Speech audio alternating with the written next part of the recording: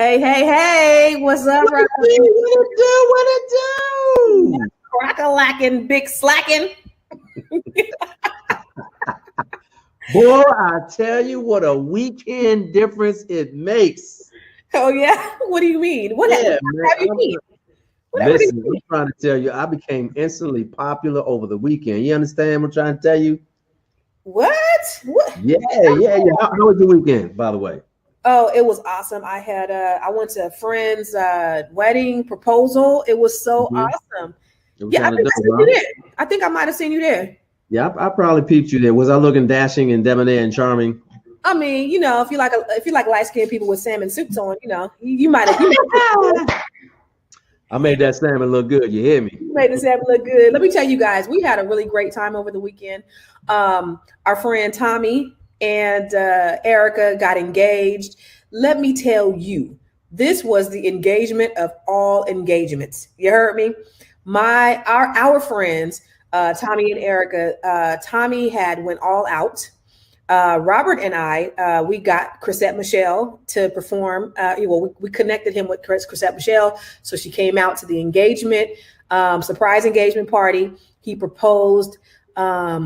She sang during the proposal. It was absolutely beautiful.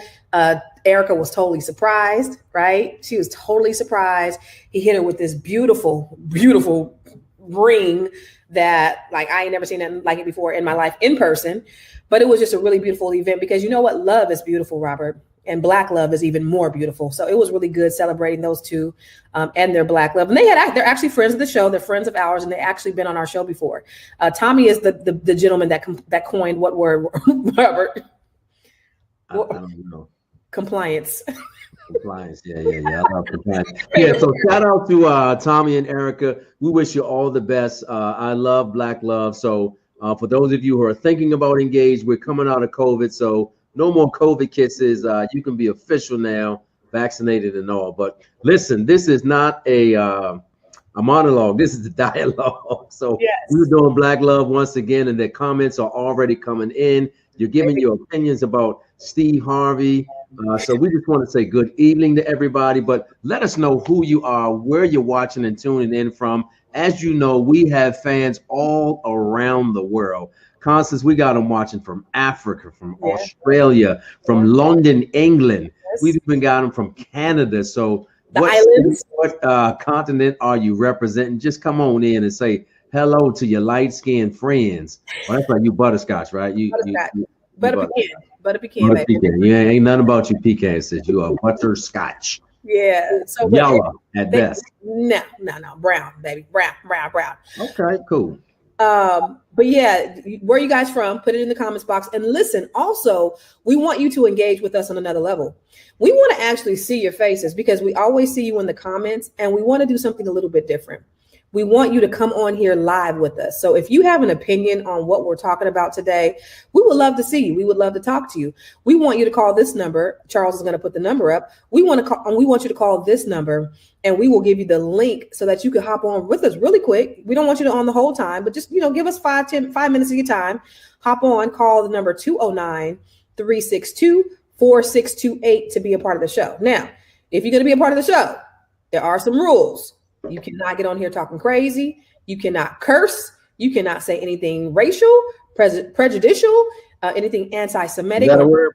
Presidential? Prejudicial. Prejudicial. Yeah, I think it is. But we want you to get on here. So we want you to engage with us. Go ahead and call that number. You'll get the link, and you can hop on here with us because we want you to dialogue in the comments box, but we also want you to hop on here with us so we can have a little fun. Rob and I like to have a little fun. You know what I mean? No, I don't like strangers. But anyway, shout out to Talene from Cleveland, Ohio. We got folks on from Atlanta. Avi Smith is from Maryland. Also, we got folks coming in from the Bahamas. I want to say, Irie, what's up, Philly? In Indianapolis, they are coming in from all over the world, sis. So I'm ready to get into it. And I'll let you go ahead and intro this thing because I certainly got an opinion about what this brother is saying. What's up, EG from Bronx, New York? Okay, Yeah.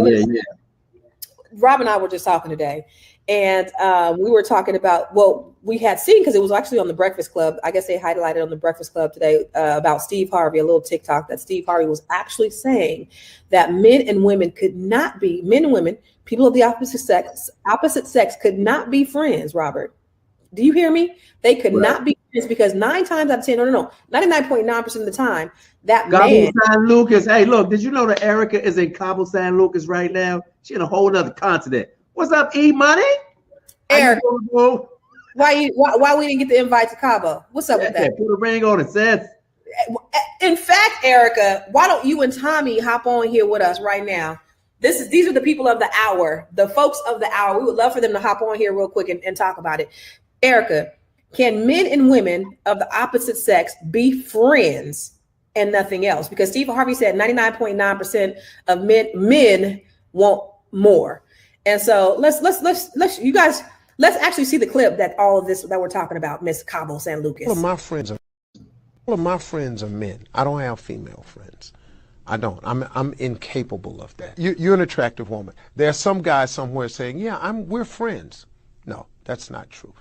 He's your friend only because you have made it absolutely clear that nothing else is happening except this friendship we have. We remain your friends in hopes that one day there'll be a crack in the door, a chink in the armor, and trust and believe that guy that you think is just your buddy, he will slide in that crack the moment he gets the opportunity. Because we're guys. Men think this way? 99.9% of us think. Wrong answer, Steve. You know what? I love you, Uncle Steve, and you had a good run. As a matter of fact, most of the stuff you say is pretty funny. You really, really are. But on this one here, you dead ass wrong. And I'm going to tell you from my personal experience that I certainly do have a lot of females who are friends, legitimately friends, right?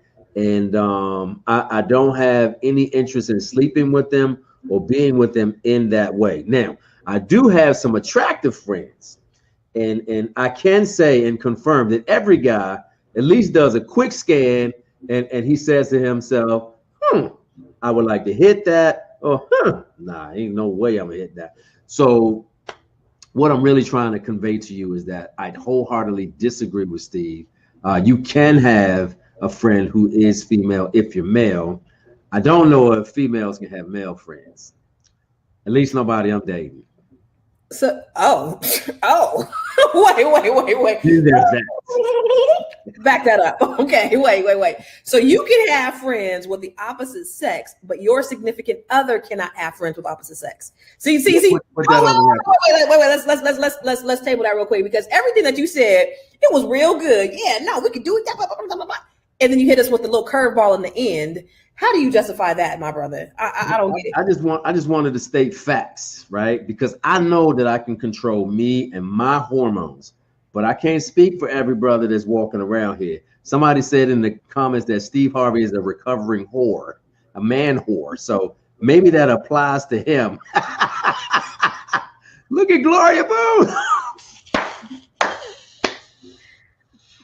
Wah. Well, Miss Gloria Bishop Boone, what exactly does that mean? Oh my God, yeah. Speak on it, Gloria Bishop Boone. Gloria Bishop Boone. What does that mean? Yeah, Dr. Talisha, I mean that wholeheartedly. I believe that men can have female friends and not really be interested in sleeping with them.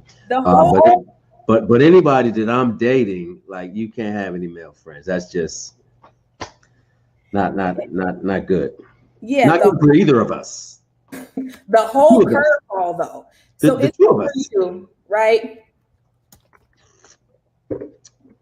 Huh? Say that again. It's cool for you.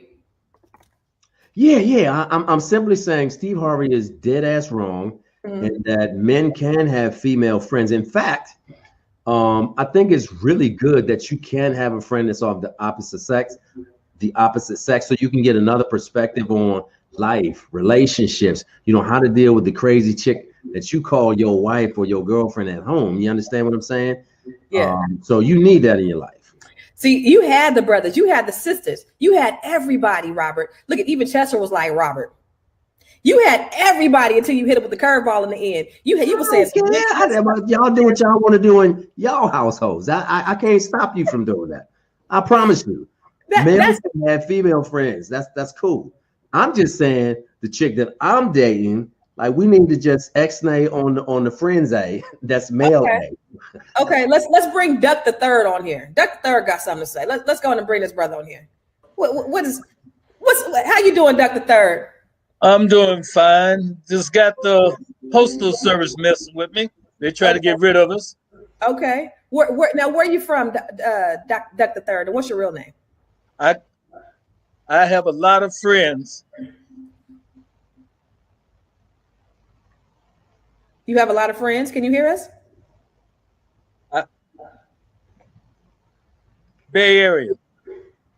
Okay. Are we delayed? Are we delayed in our in? Can you hear us? I can hear you right away. I'm coming delayed for me. Oh, okay, okay. So tell us about it. So what do you think? What are your thoughts, Dr. Third? I have a lot of friends who are female. Mm-hmm. Okay. Are you married? Are you married?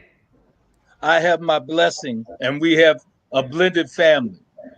Okay. And your wife doesn't have a problem with you having friends of the opposite sex? No. Okay. So do you talk to your friends about your relationship with your wife?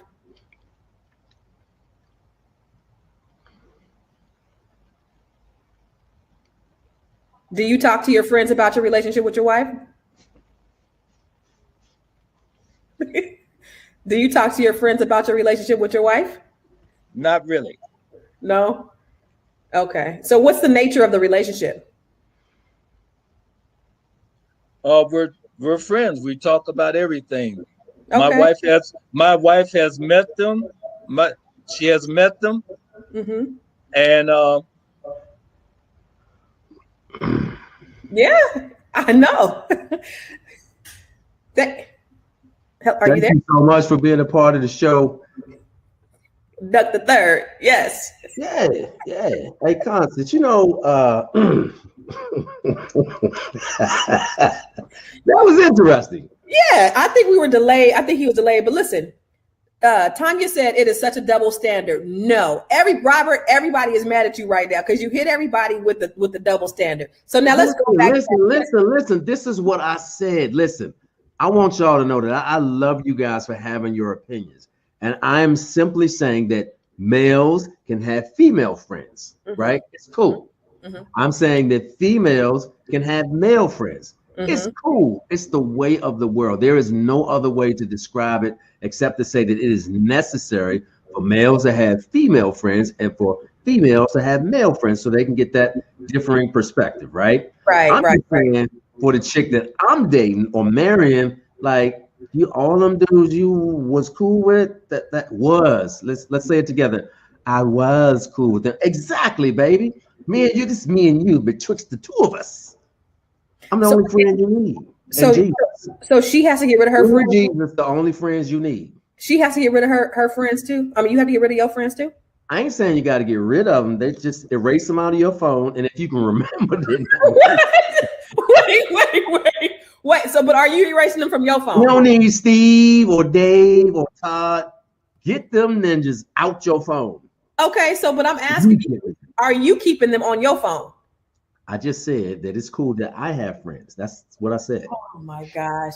This, ladies and gentlemen, is why he is not married and he will never be married because ain't nobody, whatever fool marries you, gonna have to deal with that foolishness. That is absolutely insane. Oh my God. You can have friends of the opposite sex, but they can't have friends of the opposite sex. Are you freaking kidding me, Robert? Absolutely not. I kid you not. I absolutely kid you not. Okay, so that is just crazy. This is why don't nobody like you, Robert. This is the reason nobody likes you. This is the reason why you get the womps from the likes of Gloria. You get all of the other. This is the reason.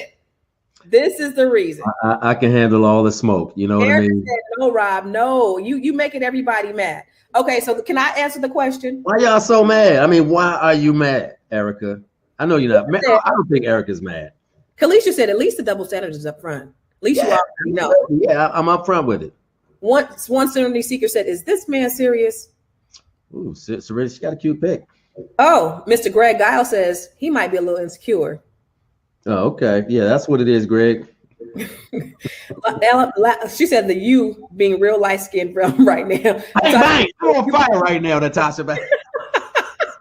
All of that smoke and the fire. All that smoke. Dual said you are so wrong. Man of God. Peter, ooh, I like what Trish said. She said you straight got cheater tendencies. Oh my God. Yeah, maybe. Depends on the maturity level and who they are spiritually. I say this.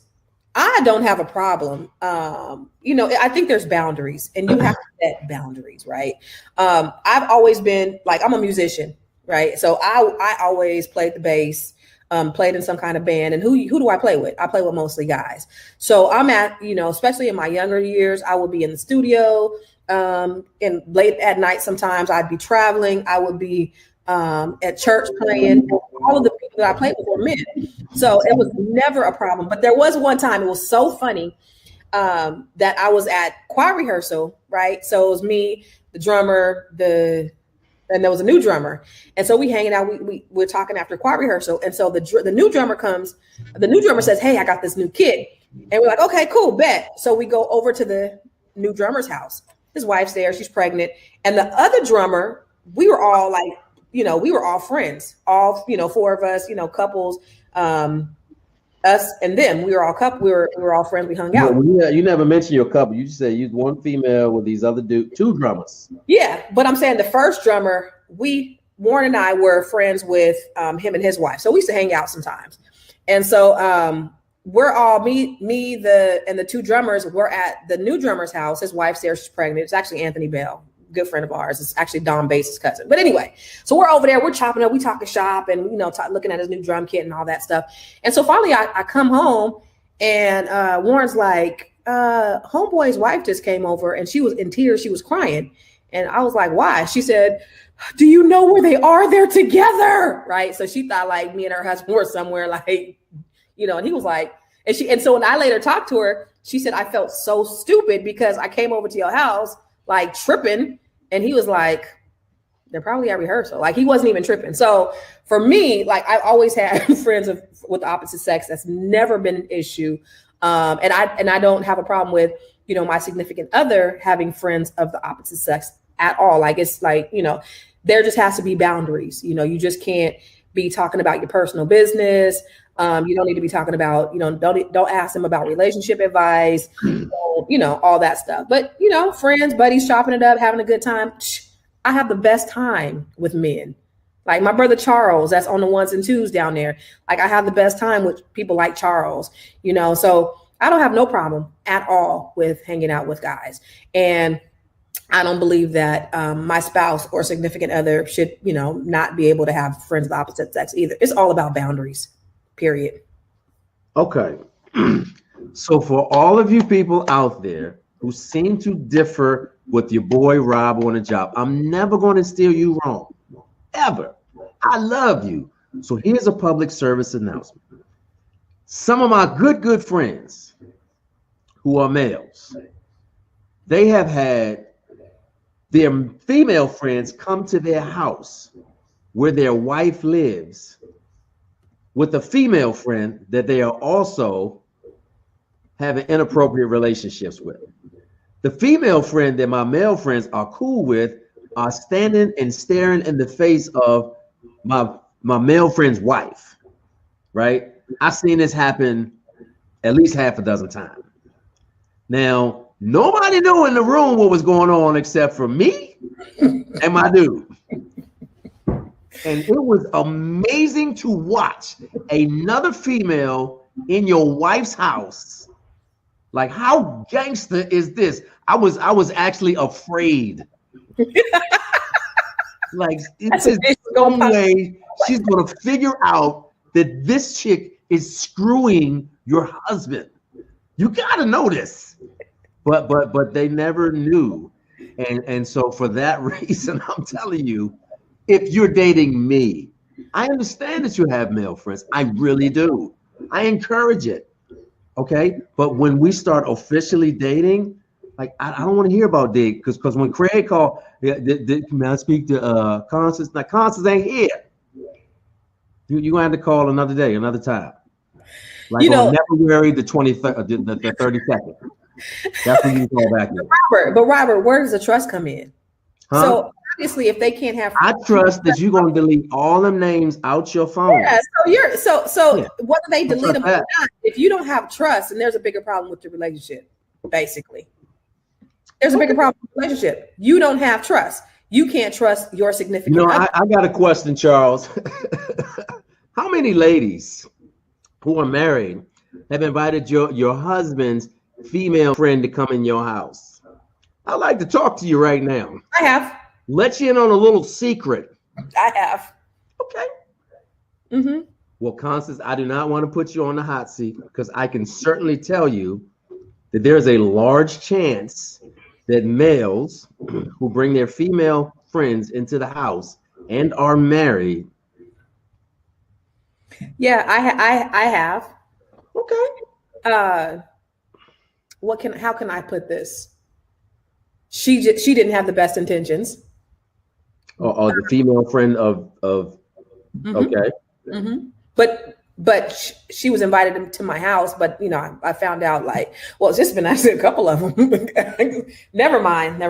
Yeah, exactly. So hey, playing with people's wee-wee. I mean, it's a problem. You have to really, really be careful about the people that you invite into your household. But young ladies, if you're married and you have a husband and your husband's girlfriend or female friend has been in your house, I'd like for you to bring yourself on to this show so we can talk to you, so I can ask a few questions so you can find out whether or not this young lady who is your husband's friend is screwing him, probably in your house. I'm just saying. Let me go to the comments. The women are smart. Oh my God. She don't look like my girl. She might be attracted to somebody, but not me. He got serious trust issues. But listen, I'm so not on the jealous spectrum that that I've had people. So I think we have somebody else that's getting ready to come on here. What do you think? And let's reset the room real quick. So just if you're just tuning in, it's a lot of foolishness. Robert, you are completely off the chain. Okay. Robert, tell them what we're talking about tonight. Well, tonight we're talking about Steve Harvey. He says that you shouldn't be friends with the opposite sex. And for those of you who are male or female, we've all got friends who are of the opposite sex. But Steve says that it's not possible for males to just have female friends. That all males, or at least 99% of the males who have female friends, are looking to screw them, have screwed them, or on their way to screwing them, because all men are dogs is essentially what Uncle Steve is saying. All right, let's bring Brother Johnson on here. What's up, Brother Johnson? What's your name and where you calling from? My name is Chris Johnson, calling from Cleveland. Hey, Chris Johnson from Ohio. What's happening, Chris Johnson from Cleveland? Nothing at work. What's going on with y'all? Oh man, that's just fucking mess. What you think, bro, about males having female friends? I had a female friend since I was 12 years old. She's still my friend to today. So I don't see nothing. As long as y'all got a history, though, as long as you ain't jumping into no new friendship while we together, it's cool with me. Okay, so if the friendship precedes you to dates. Yeah, if it already. Yeah, if y'all was already friends, then that's cool though. Y'all know where y'all stand at though, but no new friends though. No new friends. Okay. No new friends. No new friends. Okay, I can go with that. That's a good perspective though. Yeah. So you already friends. So to your point, if your wife has a friend that she had long before you okay with that as well? Yeah, but she doesn't though, so I'm cool with that. You got to find a female with no friends, though. There you go. Hey, my big man. You're sounding a little bit like Robert on this thing. What's going on? It's a lot of females that's not even friends with other females, though. These day and age. So that is true. That's true. Well, shoot. Thank you, Brother Johnson, Brother Chris Johnson. We appreciate you coming on here. So I like what he said. He said, listen, I've been friends with somebody for a long time, but the friendship has to predate our relationship. It can't be no new friends. I mean, I can dig that. What about you? Okay, with that, so all the people that they were friends with before you, Robert, with your red self, what is going on over there? You are turning bright pink. What is going on? Yeah, listen, so this new aspect of the show, when we're bringing people on, like, you don't know what you're going to get. So it's kind of entertaining. And I'm just nervous that somebody going to say something out of pocket. They not. My legs are shaking over here. I'm just so scared. What's happening, Wallace and Stay Hall? Love y'all so much. I'm so glad that y'all are watching the show. But Wallace, I need you to let me. Matter of fact, why don't you come on and tell us, is it okay to have female friends while you all the way married? Because I know that there are a bunch of guys out there who are, you know, let me say this. We're getting ready to come into summer season, and females tend to wear sundresses. And Constance, when I tell you, there is nothing sexier than a woman who is all the way grown in a sundress. Lord Jesus. I could dig it. And don't let her toes be right, like looking like nice and petite. Just I lose my ish. Okay. A grown woman in a sundress, and all of this is just like working. Oh man. Okay. So I say all that to say, if your friend is all the way grown in a sundress and y'all just cool, I mean, even in a sundress, you take one quick look and it's hard to maintain, you know, your friendship boundary without at least a few inappropriate thoughts. Robert. So even if you are in a committed relationship, Mike Nice said 100. Okay, I'm doing something. Old servant, thank you. So Robert, even if you are in a committed relationship, you cannot stop yourself from. Absolutely. I am passionate. You cannot stop yourself from having these thoughts about other women in sundresses and with pretty toes. Like you can't help yourself. The man ain't wrong. Thank you, Trans. Huh? Yeah. So, but yet a level of maturity.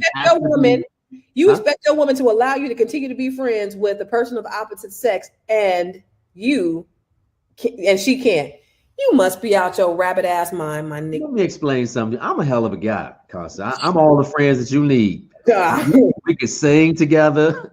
We could shop together. We could pray together. We could do everything together. You don't need no dude friends. Like whatever you need to know. Between me and Jesus, we're gonna figure it out. It's the two of us. You sound crazy. You sound crazy. You don't need no new friends. You sound crazy. You sound nuts. And you done lost half the women. Most of the women on here do not agree with you, and half the men. Listen, but that's good though. I don't need half the women to be with me. I don't need none of them to be with me. No, I said they don't agree with you. None of them agree with you. I understand that. I get it. I get it. Rocker. Wait. Somebody said just because she's on a diet. Go back to that. Just because you're on a diet doesn't mean you can't look at the food. Listen, you are absolutely right, sweetheart. You could absolutely look, but when you start having those thoughts, because I look as well. Like, I mean, if there's an attractive man, I'm absolutely going to look at that person, right? If there's an attractive female, I'm going to look at her. So there's not a problem, but there's a problem when you start to lust. See, the Bible says that you should not covenant another man's wife. Covenant. Did I say covenant? It's okay. Ooh, okay. What we do need are covenant relationships. They're the strongest thing that we could have. That's right. Between the man and the woman. Relationship. If you over there telling somebody that they can't be friends with somebody, but you can, you sound like a crazy person. Go back to Chester real quick. What did Chester say, Robert? Ooh, it's the viewpoint, man. You can have female friends, but the females can't have male friends. Chester, listen, my brother. If you want to let your lady have male friends, then that's what you do. I'm just saying, for me, that's for me. Me in my house. Chester. I can keep my female friends, and you just need to let yours go ahead and bounce. Chester, Chester said the N word. Huh? Chester said the N word. Well, I'm sorry that Chester is saying the N word. I mean, only because I know somebody from church watching. I'm saying the narcissist word. Oh, the N word. I thought it was the other one. No, I'm saying the narcissist word, which kind of describes you a little bit, sir. But let's go ahead and bring our good friend. I know you're not talking. Our good friend. Wallace, what's up, baby? Not much, fam. What y'all up to today? Correct your boy, Wallace. Correct your boy. Come on. Come on, Wallace. Let me set the room for my dude real quick. Wallace, man. Uncle Steve said that all men, it's not possible for them to have female friends because 99.9% of the men are out here on a hoe stroll and they looking to sleep with their female friends. So it's not possible for them to have female friends. Stay is watching. I know Stay. She's sitting right over there. In a committed relationship, yes, I have to agree that you can have friends if you know what your boundaries are. When you're in a committed relationship, but if you are single, it is a different story than how we view our female friends, because there's some validity to what Steve said. You enter into relationships for various reasons, and sometimes when you're single, you're just wondering if you're gonna get that call at night when you say, I'm lonely and I need a friend to talk to, and you want to be that friend. So are you referring to the WYD text that comes after midnight? Yeah, that's exactly. You know what I love about just being honest. No, dude. If you say something, I'm listening for sure.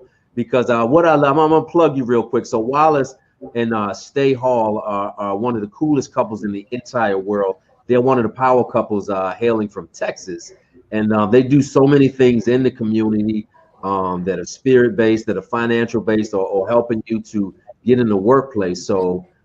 Brother, I definitely love when you. What that got to do with it, Robert? What that got to do with it, Robert? Well, what I'm saying, if Uncle Wallace says that as a married man you can have female friends, then I'm gonna look to change my perspective a little bit. Wallace, I'm gonna ask you this: what do you think? Uncle Wallace says that a single man need to think twice about having female friends if he's in a relationship, because the temptation may be a little bit overwhelming for him to resist. I'm gonna take him at his word. Wallace, what do you think about what your boy said? Your boy, right here. What do you think about him saying that it's okay for him to have friends of the opposite sex? And let's bring Stay on too. Tell Stay to go and jump on. But it's not okay for. I want that smoke. Yes, you want that smoke. I want that smoke. It is not okay for her to have friends of the opposite sex, but it's okay for him to keep his friends. What do you think about that? Oh man. I feel my boy on that, because to a certain degree, but like I said earlier. My boy, what? It depends on the history of the relationship. That's the best way to put it. It depends on the history. Like one of your guys was on earlier. The guy said if his friends from a long time ago, he can understand, but it depends on that history. Because if they had history, they tested the waters, then that friend can't be around anymore.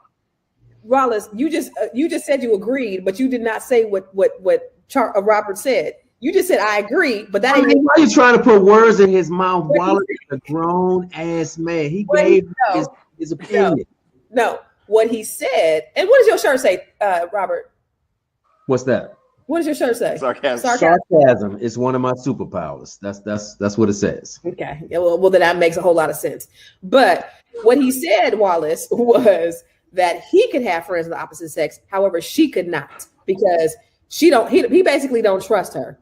I mean, if you don't trust her, then why? I never said I don't trust her. Yeah, that's what you did. Say. Wallace was for me and mine in my household. The only friend you need is me and Jesus. So Charles, Dave, Ted, Billy, don't need this no more. It's me and you, baby. But you can still talk to him. It's like I said, that's good. Rob, my brother, and I love him. But it's a two-way street, though. It's got to be a two-way street, man, because you got to have that trust between the two. So I don't want to I don't want to limit her in what she has. She don't want to limit me, but we want to be authentic in our relationship, because that's when people start sneaking around and doing other stuff, and you don't want to be like that. Hello. Absolutely. Hey, Wallace, I agree. I agree with what you're saying, Constance. I'm just saying my future wife, lean in For you close. and your house. Yeah, and me and mine. Me and Jesus is all the friend you need. That's it. Look, Dual said, Rob, start calling on Jesus. Jesus. Start calling on Jesus right now. Come on, let's bring Hakeem on. Let's see what Hakeem has to say. Hakeem. Oh man. Hey, how y'all doing? Where you from, What's Hakeem? happening, Gabe? I'm from New York, but I live in Georgia now. Okay, Hakeem. What do you think about this foolishness your boy is talking about? People gonna tell me I think it's absolutely crazy, man. Like, and I think it's a double standard. I don't think a double standard should be there. My wife has male friends. Dude, listen, this is what I said to everyone. It's cool that you have your wife to have female friends. I have no problem with that. I'm just saying, me and my boo, right? Like you might like to have sex swinging from a chandelier. I might like to only do it in the bedroom. It don't make me strange. It's just how I do it over here. I get what you're saying. That's your choice, but I'm saying, like, she had friends before I met her. I straight. try to change that. Just like I had friends from the time I've been 12. I have friends that I've met working in different places. It's all about boundaries and communication, you know. And I trust my wife. And God can't take nothing she's not willing to give. So I'm not really worried about it. Come on, Hakeem. That sounds I love it. And I love what Chester said. He said that was a very narcissistic point of view. I agree. I think that point of view that you shared, Robert, is a very narcissistic point of view. For you to say that it's okay for you to have friends, but it's not okay. It's narcissistic. I'm gonna say it to you one more time. My dudes, my man has had some other female friend in his household where his wife lives. So that was a guy that I've seen the most ratchet stuff ever. I know females who are married who bring their work husband home. Okay. And I'm gonna let y'all have that. I'll talk to y'all later. All right, Brother Wallace. I mean, but if she gonna do that, whether you know she has friends or not, she's going to do it. Listen, so you forbidding her or not. See, I think what Wallace said is so true. Once you start putting limitations on there, and once you're telling somebody what they can't do and what all that stuff, then that gives them room to sneak around. Then, you know, that puts an element of resentment. You allow people to be who they are, and you can only trust people to do what they're going to do. And if they whether they step up to the plate or not, that's going to be on them. But you putting these rules on people, that's not going to last. Listen, I apologize, America, that in my household that y'all don't agree with what's going on. It won't apply to you. It's going to only apply to my wife. Yes, I do certain things. It's only going to apply to my wife or my boo thing. Like, you know, your male friends, you don't need them anymore. So Dual said, we're not talking about sex, Rob. See, I told you need to call on Jesus. Rob, have you been cheated on? No. Okay. Old server said, any friends my wife would now be my friends and associates. Friends. Okay, and that's another question, though. That's another question, Charles. If your spouse or your significant other had a friend, is the requirement now that they y'all friends? Because I know, Robert, you said oftentimes you like to speak in French. This is we, this is us. So if that's your friend, that's our friend. What do you think about that, Rob? See, I don't like a lot of dudes, so can't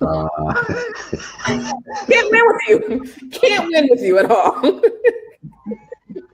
No, I'm playing. So yeah, I think that if it were possible to have some type of understanding, that's probably a good idea for the rest of America.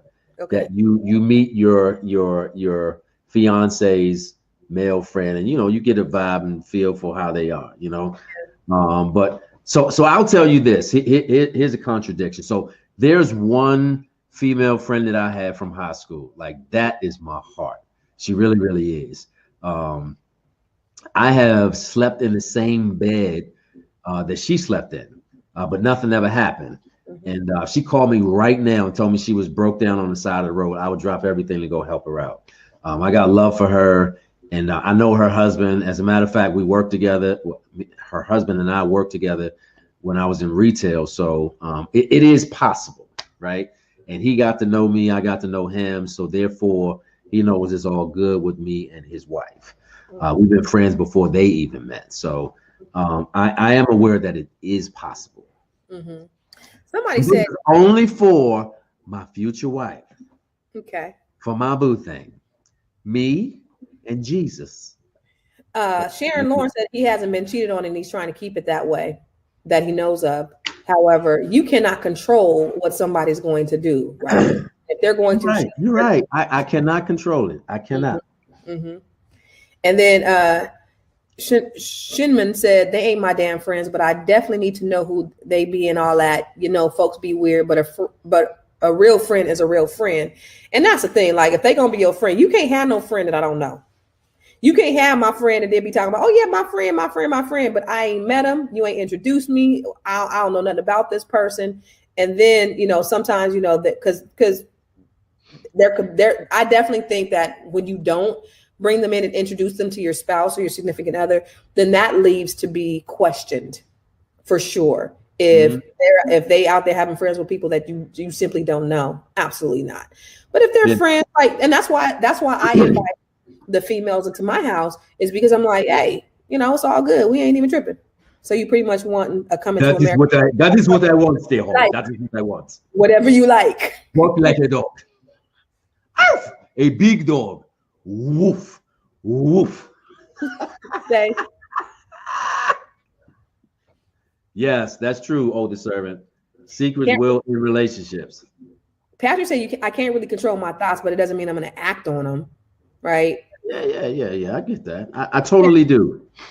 You're going to see people in all different walks and settings and everything else, and you know you might have thoughts, but it's like whoa. Let's look at Seth Malachi. What does Seth Malachi say? Most men think about sex every minute of the day, so I must agree with you.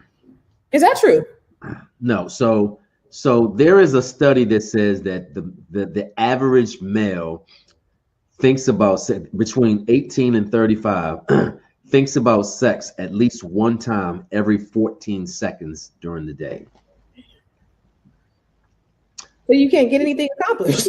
I mean, what do you get accomplished? I will tell you though, when I was in high school, it was a whole problem because my thoughts were random, and I was not the guy to go to the chalkboard to write on I didn't want to be that guy.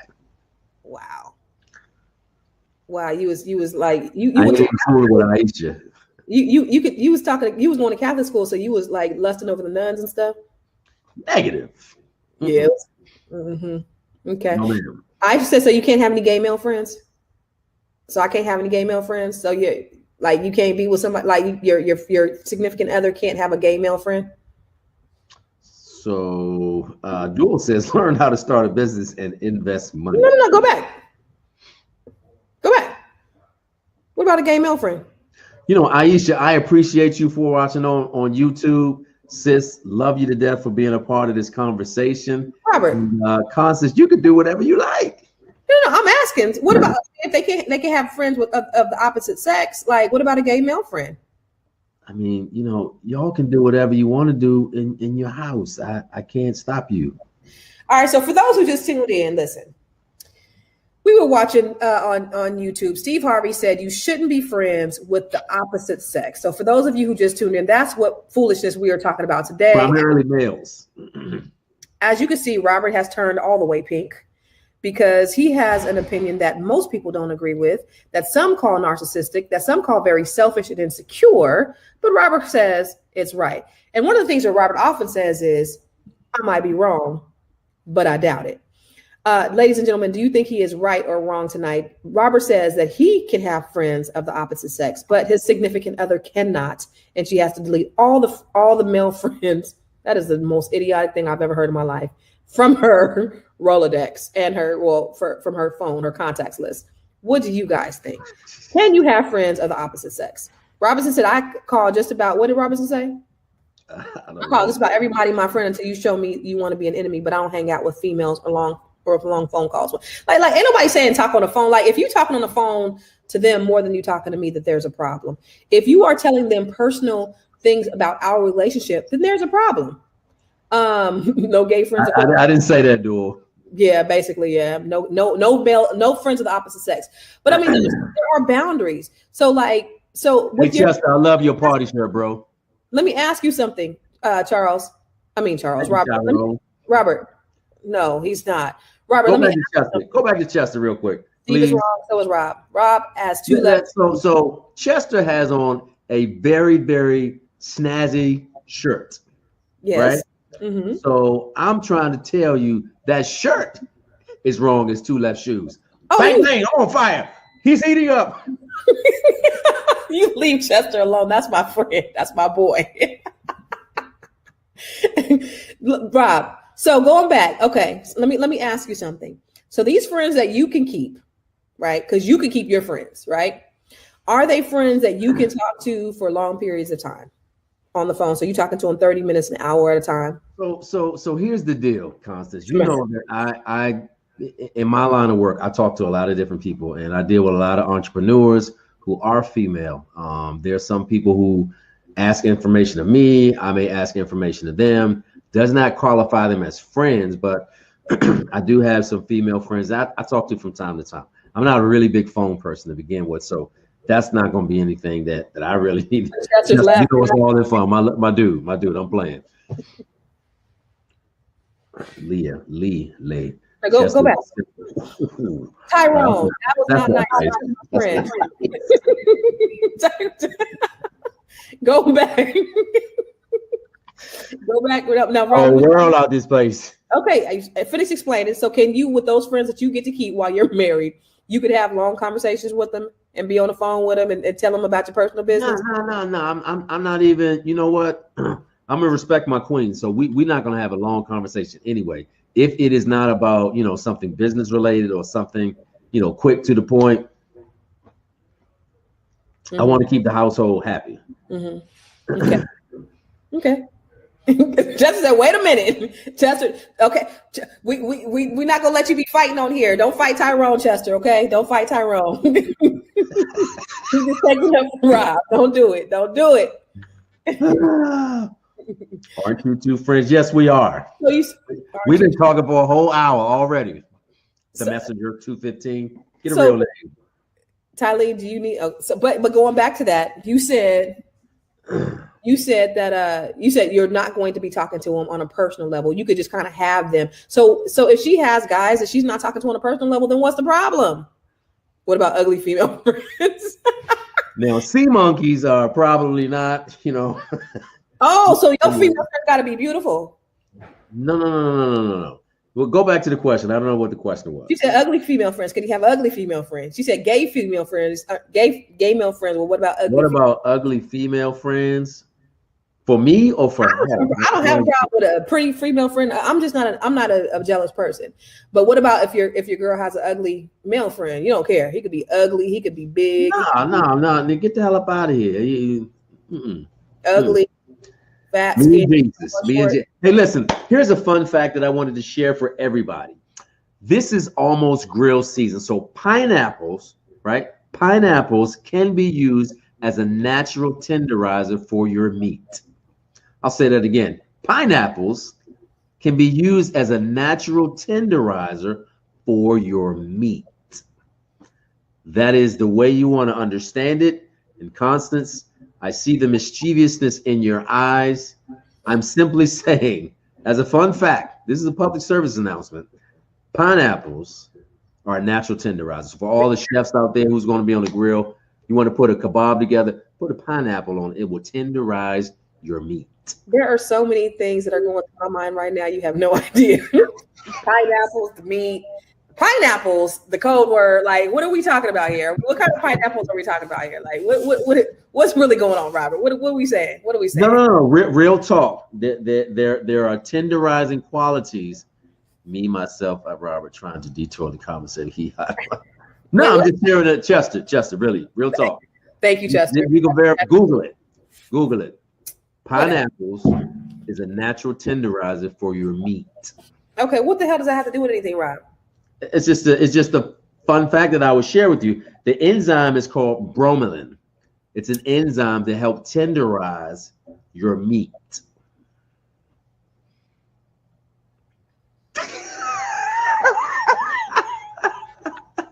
So let us all set the room real quick. For those of you who are just jumping in, we are talking about Uncle Steve. Uncle Steve, yes, that's Steve Harvey from Kings of Comedy. He has just gone on social media, had a viral video in saying that males are not capable of having female friends. The reason why is because males inevitably want to sleep with said female friend 99.99% of the time. Because most males, according to Uncle Steve, are looking for that one opportunity that you might slip up, or maybe having a bad day, or you need a shoulder to lean in on. The brother is definitely going in for the kill. So it's not possible for men to have female friends. I've gone on record as saying that that's absolutely false and not true. That face. Pineapples. Yeah, so that's what's popping right now. So, I mean, but you know, the thing about it is you didn't even agree with Steve, because you said that the female couldn't have the friends that, so you don't even agree with him, because he's saying that we can't have friends because the males are the ones that are not to be trusted. But you're saying as the male, I could be trusted. I could have the female friends. She can't have no male friends because she's the one not to be trusted, right? Is that what you're saying? Female, I mean, you're saying she can't be trusted. I said is my wife. I didn't say it's a general rule for you and your household. I said me and my household. Dear future wife, all your friends that you currently have that are male, just delete them from your phone. If you really, really want to be with me, let's just go ahead and delete those brothers. And if you can remember their phone numbers, then you can call. Well, I agree with the brother that was on it earlier. I think it was Chris. He said if the relationship precedes the marriage or your relationship, if the friendship precedes your relationship, then that's okay. Because if you've had a friend with somebody for 20 years, God forbid that they came into your life and say, now you can no longer be friends with this person. That's not okay. If you managed to have self-control for the last 20 years and now all of a sudden you got a husband and now you just no longer have self-control because now I got a husband, there's a problem. And there's a real problem with the relationship if somebody is demanding or making rules of what you can and you can't do. And that's not what marriage is. Marriage is not about making rules about what you can and can't do. You should have freedom and liberty to be able to do what you want to do. And then those choices. And compliance. And those choices that you make are going to be reflective of your love, your trust, and your respect for your spouse or your significant other. So if you decide to cheat, ain't no amount of rules going to stop me or prevent me from cheating. Ain't nothing you can say or implement or put in, any parameters in is going to stop me from doing what I want to do. For me, I'm a grown ass woman, so I'm gonna do whatever the hell I want to do at any given time. So ain't nobody gonna put no rules on me. But it would be probably more of a headache for you or for the person who's trying to put the boundaries on there, because like if you're really a grown person, you're not going to do it. And it just sounds like, those rules that you would have in the relationship, that would just, it sounds like jail. It sounds like already going in with negative energy. And who wants to go? You want to have like liberty in your marriage and liberty in your relationship. You don't want to have those types of situations, Yeah, I think that was a great dissertation that you gave, Constance. It was well thought out, even keeled, and actually something that applies to most folks in life. I only said for the last time, for me and mine's, just me, I'm saying that you need to get rid of your male friends in your phone, right? If you can remember their phone numbers from time to time, you can give them a call. So me and Jesus are the only friends you need. So Nubian, yeah, that's crazy. And I know you just playing. Messenger 215 says sound like he's gonna be checking her phone. I don't check phones. I don't check phones, dude. Would you be willing to check your wife's phone, or would you if you were married? I'm not talking about girlfriend, boyfriend, but if you're married, you guys can have access to each other's phone. No, that's a different question than the one you said. Would I check her phone? No. Let me rephrase that question. In your marriage, can you have access to one another's phones? Sure, absolutely. Okay, don't. I'm just saying that I'm not checking your phone. Yeah, but you can have access. So you want to pick up the phone and look through it. It's quite okay. Yeah. Okay. As my wife, as my queen, yeah, absolutely. Yeah, for sure. Okay, I'll say like my phone, like anybody can come in here and put in 2222222 and get in my phone. I love what Wallace says. He said marriage is two people coming together for one common cause, love. And if you love that person, real talk, if you love that person, then you're not going to want to do nothing. The thing that you want to do, the thing that you're going to do is you're going to want to please that person. You're going to want to make sure that they feel comfortable in every situation. You're not going to have things like rules and compliance. You're going to try to work together to make sure that that person is feeling comfortable within the relationship. Even Wallace agrees that compliance is very, very important component within the marriage. Wallace, stay. What does Wallace say? The best kept secret said women always keep back pocket friends. They're never single. I have said you need to delete your harem collection. Oh, servant, no, Robert is not right.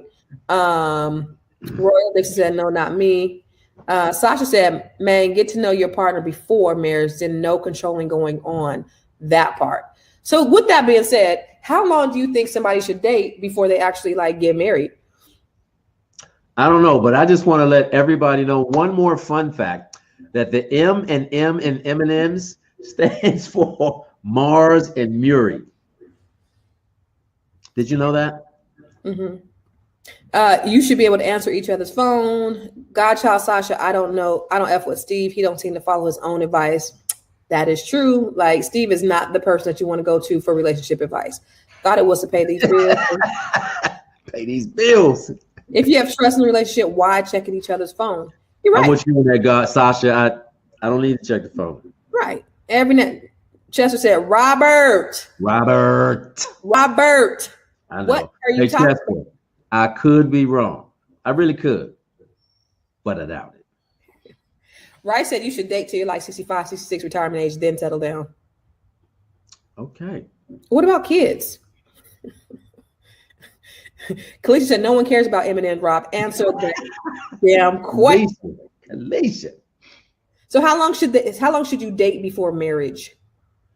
I don't know. I mean, it just really depends. I mean, obviously there is no panacea, no one fits all size when it comes to that. I mean, some people can do it love at first sight, in a month. Some people need a year. Some people need 3 months. Some people need 2 years. Some people need 17 years. It just really depends on the situation, the person, and the circumstance. Mm-hmm. Mm-hmm. Yeah, I think so too. I think as you get older though, because I was talking to somebody, I forget who it was, and they were like in their 50s or 60s, and they were like, "Mom, you're getting married so fast." She's like, "Listen, I'm 60 years old.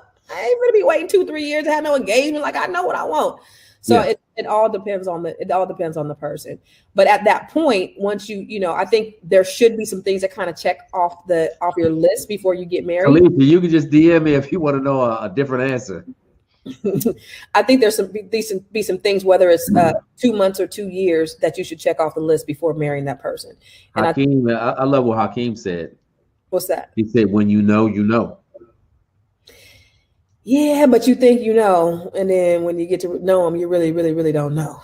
So again, whether it's 2 months or 2 years, there are some things that you should check off the list that you know before you actually end up tying the knot. And those are things like, is a man going to get jealous? Is he going to go into a fit of rage in the middle of the night? Like, are there certain things you got to have that first argument? Like, I would not want to marry anybody that I have not had an argument with first, because you got to see how people fight. You got to see if they fight fair. You got to see how they recover from that fight or that argument. Like, if you think everything is going to be 100% rosy, it's not going to be.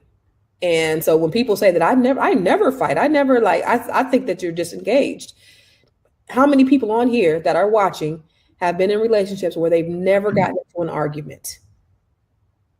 How many folks on here have been in a relationship where you have never gotten into an argument?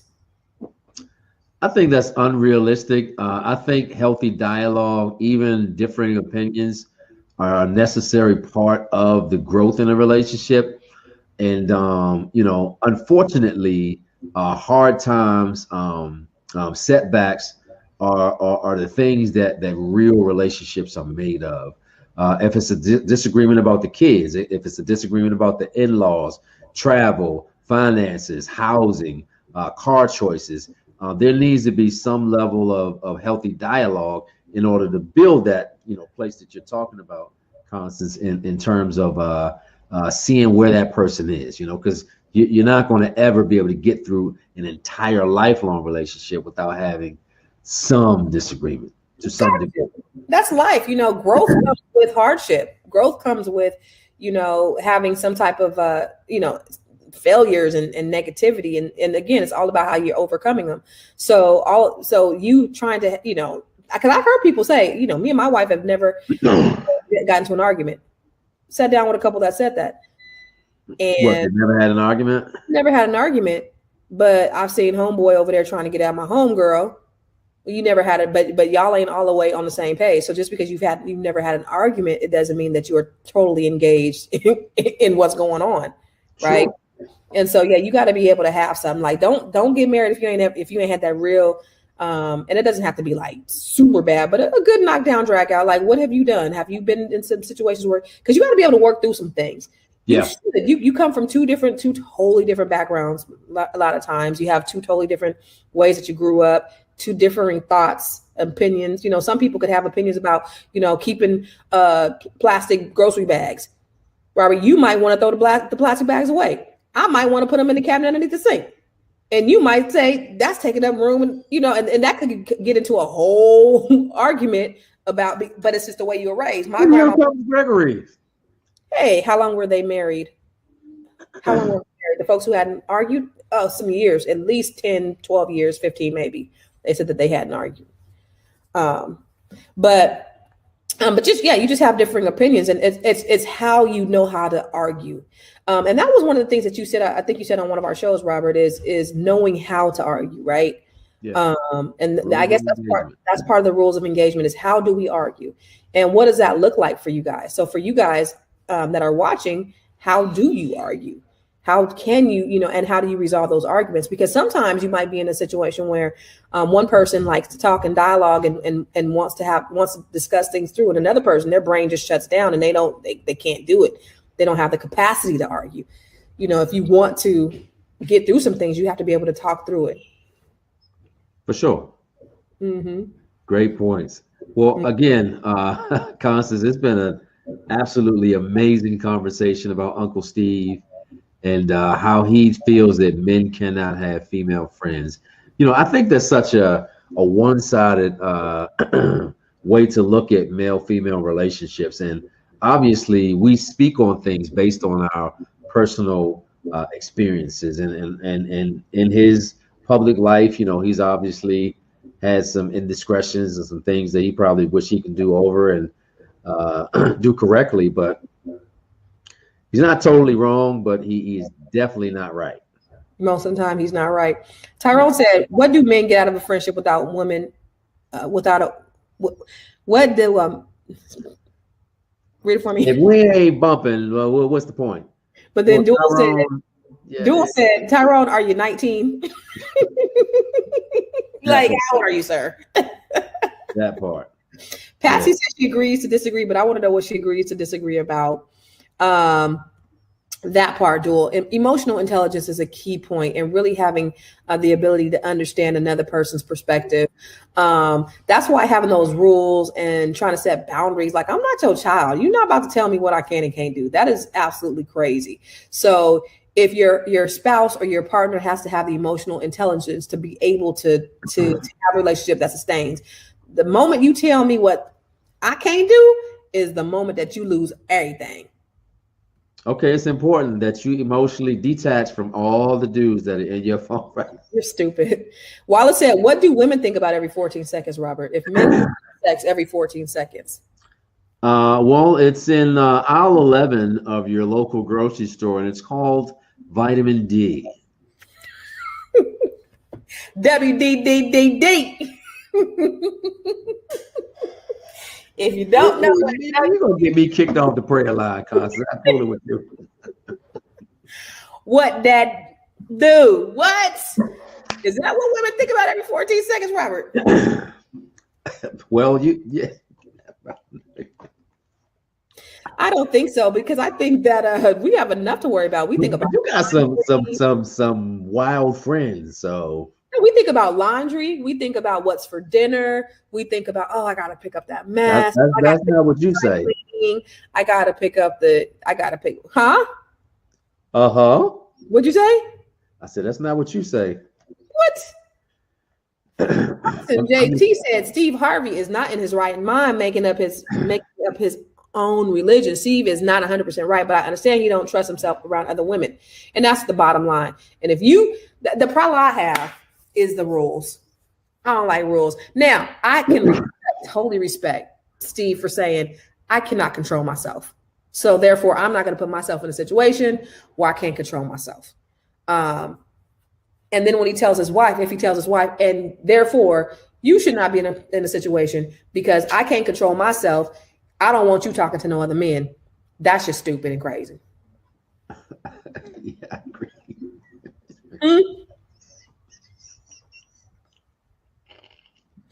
Me myself. What is the matter with you people? A rich man with great vitamin D is even slow clap.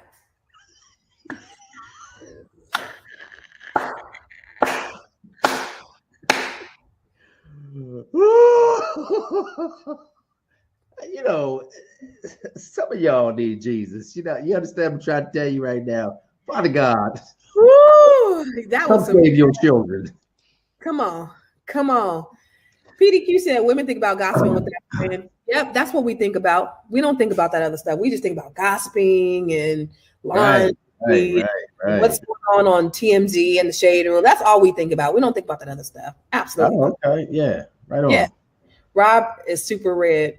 Erica, so I was in the Sun today. What's happening, Sharon? Go back to Sharon. Let me shout her out real quick. So I was on a show not too long ago. Most women probably think about sleep because having to coordinate for kids, spouse, handyman.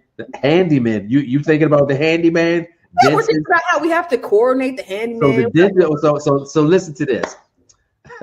The handyman is coming to come around for plumbing.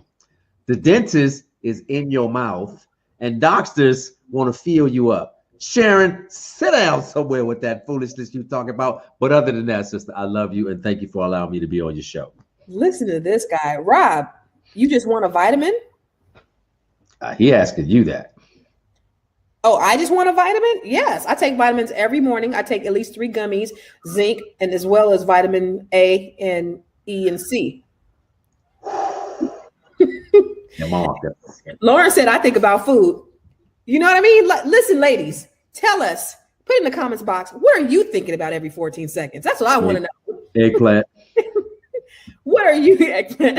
Eggplant. What are you thinking about every 14 seconds? Because I'm thinking about laundry. I'm thinking about what I'm going to feed my kids. I'm going to think about what moves I'm going to make next. I'm going to think about what TikTok I'm going to do tomorrow. Like, I ain't thinking about nothing else. So Gregory said rules provide boundaries. Rules. You ain't got to set up no rules for me, homeboy. I tell you that right now.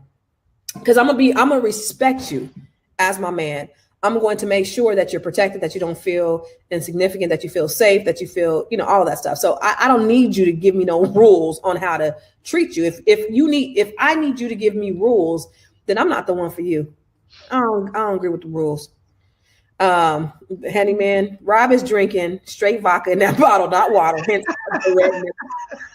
you found out the secret, huh? That's what he did. Oh my God! Rob does it every night. Y'all didn't know that, huh? That don't be water in water bottles. She said she thinks about music. That is straight vodka. Darlene, I love it. 3 Stack says she thinks about money. Shmoney. PDQ said she thinks about calling that old friend. Old friend. Vitamin D. D. I'm thinking about taking a nap every 14 seconds. After vitamin D. She said, girl, be his food. Girl, vitamin be his D. Food. Shaka said, I think about clocking out from work. So she can get some vitamin D. Ooh, what? Kalisha said mimosas, getting off this computer, laundry, groceries, wine, my kid, Amazon, all that. Yes. Right. Hakeem said, my wife thinks about sleep, real life superhero, ask the kids. Oh, shout out to your queen, Hakeem. Vitamin D. Rules go for both ways. I don't need him to have rules. If he can't conduct himself accordingly, then he don't need to be my man. That's what I believe. Steve needs the Holy Spirit. She's right. I think you need rules if you don't trust folks. That's what I think. I think when you don't trust somebody, you need rules. But I don't. Yeah, I have a real problem with that. I have a real problem with rules, Robert. You telling me what I can and can't. Listen, I think that that's necessary. So let's take the word rules and exchange it with boundaries. Let's change boundaries and put it. But you shouldn't have to tell me. No. I do need to let you know this is what I prefer. This is what I don't like. This is what I'd like to have happen. This is what might turn me off. So I think it's important to set those expectations. Absolutely. Like this last piece of cheesecake that's in the refrigerator. I know this is ours, but this right here, this is mine. Mine's. Mm-hmm. Okay. If it is not here in the morning, somebody's going to have to answer for that. That's called accountability. I can agree that you tell your significant other what makes them comfortable and what makes them uncomfortable. Listen, I really didn't like when you did that. Instead of like blowing off the top, like if you've never known before, I really didn't like that you did that. Okay, bet I'm not going to do that anymore. I really don't like this. I really don't like that. What did Wallace say? Compliance. Being compliance with he likes that word. But you only say I could stay as close by. Being in compliance with one another, yes. But so yeah, you tell a person what you like and what you don't like. But I think that, at the end of the day, you should do it because you want to make that person happy. It shouldn't be about the rules. Like, I gotta do this. That feels really uncomfortable for me. That feels really uncomfortable. I don't like that. Sharon said, we ain't thinking about nothing every 14 seconds. We take it over empires. That part, Sharon. My thought rotation is longer than 14 seconds. Steve Harvey, slow. He rich, he paid, but slow. I agree, Rice. Grown folks do not need rules. I don't need you. Yeah. Erica thinking about her next investment move. I can dig. He does do the body. Thank you, Joel. And how? I can agree to that. It does have a lot of names. Steve is right. He is mauve shave. Show is mauve shave. Are you mauve? I like what Sasha Mean said. I think about safety, my community, and what's going on in the real world. Real talk, Hebrews. Me, I think about how to make some money and get rich so I can help my family get out this gutter. See, we ain't thinking about vitamin D. I think how I can get snatched before my birthday. That part, girl, we gotta, listen, get to the gym. What does snatch mean again? We gotta get our body together. You know what I'm saying? We gotta get snatched for the year. So the vitamin D has clear pathway for access. Understood. I mean, whatever. How we gonna get reparations every 14 seconds? That's right, the messenger. That's right. We gotta get these reparations. But remember, sisters, don't participate in spousal-like activities when you're not a spouse. That part. Hello. Rules get broken. That's why I don't like rules. Yeah. If you don't trust them, don't deal with them. Yeah. I agree, Erica. Rob, you're going to give yourself a whole lot of heartache and headache if you got to put some rules on somebody and hope that she complies. It ain't no rules. Just understand. Me and Jesus is the only friends you need. Yeah. See, that ain't going to happen. That's not going to happen. We're good. Other than that, we're straight. At this stage in the game, let's go back. How old is this lady got to be? Is she going to be in her 20s? Now, ladies, let's be honest. We do think about vitamin D. Thank you, Misty Pepper Durden, with the back shot. So, Robert, is this a 20-year-old that you're talking about? Can't have no other friends? What do you mean? I mean, what grown-ass woman that's going to be 40 plus is going to not have a grown-ass woman whose last name is going to be Antoine. Okay, that one. FOH, Rob. Whatever, Rob. Rob, you should have never mentioned one of the struggles God gave me. Exception to the rule. I love when you throw that black fist up. You wild, Rob. Vitamin D isn't always the answer. Well, you can name some other ones if you like, but it is a great answer. Some of us do need rules in the ring. Y'all saw Tyrese crying. Oh, by the way, did you guys see Tyrese shaving his woman's bikini line on Instagram? Rob, have you ever told a woman she can't have friends, but you can? No. I want to be clear in saying that, I understand you guys have a problem with, the way I do things, but, y'all do whatever y'all want.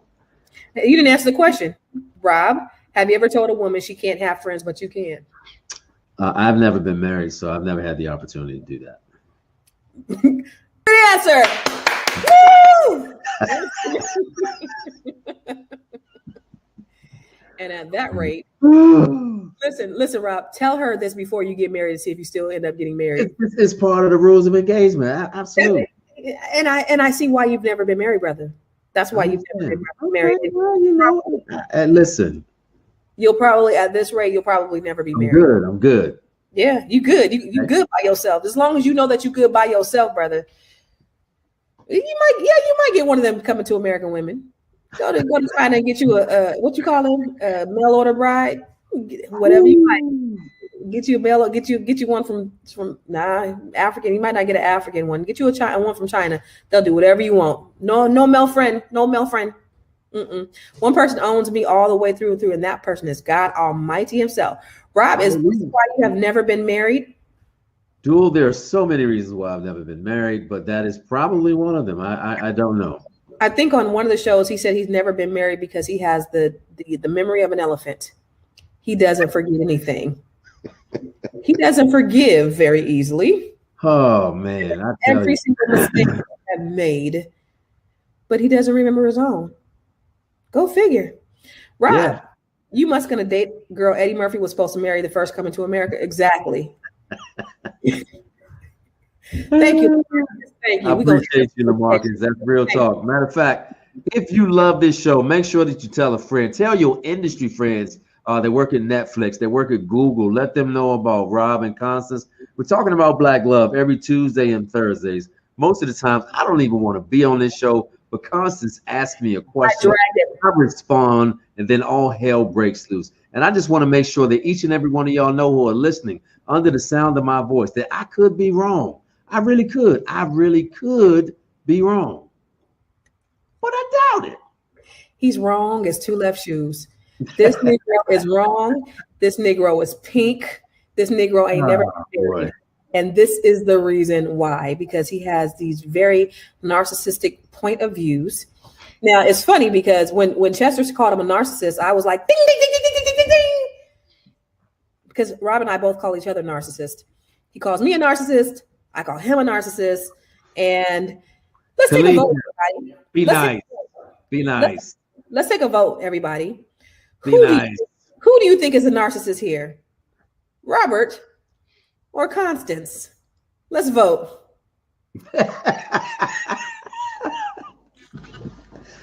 Girl, listen, you know what I'm trying to say right now, but I'm not going to say it. Woo. Who's the narcissist, everyone? Robert or Constance? Go ahead and put it in the Rob. Charles, you ain't putting these questions up like we asked you to. I told you. That's what I told you what Charles is doing. Thank you, Dual. I appreciate your honesty, sis. Gregory said it's Constance, but the only reason why Gregory said it's Constance is because I said I don't like rules. You only saying that, Greg, is because I'm not agreeing with you, Greg. I just don't believe in rules. That makes you a narcissist. I'll be a narcissist, okay? Oh man. Tyrone, listen. Tyrone called Chester a simp. That's the one. Lauren said, "Don't answer the question, y'all. It's a trap. It is not a trap." I think you might be even here, though. I think you might be here. Constance, woo! Wait, Rob, and your close second. Yeah. Okay. Thank you. Wallace said, Rob. You see that? My dude done left me. He said Con Rob. He said basically both of us. But look, wait. Robert, and he's the main one who needs Jesus. Lead the choir. Hallelujah. Godchild said Robert. Agreed. LaMarcus said it's a trap. It is LaMarcus. Who is Vernon? I can't believe you said I'm a close second. I cannot believe you said I'm a close second. The narcissist here is your boy, okay? That's a strong word. But that's what we actually call each other off the air. I was going to say, if they only knew, y'all have no idea, okay? Constance is very polished on this broadcast. Half the stuff she says sounds really good. When this microphone is not on and this camera is not on, Lord Jesus. That is so totally different person. That is so. In fact, sometimes I'm like, Rob said, I'm scared. I'm afraid. Now, I have no idea. You know, good old me. You guys know I am the most genuine person. That you got the people fooled. Rob, you hear the craziness that comes out of his mouth? My stuff comes from my heart, from my spirit, from my soul. Rob's come from his. Yeah, that foolishness. You have my heart, my spirit. Rob's when you need somebody to pray for you, who you call? I mean, what does that got to do with anything? That will answer the question. What? Just because you're a good prayer don't mean you're not a narcissist. I'm a good prayer. So answer my question. What? If you need some prayer, what? Outside of your mama and your sister, who you call? I call my dad. After your mama, your sister, and your dad, who do you call? Do I really got to answer that? Yeah, you do. Okay, I call probably the first. I'll call you, Robert. Wow! Ooh, wow! That's funny. I'm here for it. Kalisha, this is live. Yes, Kalisha said. Yes, you guys, listen, we go get up off of here, but listen, we have so much fun every time we come on here. And this is all in fun. Rob and I like to come on here and have fun. We love the part that we love the best is engaging with you guys. So we try to do something a little bit different tonight and just bring some folks on here. A couple of technical difficulties, with the first brother. Yeah, hold on, Constance. Let me say this. If you're going to come on this show and if you're going to do this again, Constance, like we need to work on that. Let's work through that. Because I was very nervous about our guest. Well, what happens is, and we thank you for coming on, but I was. We do. No, Charles screens them before he comes on there, and he tells them the rules and everything, so they pretty much know, like what they can't do and can't say and all that stuff. So we're gonna try it again because we like engaging with you, and I think that's the best part of the show is when you guys come and you talk back to us and talk black to us. I absolutely love it. So you guys make sure you continue to tune in, hit the thumbs up button, and if you like us, share this out with your friends. We just like to come on here and have a good time. That's it. Whatever I do, whatever I'm involved in, if I ain't laughing, I don't want to have nothing to do with it. And that's in work, that's in business, and that's in whatever I do. I love to laugh. And I love laughing with my boy Rob because he always is saying something crazy in life, in real life, and on the show as well. But he's just a great person to be able to get on here and dialogue with and do this stuff. And I love doing it with him. Yes, we screen calls, Rob. Yes, Dual said we screen calls. See, Dual is helping screen the calls too. So, well, both of you are fired. Charles is the narcissist. Charles, I thought you said Rob. Charles is the narcissist. Yeah, see what I'm saying? You trying to put me under the bus. Wait. Wallace said Charles is the narcissist in the whole bunch. Not Rob. I'm not Constance. It's Charles. Not in general. Not on. Alicia, you so passionate about your opinion. Is the narcissist. Awesome. We love to talk to you. Thank you guys for coming on here again. Rob, got anything to say? Make sure you follow us. Follow me on I Am Constance Carter on Instagram. Make sure you're subscribing to Fly Nubian Queen, please. On Facebook and on YouTube, hit the thumbs up button and make sure you share. Nobody works harder than Constance Carter. What about you, Robert? Where can they find you? I'm Robert Antoine everywhere on social media. If you're on Facebook, I am Robert Antoine. If you're on Instagram, I am Robert Antoine. Even if you're on LinkedIn, you want to do business, I am Robert Antoine. And on Clubhouse, I am Robert Antoine. So this has been a great conversation, Constance. I love the dialogue. Like you said, we have the best listeners and folks in the chat and in the feed. So we love you to death for being a part of this broadcast. And when we go Hollywood, when we make it big time, we want to bring y'all along for the ride. That's right. That's what makes this broadcast great. Make sure as you go out, hit the thumbs up, like on the count of 3. I just want you guys to just hit it. Heart up, send us hearts, thumbs up, heart.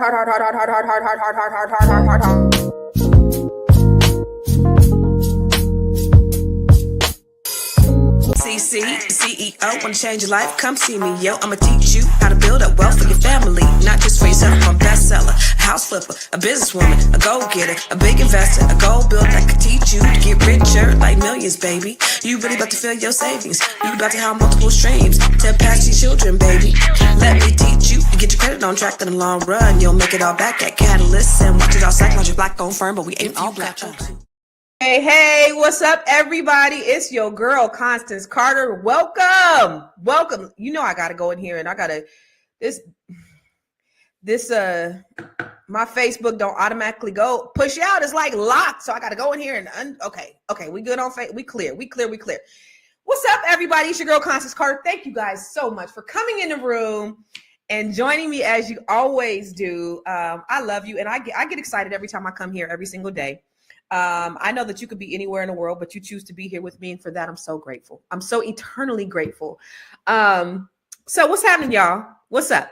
Shout out to y'all. You know, this is a dialogue and not a monologue. So I want you to talk back to me and talk black to me like you do.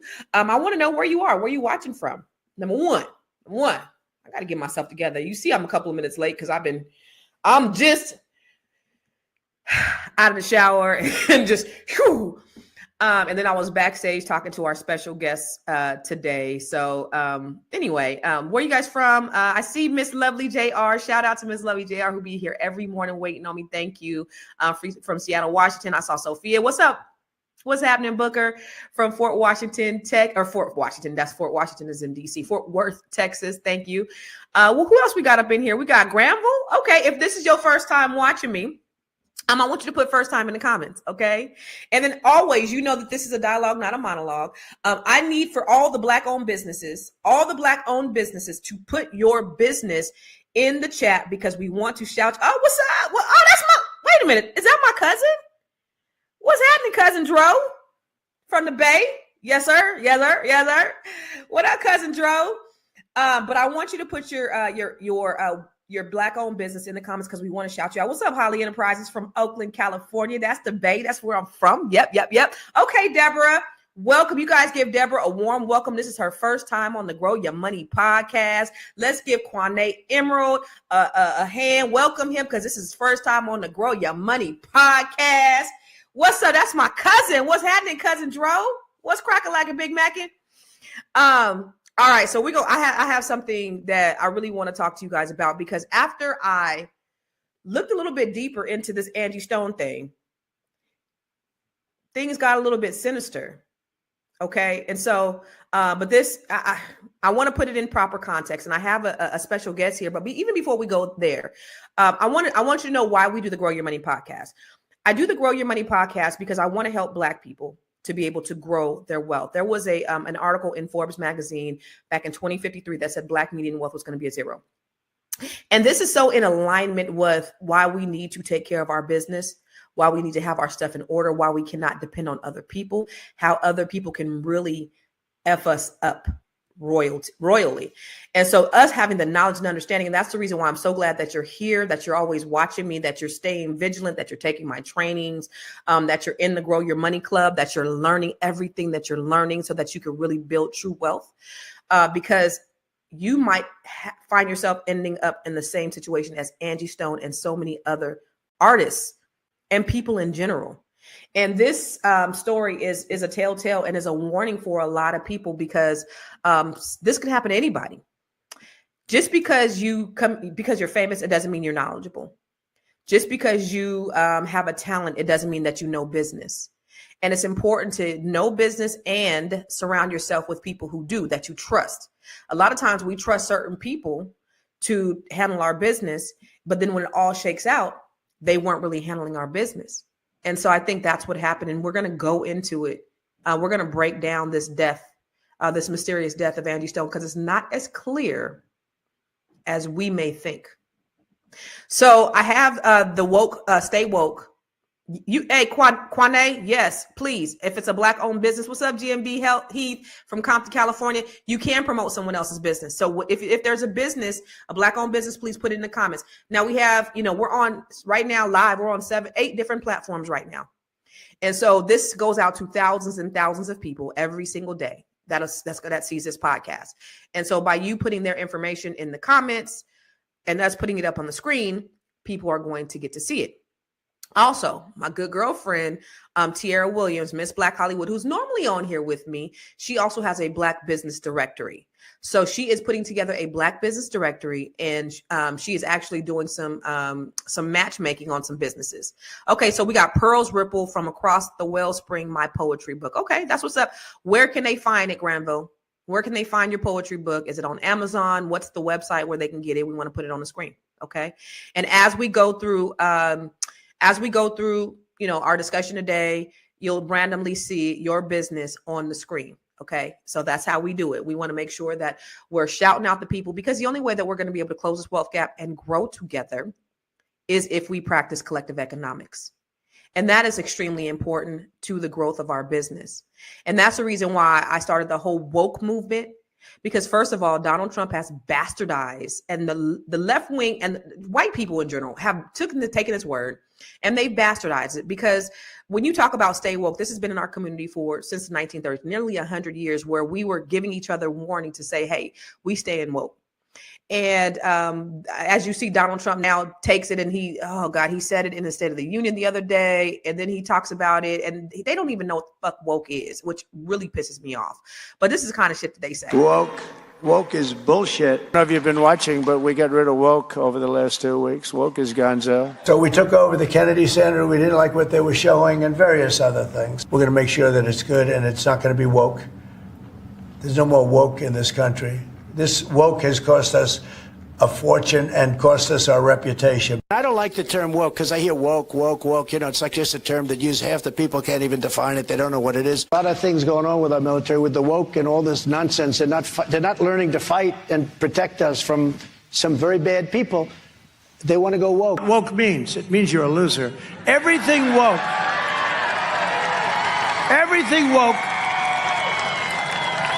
It's true. Everything woke turns to shit. Them Cut and Dro said it. Cut and Dro said it. Corny. You taken our word and you've made it corny, and they've made it a bad word. But we gonna stay woke, y'all. Let me tell you what the woke acronym that we've taken, and we're taking our word back. Woke means wealthy, outstanding, knowledgeable, and empowered. So when we talk about stay woke, Black people, I want you to stay wealthy. I want you to build wealth. That's why you're here. I want you to stay outstanding. I want you to live in excellence at all times. I want you to stay knowledgeable. That's you learning everything that you can and investing in yourself. And I want you to empower and live at your highest height and be able to empower others, be able to effectuate change in other people. That's what woke is to us. So I have a Facebook group on Facebook called it's woke now, but I got to change it to stay woke, but it's woke now. Join the Facebook group. This is where we're just pouring in knowledge. Yes, stay woke, Black folks. Yes, stay woke, Black folks. Stay woke. Yes, sir. So I do a woke tip every day because I want to just drop a little bit of a tip every single day. It's just some knowledge you could absorb, so that you could just take this into your daily walk. Every time we come live, I want to be able to teach you something new. So here's the Stay Woke tip of today.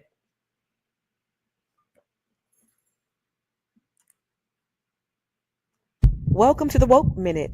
It's your girl, Constance Carter. This is where we will drop quick tips to build wealth, seize opportunity, gain knowledge, and empower your legacy. Legacy over luxury. Create generational wealth. Family, wealth is a relay race. You run so your kids don't have to start from scratch. Instead of leaving bills, leave wills, deeds, and businesses and living trusts. Make sure you have a living trust and life insurance. Stay ready so you don't ever have to get ready. That's your Woke Minute, because when you stay woke, you stay wealthy.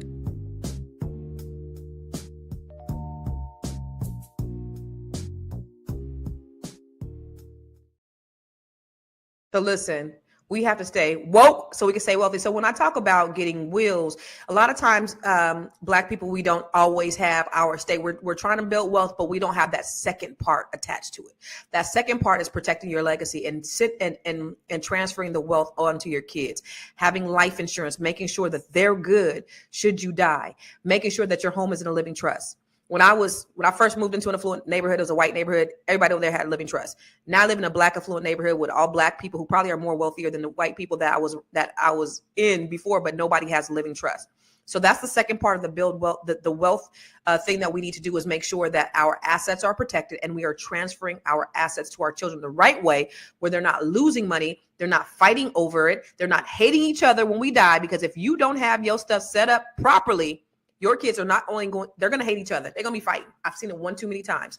So make sure that you stay woke so that you can stay wealthy, and make sure you stay ready so you ain't got to get ready. Okay.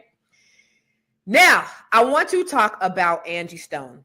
This is, it's really sad. And let me tell you why. Angie Stone, one of my favorite artists. I've listened to her for years, and she's actually a Facebook friend. We became Facebook friends because I used to have a show called Conversation Starters, and I used to interview celebrities. And her and I chatted a few times because she was going to be on the show. We never got a chance to put her on the show in enough time because we kind of stopped doing the show. But she's always been very sweet and very gracious. And when she died, I was shocked. First, I thought she was ill because I seen she had lost a lot of weight. I seen that she went live a few months ago and she was really thin. And then my cousin told me that, I just seen her a few months ago and she didn't even stand up the whole time. She was sitting down the whole time, the whole concert. And so I knew she had health challenges. I remember watching her on a reality show. I knew she had diabetes. She smoked cigarettes, like all the things. And so that was what I initially thought. Then I thought, oh, dang, car accident, that's really tragic. But then I spoke with my friend, April Sampe, and April is the biggest conspiracy theorist ever. And April said, something don't smell right in the milk. I don't know. And I was like, yeah. Just brush it off, because I was like, that's what April do. Everything is a conspiracy. And then I started to look into it, and I was like,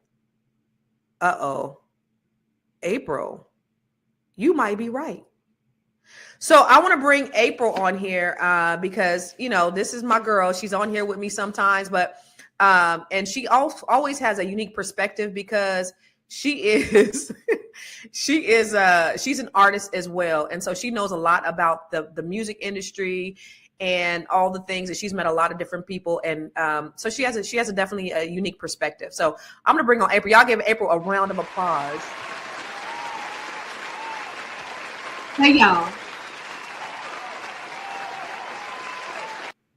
What's up, babe? I cannot with the applause. That I can't. April, come up a little bit. I can't see you. I'm like, my chair. This is about as high as it can go. Okay, so. I'm gonna go back. But sit up a little bit. Yeah, April. Wait, because we were talking about growing your money, right? And we were talking about trust, and we were talking about everything. And if we think about it from the perspective of how this all started, what was she looking for? She was looking for her money. Right. One of the things if you look at the entertainment world, and it's so unfortunate that there's so many people in the entertainment world that have absolutely no idea what it means to have credit. So you were talking about trusts. They don't know what it means to have credit. So a lot of them are living so poorly because they can't afford to get the home that they want because of credit. Right. So let's talk about that. Let's talk about the trust. All that money that she should have been in a trust. And then she trusted, you saw how I use that word? She trusted too many of the wrong people managing her money. It was just so unfortunate that all of this. But I want to know, why off the bat? I want to ask you, why off the bat did you automatically think that someone wasn't right? That's what I want to know. 9 people were on a Sprinter bus. The Sprinter bus was hit by an 18-wheeler. Am I correct in all of this? Mm-hmm. And then the only person that perishes in said tragic event is the woman who's saying, "Run me my money." Did y'all know that Angie Stone said, "Run me my money"? And then the first thing I said was, Lisa Left Eye Lopez, she was the only one in the car that died when she died. And you said, she had some shit on everybody too as well. This is what April says. That's what April says. True. Okay. Listen, we talked about it a whole different subject, but we talked about the same thing as it related to the plane crash that happened in the DMV. Mm-hmm. there was somebody on said plane that they did not want to get off of said plane. Okay. There's certain things that they do to make sure that people don't have a voice anymore. Okay, well let's see, because now I want to unpack it. So what I did is I looked at the video and I looked at it twice, and I said, "Oh shizzle, there is some things in this video." And this is so when she went live, I saw her going live. I saw her going live when she went live, and then she was just like taking too long. I'm gonna wait for 10 more people to get on. I'm gonna wait for 50. So it's kind of hard, kind of thing I do in the beginning, right? I have an intro, but she was just like, I'm gonna wait for 10 more people to get on. And so I did not get a chance to listen to it until I listened to it. And then I listened to it twice. And then I broke it down. So let's listen to her last video that she did in December. We're gonna break it down in bite-sized pieces. Listen to the whole thing?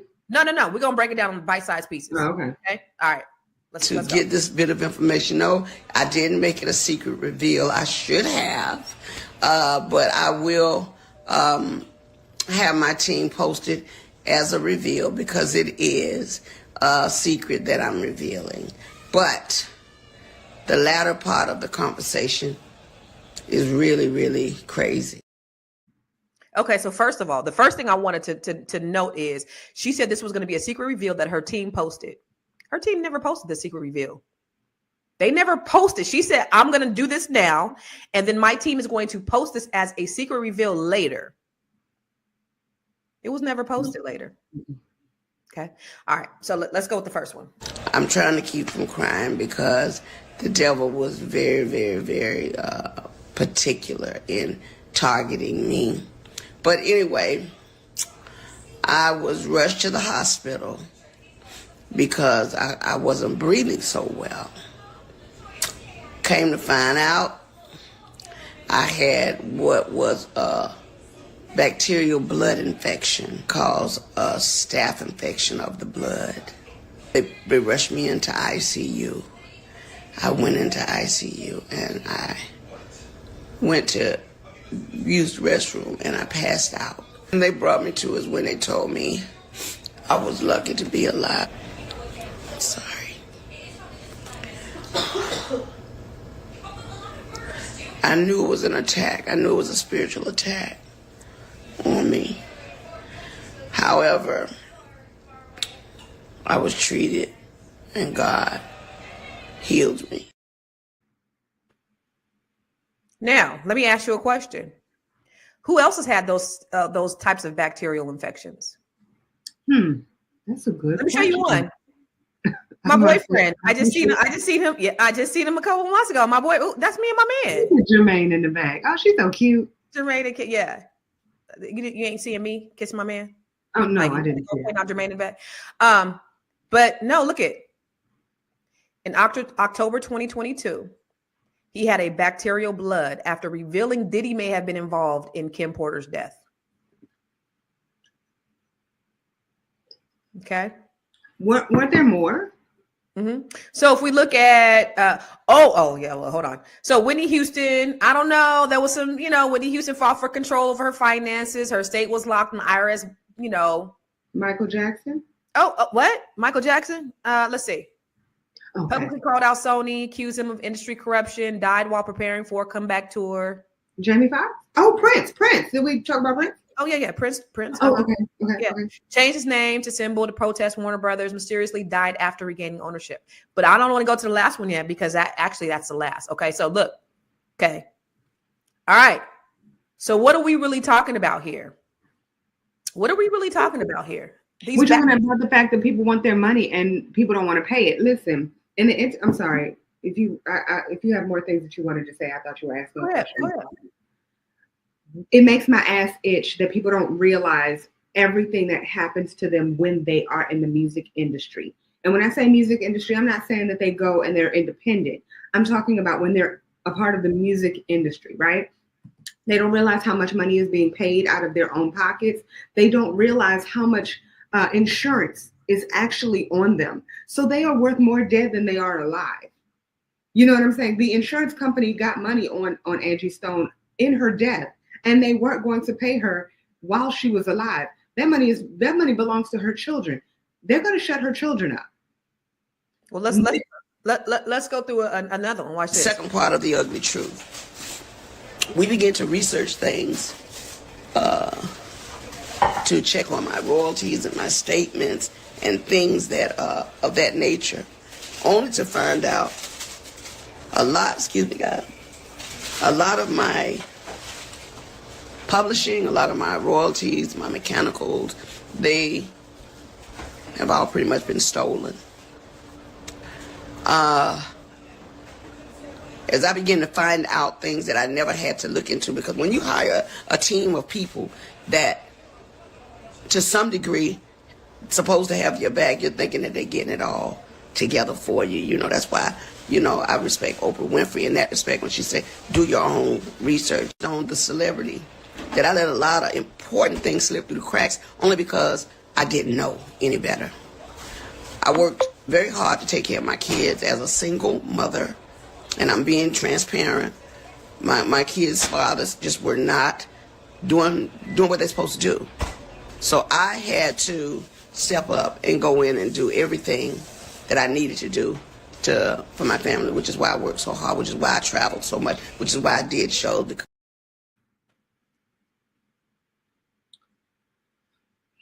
I don't know if you're going to talk about one of the things that she said as it relates to her diesel crew. Did you ever? I got get that. any of that? I got that. Okay. I wanted to make sure. Okay. Yeah.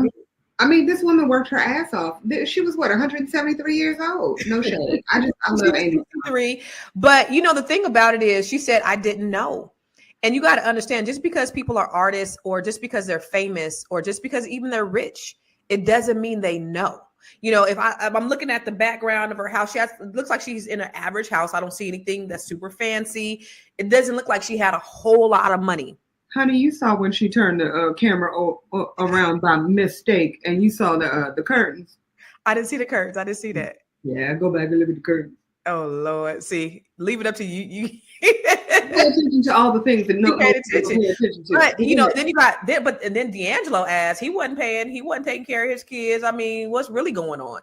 But yeah, but you got to think about that. Okay, so she says, I didn't really know. And then she said they were after 40-something years in the business. I'm like, well, why? Where are my royalties going? Because I'm not getting this. Come to find out, Universal Music has been receiving all my royalties, all my mechanicals. They've taken pretty much everything. They have taken all the monies that were due to me. They have basically absorbed in that company. And even though there's several class action lawsuits, people that were working on my behalf never even registered the songs, all the songs that I've done. I'm only coming to find out they were not properly registered by the companies that I signed over to. People that were supposed to do their due diligence. So I'm truly a walking testimony that God has carried me all this time. Because if you only knew how much money they have taken from me, how much they have stolen from me, monies that I'm supposed to be, I should have been able to retire 20 years ago with the money I've made, supposedly. But there are key people that have been driving the ships. And what they've been doing is improperly representing me, improperly stealing from me, taking things in their own hand, changing and switching lanes because they knew I didn't know that part. See, I'm not an attorney. I don't know everything. What I learned how to do was go out, work hard, get paid, come home, pay my bills, take care of my family. That part. The legal side, when you hire attorneys and managers and agents, they're supposed to make sure the gray area over there that they're in the driver's seat for, they're supposed to make sure you're taken care of. And even though they were taking care of themselves, they thought very little of take care of me. And I know because I've seen it with my own eyes. No, that Angie Stone has been in the business since she was in her late teens, early 20s. Yeah, because she actually wrote some stuff on the Sugar Hill Gang's album. She didn't get credit for it.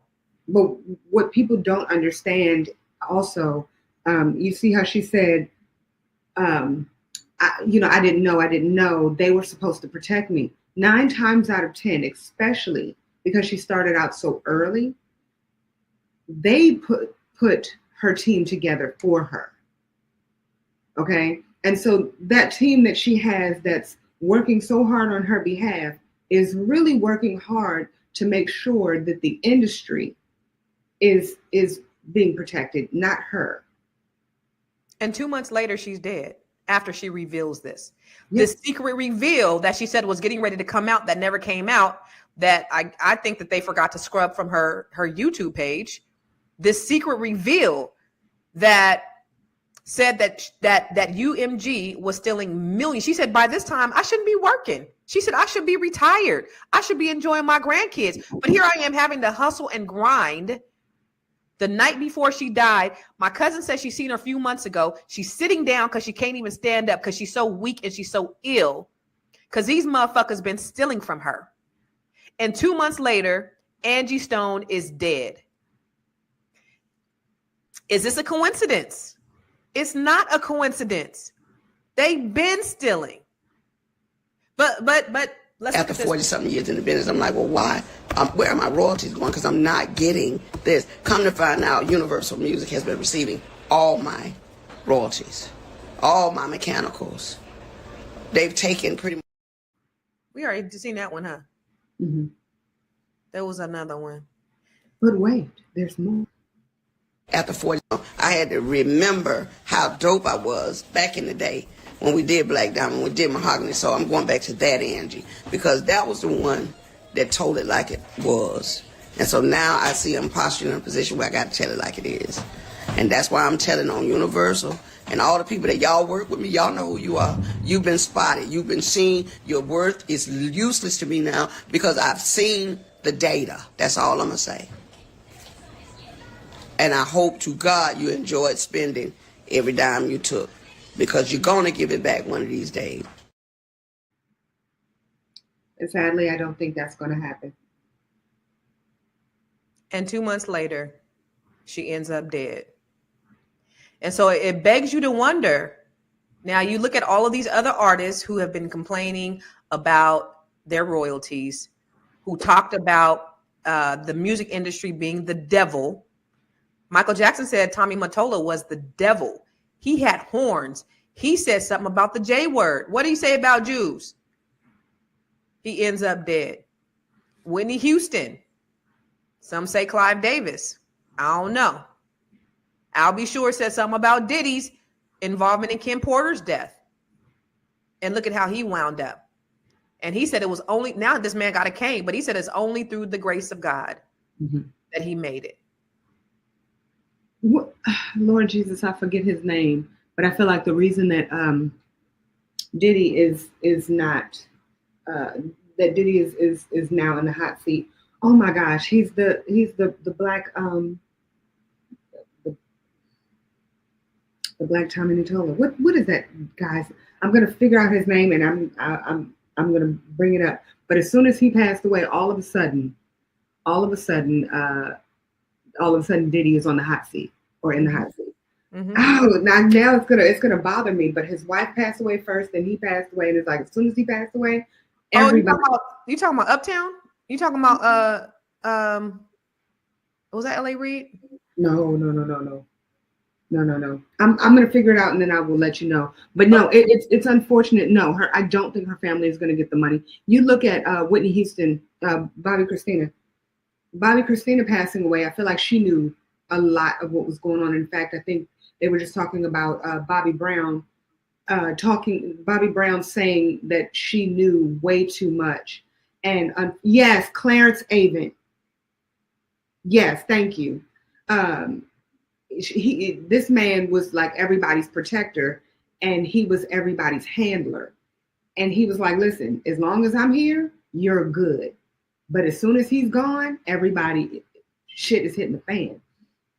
But Bobby Brown's going through the same thing, and he's not going to get any of the money that he should be getting for Bobby Christina. You know what I'm saying? Like, it's so unfortunate that all of this stuff is happening. But now you're going to have so many people being so quiet because they're afraid. Yeah, I mean, what's the real lesson for us? Don't sign a contract. Man, people have asked me to why aren't you signed yet? Because I like my life, man. Like, these people can't go anywhere. They can't take a shit without somebody being up their ass. And then you have somebody who's constantly telling them what they can do, when they can do it, and how they can do it. You don't have a life. You listen to Angie Stone. She's like, all I want to do is spend time with my grandchildren. And she's in her early hundreds. And she's not able to do that. That's not fair. Did you say Angie Stone was in her early hundreds and she couldn't retire? I'm just saying.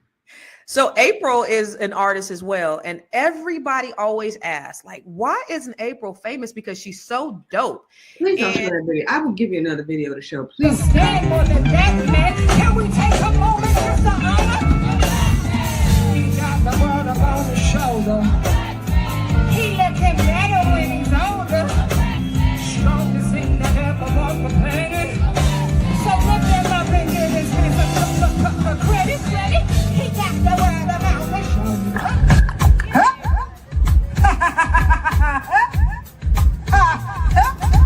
I am a queen from beginning to end. I don't need you to lose for me to win. I'm the thing you tell yourself. I'm good for your health. I'm good for your work. I'm the thing you tell yourself. I'm your mother. I'm your sister. I'm your auntie. I'm your daughter. I am beauty. Show not ugly. Follow me. I beg you further. I love you. Understand God loves you.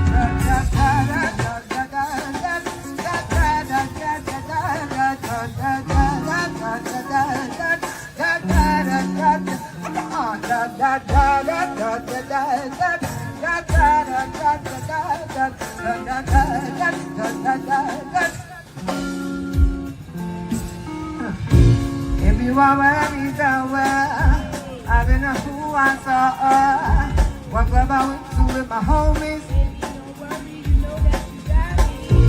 If you are worried about where I don't know who I saw, what club I went to with my homies. Ladies and gentlemen, nah, I'm just gonna skip it. 3 in the morning, the pancake house. 4 in the morning, he'll be rolling through my house. 5 in the morning, the lights go out. 6 in the morning, you can hear him start to shout. 7 in the morning, hear me. 8 in the morning, talking about the fun we had. 9 in the morning, and he just getting home, talking about in this place. Surprise to see. I keep boys getting busy. The way she shook that boots out, sure look good to me. I think I'm in big girl, but just like my word. She was, hush that fuss. Everybody move, who the bus, who the bus? Do we wanna bump and trump with us? Hush that fuss. Everybody move, who the bus, who the bus? Do we wanna bump and Hey, April be so hot. April in real life, she be mad at me. In real life, she be mad at me. She's like, I'll give you another one. No, and she's like, she texted me, are you really gonna play the whole thing? Because it's so dope. And April is so talented. You see how she just weaves all those songs in together like that. The first time I saw her, I was like, oh my God. April, the podcast that I was telling you all about that Angie Stone was going to be on, April was actually, that's how I met her. She was on the podcast. She's like, she's a DMV, she's a DC artist, a DC legend. If you didn't know that, April Sampay, we are sitting here with a DC legend. And, but I wanted to have this conversation. Number one, she's my good girlfriend. But number two, she has insight on the music industry. And she's told me horror stories about her experiences. And so when, every time people see her, just like you're like, yo, she's dope. Like, why aren't you signed, April? I've seen what signed looks like, and I've had experiences. The funny thing is, I've had a lot of opportunities back in the day, and I'm grateful for how everything turned out, because I often think of the rooms that I've been in and the things that I've seen, who I would be now, right? Because I know it's very easy to be on drugs. It's very easy because your life is not yours. You're always on the road. You don't have family. You don't know who you can trust. And you listen to her and she's like, these people were supposed to protect me. Or no. That's their job to protect me. They're not protecting you, boo-boo. They're protecting the people who are really paying them. So you think you're paying them, but you're not.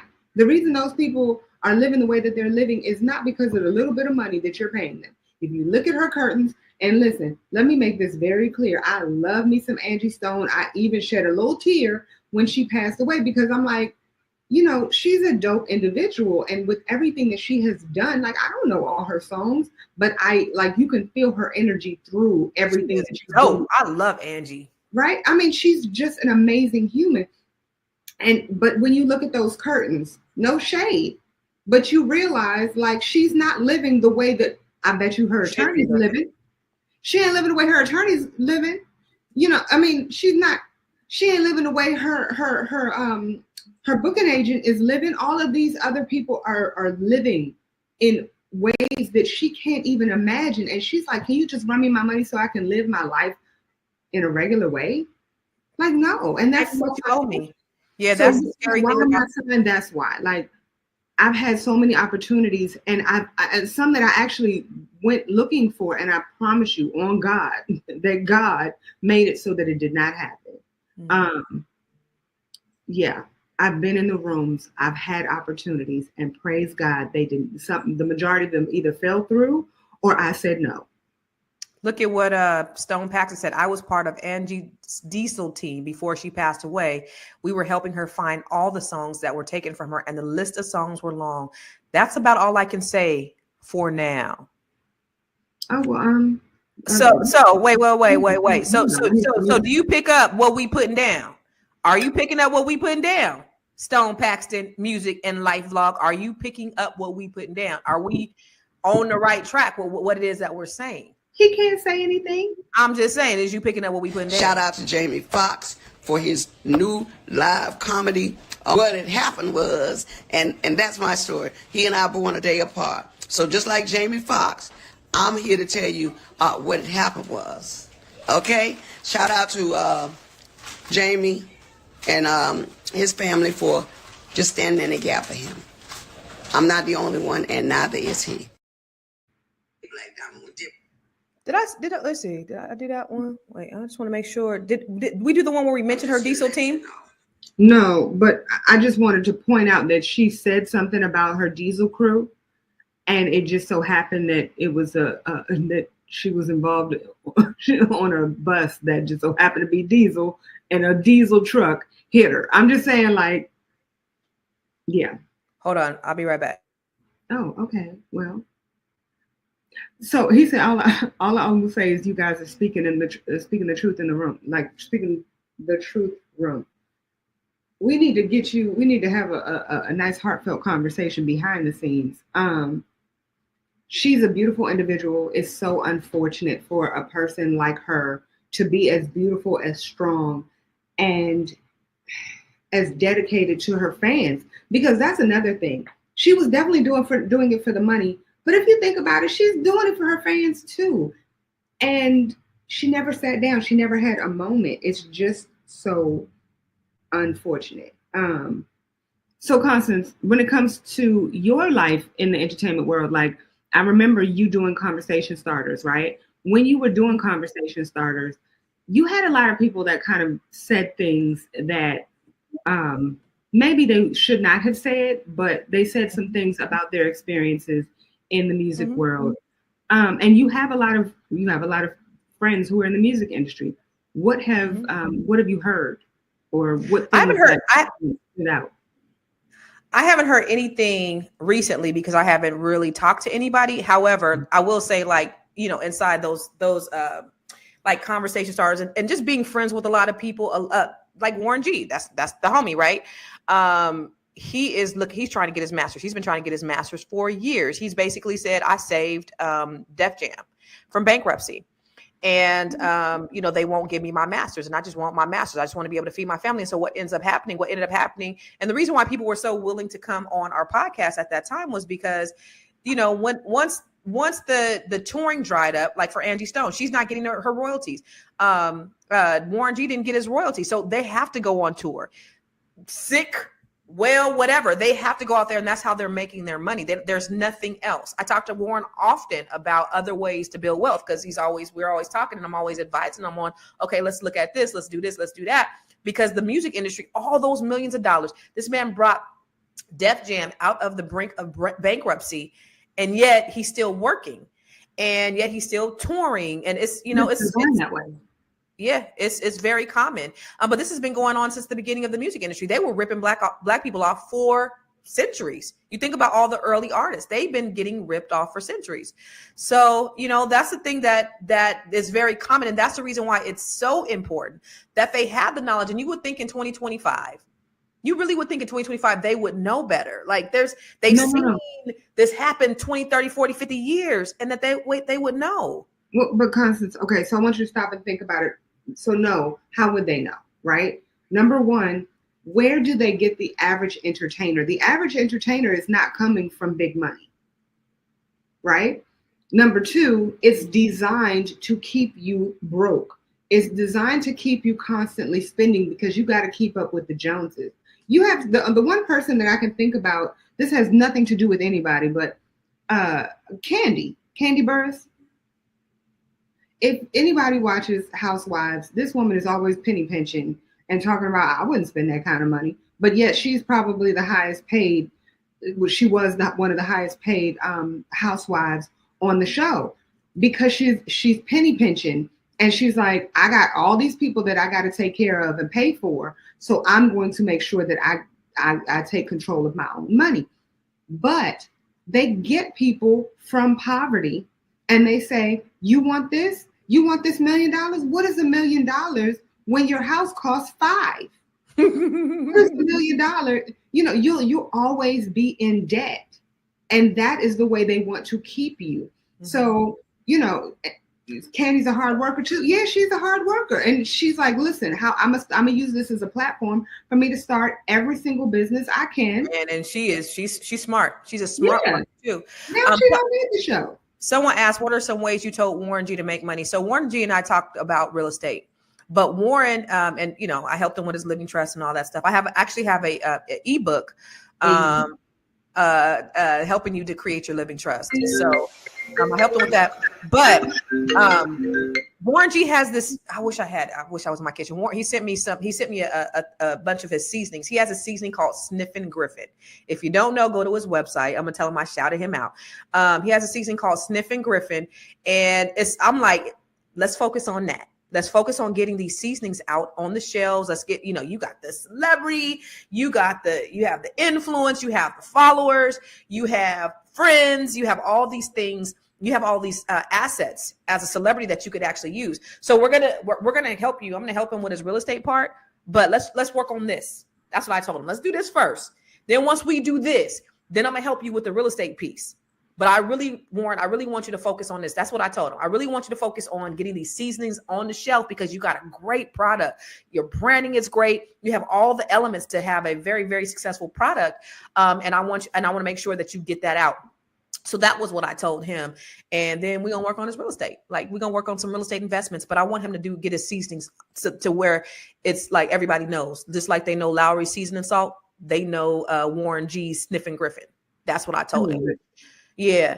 I want to go to, I was told from the back that we have to go to a commercial. So really quick, I want to make sure that you know why we come here live every day is because I always want to make sure that we teach you different ways so that you can build wealth so that you won't be in this position to where you leave your children broke, destitute, and like looking for your money. You always got to, your kids need to know where your money is. So watch this. Have you joined the Grow Your Money Club yet? If not, why not? The Grow Your Money Club is a comprehensive program designed to take you through the complete wealth building journey. We don't just offer random courses, we guide you along a clear path, starting with fixing your credit and becoming a certified credit expert to building your business, increasing your cash flow, diversifying your portfolio, and ultimately letting your money work for you. With over 30 trainings designed to increase your net worth, you get to either purchase the trainings individually or go through the 12-month roadmap. Here are just a few of the courses. From campus to cash flows, this is teaching your children to become real estate investors. The Wealth Map training shows you how to eliminate your debt increase your credit, and diversify your revenue streams. You can learn to write your book using ChatGPT, learn how to build your online community. What about 8 ways to make money using AI? Oh, and here's 7 online revenue streams to fund your $1 million dream. How about learning how to purchase tax deeds or land banks? What about getting started in government contracting? If you're a rookie, the Real Estate for Rookies training has everything you need. The Business Blueprint training will help you build your business foundation, get business credit, get business funding, and learn how to pay yourself so that you can scale your business to the next level. Or perhaps you want to create jaw-dropping video content using CapCut, Midjourney, and ChatGPT. There are so many trainings and master classes within the Grow Your Money Club, and I also drop 1 new training per month. You do not want to miss out on this opportunity to invest in yourself, because guess what? You are your biggest commodity. You are your biggest investment. Join the Grow Your Money Club today.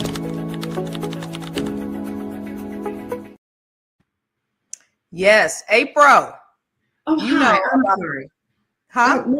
I think that these are all great additions to the Grow Your Money Club. So it's like, once you join the Grow Your Money Club, you should definitely read up on ways that you can grow your money and not blow your money.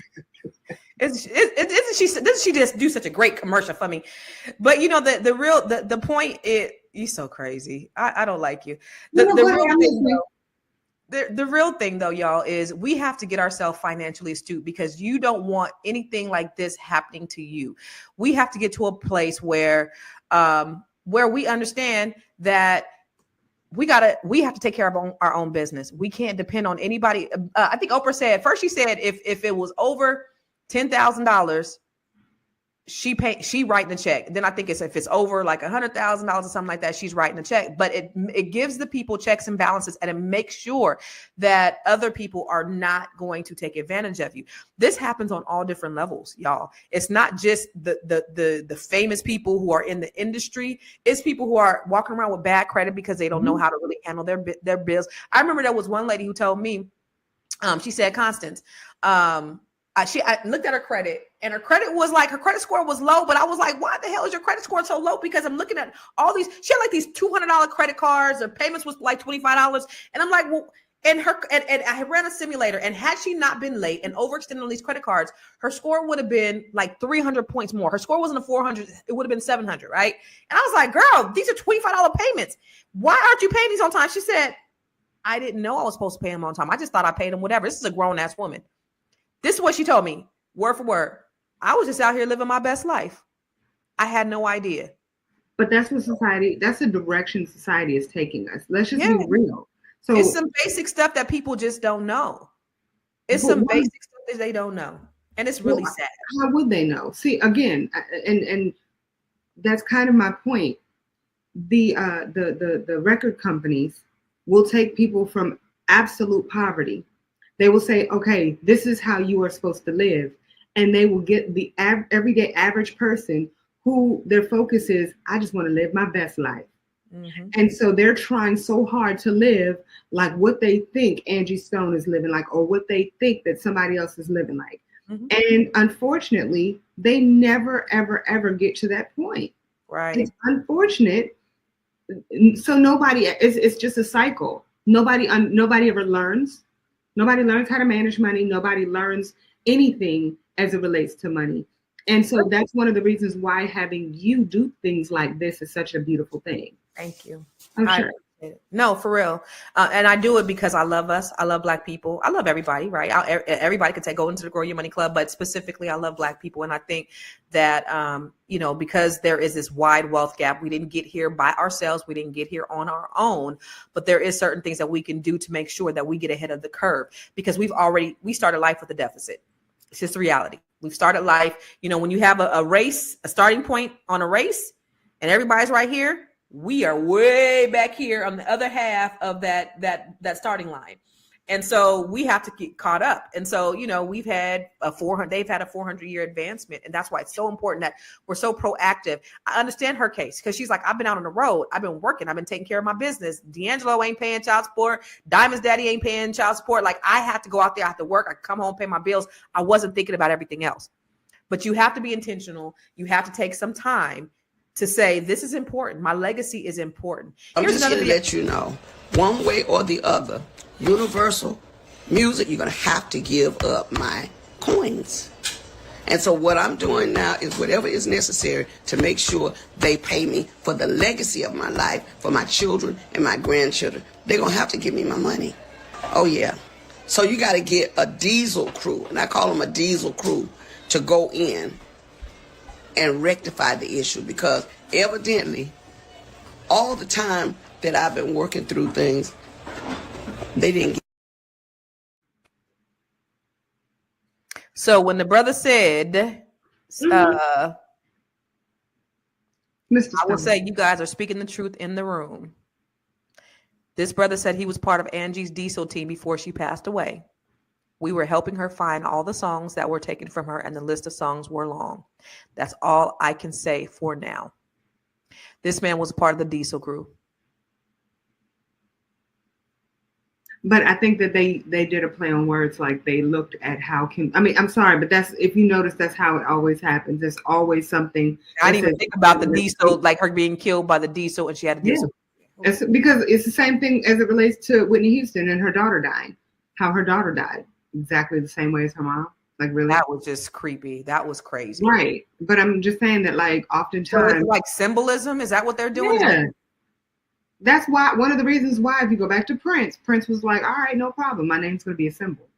If that's how y'all want to move in symbolism, I'll show you symbolism. And if you're a true conspiracy theorist, as I am, you know that symbolism is really a big deal in as it relates to the higher ups. That's interesting. But there was something that I thought she said that was interesting about Jamie Foxx.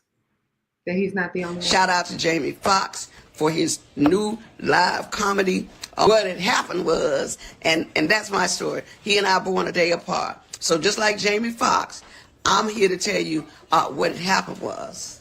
Okay? Shout out to Jamie and his family for just standing in the gap for him.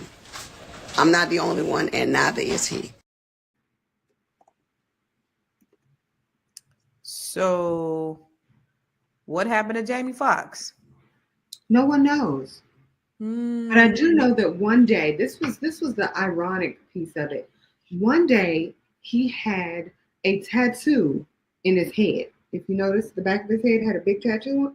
And then another time, right after he, quote unquote, came back and everything was great and he was all vibrant and whatnot, he didn't have his tattoo. So maybe he went to the hospital to have the tattoo removed.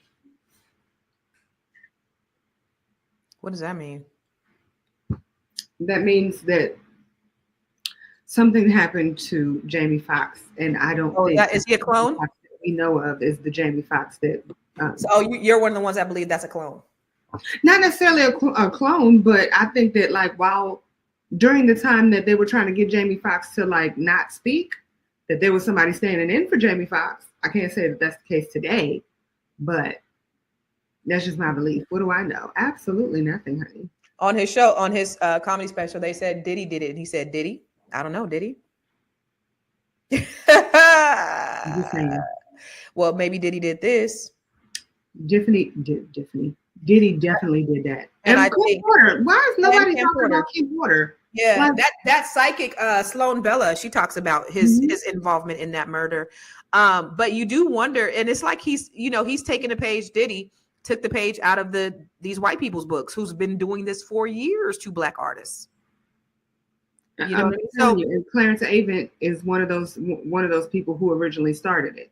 Like, if you look up a lot of the things that he has done and a lot of ways that he protected people, he's like, all right, these are the people that I have to protect. These people, this is my job, and they can do whatever they want to because money is going to always be flowing in my pocket as long as I protect these people. You know, I would just encourage you. I just took bits and pieces from her live that was supposed to be exclusive, but we had never went exclusive. This was never that exclusive. So for those of you who are just watching, go back and watch this. But first she had a bacterial infection. That's not unfamiliar. I'm trying to keep from crying because the devil was very, very, very particular in targeting me. But anyway, I was rushed to the hospital because I wasn't breathing so well. Came to find out, I had what was a bacterial blood infection, caused a staph infection of the blood. They rushed me into ICU. I went into ICU and I went to use the restroom and I passed out. And they brought me to is when they told me I was lucky to be alive. Sorry. I knew it was. Now, this was 2 months ago. This was literally 2 months ago. This was 2 months ago. Okay, so first she has a bacterial infection. Then she reveals. After 40-something years in the business, I'm like, well, why? Where are my royalties going? Because I'm not getting this. Come to find out, Universal Music has been receiving all my royalties, all my mechanicals. They've taken pretty much everything. They have taken all the monies that were due to me. They have basically absorbed in that company. And aren't the blogs reporting this? Why? Then she said, I had to remember how dope I was back in the day when we did Black Diamond, when we did Mahogany. So I'm going back to that, Angie, because that was the one that told it like it was. And so now I see I'm posturing in a position where I got to tell it like it is. And that's why I'm telling on Universal and all the people that y'all work with me. Y'all know who you are. You've been spotted. You've been seen. Your worth is useless to me now because I've seen the data. That's all I'm going to say. 2 months later, 2 months later, she did. And then I just here to let you know, one way or the other, Universal Music, you're going to have to give up my coins. And so what I'm doing now is whatever is necessary to make sure they pay me for the legacy of my life, for my children and my grandchildren. They're going to have to give me my money. Oh, yeah.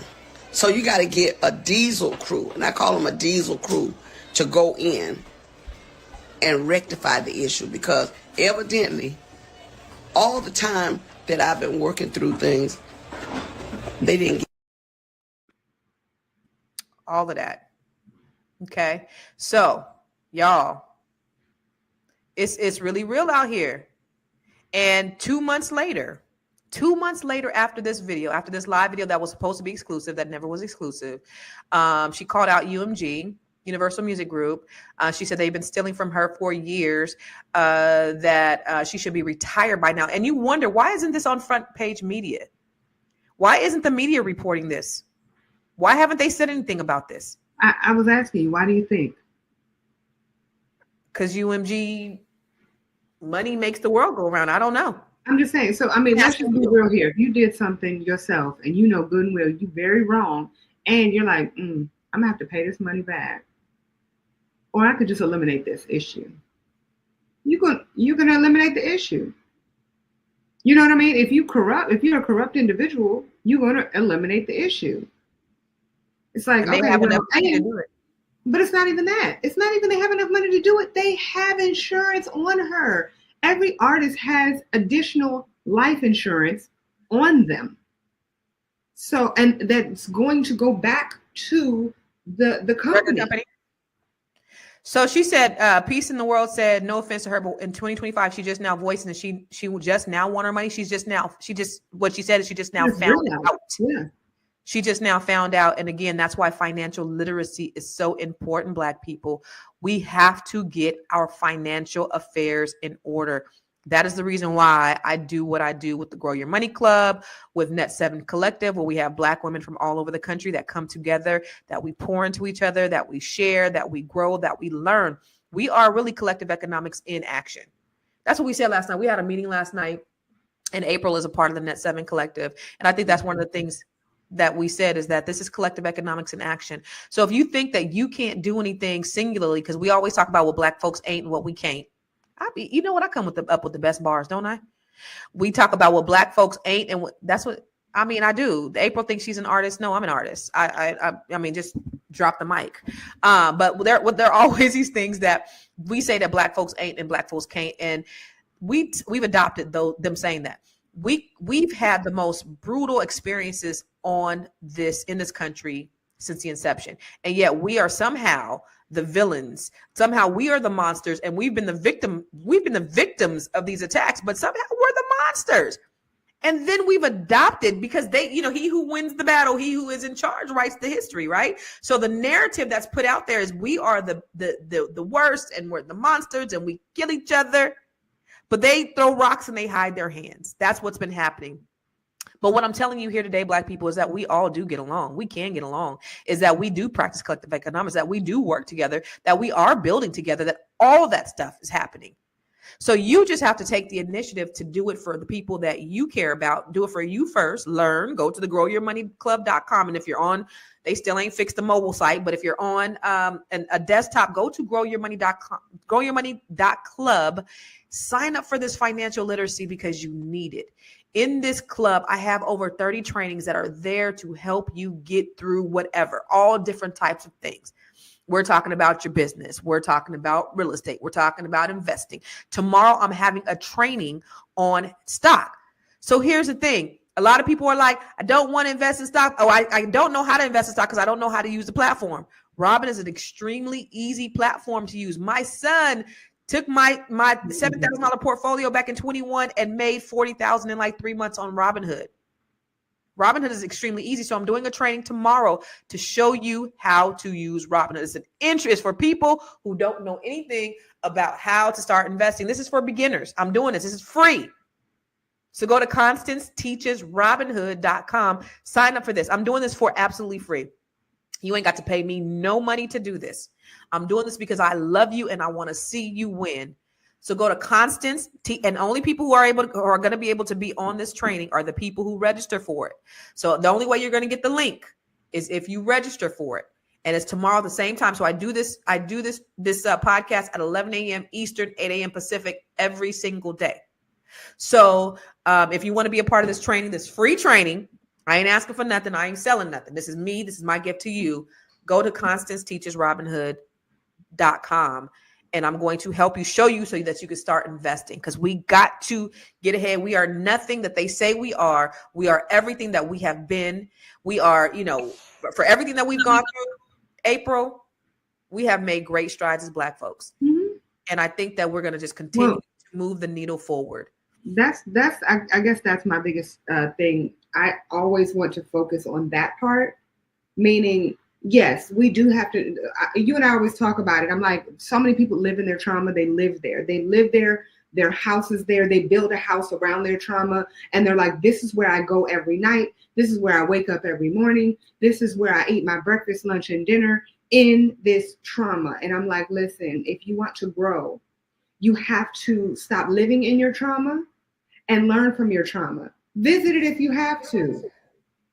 But make sure that your focus is how to get out of said trauma. And so I do like the fact that you're teaching people how to get out, teaching people how to grow, and teaching people how to build their own. I want to also talk about a thing that you said earlier where you were talking about the attorneys, and we as Black people need to get, make sure that we're hiring the right people or keeping the right people around us, right?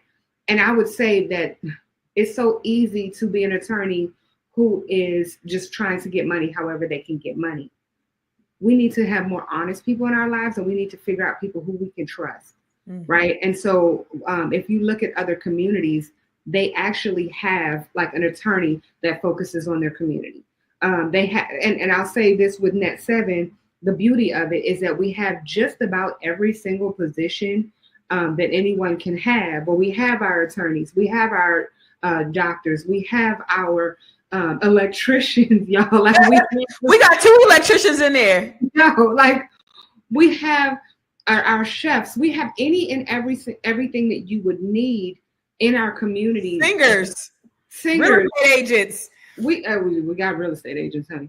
But it's like anything that you need, we have. And so I feel that I can trust that. Let's just say I want to sign something. I want to sign a contract with someone. I can then go to my attorney friend Okay. Inside Net 7. Inside of Net 7 and say, can you please look at this? Yes, I'm going to be charged a fee. Please don't get it twisted. It's not saying that these people are going to do anything free. Okay. Right. Everybody needs to get their coinage. 100%.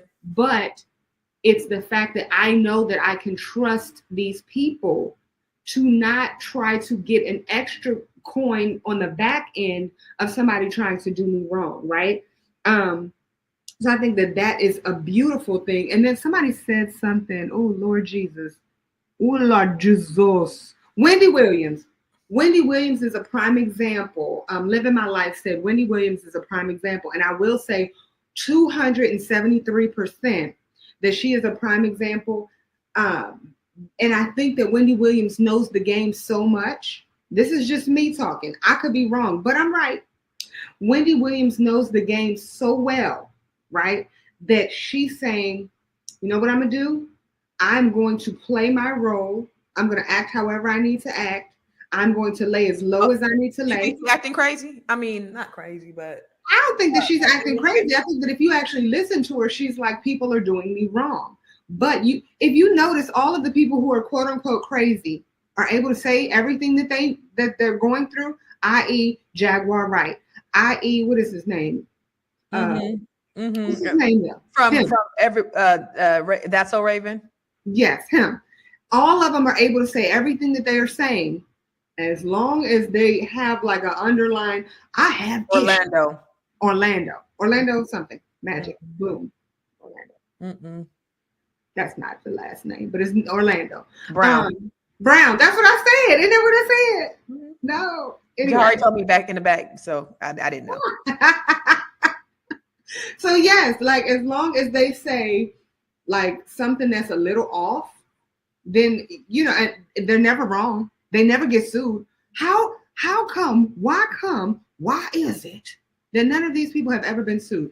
Y'all answer that question for me. I need y'all to put that in the chat. Tell me why none of them have ever been arrested. None of them have ever been sued. No money has ever been taken out of their pockets.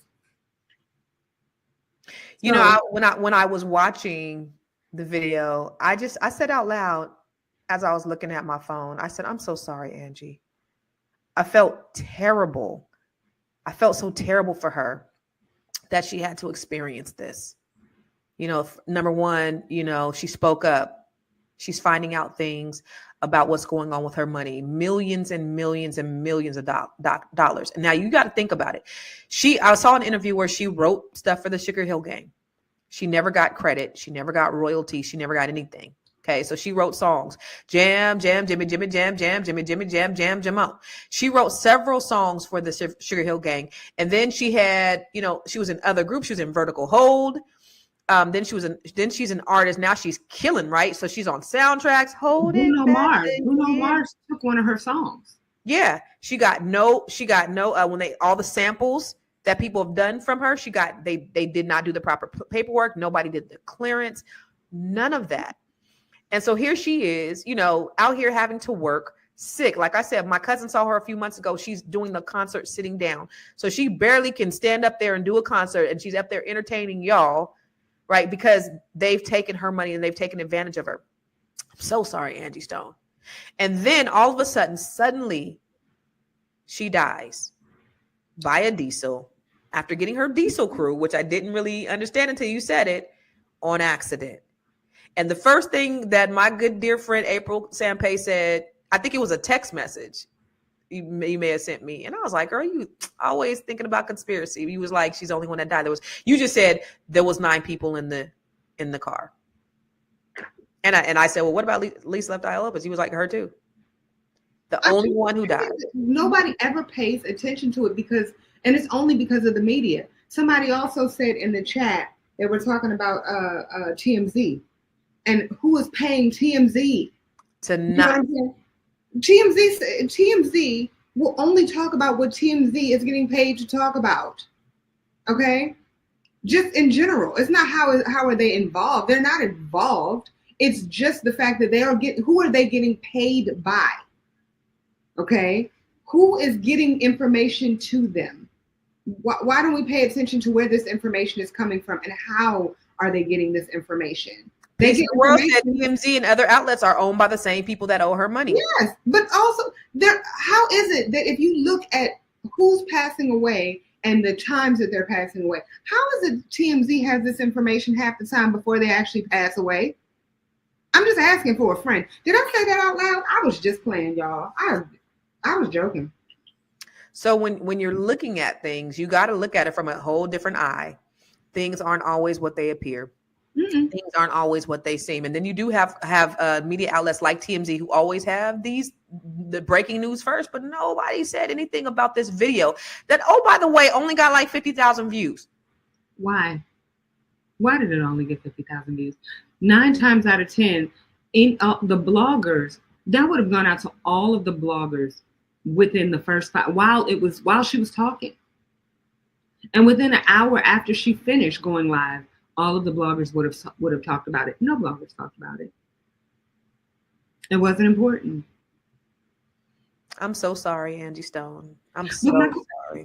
My question is though, who's next? And I don't mean to say it like that, but who needs to be protected right now? Right? We need to start paying attention to who's talking and who's trying to say something. I think the biggest problem is that we don't pay attention to who's saying something. So we always talk about, and I talk about this often, protect our soft friends, protect our fragile friends, right? But the ones who are actually speaking up, Taraji, the ones who are actually speaking up and who need protection, we're like, oh, they're strong. You look at Angie Stone, you like, she's strong, she got it. She's out millions of dollars. Nobody's protecting her. If we want to talk about what we're supposed to be doing, we're supposed to be protecting people. We're supposed to be protecting people. And we don't. We don't protect our people. I feel so bad. I do. I really feel bad when I again, I don't understand why this is not out in the mainstream media. Why more people aren't talking about this bacterial infection. Now UMG owes her millions and millions of dollars, and then she ends up dead. 2 months later, you have to question what's really going on, what's really happening. And I just feel bad. I feel terrible for her children and her grandchildren. Obviously, her grandbaby was in there, interrupting her while she was on a live. That was real cute. But I just, a fool said Kanye. Mm-hmm. He's one of those. Yeah. But I'll disagree when it comes to Kanye. I'll disagree because, again, we look at who does what. Kanye is in the same category as your Diddy. Who? As Did you say Diddy? I don't know. You say I disagree. As your Orlando and your because he's crazy. Jaguar, right? Yeah. So I think Kanye West is fine. I would say you're Taraji P. Henson because if you think about how bad they did her. Now that I think about it, how bad did they do her when she was when she was saying, I'm frustrated based on how y'all handled me with this movie. And now I don't even remember what movie it was. Taraji? With Oprah Winfrey. Yeah. Oh, Color Purple. With Color Purple. Mm-hmm. And how bad did they do her? Like they were dragging her through the mud. Mm-hmm. Instead of saying, this might actually be a problem. They're looking at her like she's the problem. She ain't never been a problem for nobody. Mm-hmm. Whew, super sad. Yeah, no. So I just wanted to leave you with that just because, and then, share this with your people because I think this is something that people really need to know. Angie Stone said, I have a breaking news. I have breaking news to share with you. And my the secret reveal my team is going to put out, and they never put it out. And then she ends up dead. And the breaking news is I had sepsis of the blood. I had a bacterial infection, which, oh, by the way, Albie Shore had when he revealed or when he alluded to Diddy murdering Kim Porter. She has the same. How did Kim Porter die again? Pneumonia. Pneumonia. Okay. Pneumonia. Wayne, you said why shouldn't we dismiss? Sorry, baby. You said what now? Huh? No, I was asking Wayne. No, you said don't dismiss. But you were telling me about Kim Porter. Oh, he said don't dismiss Kanye as being a target. I don't know what. And I'm saying why. Why do you say that? Like put it in the chat. Let me hear you say. Let me read why you say that. And Afua said they will speak until they will let him speak until they get bored, and then they're like off with his head. But see, I don't think that. I think that they'll then, instead of them saying off with his head, they'll say, all right, now it's time to really push it as him being extremely crazy. I think that that's what they did as it related to Wendy Williams. I think that they were giving her drugs. I'm not saying that out loud. Did I say that? No, you're not saying that out loud. What happened? You haven't said that out loud. Did I? No. No, you haven't said it out loud.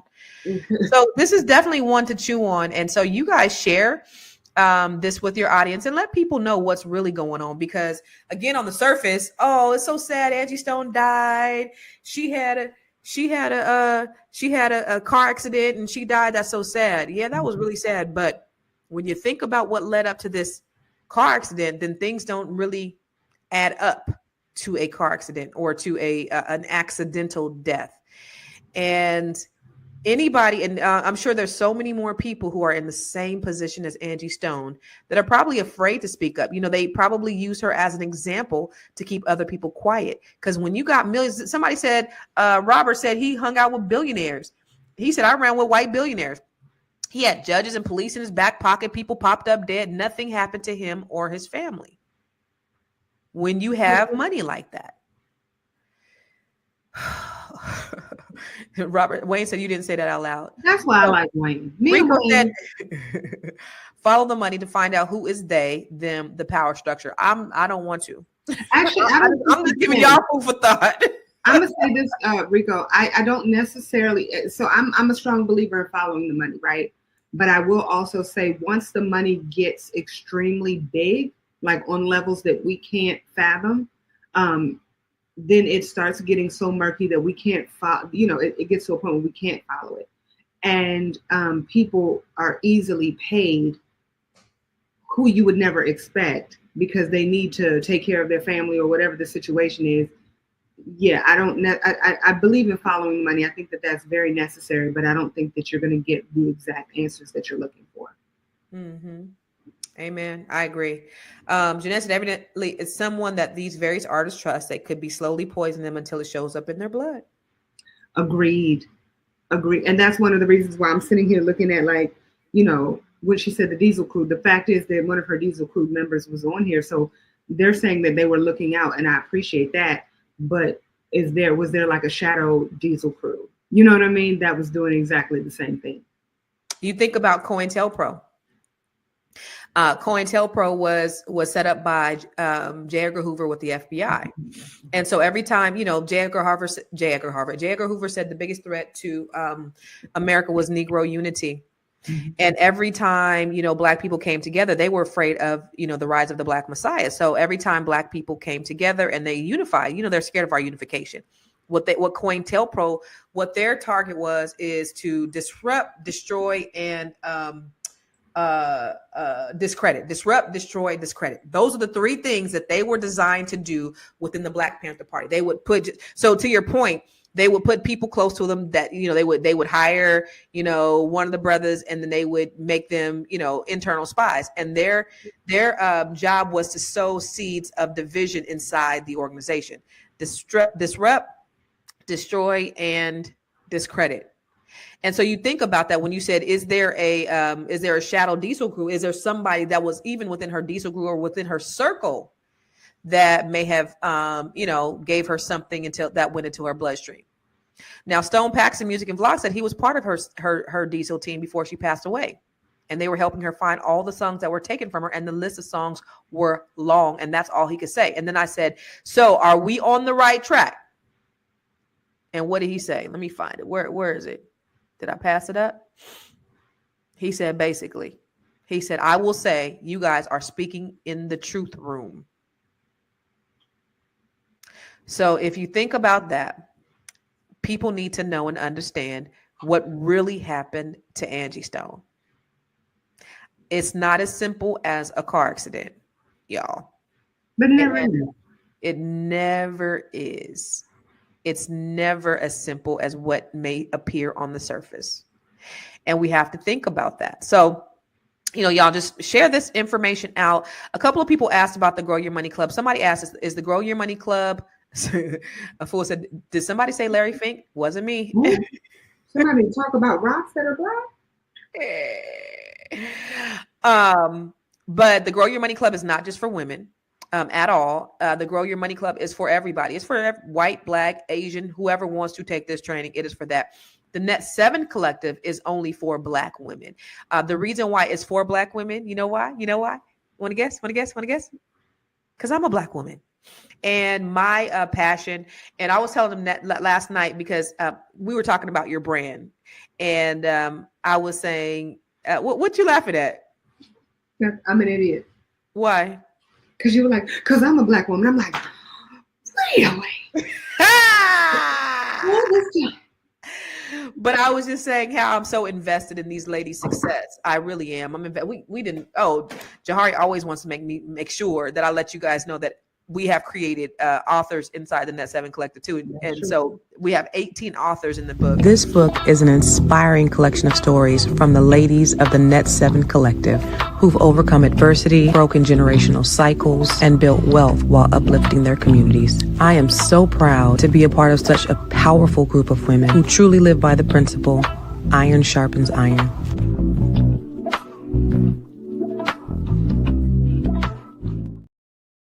When they say she get it from my mama, I'ma say you fucking right. Body rude as somebody, don't be in the home. Oh, sorry.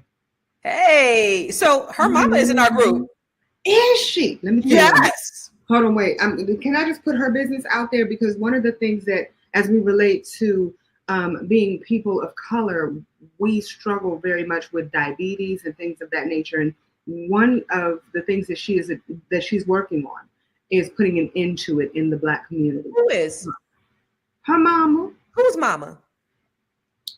I put that on my own. Mama, the person who sings that, which is Victoria Monet, her mom is in. It's not even that. It's that the fact that I didn't know she wanted her that.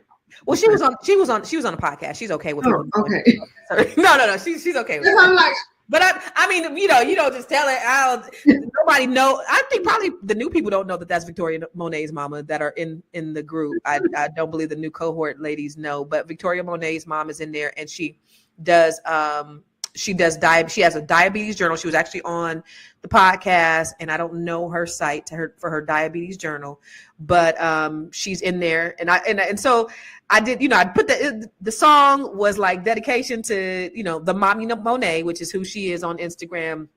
And then our book, and she's one of the co-authors in the book. But these are just some really dope and amazing women. So if you are or a Black woman, have them go to net7bbs.com. I'm showing them how to even do products from this. This is our next level is, being an author. It was so funny because April announced that she was doing her book. She's going to be releasing her book April 26th. And then at the end, one of the new ladies was like, so you mean to tell me our new book is 26? I was like, what? And it's so funny because everybody's like, who said that? we got a new book coming out. But no, not yet. April is going to be releasing her book finally, April 26th, which I'm so excited. Last night she had a eureka moment with some of her businesses. So that's what it is. It's really helping these ladies develop succinct and be clear about what their business goals are so that you can create an ecosystem that will generate revenue while you're sleeping. And that's what we do inside the Net 7 Collective. It's so dope. It's so amazing. And I love it. And that's for Black women. So if you are a Black woman or a Black woman, have them go to net7bbs. Wait, I want to put something out there as it relates to that. There are some gentlemen, and I thought it was beautiful, that actually sent their wives. And I think that was amazing. They bought it for their wives to start to attend and to see where those wives are today. Yeah. You know what I mean? Like, it's such it for me, just as a person on the outside looking in, I get to experience these women on levels that I'm just like, wow. You started out saying, I have no idea what I want to do. I.e. Nessa. I'm gonna use Nessa as an example. I had her shirt on yesterday, by the way. This woman is just making big shit happen, right? Making big shit happen, but doesn't believe that she's killing the game, right? And then all of a sudden now, she's speaking She's on every single platform. She got T-shirts out. She read a book. Okay. She's teaching people how to turn junk into treasure. She is just killing the game. And it's so amazing. And I look at myself and I always feel bad. Now, and I'm not saying this in a bad way, but I look at myself and I'm like, okay, well, what am I accomplishing? Right? Like I'm not doing enough. But it last night, motivator. Last night gave me more direction, and it let me know that there's so many people out there that need a service that I'm able to provide, right? But it takes me being a part of this wonderful group, and it also takes me being in the room. I say all that to say sometimes you don't know what you want to do. Sometimes you have absolutely no clue, but just being in the room can be a life-changing experience. You don't know what you don't know sometimes, right? And you don't know what will work and what won't work. Dr. Deb last night, she said, she was just like, I was stuck. I didn't know what I was doing. I had no direction. When she started breaking down all the stuff she was doing, girl, she just did a photo shoot. Dr. Deb is 70 years old. Dr. Deb is 70 years old. She just finished a photo shoot, girl. Look at her Facebook page. She is doing podcasts. She has 3 speaking engagements. She done wrote 3 books since she's been in the net 7. She was like, I had no idea what ready to do. And then when I say, because I teach them how to articulate their business. And I said, okay, well, what are you doing? And when she just like that, I was like, stop that money. Winning. But that's what they learn is they learn how to articulate the value of their business in a way that is clear, concise, and people can understand. And that's what we need. And so last night I was telling them how I still got the sheet. I was telling them how I was at an event with the sheet I showed last night. Yes, please do that. Tell them. No, show them exactly what you did, because this is something that everybody needs to see. So, okay, you guys, sorry, we're not necessarily talking about Angie Stone at this point. Now we're talking about the beauty that is your business. This is very important. So this is the difference between a business and a business. So I was at I used to go to this thing called Indivisible. And Indivisible was an elite business program that Kevin Johnson, he was the mayor of Sacramento. He used to coach. Oh no, he used to play for the Phoenix Suns, right? Kevin Johnson. Anyway, so we have the organization called Indivisible, where all these Black business owners come in, and so people were giving out information for their business. And so this one gentleman was passing out flyers for his business, but the way he was passing them out, he was ripping it in half, and he was giving out flyers for his business, and they look like this. And so I was telling them the difference between being a business and a business are 2 very different things. Now, as Black people, it is extremely important. And you can, like, if you go to my website, Catalyst Real Estate, you'll see like what Catalyst Real Estate looked like. Like I took pride in making sure that the representation of the company was always top tier, because as Black people, unfortunately, we get docked off just by being Black. Okay. Mm-hmm. Then you have a woman. Okay. So that's another point taken, because I'm Black and I'm a woman. So people don't want to do business sometimes with us. Sometimes people don't want to come and work at our company. So I have to make sure that we operate in excellence at all times, mm-hmm. because for us, excellence is only good. Good is average. Average is mediocre or fair. And so as Black people, we can't be walking around giving flyers like this to our business, because that's the expectation. So we have to operate at the highest level possible. You know, so I'm teaching them how to run businesses. I'm teaching them how to run sustainable businesses. So I'm going to point this out real quick as it relates to a business versus a business. I'm not going to necessarily talk about the business, business versus business. So this is my card, right? And people are like, why do you even need a card? Because on the back of my phone, I have, a tab. So I always have ways that I can be in constant communication. Let me tell y'all why I still hold these cards and I keep these cards. I'm going to put y'all on game. This is the funniest thing. These are business cards. They're not that serious. I am new to this particular area. And when I say new, I've now been here for 5 years, which for me, that's still considered new, right? And I have been considered a top performer in my brokerage. Now, 3 years in a row. We'll see in the next couple of days if I make it a 4th year, right, in the top 10. To me, that's a beautiful thing, especially being a new agent and new in the area. By the way, I'm a broker now. Sorry. Congratulations. Thank you kindly. But one of the reasons that I still carry cards and I hand these cards out is because they don't break. And they are made of plastic and they look really good. Thanks, Angela Washington. She's an amazing, amazing graphic designer. Now, why is this important that I still carry cards? Because I've walked over to people and said, hello, I'm your agent. Just want to congratulate you for working with me. And they're like, oh, wait, I already have your card. You gave it to me 2 years ago. I'm just ready to buy a house yet or sell a house. And I'm like, what do you mean? Like, I don't even remember you. They go in their wallets and pull out my card. This card is never going anywhere. The card looks good. The card feels good. And the card is never going to leave their wallets until they're ready to use it. And to this day, people randomly call me out of nowhere saying, I have your card in my wallet and I think I'm ready to sell my house. That's what I'm talking about. So sometimes we need to do things. Huh? I said top tier service. Yeah, sometimes we need to do things a little bit on the old in the old school realm. Look at this. Get an idea. They were 1 week out from signing her paperwork for her residency in Las Vegas. That's painful. She could have been home every day with her babies. What do you think about DMX? I'm just thinking about that. Oh, that's another one I forgot about, DMX. That's another one because DMX talking about something. I seen his wife on a podcast, on what's his name podcast, and she was saying how they were like almost billionaires.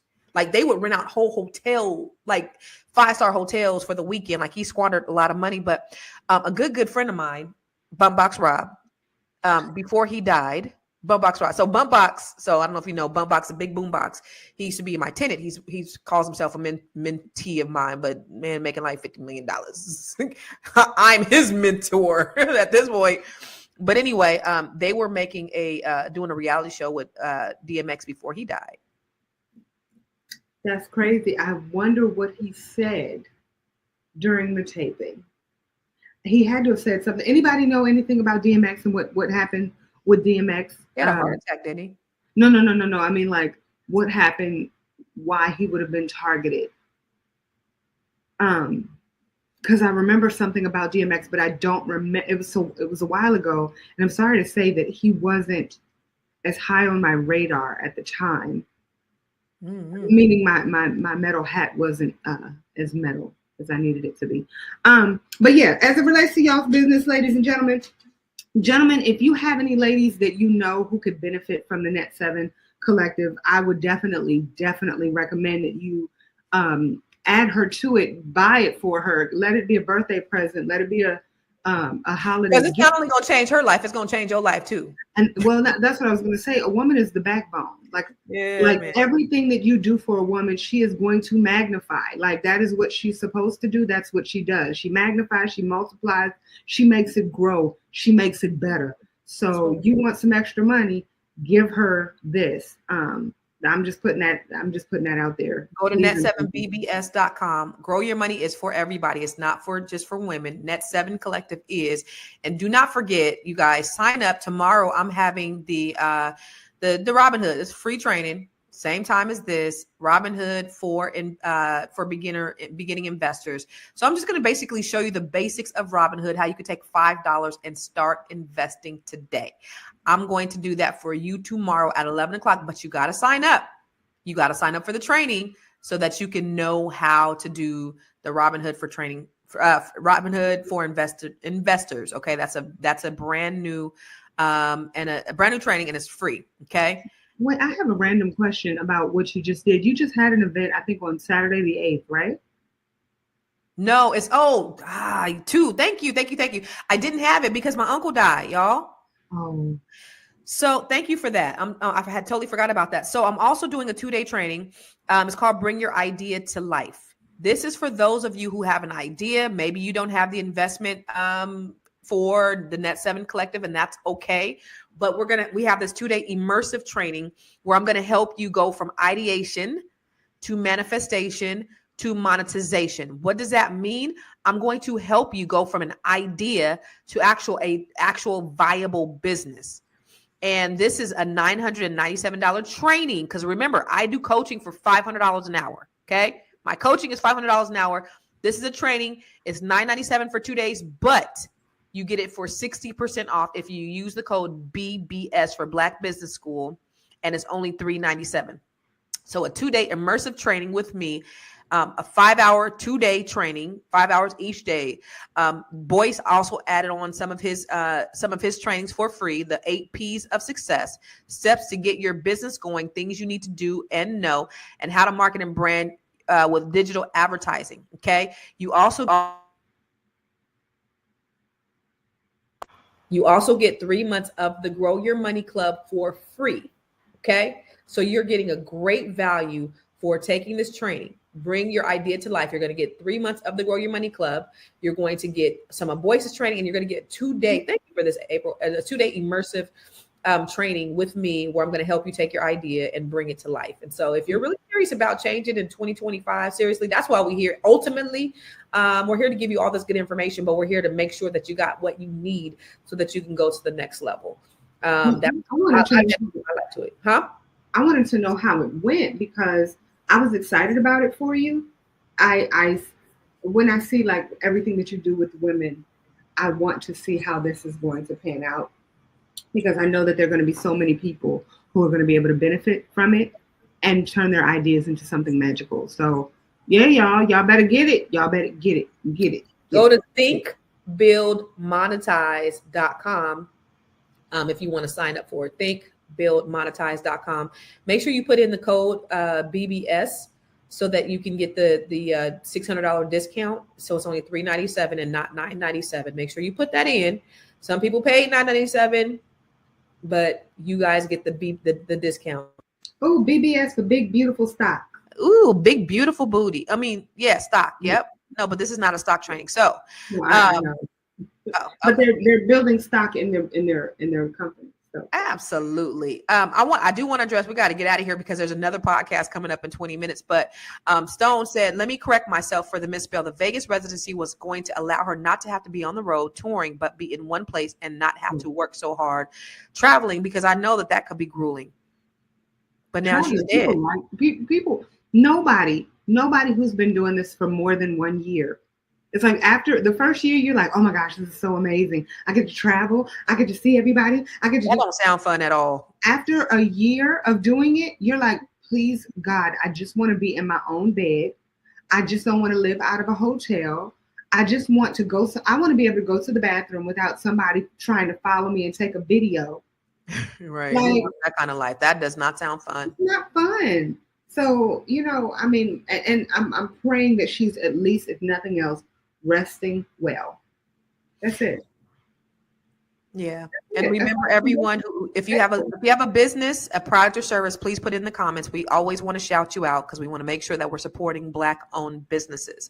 So, they said that, they were going to support us after the George Floyd, and we see all of these rollbacks with DEI, like Target. That's why we're doing that 40-day fast with Target. But we want to make sure that we promote you.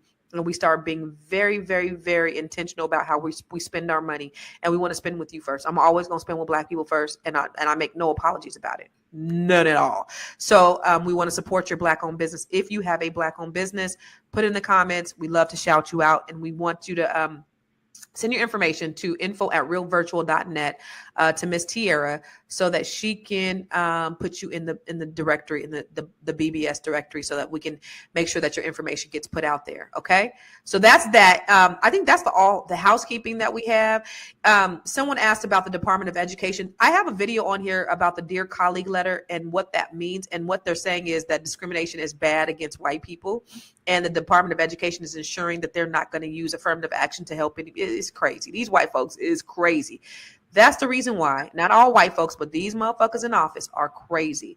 And that's why it's so important that we are so intentional about working with each other, because what they want to do is sow this seed of distrust, disinformation into our communities and make us think that we do not get along And we do. We have proof. We have things like the Net 7 Collective. And you can do that, the same thing on any level, on a macro level or on a micro level, but it just has to start with you.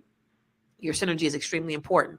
And that's why I make sure that I hand select the people. I was talking to my good girlfriend, April Sampay, this morning, and she said, I don't think that you should be interviewing everybody for the Net 7 Collective because that's just a paramount waste of your time. I said, no, it's not. Because for me, synergy is important. I don't want just anybody to come in there. That's number one. Number two, I need to know what their needs are because I'm personally invested in all of that. And so I want to make sure that their needs are being met once they come in. So it doesn't matter if we have 1,000 people in there. I'm going to meet all 1,000 people because I'm personally invested in all 1,000 people.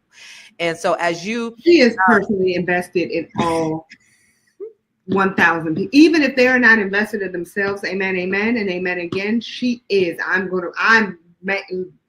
Go ahead. I'm sorry.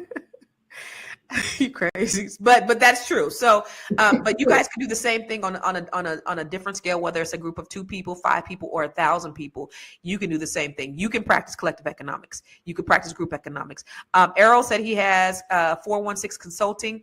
I need your website. How do they get in contact with you, Errol? Okay. Delbert said we should always support Black-owned businesses. Yeah.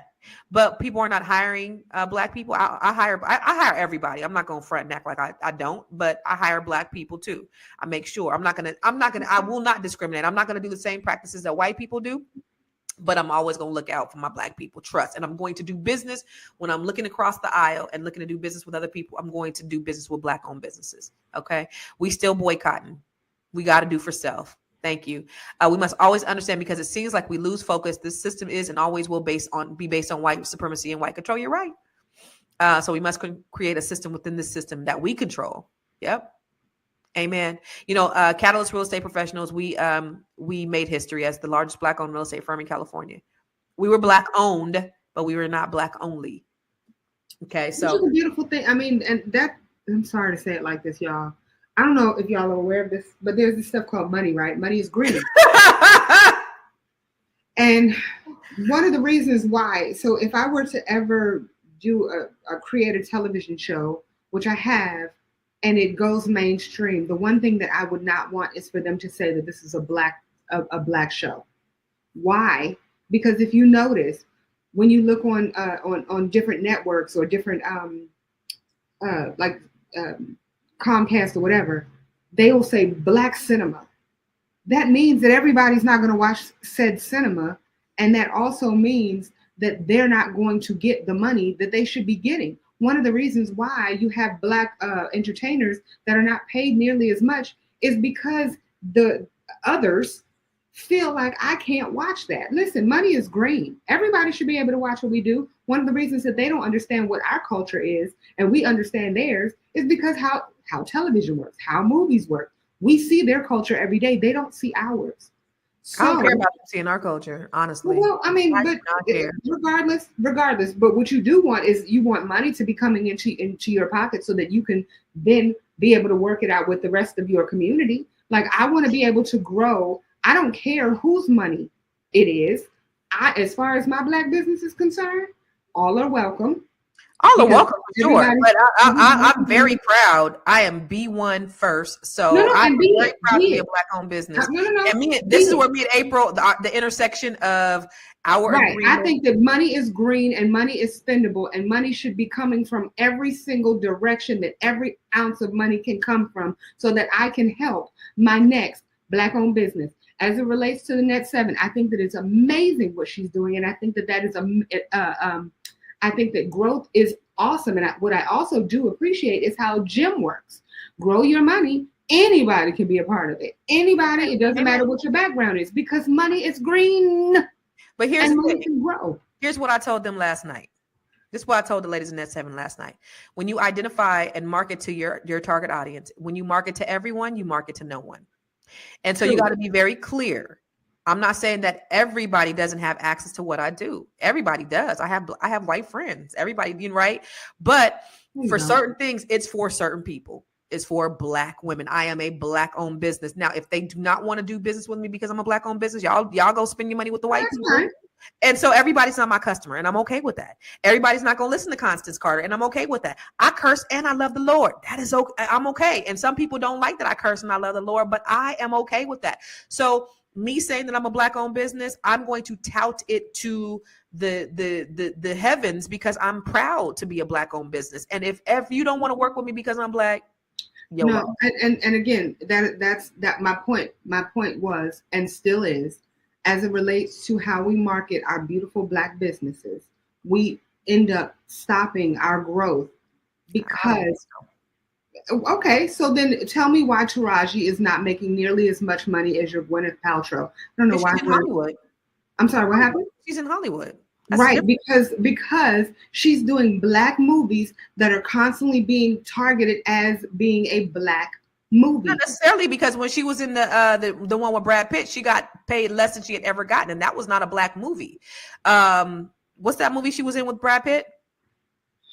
But it wasn't, because they're not looking at her on the same level, because she didn't get paid her worth until she started working with Tyler Perry, and that's the reason why we need to be owning these studios. Even with Tyler Perry, she's not getting the kind of money that she deserves. Well, she said she got more money than she's ever gotten. Yes, but she's not getting the same level of money that she would be getting if people stop saying, "Oh, well, she's a Black actress." No, she's an actress. They don't say that Gwyneth Paltrow is a white actress. They say she's an actress.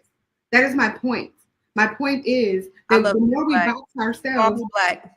No, and that's fine. But don't call me that if it's going to stop my bag. It ain't gonna stop your coin, because there's enough Black people out there. There's enough Black people out there to make you rich. If it's going to help me grow my because guess what, baby? Guess what? We got $2 trillion in spending power, and we only spend 2% with each other. Imagine if we spend 10% of each other. That's why I'm saying it's so important for us to be intentional, because when we know we got the spending power, if we were a nation, we would be the 8th largest nation. If we were a nation. So we have to redirect our spending. So it's okay, because Jews are very clear about them being Jewish owned businesses, and they only do business. But nobody has a problem with shopping in a Jew owned business. Well, we should. But that's the reason why the mindset has to change for us. That's the reason why the mindset has to change, and we be proud. The mindset does have to change. Right. So, but if we got $2 million in spending power, then certainly we can make a lot of Black-owned businesses wealthy if we are intentional about how we spend our dollars. Mm-hmm. And so I don't have a problem with being called a Black-owned business. I don't have a problem with a group of businesses being called Black-owned, because if Black people really were focused and really wanted to see other Black people win, then they would spend with them regardless. Right. And where I would totally agree with that, but unfortunately, you have so many people who have the wrong mindset of historically. But that's the reason why we're changing the mindset, baby. That's the reason why we're having these conversations, is to say, listen, fuck what they told you. Fuck with these white people, how they didn't brainwash you and told you that Black people weren't good and we weren't doing this and we did business and not business and all that. There are some brilliant Black-owned businesses. And if we do it, if we're intentional about working with them, and then if they're not stepping up to the plate, because what I do is when they're not stepping up to the plate, I don't give up on Black businesses, and I don't say I'm not doing business with Black-owned businesses.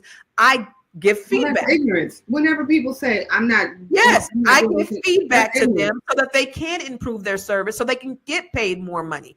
Girl, the other podcast getting ready to start in 9 minutes. We got to get off their air. No, I'm sorry. And Tiara just texted me. She probably like, if y'all don't get your ass off this thing. I love it. Real quick, Constance, before we go, can you tell them how to follow you?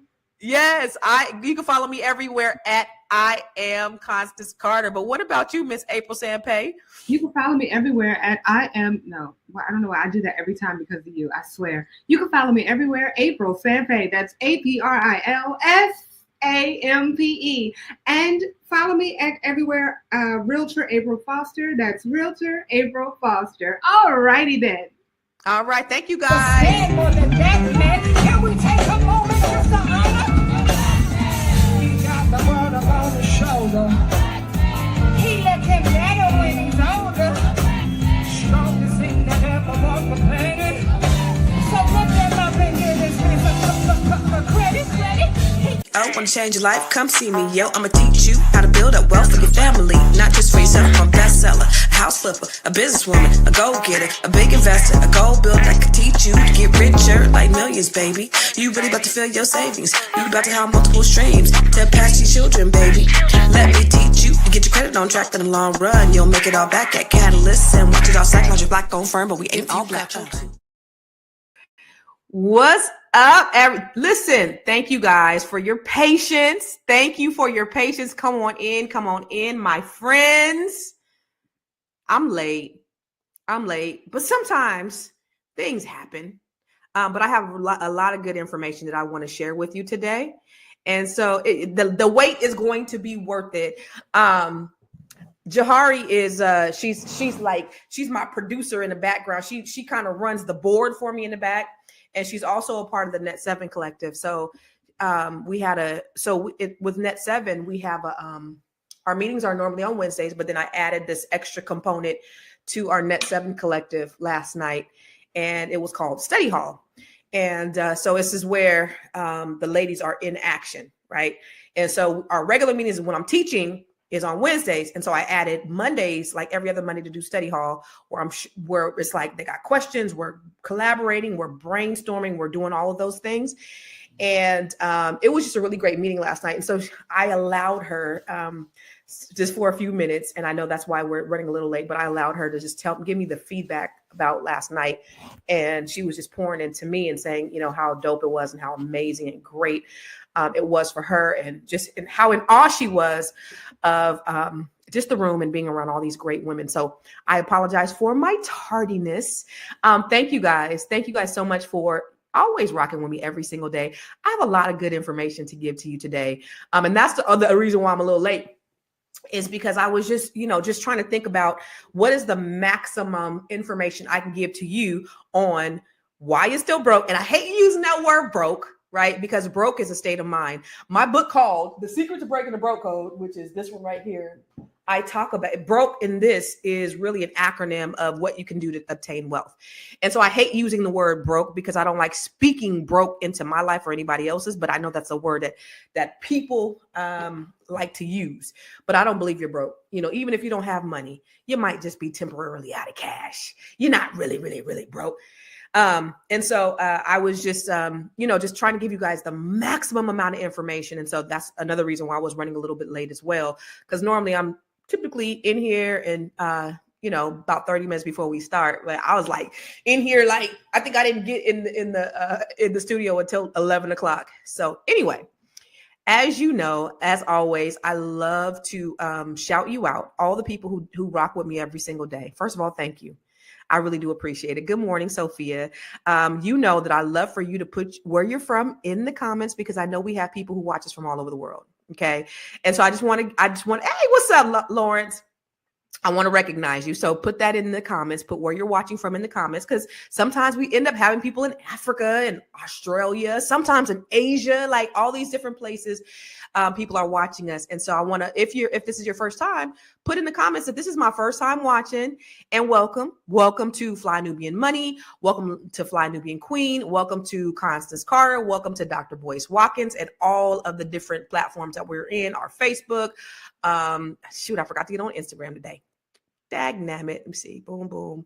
Make sure I'm on all the channels. Okay. There's a channel that I'm not on. All right. So that's the first thing. The second thing is we always love to recognize business owners, because this is important that we grow our businesses. It's all about collective economics. What's up, Brian? It's all about, what's up, Jacqueline from Sacramento, California? Rest in peace to your husband. So Jacqueline, thank you for listening. Jacqueline is her husband was an agent for Catalyst before we close, and he unfortunately passed away last month. I'm not sure, he had the flu or something like that, but it was a sudden death. So I just wanted to recognize you and, again, offer my condolences. We spoke, but I also wanted to offer my condolences to you, Miss Jacqueline. Thank you for joining us. And so to everybody who's watching, make sure that you put in the comments where you're watching from. What's up, Mishy from South Florida? What's happening? All right. So if you have a business, you have a product, you have a service, put it in the comments. Also, Tierra, Miss Black Hollywood, is collecting data. She is collecting your business information so that we can put it in the Black Business Directory for the Black Business School. So go to, make sure you send your information to info@realvirtual.net. Jahari's going to put it up on the screen. info@realvirtual.net. It's under banners. Info@realvirtual.net. And make sure you put, yep, there it is right there. Make sure you send her your information, your website, how they can contact you, what exactly you do. And she's also doing some matchmaking too. So that's that. All right. We got the housekeeping out the way. Now, before we get started, and listen, this is a dialogue and not a monologue. So I love it when you talk back to me and talk black to me. Okay. So I want to make sure that you talking back to me, you talking black to me. So before we get started on the topic at hand, I wanted to give you the woke minute. So the woke minute is a time where where I'm going to show you, Jar, you got it? So the woke minute is a time where I show you, where I tell you just a little bit of a tip that I think that you will find valuable. The reason why I came up with the woke minute and this whole woke movement, I wanted to take the word woke back. Because your president and the right-wing media and the right-wing politicians, they took our word, y'all. They took our word woke and they bastardized it and they made it something that it's not. This has been our word for, damn near 100 years. Black people have been using it. And the point of saying stay woke is to say stay aware, because there are things and obstacles out there and people out there trying to get you. If you didn't know, I need you to understand. There's some motherfuckers out there that don't want to see you win. And so we got to stay aware. And I want you and me to stay woke. And what does woke mean? It means you're wealthy, outstanding, knowledgeable, and empowered. Okay. So we're taking our word back. We're not letting Donald Trump take our word and bastardize it. Let me give you an example of just his BS rhetoric of how he's bastardized our word. Woke is bullshit. I don't know if you've been watching, but we got rid of woke over the last 2 weeks. Woke is gonzo. So we took over the Kennedy Center. We didn't like what they were showing and various other things. We're going to make sure that it's good and it's not going to be woke. There's no more woke in this country. This woke has cost us a fortune and cost us our reputation. I don't like the term woke because I hear woke. It's like just a term that half the people can't even define it. They don't know what it is. A lot of things going on with Now, this muck don't know how to define woke because he don't know what it is. And they've used our word to make it mean something else that it don't mean. So guess what? We, ladies and gentlemen, we are woke. We're going to stay woke. We're going to stay wealthy, outstanding, knowledgeable, and empowered. But let's look at the woke minute. Welcome to the woke minute. It's your girl, Constance Carter. This is where we will drop quick tips to build wealth, seize opportunity, gain knowledge, and empower your legacy. Your credit score is your wealth score. Credit ain't just for loans. It's for leverage. A 750 credit score can buy you more than a $75,000 salary. Use credit to acquire assets, not liabilities. To build credit fast, make sure you pay down balances to 30% or less and get those on-time payments popping. Stay ready so you never have to get ready. That's your woke minute, because when you stay woke, you stay wealthy.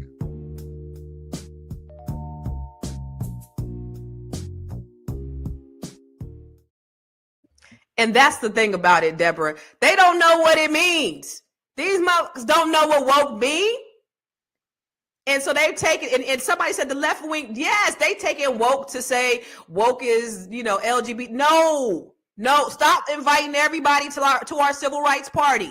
That's the problem. That's the reason why I want to cuss so bad, but my dad told me he stopped watching me when I be cussing. But I need to cuss.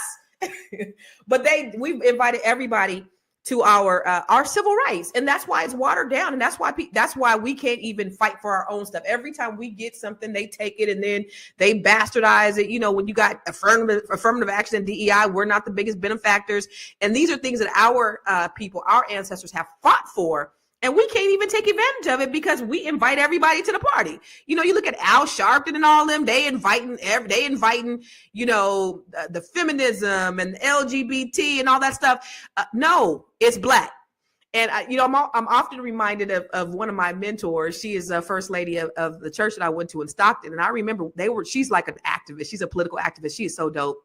And I remember they were having a meeting at my office, and it was a black meeting for whatever was going on. Maybe it was like after the George Floyd thing or whatever, but it was a coalition of different people in different races. And then some Filipino person got up and said, yeah, because in the Filipino community, and she politely let them finish. And then after they got done, she said, yes, this is not about the Filipino community. This is about the black community. So we're not talking, this is not the Filipino agenda. This is the Black agenda. So we have to be that clear, as Trina was, about who we are and what this is about, so that it cannot be watered down, mixed up with nobody else, nothing else. We got to be extremely clear that we are B1, Black first. Nothing wrong with that. I know I look like Malcolm X, Malcolmisha X with these glasses, but I mean, I'm very clear about who I am, and I make no apologies about being pro-Black at all. Doesn't mean I'm anti anything else. Everybody else could be pro what they are, and I want you Black people to, under the sound of my voice, to really understand that you can be pro-Black without having to be anti anything else. You don't got to oppress anybody else to make your to be proud of who you are. But that's the problem with white supremacy, is because when they want to be, when they want to have white power, that means to your detriment. That means they don't know how to be proud of who they are without oppressing you in some way. You know what I mean? So that's the problem with what they do when they have their whole white power movement. It's not about them being proud. It's about them suppressing and discriminating and, racism and stopping you from advancing. You gotta understand, you gotta be an insecure individual if you are planning, like Project 2025, the Heritage Foundation has been planning for 30 plus years, maybe 40 years in securing their agenda. Right? They have been studying, putting millions and millions of dollars into this plan to maintain their supremacy, because they are in fear. That's the reason why they don't want you to have equity. The only way they can win is by cheating to get free labor. They don't want to give you an opportunity. Anything other than us having the opportunity, whether we're qualified or not, means you're not qualified. What? Huh? So you have to be a weak ass individual to have to get to win by cheating. And that's who they are. And I'm not talking about all white people at all, because I got white friends. I'm that girl. But what I am talking about is those people who thrive on oppression of other people. That's what I'm talking about. And it's so hard these days.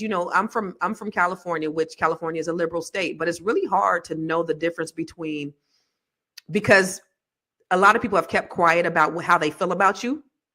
And now those people who were quiet all these years, they're really, really loud with it. And so it's really hard to know, which people are kind of secretly plotting against you, and that's the hard thing, is when you look outside and you see people, you're like, you secretly plotting for my demise. And that's an unfortunate thing to be. James Baldwin said to be Black and relatively conscious. He said relatively conscious is to be in a rage at all times. We got to think about our Blackness every single day. They don't have to think about their whiteness. We got to get up, and as a Black woman, I got to temper myself to not be an angry Black woman. I have to do certain things to make sure that you're comfortable in my presence. Nobody else has to do that, but we have to do that. And that's the unfortunate thing. And so when people say they're colorblind, I don't see color. That is an insult, because you do. And you wouldn't want to trade places with me in a million kajillion years. Real shit. So now that I got off my soapbox, I just want to tell you that, just like Linda said, we always got to be B1. We got to look out for ourselves first. We got to do like the Jews do. They said, listen, we ain't doing business with nobody besides ourselves first. And if and only if we can't find anybody in our community to do business with, then we will do business with other people. But we're not going to do any business with anybody else. Okay. But you guys hear me? Like, how many of you guys have to, I mean, it's not I think because when you live long enough, I'm almost 50, I'm 49 years old, but when you live long enough, I believe that it's just a part of who you are. So we're not consciously thinking about being Black or making people comfortable. That's part of our DNA. That's part of who we are. I think it was, who was that? Robert Kennedy Jr. He said that we should teach our kids. What did he say? He said, I don't want to quote him exactly, but he basically said we should teach our kids that it's okay that they have to deal with racism and prepare them for that, while we take race out of the schools and we why we take history out of the schools, because we don't want to bother white kids with that burden. But we should teach our kids that this is something that they got to deal with. That's crazy. That's crazy. So, for you, do you guys feel that way? I mean, if you agree, put it in the comments. Like, we got to wake up, being Black every single day. It's not something that we could turn off. Does anybody agree with me? Does anybody know? Does anybody feel that way? We just do. It's just part of who we are now. But it does not mean, y'all, it does not mean that we're inferior. It doesn't mean that we can't have, be, or do whatever we want to. It doesn't mean we don't have opportunities. And so I always want to come back to that and make you understand that we still have opportunities. We still are children of the King. We still can have, be, or do everything that we want to have in this world. And that's my job, to help you discover the things that you can have just by virtue of opportunities that are out there. There's a lot of opportunities that are out there that you probably haven't had access to just because you don't know. You don't have the access or proximity that a lot of people do. I've been fortunate enough to invest, heavily into myself to where I've had access to certain things. So I've been able to build, largest Black-owned real estate firm in California, and invest in marijuana and write books and just be around all these amazing thought leaders. Amazing. I'm on an amazing thought leaders platform right now, Dr. Boyce Watkins. He heard me. I mean, like, we've been friends for like 9 years, but he was like, I think you a star. I want you on my platform. And so to be able to have access to people like that who believe in you, who will pour into you to say, hey, I want to make sure that you have more visibility, because more people need to hear what you have to say, and what you have to say is important. Everybody doesn't have that, but you have that with me. I'm giving that to you. And so that's the game that I always try to give you every single day. You have access to me and everybody that I have access to, just by virtue of you being here, just by virtue of you being in the room. Right. Because the other day when I wasn't on, I seen people that were on. They were like, hey, where's the rest of us? Where's the family? Right. Y'all are all on the same thread, and y'all see each other every day. You guys come in the room. But that's part of your networking. And so the people that you see on these threads, get to know them, follow them, do business with them, all of that. And you're welcome, Miss Sophia. So I love y'all, and I want to see us win. Okay. But I do want to ask you a question. If you're working hard, but still living paycheck to paycheck, it's not your fault. Okay. The system wasn't designed for us to win. Right? How can we thrive in a system that wasn't built for us to win? How can we? Well, we still can. But, if you were on here yesterday, I talked about, one of the things that I talked about was that, being that 44% of us, 45, I was looking up today, 45% of us are homeowners, despite everything that's happened to us, right? Despite all the atrocities and the obstacles and everything that they put in our way, all the roadblocks, and still. And you would think 100%, or at least 95% of them will be doing well, because they've gotten free land, they get opportunities, they nepotism, they benefit from their ancestors who benefited from slavery, so they're the benefactors of that, while we are also the benefactors of slavery and poverty in a lot of cases. You know what I'm saying? Yeah, you could say, oh, there's a few Black millionaires. You guys got Oprah and Michael Jordan. That is an exception. It's not the rule. If they can do it, you can do it too. Pull yourself up by your bootstraps. But then every time I try to pull myself up by my bootstraps, you do something to try to push me back down. Okay. So it's not that it's not that we don't have opportunities. We just don't have the same opportunities, but we was built for this, y'all. We were built for this. So I do want to break down why exactly so many of us struggle financially. And more importantly, how you can flip the script so you can start today.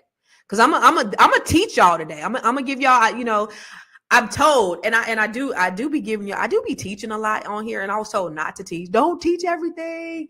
But I have so much to teach. So I'm going to be disobedient and I'm going to teach you, because I want to give y'all some gems and some nuggets. I love teaching.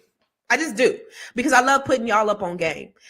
It was Jacqueline Douglas that said that she made $2 million just by listening to my teachings. I still have yet to meet this lady, but she said that right here on this, in the comments here, $2 million just by listening to my teaching. And I'm grateful for that. Yo, I think that's amazing. So, and I appreciate her, giving me a shout out to say, listen, Constance, by virtual me listening to you, I made $2 million. Wow. So if y'all are serious about really, really making money, at the end, I have something that I think that's going to help you. I'm going to do a special training on Friday. That's going to be free for y'all. So instead of you guys coming here to listen to me, I'm going to do actually a webinar that's an invitation only. And I'll give you the link at the end of this so that you can register for it. So it'll be probably a smaller, more intimate group because it's only going to be for the people who registered today for the training that I'm going to do Friday. And I'll let you guys know about it at the end of this. Okay. So, but I do want to ask you a question. How many of you guys were taught how to build wealth in school? Anybody? They gave us math, they gave us science, they gave us history, but what about when it came to managing money? How many of you? No? Precious Jewel said no. Anybody was taught how to build wealth? No. April? No. Nothing about wealth? No. No. Linda? No. No. None of y'all was taught that, right? Okay. That's what I thought. I mean, I just want to make sure I wasn't the only one. Okay. So nobody taught you about money. We learned algebra, but nobody taught us how to build wealth. If your parents didn't know, how are they going to even teach you? I know for me, the only thing I learned from parents about financial literacy is what we couldn't have or do because we had bad credit. And I had that in my book. I swore, my book, Keeping Score. I swore, y'all, that I was never going to have bad credit because I used to overhear my parents, what we going to do? We can't do this. We got bad credit. What we going to do? We can't do that. We got bad credit. And all I knew was bad credit was ruining our lives. That's all I knew. And so I was like, I'll never have bad credit. But guess what happened, y'all? I got grown and I did what? I got bad credit. I overextended myself. I started making money in real estate. And then I ended up filing bankruptcy. And I was making, y'all, at 33 years old, $200,000 and $250,000 a year. So I was making good money when I filed bankruptcy, but it doesn't matter how much money you make. Again, my financial IQ was very low. It matters how much you keep. So as I made more, I spent more, and I had more month than money. Okay. But I ended up writing this book called Keeping Score after I learned. And I'm glad that I went through that. There's no shame. And that's why I say it all the time, because people are like, some of my friends were like, I would never be able to tell people that I filed bankruptcy. My friends who filed bankruptcy that are, out there selling houses and doing all the things. I would never. Why?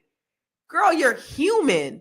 My hardships are the blueprint to help other people because they know, this chick from San Jose did it who wasn't born with a silver spoon in her mouth.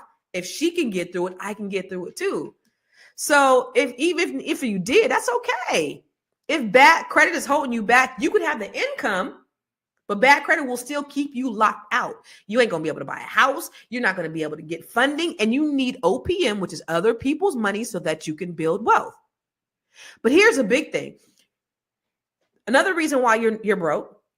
I don't want to say that. Okay, I'm gonna change it. I'm not gonna say you're broke. Right? We're just temporarily out of cash. Another reason why you haven't built the wealth that you can build. Okay. Another reason why you haven't built the wealth is because you're trading your time for money. Are you guys aware of the cash flow quadrant? I've talked about this before, but let me just show you. And I want to explain what that looks like. Okay. So the cash flow quadrant, there's 4 ways that you really produce income. And I really want to break this down to you. Okay. So most of us are employees. I started out as an employee. Most of us are employees, right? This is where we trade our time for money. This is what we do. There's a maximum amount that you can make. You can't make any more as long as you're trading your time for money. You have so many hours that you can work that's set not by you, but by your employer. Every day that you're going to work, you're trading your time for money. Can you build wealth, true wealth, by trading your time for money? Nope. And then the second way is you become self-employed. You're still trading your time for money. However, there's no limitations on how much you can make, but there is a limitation on the time that you have. So you still kind of have a ceiling of how much you can, of what you can do, of how much you can produce singularly. So a self-employed person, that would be like a real estate agent, right? That would be like a lawyer if they were an independent contractor. That would be a doctor if he was a physician that worked for somebody else, right? He doesn't own the business. Okay. That would be a self-employed independent contractor. That could be somebody who's a plumber, right? They can make $200,000 a year, but can they really build wealth just by that alone? And then you have your your business owner. That's when you have other people that are trading their time for money, or you own a system that is making you money. Now, that system that you have, that could be some type of program where you're getting money every single month, right? Or you could have people working for you. So like me as a real estate broker, I have a company where people work for me and they trade their time to make me money. Okay. So you want to get to a place where you're a business owner, but even beyond that, you want to be an investor where your money is making money for you. Okay. So you can go through this flow, this roadmap, but ultimately you want to be to a place where your money is making you money. Now, when I was just in San Diego over the weekend, my Uncle Bill, he was self-employed. I mean, he was self-employed. He worked for the sanitation department, what I found out, but he ended up dying wealthy because he had his money. He was an investor. He knew how to invest his money early on in the 60s and 70s, right? When housing prices were cheap, he bought real estate. He invested in stock. He was really smart with his money. So even if you are an employee, you still can build wealth, but it can't be singularly just by you being an employee. There's only so much wealth you have a salary.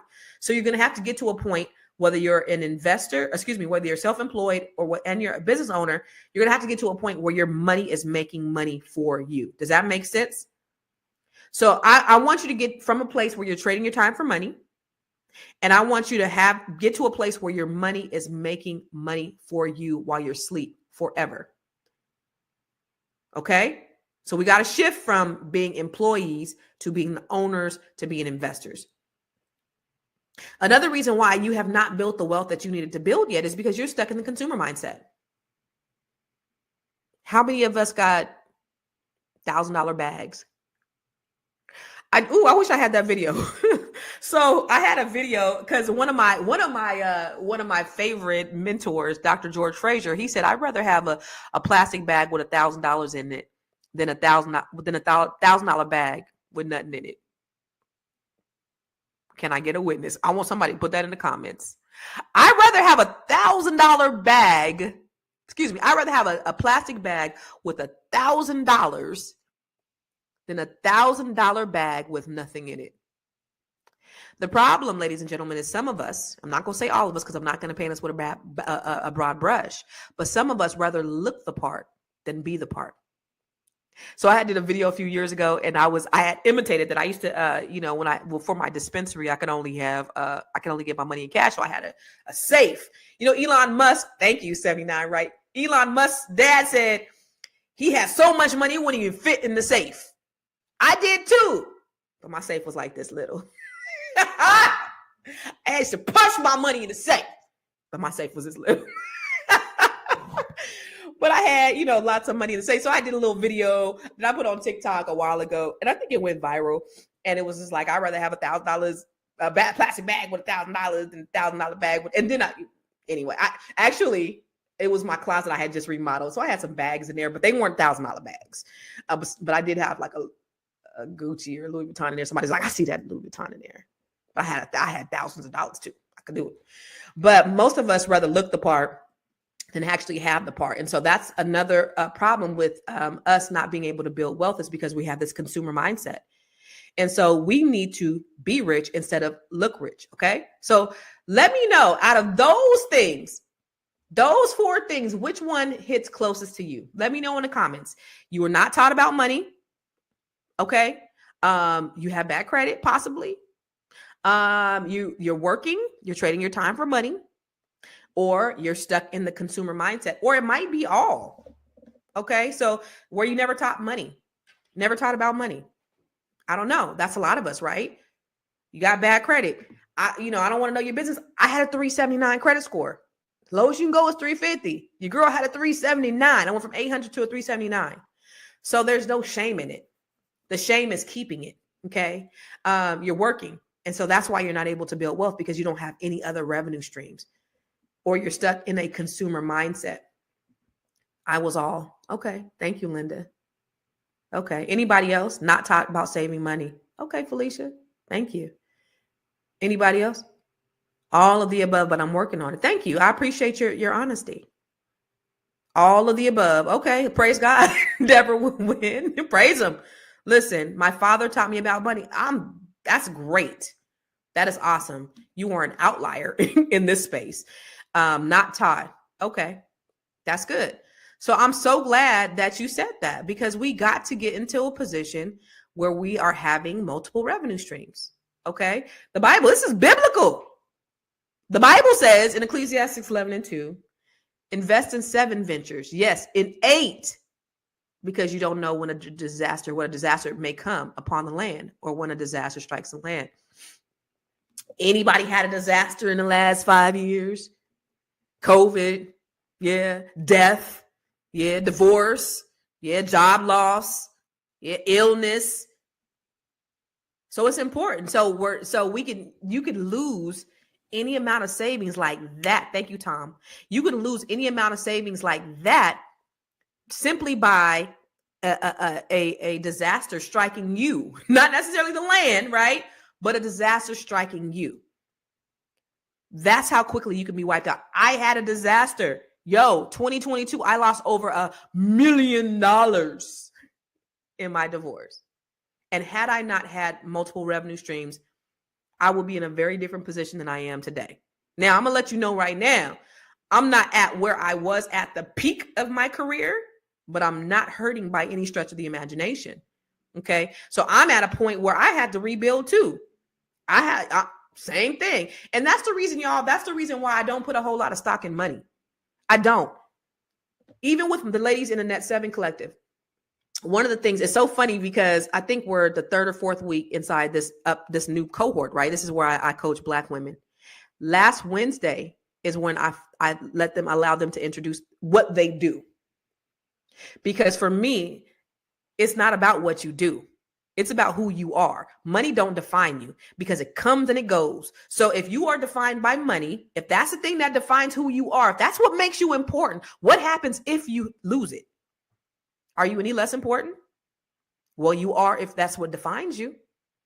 So last week and it was so cool, y'all. It was so cool. All the women that are in the Net 7 Collective. But one lady, and she's gonna do a book. I'm gonna have her do a book.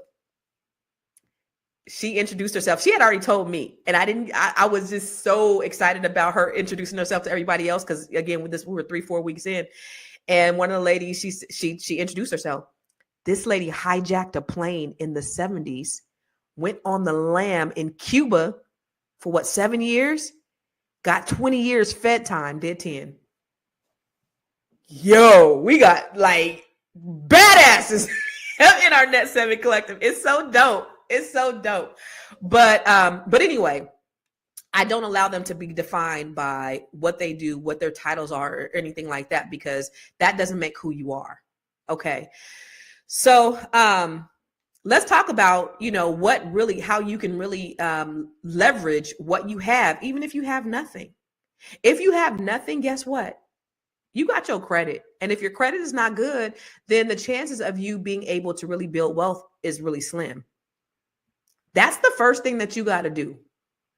That's the first thing that you got to do. And this is one of the things that I teach inside the Grow Your Money Club. I teach you that's the foundation of your success, of your wealth. Wealthy people do not use their own money when they're building wealth. They don't. They use other people's money. I was telling you guys a story yesterday. If you were on, I was telling the story about Irv Gotti. And I was looking at Irv Gotti he was on Drink Champs last year. And God rest his soul, he just passed away. But one of the things he was saying was he had gotten like $100 million for all his masters. And then he said he's going to start doing film. And then they said, oh, are you going to use the money that you got from the sale? And he's like, no, I'm going to get a line of credit. He's not using his money. That's how wealthy people think. They're not using their money. I got $100 million, but I'm going to use their money, OPM, to make more money. That's the whole point. So in order for you to be able to use OPM, you got to get your credit right.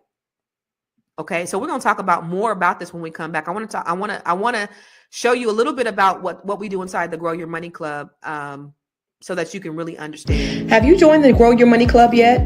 If not, why not? The Grow Your Money Club is a comprehensive program designed to take you through the complete wealth building journey.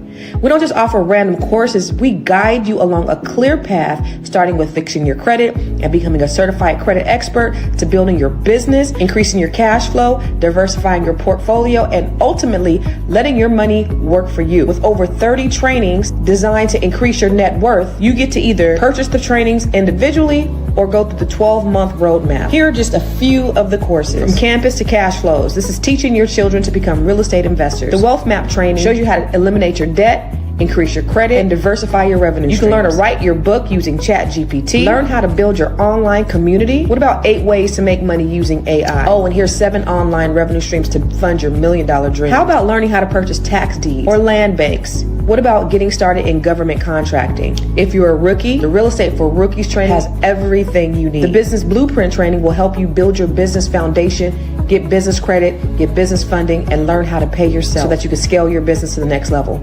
Or perhaps you want to create jaw-dropping video content using CapCut, Midjourney, and ChatGPT. There are so many trainings and master classes within the Grow Your Money Club, and I also drop 1 new training per month. You do not want to miss out on this opportunity to invest in yourself, because guess what? You are your biggest commodity. You are your biggest investment. Join the Grow Your Money Club today. So that's the first opportunity for you to really grow your money. And I see this comment from Isaacs. 1, I need help with building my credit. My credit tanked because I was out of work. It happens. It happens. And right now I'm working 2 jobs and not making about to pay off or pay my credit cards bill altogether. So with that, like, I would just recommend doing the snowball effect, right? So you pay off, and this is one way that I've helped many people. Look at all your credit cards. Pay off the smallest ones first. Pay off those and go up, go up, go up. That way, and also never, ever pay the minimum on a credit card. That is compound interest. And let me just tell you, compound interest it could be the best thing in the world for you, or the worst thing in the world for you. Einstein said, compound interest is the 8th wonder of the world. Those who know about it earn money from it. Those who don't, they pay it. Most of us, because we're consumers, we're paying compound interest. So let me give you an example. Okay. You have a $1,000 credit card. The minimum payment is $25 a month, and you're only paying $25. If you're going and your interest rate is 29.9%, if you only pay $25 a month, it's going to take you 20 years to pay off that credit card. And you're going to pay, if you guys got Credit Karma, don't take my word for it. Go into Credit Karma. They have credit card calculators inside Credit Karma where you can actually do this yourself. And I also teach you how to get through that inside the Grow Your Money Club, in the Wealth Map training, and in the Investor Success Formula. There's some trainings in there where I actually teach how to maneuver through this. But it's going to take you 20 years to pay it off, and then you're going to end up on a $1,000 credit card. You're going to end up paying $4,000 or $5,000 in interest by itself, in addition to the $1,000 that you owed. It's crazy. But if you just pay $25 more, it's going to cut you down to maybe 4 years. It's the way compound interest is generated is crazy. So the snowball effect, pay off those small ones, and then make sure you're always paying more than the minimum on the other ones. But hit that compound. Make sure you're going above and beyond the minimum payment. Okay. All right. It is. Yep. So check this out. Let me just show you really quick. I don't know if you know, has anybody in here been through like a credit repair program where you've had other people repair your credit? If so, and I've done it. I did it, to be honest with you, back maybe 20 years ago, I went through a credit repair program, and I ended up paying $39.95, $4,000. Okay, James, $4,000 for credit repair. Me and my girlfriend, Bridget, both went through at the same time. We paid $4,000, $399 per month, for 10 months. We paid $39.99 for this credit repair program, and it helped get our credit score up. But after that, I was like, hell no. I learned how to do it myself. Bridget ended up going through it 3 more times, right? So she would get in trouble. She would go through the credit repair program. So to that point, 88% of people who go through credit repair programs, third-party credit repair programs, they end up getting in credit trouble again. Did you know that? 88% of people who end up going through somebody else fixed your credit, they end up going through credit problems again. Why? Because they don't understand their credit IQ. They don't understand what they need to do in order to maintain good credit. But 94% of people who learn how to build their credit themselves end up having a lifetime of good credit and are in a better position to build wealth. When you learn how to do it yourself, it puts you in a better position, a wealth positioning, right? Because you're learning how to, of course, keep your balances down. You're learning how to make sure you do your on-time payments, and it's putting you in a better position so that you could get money, OPM, so that you can grow and scale your business or whatever it is that you're doing. Make sure that this liability, because it could be a liability, is actually an asset to you. You're using this credit as leverage to make more money, not to get you more in debt. Okay? So I want to make sure that you're doing it correctly. Inside the Grow Your Money Club, we have the Credit Repair Masterclass. I have books on credit. I have a workbook on credit. Where is that? This right here. Build credit to build wealth.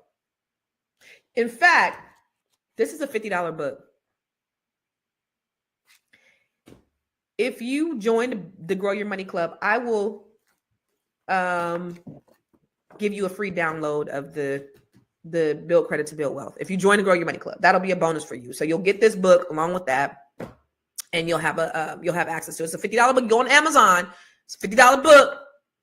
And this is like keeping score on steroids. So I'll give you an electronic download of this, which is $50 on Amazon. All right. In any case, so I want to make sure that you are continuing to maintain your good credit, because that's important. Now, if you look at historically, why are Black people in more debt than everybody else in general, right? So if you look at it, I think I showed you a graph the other day where we were talking about the wealth gap and how, white median wealth was 177,000. Ours is 20,000, something like that. And of course, we didn't get there by ourselves. They got a head start. They got land and opportunities and loans, which they were not afforded to us. But there are a number of reasons why we're in that position that we're in. One is discrimination, right? Structural racism has denied communities of color equal access to financial services and wealth building opportunities. Okay. Another reason is not having access to financial services. We may have fewer banks and more high interest financial services. Now, with them dismantling or attempting to dismantle the CFPB was a watchdog. We were the biggest benefactors of predatory lending at its highest. And when the CFPB was implemented, it was in 2016, several banks got charged billions of dollars because because of their practices, and their practices were specifically targeting people who look like you and who look like me on this call. Okay. So now that we don't have this regulatory oversight, of course, because it doesn't benefit Donald Trump, it doesn't benefit Elon Musk, it doesn't benefit the ultra rich, because they're able to run amok. They're able to, these banks, they're offering these exorbitant fees. There's no regulation. They are giving fake bank accounts. They were charging Black people more interest. They were doing all of these horribly immoral things. Now there's not going to be any checks and balances. Why? Because it doesn't benefit the big banks. I don't know if you know, I know, like, before, if I had an overdraft and the way they set up them overdraft fees, that they were predatory, because you could put the money in the bank and they would still charge you a $35 overdraft. Now they don't do that anymore because of CFPB. Also, overdraft fees are $10 and not $35. Did you notice that? That was because of CFPB. So now that we don't have that, now we're going to see a lot more usury, high interest rates. You're going to see those. I haven't seen, well, I don't know. Are there a lot of check cashing places still? You're going to see those pop up more because there's not going to be any regulation. They're going to be able to charge you 300% interest rate. Who do you think they're targeting? They're targeting you. So it's almost impossible to win when we have these trappings, right? But that's why we have to be smart. That's why we have to be smart when we're making these decisions. So we cannot get caught up in that. We also have more student loan debt than anybody else. We're getting educated, but we also have more student loan debt. And that's unfortunate. At minimum, our reparations should be free school. The Native Americans get it. How come we can't get free schooling? Yeah, I got my cousin, her husband, he's black, but he is a card-carrying member. I mean, he looked like he got Native American in him, but he is a card-carrying member of the Choctaw Nation. He got free education. His kids got free education. How come we can't get free education? Our ancestors did 250 years of free labor. Y'all didn't give us our 40 acres and a mill. You could at least give us free education. But here we are going out into the world. We're sending our kids to college, which is a great thing. But we're going out into the world with all this debt. And if you look at our credit scores, look at this. On average, white credit score 734, Asian 745, Hispanic 701. We're the only ones who ain't in the 700 club. That's crazy. So we have to make sure that we are getting our credit right, and our credit is imperative.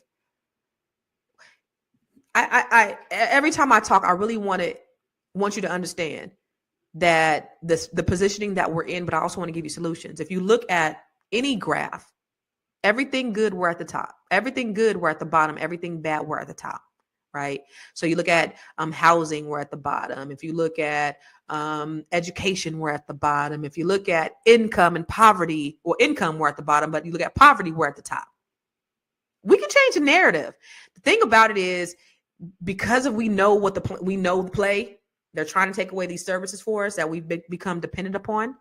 We know the play, so we're gonna have to get independent. Right? We're going to have to be self-sufficient. We're going to have to be self-determined, right? And then we're going to have to leave all that stuff alone, and we're going to have to work together. That's going to be important.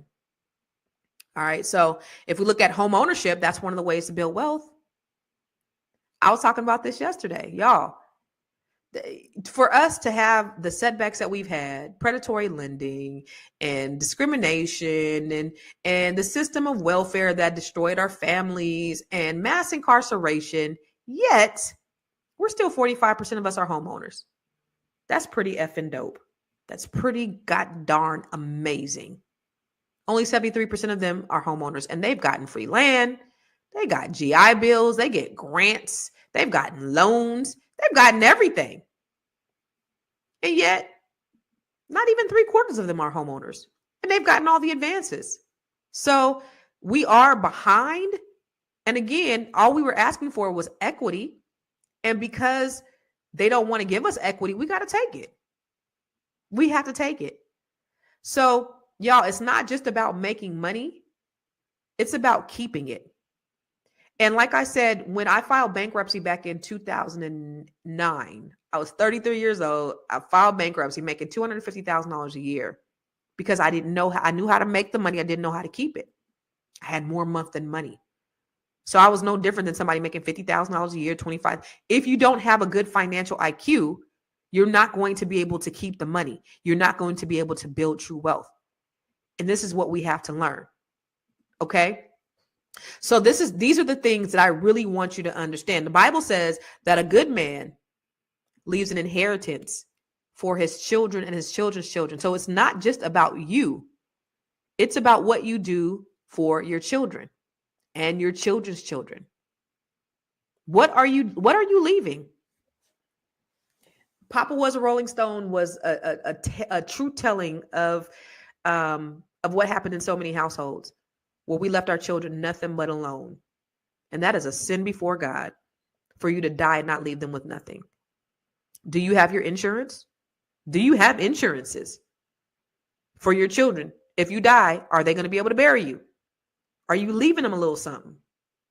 If you don't, you need to. Get on the phone with somebody today and get you some life insurance, because it is a sin for you to be living this good life and not leave anything for your children. So if you don't have life insurance, get life insurance today. That is the responsible thing to do. Call whoever you got your car insurance through, whoever you got your medical insurance through, and get life insurance. Okay, so that's one thing. Now you could also use your life insurance to help you to build wealth. There's a permanent life insurance that you could use to generate compound interest. I talk about that inside the Grow Your Money Club. Again, compound interest is the 8th wonder of the world. If any of you guys, this is what I always teach my students. If any of you guys got Chat GPT, right? Any of y'all got Chat GPT, go to Chat GPT and say, I'm going to do it right now. I'm going to do it with you. All right, we're going to pull up Chat GPT and say, I have $10,000 and let me see. No. What would I make? Yeah, I'm crippled too. Look at what would I make on $10,000 in 5 years in a bank with 0.23% interest? Because that's what you're going to make if you put your money in the bank. Okay. So what would I make on $10,000 in 5 years in a bank with a 0.23% interest? I'm asking Chat GPT this right now. Y'all got Chat GPT up? What Chat GPT say? Dang, it's still thinking. In 5 years, you're going to make $115.53. That is a goddamn shame. You know why? Because those banks are taking your money that you have in the bank, your savings that you have in the bank, and they are investing it in vehicles that are generating compound interest. And they're making money off your money, and they're only giving you 0.23% interest. You made $153 off your money that you got in the bank. So if you have any kind of savings, take it out the bank because you're not making no money on it. But that same $10,000, if you put it in a vehicle that generated compound interest, say at 5%. I'm in the same scenario, 5% compound interest. Y'all rocking with me? So 5% compound interest on this $10,000. What are you going to make? Chat GPT is thinking. You're going to make $2,762.82. Somebody put, if I have my money in the bank, I'm going to make $115.53. The same money in a vehicle that generated compound interest is going to make you $2,762.82. That's crazy. This is how important this is. You're not building wealth by putting your money in the bank.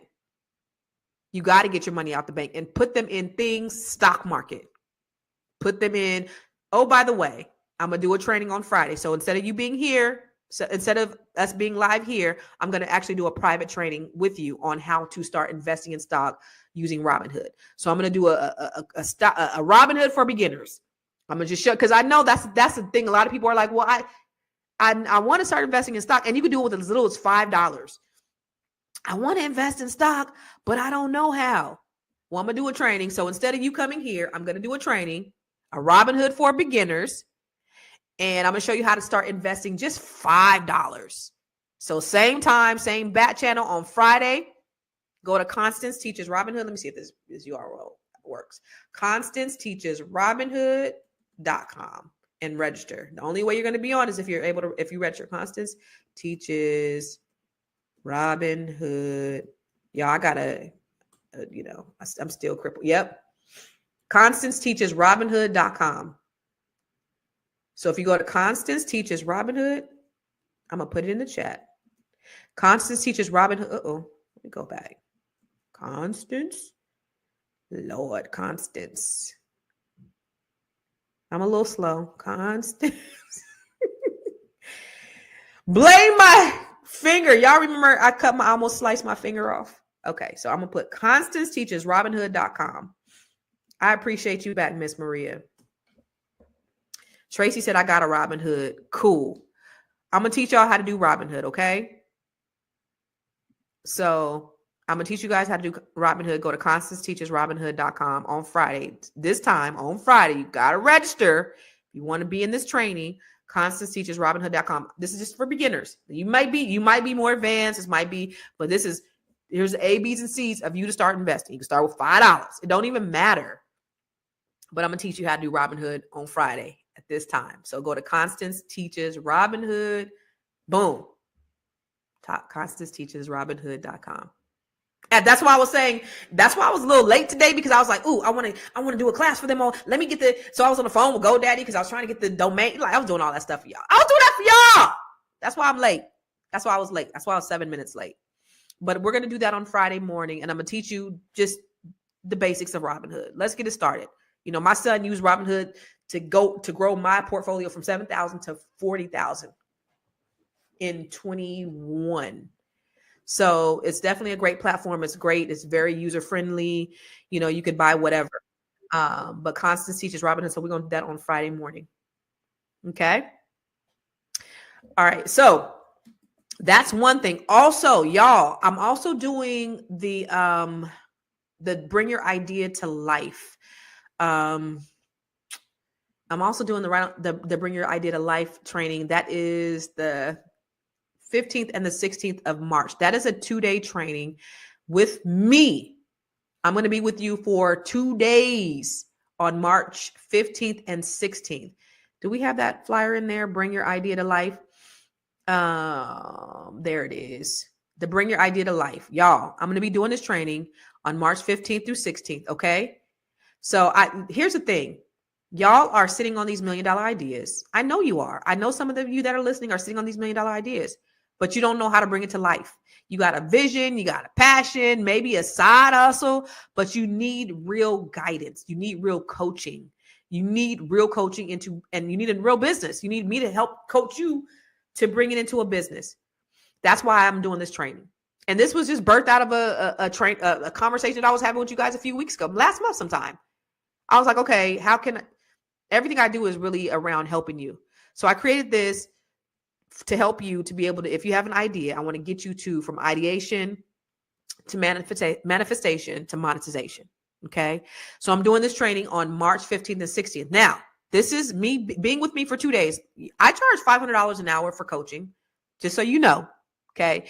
And so this is valued at $997. It's on the website at $997. Some people bought it at $997. And if you did, I'm sorry that you bought it at $997, but there is a coupon. See this coupon code BBS? So you can get it for 60% off. It's only $397. This is an immersive 2-day training.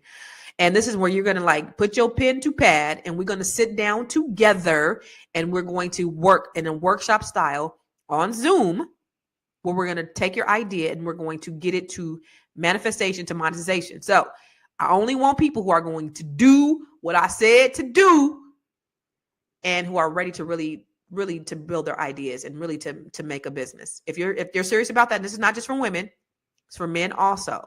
Dr. Boyce, he's offering some trainings. And also what I said yesterday, which I didn't put on here, which I forgot, but I ain't forget. I'm going to give you 3 months free inside the Grow Your Money Club. So for everybody who signs up for the Bring Your Idea to Life, you'll also get access to the Grow Your Money Club for 3 months for free. And that's, it's $97 per month. So you get that as a bonus as well. And so I have some really dope and amazing trainings inside the Grow Your Money Club. And if you forgot what's inside the Grow Your Money Club, let me show you again. Hold on. Have you joined the Grow Your Money Club yet? If not, why not? The Grow Your Money Club is a comprehensive program designed to take you through the complete wealth building journey. We don't just offer random courses, we guide you along a clear path, starting with fixing your credit and becoming a certified credit expert, to building your business, increasing your cash flow, diversifying your portfolio, and ultimately letting your money work for you. With over 30 trainings designed to increase your net worth, you get to either purchase the trainings individually or go through the 12-month roadmap. Here are just a few of the courses. From campus to cash flows, this is teaching your children to become real estate investors. The Wealth Map training shows you how to eliminate your debt increase your credit, and diversify your revenue streams. You can learn to write your book using ChatGPT, learn how to build your online community. What about 8 ways to make money using AI? Oh, and here's 7 online revenue streams to fund your $1 million dream. How about learning how to purchase tax deeds or land banks? What about getting started in government contracting? If you're a rookie, the Real Estate for Rookies training has everything you need. The Business Blueprint training will help you build your business foundation, get business credit, get business funding, and learn how to pay yourself so that you can scale your business to the next level. Or perhaps you want to create jaw-dropping video content using CapCut, Midjourney, and ChatGPT. There are so many trainings and master classes within the Grow Your Money Club, and I also drop 1 new training per month. You do not want to miss out on this opportunity to invest in yourself, because guess what? You are your biggest commodity. You are your biggest investment. Join the Grow Your Money Club today.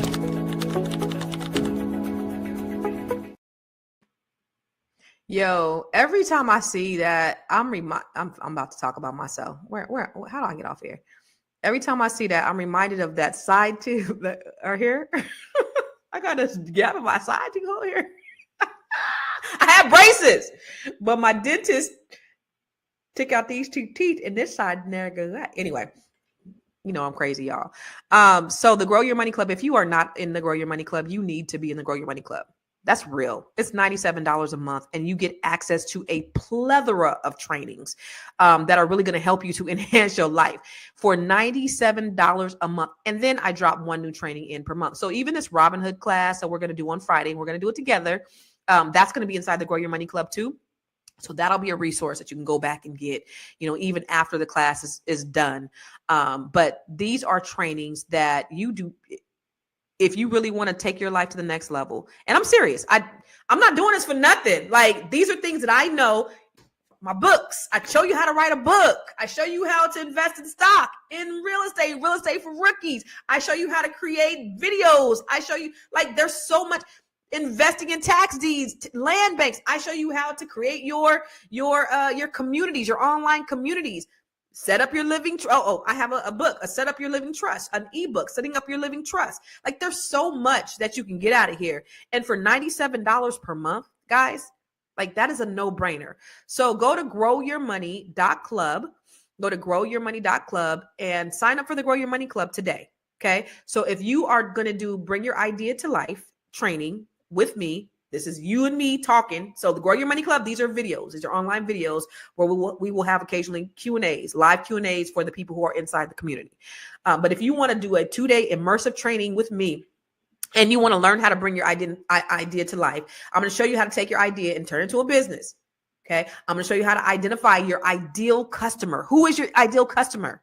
Everybody who is inside my Net 7, they know who they're very clear, and they're able to articulate it in a way that can sell.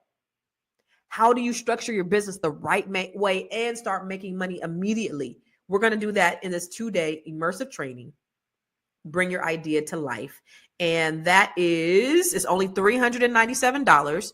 Regular price is $997. Make sure you use this code, the BBS code. Okay. So go to Think, Build, Monetize. I want y'all to do everything that I'm offering. I want y'all to do everything. Okay. Go to thinkbuildmonetize.com. Sign up for this training. Okay. Go to the Grow Your Money Club, growyourmoney.club, and sign up for the Grow Your Money training. Okay. Or the Grow Your Money online platform. There you have a plethora of trainings. And then I drop 1 new training every single month, y'all. You can't beat this. Okay. Ooh, it's my eyelash. Okay. So there's that. So I have the training on Friday. Let me just do a recap, because I want to make sure that we're clear. We have the Robinhood training on Friday. All right. So the Robinhood training on Friday, this is a webinar. It's free. Yay, lovely JR, you're registered. Okay, this is for the beginners. I've seen a lot of you guys in the comments saying, I got Robinhood. All right, so before we get on this training on Friday, y'all, download the Robinhood app, please. Have it already, because we're going to be in action on Friday, okay? So download Robinhood, already have it on your phone, all right? Because for some of you, you may need to get approval before you're able to start trading stock. So already have it. So right now, today, if you are registering for this class, make sure you download Robinhood. All right. So download Robinhood. We're going to do a masterclass for beginners. So $5 is all you need to start investing in stock. But of course, we want to do a little bit more than that, especially that money that you got up in there that's generating 0.23% interest. Did I teach y'all something today? Yeah. Okay, so that's first thing. One thing. Okay, second thing, bring your idea to life, which is on March 15th and 16th. Okay, this is a 2-day immersive training with me where we're going to take your idea. We're going to show you how to strategize and monetize it. It's 2 days. Okay, how to take your idea, turn it into a business, how to identify your ideal customer, how to structure your business the right way, how to start making money immediately. Okay, from ideation to manifestation to monetization. I'm going to say that one more time. Somebody put that in the comments. You know I got bars. From ideation to manifestation to monetization. Your girl got bars. Let me say it one more time. From ideation to manifestation to monetization. Somebody better put that in the comments. I'm not moving on until you put that in the comments. From ideation, I don't see it in the comments, to manifestation to monetization. Who gonna put it in the who gonna be the first one? If you don't know how to spell it, from ideation to manifestation. I'm not gonna stop. I need y'all to hear me. That's what we're gonna do in the Bring Your Business to Life. There we go. Deborah will see. That's why Deborah be winning. She was the first one. Deborah be winning because she knows from ideation to manifestation to monetization. Thank y'all. Here we go, precious jewels. Ideation, thank you. Y'all a little slow, but y'all got it. Okay. Yay! Y'all know I'm for real silly like this. So in real life. So that's what we're going to do on March 15th and 16th. So make sure you sign up to that. You go to thinkbuildmonetize.com. So thinkbuildmonetize.com. Okay. So go to thinkbuildmonetize.com. I'm going to put it in the comments too. Thinkbuildmonetize.com. Y'all know I'm crippled. Remember when if y'all was here, remember when I almost cut my finger off? So I almost cut the tip of my finger off and look at how it's growing back. So look, I can't even, you see that? Oh, that's so gross. My finger was almost cut off, y'all. I was cleaning a vase and somebody bought me some flowers and I was cleaning a vase and it slipped when I was cleaning it and so this was like super deep. And then this almost cut my tip of my finger off. It was a really heavy vase. So anyway, so when I was typing, I'm typing like this now. And I was telling my kids, that I feel like I can't really protect the house no more because I don't feel as strong because my fists are a weapon, a secret weapon. And I can't really fight the way I could fight before because now I'm weak. So once I get my hands back to where they are, because now we're not really protected, I'm gonna go ahead and register these as a lethal weapon because I don't got the strength no more like I used to. When I'm back, I'm registering them as a lethal weapon. Anyway, lastly is the Grow Your Money Club. Y'all make sure that you sign up for the Grow Your Money Club. It's only $97 per month and you get all of these trainings inside the Grow Your Money Club. And I want to make sure that you do. There are people, and I've had so many people who have increased their credit score. Like I have tons of testimonials, but this is why I do what I do. And I'm so grateful that not only people taking them, but that they're seeing results. I'm not, I get no pleasure from taking your money for nothing. Okay. Yeah. I got to do physical therapy. They said I need to go to a hand specialist. You see that?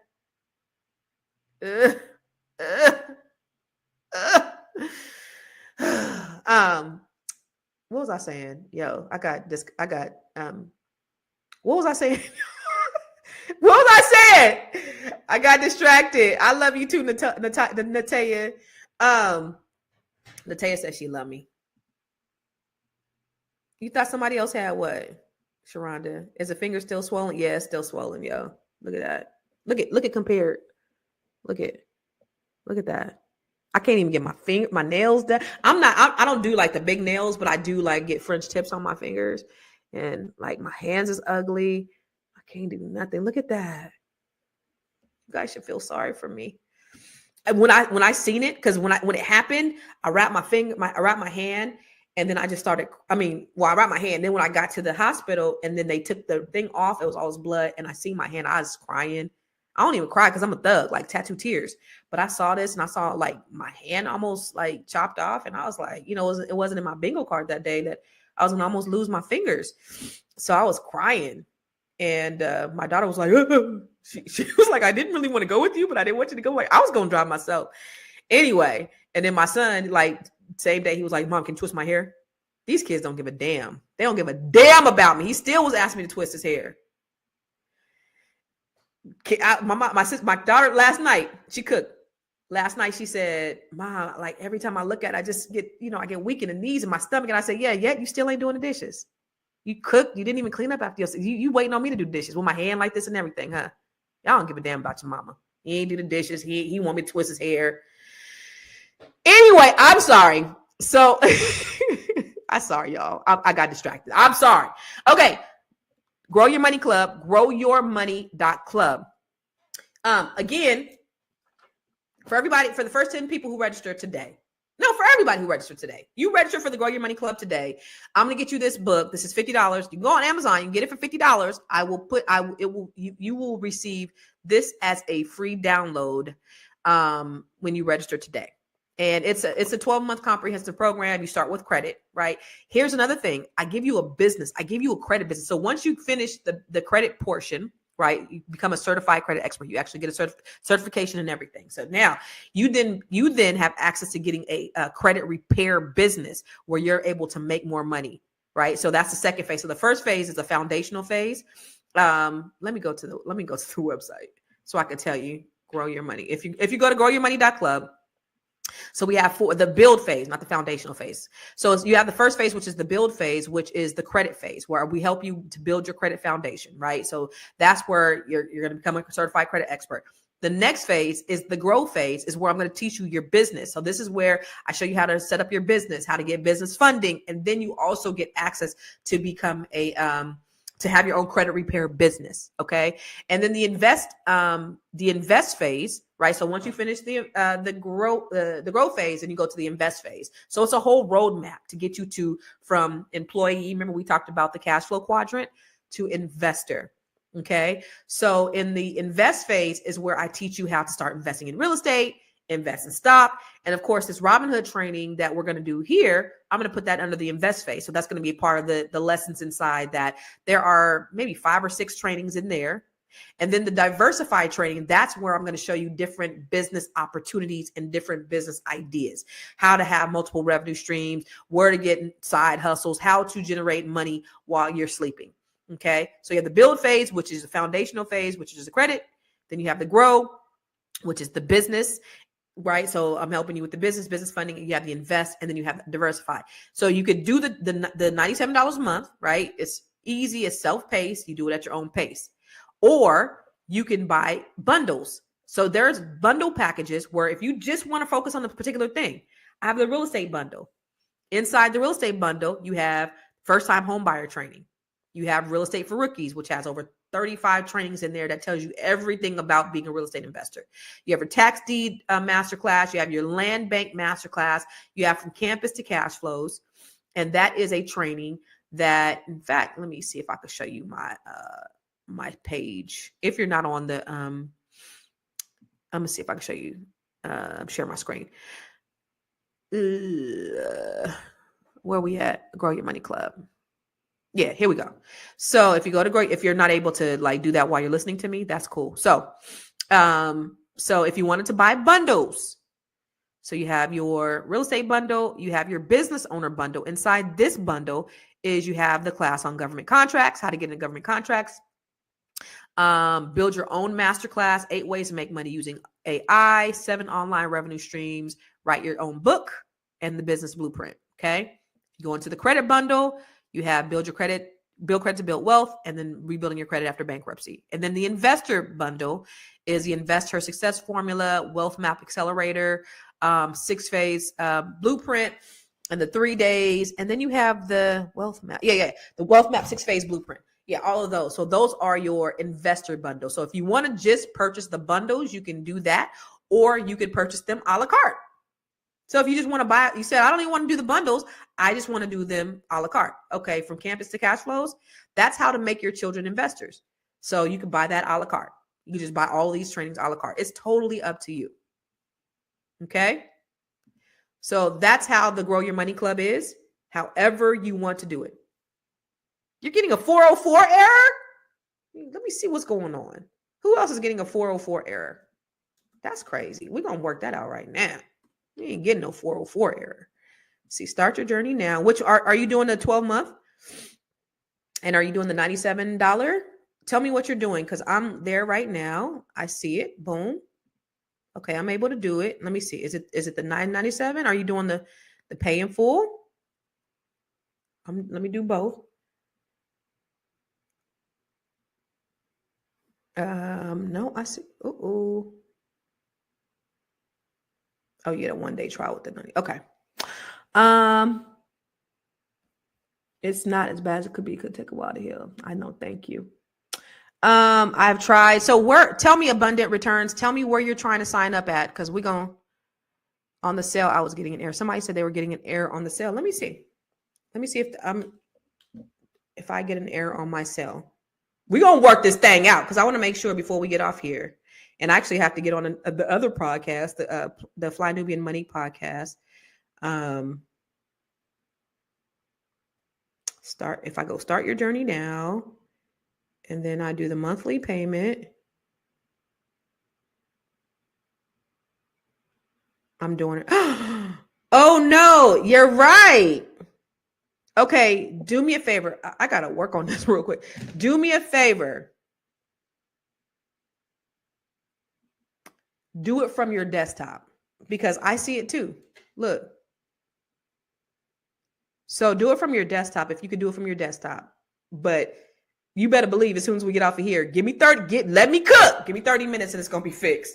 But if you need to do it right now so you don't forget, do it from your desktop, because it works from your desktop. But I see from my phone, I get an error too. So thank you for that. We got to get that thing going. All right. You got it's only you got the error too. Are you doing it from a phone, or are you doing it from your laptop? And a lot of you guys are watching on your laptop. So if you're on a desktop, try to do it from your desktop. But again, within the next 30 minutes before I start this next podcast, I'll have it all fixed. Okay. But I think that's it. So Friday, y'all, I'm not going to be live where everybody can see me. Okay. So if you want to be a part of the Robinhood for beginners, make sure you sign up for this free masterclass, this webinar. That's what we're going to do on Friday. Okay. I'm invested in your success. I want to make sure that you start investing in stock. It's not a hard thing to do. If you got an iPhone, then you need to be investing in Apple. You need to have Apple stock. There's no reason why you shouldn't have Apple stock. Okay. If you have some Nikes or Nike shoes, you need to invest. You need to have some Nike stock. Okay. So we can do that. As low as $5. Let's get you investing in some Bitcoin. Okay. Motherfucking Doge. I hate that dude, but we're going to get some of that too. So let's make sure that we diversify your portfolio, because that's what's important. Now, I'm no Dr. Boyce, so don't expect that level of training. This is really for the people who really want to know Robinhood. Okay. Y'all, I love y'all. Y'all are so amazing and so dope. I love having these conversations. I know that, having these conversations where we're talking about really enhancing your life, they're not as popular as the Trump did this or Elon did that, but these are the ones that feel me the most. And as always, every time I talk to you, I always want to find a solution. It's not just, we ain't just talking just to be talking, but it's really about how do we find a solution that's going to benefit us? And that's my whole mission in life. How do we benefit? How do we become the benefactors? And once we figure that piece out, we're going to be better off. I'm not on the complain train. Oh, I need to be a rapper. Y'all hear bars. I'm not on the complaint train. I'm so stupid. I'm not on the complaint train. I'm not about complaining without having some type of results. If we are going to express our dissatisfaction with something, then we need to follow it up with something that's going to help in some way. I ain't on here just to complain about anything, about status quo. We got to find resolutions. We got to make things shake. Okay. So let's cook. Let the next 4 years, let the next 12 months, we cooking. We are cooking with grease. All right. I love y'all for real in real life. And you know what? I don't have no Black History. I'm going to do it once. I have a few more. I'm going to start doing them once a week. So maybe on Fridays, maybe on Mondays. Also, before I go, if there's something, and I didn't do my Ask Constance question today because I didn't have one. Y'all ain't asked me. Y'all remember, we have the Ask Constance. Any question that you may have, I can read it on here. Okay. Where's Ask Constance? Where is Ask Constance? Play Ask Constance. Where we at? Where's Ask Constance? Where's Ask Constance, girl? Did I delete it?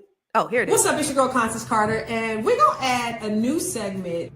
It's called Ask Constance. Now, this is nothing new because I've done Ask Constance in the past. It's where people shoot me a DM and they'll ask me certain questions. We're going to take a segment of the show and just answer questions. Or you can shoot me a DM. Go ahead and make sure you follow me everywhere at I am Constance Carter. Shoot me a DM and ask me a question. This could be a question about anything. It could be about real estate, credit, wealth building, marriage, love, sex, whatever you want. It could be a strawberry letter. It could be a Dear John or a Dear Abby letter. Whatever you want. Anything that you want to bring and you want to ask, we're going to have a segment just for your questions. All right. So listen, Ask Constance. If you have a question, send me a DM on Facebook, Instagram, even TikTok at I am Constance Carter. Okay. So if you have a question that you want, and I'll answer it to you, but I'll also answer it on here because I believe that when you teach one, you teach everybody. So I also want to bring it here so that everybody else can learn because maybe they have the same question and, you know, they just didn't ask or they hadn't thought about it or whatever. So I want to make sure I do that. So Ask Constance. And then I think that's it. I'm done, right? I'm done for real, Jahari. I'm done for real. Oh, the other thing is, as you're in here, like, there's something that you want me to talk about or something you want to learn, let me know. We'll talk about it. I'm always open to suggestions. Follow me on Facebook, on Instagram, and on TikTok and make sure you subscribe to my YouTube page as well.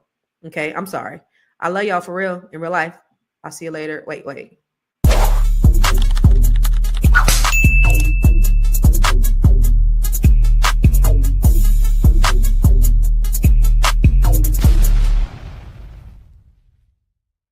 Life, come see me, yo. I'ma teach you how to build up wealth for your family, not just for yourself. I'm a bestseller, a house flipper, a businesswoman, a go-getter, a big investor, a gold builder that could teach you to get richer like millions, baby. You really about to fill your savings. You about to have multiple streams to pass your children, baby. Let me teach you to get your credit on track in the long run. You'll make it all back at Catalyst and watch it all psychology black on firm, but we ain't all black. What is up, my friends? Happy Hump Day. How's everybody doing out there? Yes, come on in, my friends. Come on in, my friends. I'm so excited to be here. It's your girl, Constance Carter. And today's Wednesday. It's your Grow Your Money podcast. And y'all, I love coming on here. I love sharing with you. And most of all, I love the engagement that we always have when we're on here. You know, I'm on finally. Listen, let me see, make sure I got YouTube. Instagram. Okay. So I'm on like 8 different platforms, right? And every day I come live, and I always, for you guys that are on Instagram right now watching me, I always forget to go live on Instagram too. So shout out to the folks who's watching on Instagram, on Facebook, on YouTube, on Dr. Boyce's channels, on the Flying Nubian Queen, on I am Constance Carter. Make sure you follow me on all those places at I am Constance Carter. You know, wherever you're watching from, make sure you follow me on all those platforms. Okay. So shout out to all of you guys who always are here live with me every single day. We always have, you know, lots of good interaction, several hundred people, close to 1,000 people sometimes that are rocking with me. And I really do appreciate it because you could be anywhere else in the world. You really could, but you choose to be here with me. And for that, I super duper appreciate you. So as you know, I love for you to talk back to me and talk black to me. That's what it is. That's what it was. And that's what it's going to be. Y'all remember that back in the 70s and 80s? What it is, what it was, what's it going to be. I remember my dad used to say that. They used to do that. What it is, what it was, what's going to be. Yeah. So y'all know what it is, what it was, what's it going to be. Everybody who's here every single day, make sure in the comments you put where you're watching from, because I love to shout you out. So, I know we have people that watch from all over the world. You could be from Pakistan. I have not seen that yet. Or you could be from Europe, or you could be from Australia or China or wherever else in the world. But make sure you put in the comments where you're watching from. Okay. That's number one. Number two, we need to support each other. Today, we're going to talk about business ownership. And so, first of all, share this with everybody you know, because thank you. Oh, okay. Oklahoma City. What's up, Sunshine? Bernadette. What's up, ATL? Shouty. What's happening? What's up, Miss Linda? I always see you. Thank you for always joining me out from Los Angeles, California. Miss Tawana, where you at? You in DC? You up the street? Tawana, sis, we got to connect. Okay. Adam from Louisiana, Missouri. Adam, you said, what gold mine are we talking about? We're going to talk about it because you have an idea that may come easy to you, that you can monetize. And always we have Miss Sophia from Stockton, California, who's always on here. She actually sent me an Ask Constance. So I'm excited about getting that on there too. So I always like to make sure that we recognize our Black-owned businesses. Missouri. All right. What's up? And then Adam, you from Louisiana. Did I say it right? Was I supposed to say Louisiana or is it Louisiana? Because like the people from the country say Louisiana. But I want to support the Black-owned business. And then the folks on Instagram, folks. Hi, Miss Tori. Good morning. The only thing is I can't put you guys up on the screen. So you guys are here, but I can't put you on the screen. But for the people who are on Instagram that are watching me from Instagram right now, where y'all watching from? And good morning. So good morning, Miss Tori. And for everybody else who's watching on Instagram, I sure appreciate you. But the thing about being on Instagram is I got to toggle back. Y'all aren't on the regular screen. That's the thing. So I can't, but I still want you to engage. Okay. Shani, what's up? Victory Village Wellness Center. Yes. Thank you, Sunshine. Okay. So for businesses, I want to make sure that we practice collective economics. The only way that we're going to make it in this world is if we do business with one another. Okay. So put the name of your business inside the chat. Not only that, Tiara is going to put together a Black business directory, info@realvirtual.net. So make sure you send your business to info@realvirtual.net right here, because we want to be able to give your business information out to other businesses. She does some matchmaking. She does all of those things. So we want to make sure that we're getting your business out. Okay. So my girl on the ones and twos, she can't find my stuff. I don't know why you can't find my stuff, Jahari, but I got to go ahead and control everything, Jahari. I know. What's up, lovely JR from Seattle, Washington.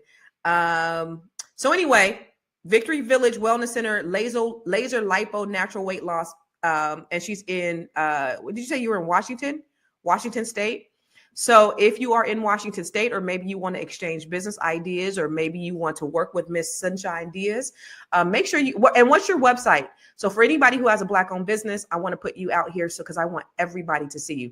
And for those of you who are on Instagram, if you want to join the conversation and you want to have your business featured, come over to YouTube or come over to my Facebook at I Am Constance Carter, and you could actually put it in the comments and it could be shown on the screen. Okay. Ooh, that wind is blowing. All right. So, you're in Oklahoma City. All right. That's what's up. Bet. All right.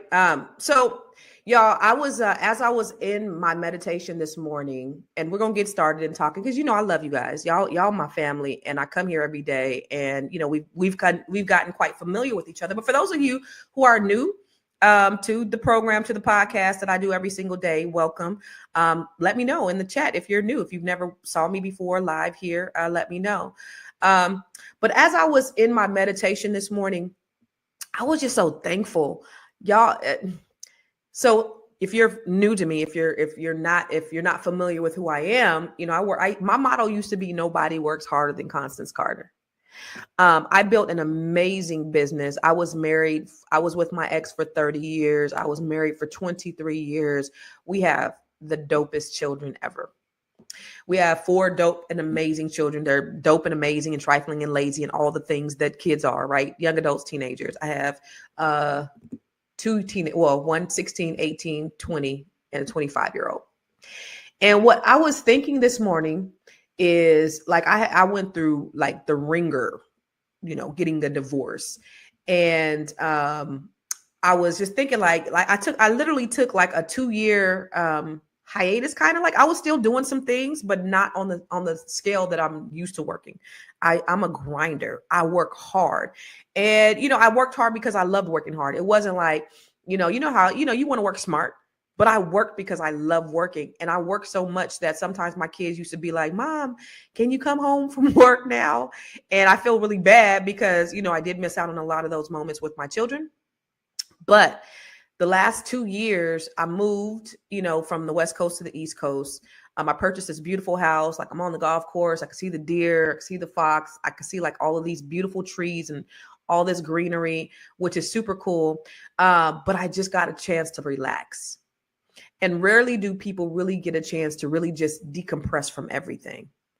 And when I tell you I actually wrote a little bit about my transition in this book right here, this Unbreakable book that we wrote with Net 7 Collective. Some of my story is in here, but I'm grateful that I was able to reset. Boyce Watkins have been telling me, he wanted me to do this every single day. And I just didn't have the capacity. Number one, I was like, I'm tired of hearing myself talk. I know nobody want to hear me talk every day. That's how I really felt. Like, I'm tired of hearing myself. I know nobody else want to hear me. And then, it was just, I was wore out, y'all. Has anybody ever felt that way where they were just like depleted? And it wasn't that I was unmotivated. I just needed the rest. And so, like I was saying in my meditation this morning, I was just grateful that I was able to have this rest for a minute, for a moment, which was a 2-year moment for me. And so I'm grateful for that. And so now, I'm back working like crazy.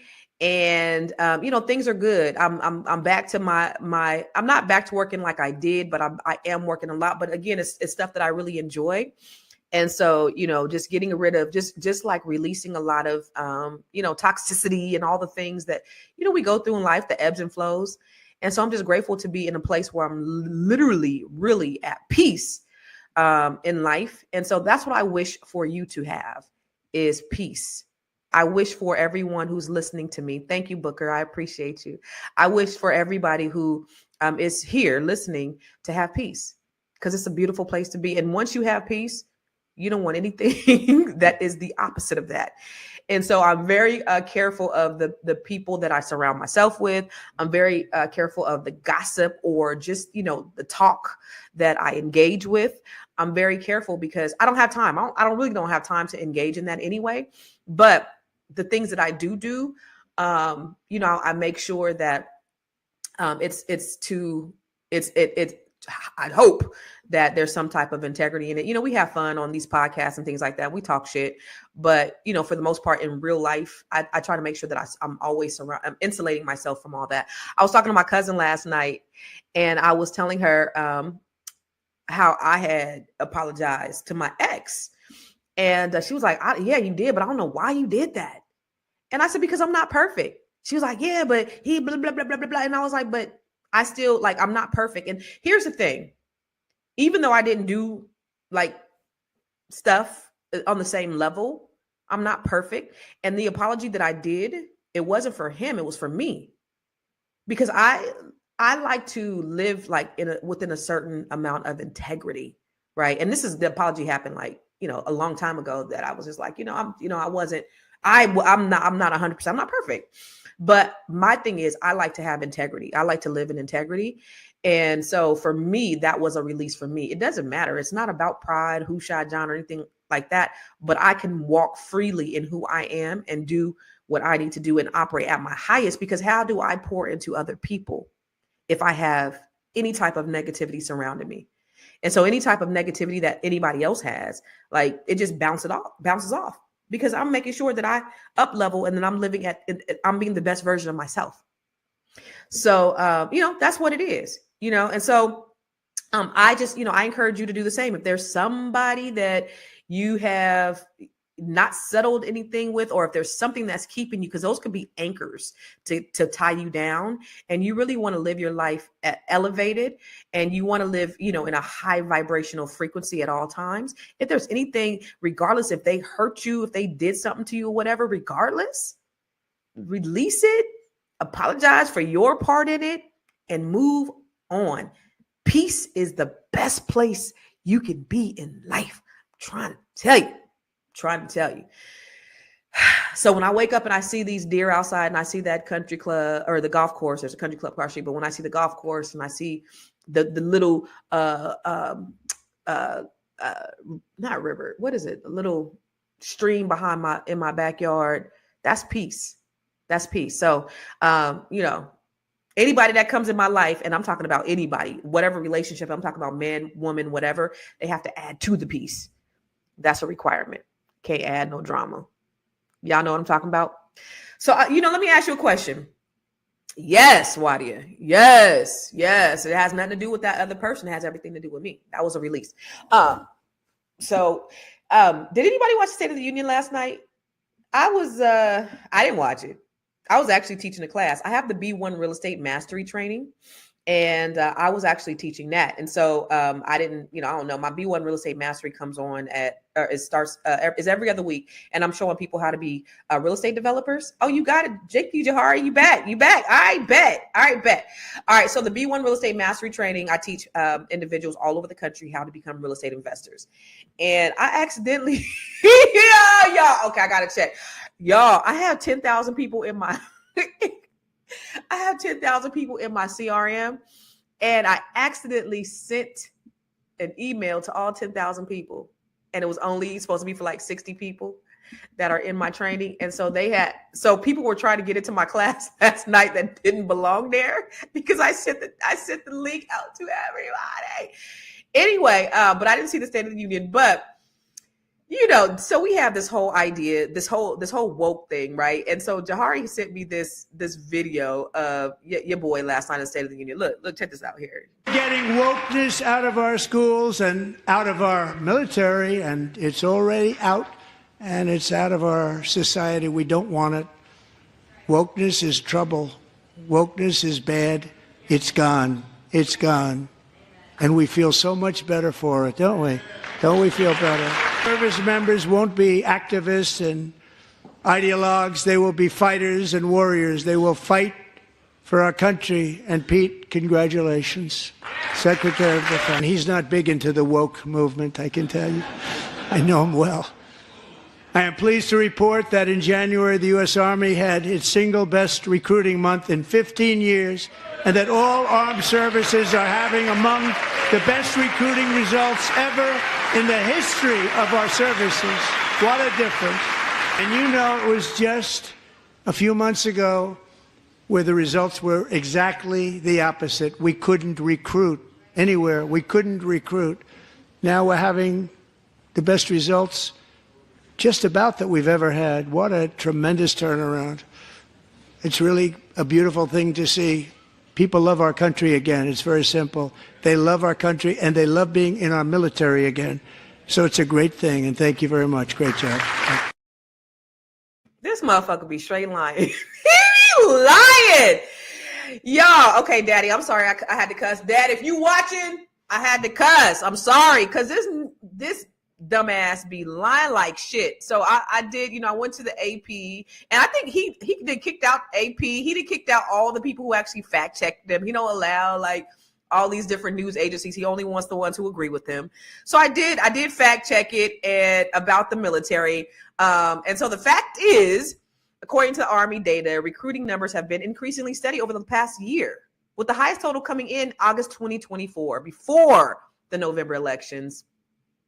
Army officials closely track recruiting numbers. A significant driver of the recruiting success was the Army's decision to launch the Future Soldiers Prep course at Fort Jackson, South Carolina in August 2022. That program gives lower performing recruits up to 90 days of academic or fitness instruction to help them meet military standards and move on to basic training. he be making up stuff. Nobody bothers to fact check. Nobody. Yeah, he is such a freaking liar. Like, you can't even just do one thing. Google that shit. GTS. Go on the internet. You can see exactly what is the truth and what ain't the truth. That's one of the easy things. But the thing that got me is this whole idea of woke. Y'all know these motherfuckers then bastardize our word. Woke has been in our community since the 1930s, where we tell each other to stay woke because these motherfuckers is crazy, and they are intentionally out to get us. Let me stop cussing. They are intentionally out to destroy us. And so, listen, we're giving ourselves warning. Hey, stay woke, stay ready, right? They've taken it and they've bastardized it, which really pisses me off. And this is the whole reason why I have the Stay Woke group on Facebook, where it's called Woke now. I'm going to change it to Stay Woke, but it's where we are really promoting the idea of being wealthy. Woke acronym. Wealthy, outstanding, knowledgeable, and empowered. We are taking our word woke back. So when we say stay woke, I want you to stay wealthy. I want you to stay outstanding. I want you to stay knowledgeable, and I want you to stay empowered. Wealthy, meaning you are doing what you can to build wealth. That's the reason why you're on here today. That's the reason why you come and listen to me, because you want tips and tools and you want to get some understanding. And you might like me a little bit. You might think I'm pretty cool. But the biggest thing I think is you want to get wealth. You want to build wealth. You want to get some tips on how to improve your life. That's the first pillar of being woke. Outstanding, being excellent in all that you do, not half-stepping, not being mediocre, because we know excellence for us as Black people, excellence is only good, and good is only average, and average is poor, mediocre. So you got to stay outstanding just to be good in America. But we always say excellent because that's who we are. Being knowledgeable, again, that's you pouring into yourself. That's you investing the time, the energy, the resources into yourself, into your knowledge, and empowered, not only empowering yourself, not only uplifting yourself, but uplifting your community. That's who we are. Okay. So I want you to always to remember to stay woke, regardless of if these motherfuckers didn't bastardize our word and took it to mean something else, and took it to mean LGBT or whatever they said. He lied like he does, because that's what liars do. A friend of mine told me last year, he said, why do you expect a liar to do anything but lie? Because that's what liars do. When you expect a liar to do anything else, you're fooling yourself. So stop expecting liars to do anything other than lie, because then you will get your hopes up high. Then you will be disappointed because they're going to do what they're supposed to do. You know what that is?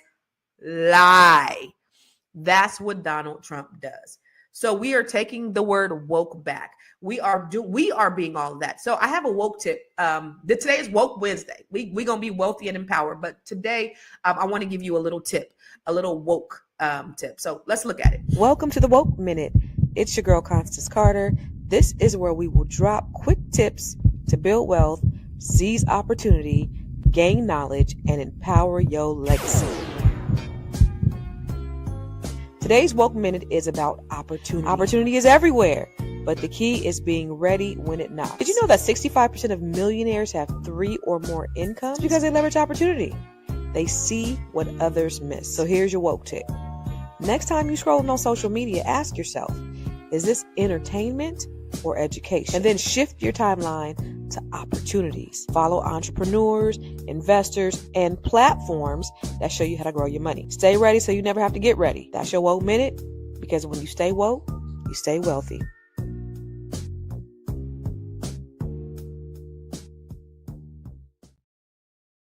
And oh, by the way, I have Stay Woke t-shirts on conversationtees.com. But listen, when I talk about the time that we spend, social media can be a real productivity killer. And I lose a lot of time in social media, but my social media is me just more so optimizing my social media because, I monetize my social media. And I'm going to show you how to do that too in the Grow Your Money Club, how to optimize your social media so that you can monetize. But a lot of us, we spend a lot of time on social media scrolling on the things that give us nothing. And every day you scroll, you're going to see something that disturbs your spirit. And so one of the things that I have, the Ladies of Net 7 Collective, which is my group of Black women that I coach, is I have them read this book called Outliers by Malcolm Gladwell. Now, this is Malcolm Gladwell is one of my favorite authors, and this is one of my favorite books, Outliers. And the reason why I have them read this book for two reasons. Number one, the women who work with me are outliers, are unicorns. They're women who, are just operate at a different level. In fact, I was talking to Jahari, who's in the back yesterday, and she was just like, man, this is so amazing. Like Net 7 Collective is so dope because we had a call on Monday. We do so we have our regular call on Wednesdays, and then we do a what did I call it? What do I call it, Jahari? It's called study hall. We do a study hall where we're actually in action doing the stuff that I teach. So we have a teaching day, and then we have an in action day, which is study hall. So anyway, but one of the things that I teach the ladies inside Net 7 Collective is the time. The reason why the Outliers book was such a great book is because he talks about 10,000 hours, which I thought was a brilliant concept, right? 10,000 hours get you to a place of perfection. So if you do something 10,000 hours, you're going to be perfect at it. What are you spending your 10,000 hours on? Are you spending your 10,000 hours on social media, scrolling? Because that's what a lot of people are doing. A good percentage of people are spending most of their days on social media, scrolling on things that are not improving them in any type of way. But what if you took that same 10,000 hours that you do a year and you put it into something that was going to improve your life in some way? And so that's why I appreciate you guys being here, because again, obviously you're here because you want to learn something. And I'm always here. A lot of times I'll talk about ways that we can improve our lives, or I'll talk about current topics. But at the end of the day, I'm always going to try to provide you some type of solution to better position you to improve your life. And so that's what, so you being here is productivity, is you being productive. Absolutely. But I want to make sure that you are in some way improving your life every day. So be intentional about the 10,000 hours that you spend every year. What are you spending that 10,000 hours on? And how do you get to a place of perfection? Okay. I want you to think about that. All right. So listen, y'all, I'm going to talk about your business. And a lot of you have really, really great ideas. What if I told you that you're sitting on $1 million idea right now, but you letting it go to waste? I don't know if you know, but the graveyard, they said that is the wealthiest place on earth. Why? It's the wealthiest place on earth because a lot of ideas are buried there. Million, billion, $1 trillion ideas that you sat on for your whole life and you never did anything with it. You have a skill, a passion, that thing that you do that comes easy to you, that you do better than anybody else. People will pay handsomely for it. Me sitting here talking to you about the things that I know. I know how to write a book. Guess what? Wrote a book. I sell books. You know what I'm saying? So like all the things that I do, I share them, and I actually make money while I sleep from the things that I know how to do. Think about, look at that book right there. I know how to create a living trust. I was sitting here on the podcast talking to you guys a few weeks ago about, I just updated my living trust. I use ChatGPT, blah, blah, blah. Right. And so I was sitting home one Saturday and I was like, you know what? I can actually write an ebook, a quick ebook, and show people how to make their own living trust because they cost thousands of dollars. And I made an ebook that I sell for $20 that will help you to make a living trust, make your own living trust, what you need, which will then it also shows you how to process them in your own state. It tells you exactly the prompts that you need to create a viable living, like all of that right here, because I know how to do it, because I've had one, because I paid thousands of dollars for one and I was updating mine. And I was like, look, let me just do an ebook and show everybody else how to do it for $20. That's a business. I monetize that. People buy these books every day. It's something like that you could do. Catalyst Real Estate Professionals. That's my business. I sell real estate. But the thing about it is I was selling real estate as an independent real estate agent. I started a business because I thought higher of where I was. And I wanted to help other agents to be able to increase their cash flow. I introduced new opportunities. There were people that work with me, top producers. When I first started in real estate, there's a top producer, Kathy Jackson. I loved her. She passed away a few years ago. Rest in peace, Kathy. She's an older she's a Hispanic woman, white passing. But she, when I first started in my real estate business, she was one of the top producers at Prudential. And I remember going into her office and saying, hey, I went to all the top producers' offices and say, what did you do to become a top producer? Then she came and worked for me years later, maybe 10 years later. And she's a top producer at Prudential and Keller Williams and Coldwell Banker. This lady said, I made more money working for you than I ever made in any other business in life. Because I provided, of course, motivation, but I provided other opportunities. So what do you do? And that's something that came easy to me as a business owner, to be able to pour into my agents to help them to be able to generate more money, more revenue, more streams of income. Because I don't believe in having one stream of income. Okay. So what is that thing that comes easy to you that perhaps you can monetize? A lot of you are waiting for perfection. You're waiting for it to be perfection. You're waiting for the perfect time to start a business. Let me tell you, the perfect time is never any time. It's always now is the right time. If I would have waited until I became perfect, I would never be talking to y'all. Because I'm telling you, when I first started doing videos, my videos, they weren't ratchet, but like I was kind of boring. Not only was I kind of boring, but I was chewing gum and people be like, girl, you chewing that gum and my stuff wasn't perfect and whatever. And it's still not perfect. And if I waited for me to get to a moment of perfection, then it would have never been done. There was a gentleman that came to me a few weeks ago, maybe a month ago. He's a Hollywood producer. He produces some of the shows that you have seen. And he's like, yo, I want to start a podcast. What should I do? Like, why are you asking me? You got access to everything. You Hollywood.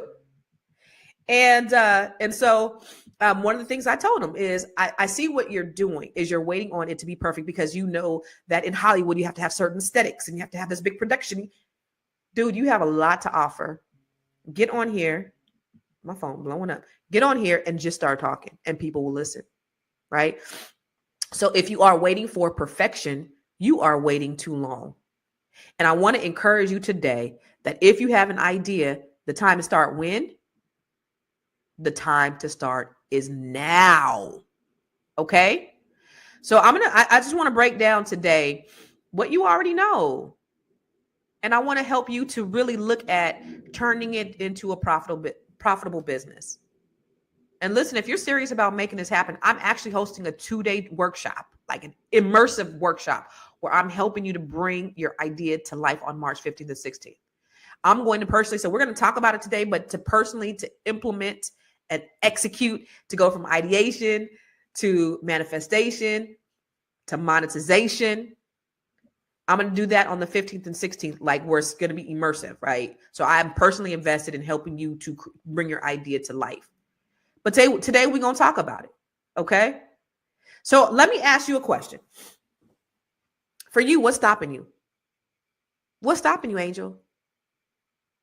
What's stopping you all today? Because I know you all have business ideas. What is stopping you today from starting your business? I want you to put it in the comments. Let me go over here to Instagram, see what they doing. Y'all on Instagram, listen.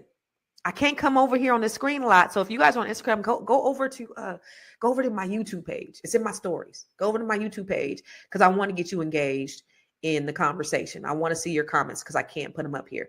But what's stopping you? Scared. Put Sophia's up. You scared, Sophia? Guess what? Scared money don't make money. Top to Bugatti says Black folks are some of the most creative people on the planet. Linda said fear, not enough money. Did you know you could start a business with no money? This right here, procrastination, fear. Who else? What else? Give me some more. Procrastination. Lovely JR said knowledge. How? That's why I'm glad you signed up for the Bring Your Idea to Life. So Lovely JR is going to be there. Lack of knowledge. Yeah. Sunshine is a business owner. And she said, what? I was so, girl, you need to do your testimony. I need to interview you, girl. Sunshine said, I started with $598. And now I think she said she had a spa Put what you do up there. Go find her comment and put it up there. What she actually does, what business she does. Scroll up. She started this business with 500 and y'all. You are an inspiration, sunshine. Angel said, "I'm 37 with no assets." You don't need a whole lot of money. Chelsea says, "I don't have a business to start." You have an idea. I know you have something. I know you thought of something. Yo, listen. I thought of Calendly before Calendly thought of Calendly. Because I hated making appointments or the style sheet and all that. That was in my mind. Because I hated calling the hairdresser to make hair appointments. And I was like, if there was just an online appointment, that was my idea. My brilliance. It stayed in my head too. Somebody's making millions of dollars because they actually executed on that.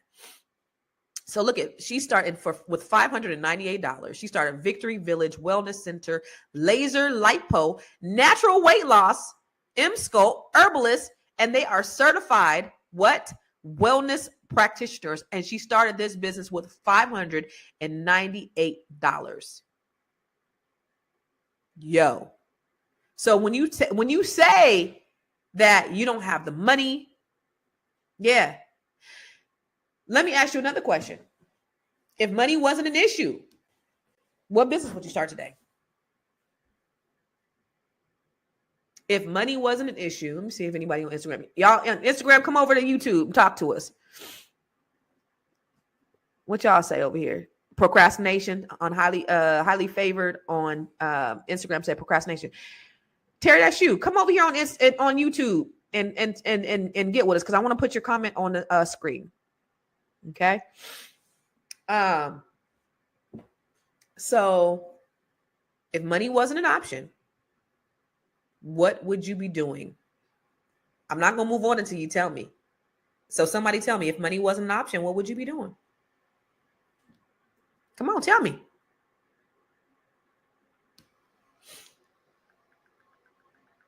If money wasn't an option, what would you be doing? Just one person tell me something. If money wasn't an option.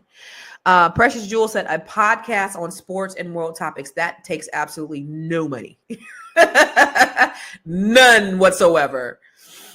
What's the one you've been talking about since 1993? Nobody gonna steal your idea because if God gave it to you, and that's another thing.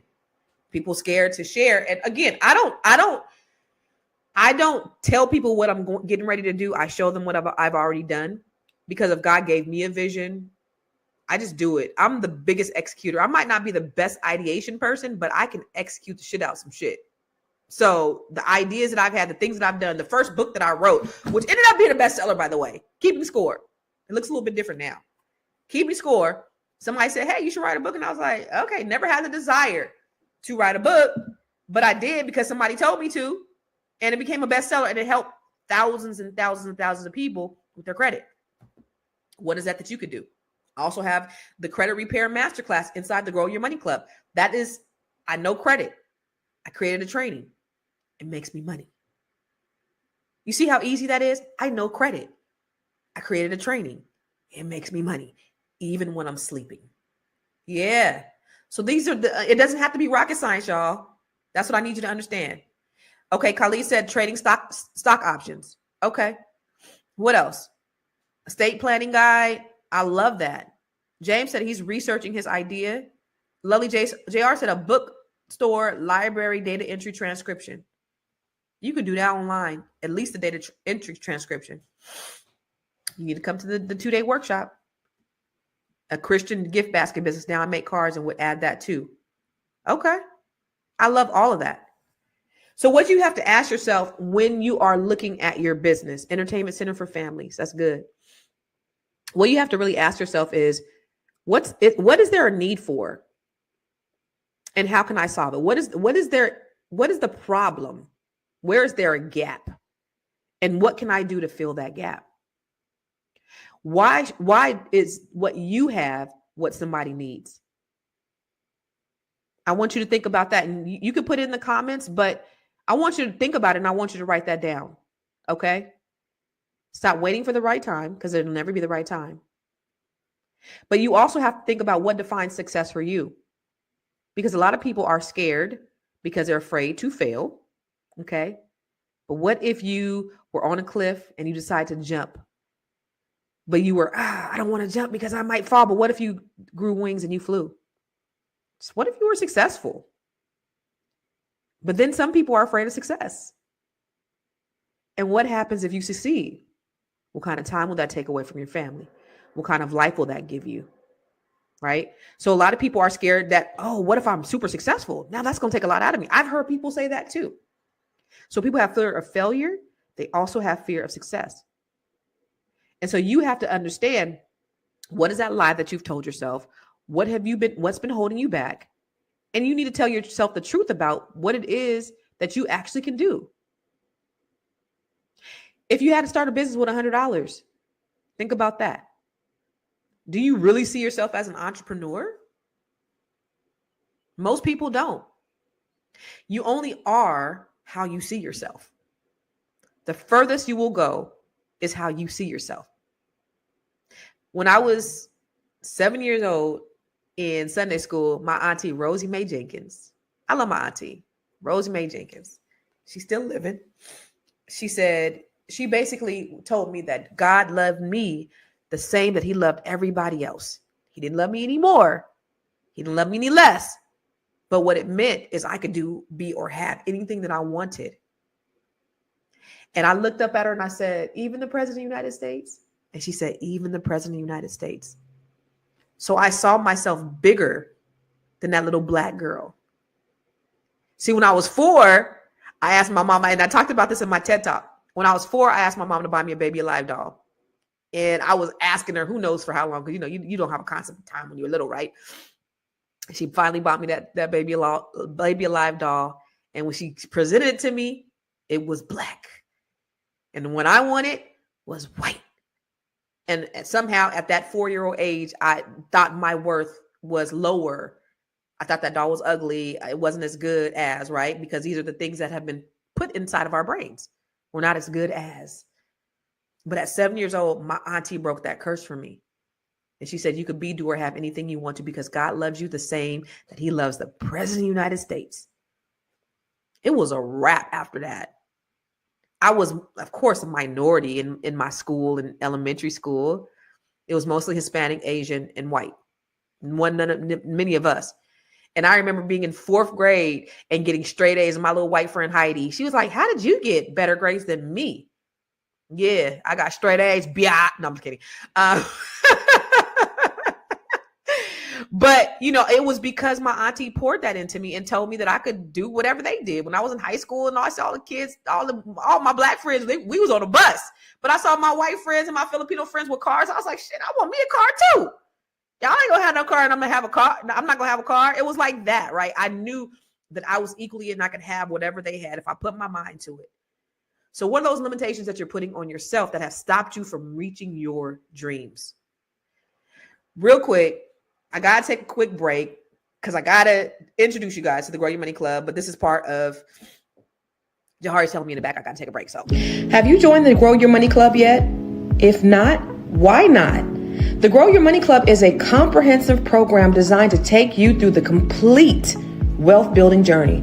We don't just offer random courses, we guide you along a clear path, starting with fixing your credit and becoming a certified credit expert, to building your business, increasing your cash flow, diversifying your portfolio, and ultimately letting your money work for you. With over 30 trainings designed to increase your net worth, you get to either purchase the trainings individually or go through the 12-month roadmap. Here are just a few of the courses. From campus to cash flows, this is teaching your children to become real estate investors. The wealth map training shows you how to eliminate your debt, increase your credit, and diversify your revenue streams. You can learn to write your book using ChatGPT. Learn how to build your online community. What about 8 ways to make money using AI? Oh, and here's 7 online revenue streams to fund your $1 million dream. How about learning how to purchase tax deeds or land banks? What about getting started in government contracting? If you're a rookie, the Real Estate for Rookies training has everything you need. The Business Blueprint training will help you build your business foundation, get business credit, get business funding, and learn how to pay yourself so that you can scale your business to the next level.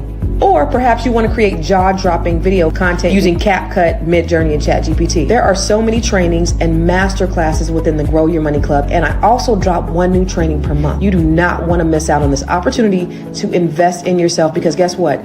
You are your biggest commodity. You are your biggest investment. Join the Grow Your Money Club today. Y'all, I was on tech support yesterday because people were trying to sign up for the Grow Your Money Club yesterday. And the mobile is still doing the same stuff. So they haven't fixed it yet, but you actually can sign up for the Grow Your Money Club on desktop. So if you're not on, let me see, if I change this to desktop, because you know how you could change your thing to desktop. Is it okay? Let's see. If I change it to desktop, is it gonna allow me to do it? Request desktop site. Let's see. Nope, still the same thing. It's crazy. So go to growyourmoney.club from a desktop, sign up. I just moved it to another platform, so I'm still trying to figure out this platform, but tech support had to escalate it yesterday. But the whole point of the Grow Your Money Club, the reason why I did it is trainings that I have to get you from being an employee to an investor. Yesterday, I talked about the cash flow quadrant. Let me pull that up. There's a cash flow quadrant. Robert Kiyosaki came up with it, but this is how most people are. And so this is the reason why the Grow Your Money Club is so important, is because most of us have jobs, but we trade our time for money. Then if we become self-employed, that could be an independent contractor, that could be an independent real estate agent, that could be an independent attorney, that could be an independent doctor. You are self-employed. You can make as much money as you want to, but you're still trading your time for money. Okay. Then you go to a business owner. And again, this is the flow that I teach you to go into in the Grow Your Money Club. A business owner, you have other people working for you, or you create a system that you have other things working for you, right? So you might have a training, you might have something that works for you that creates money for you. So you don't have to work. Other people or other things or other processes are turning their time into money for you. And ultimately, you want to become an investor. That's where your money makes money. And that's the idea of the Grow Your Money Club. That's the reason why I put it together, is to take you from being that employee to the business owner. So go to growyourmoney.club from a desktop, obviously, because this goddamn thing still ain't working on the mobile. But go to growyourmoney.club and sign up and start taking advantage of all of these trainings and get your ish together. Okay. So Young have 210 said, what's stopping me from my business is finding the right material and money for copywriting. Copywriting, trademarking, it's like $265. If you're copywriting, you can do a poor man's copyright, where you send your thing in the mail, right? And then you have it stamped and it's copywritten. So there's a lot of myths out there about starting a business. Okay, so let's go through some myths. You need a lot of money to start a business. You don't. That's what some of you said in the comments. There's so many ways to launch with no money. Another myth is that you got to quit your job first. No, you start part-time. So you go 9 to 5 over there, and then you go 5 to 9 at home where you're working on your business. Again, we have so much time that we are spending on social media, on things that don't give us any value. And so let's take that back. Let's look at the time that we spend during the day, the things that we're doing non-productive, and let's turn that into productivity. So that could be learning, right? Everything is out there. Everything is on Google. You can get guided coaching, guided mentorship, guided training, or you can try to figure out some things yourself. The point is there's information out there. Some people need that mentorship. Some people need that accountability from somebody who's going to make them do some shit. And even inside last night when I was in the B1 real estate mastery training, I was like, all right, because I showed them like all of the theory and the education, and they know about living trusts, and they know how to set up their joint venture partnerships. They know about 1031 exchanges. They know how to research deal. They know all the theory. I'm like, okay, it's execution time. And they're like, but I'm scared. No. But sometimes like they want to do it, but then they have the trepidation. Most of us, same thing. We want to do it, but we have the trepidation. But when you have a coach that's there to guide you, direct you, somebody that's been there. So for me, real estate, owned commercial properties, rental properties, Airbnbs, like you got me. I've owned a mortgage company. I'm gonna make sure there's a gentleman, and I'm not licensed in Georgia, right? But there's a gentleman in my group in Georgia, I believe, and he's an older gentleman, and he's like, yeah, I want to get some loans. I was like, I know I'm not licensed in your state, but you come to me first because I know that you being an older gentleman, these people gonna see you coming, and they may take advantage of you. So I want to make sure that you're good and that you're getting the best deal possible. You need somebody that's going to help you along the way if you don't know. Otherwise, with everything they're doing with all these deregulations and CFPB being cut, they can get you. So having that person that is there that's going to be able to help you along the way is really important. Another myth is that you need a perfect idea. Yo, I've had how many oh, you know what? Let me see. Oh, shoot. Let me make sure. I've had so many iterations of, let me see. If I know I have it in here. But when I first wrote this book, y'all, let me see if I can find it. Hold on. Oh. Let me see. I know it's up here. I can't find it. Oh, here it is. Is this it? Yes. Yo, okay. Perfect idea. Non-perfect idea. So I wish I had. Do I have the new keeping score? The new? I have all these old ones, so I didn't order like the new one, I don't think. But when I first wrote the first keeping score, y'all, this is what it looked like.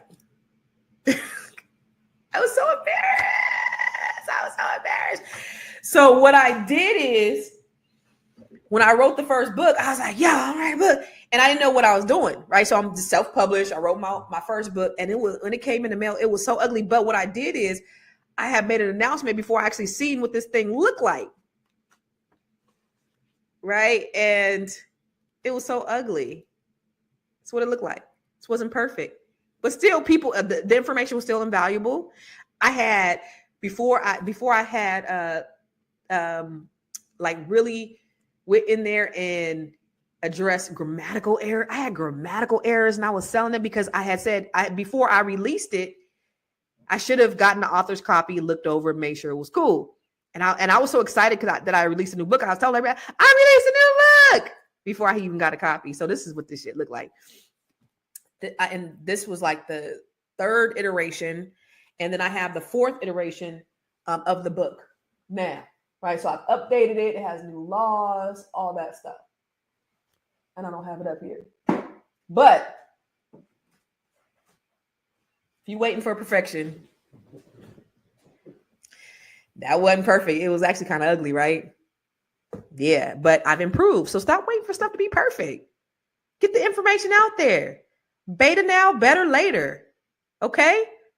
So be like Nike and just do the damn thing. And you'll figure it out along the way. But if you're waiting for perfection, that's never going to happen. Okay. The other thing is people think I don't have an audience. I don't have a huge audience. People don't listen to me. You could have 1 million followers and nobody support and buy your product or your service.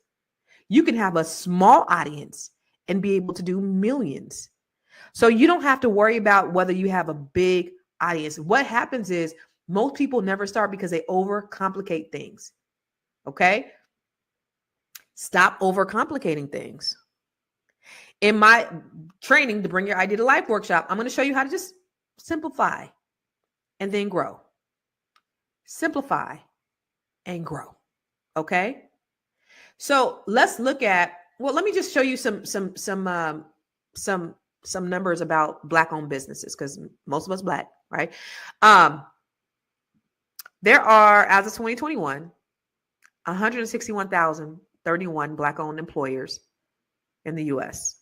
They count for 2.8% of all employer firms. Okay? About 28% of Black-owned businesses operate in the healthcare. This is what we're doing. This is what a lot of Black-owned businesses are doing. Social assistance sector, including services like physicians' offices, hospitals, and family service centers. That's interesting. From 2017 to 2021, the number of Black-owned employer businesses increased by 29.9%, almost 30%, significantly outpacing the 3.6% growth of all U.S. businesses during that same period. You hear what I'm saying? From 2017 to 2021, we outpaced everyone. So Black people, give yourself a round of applause. And even if you don't have a business, give the other Black-owned businesses a round of applause for this huge feat.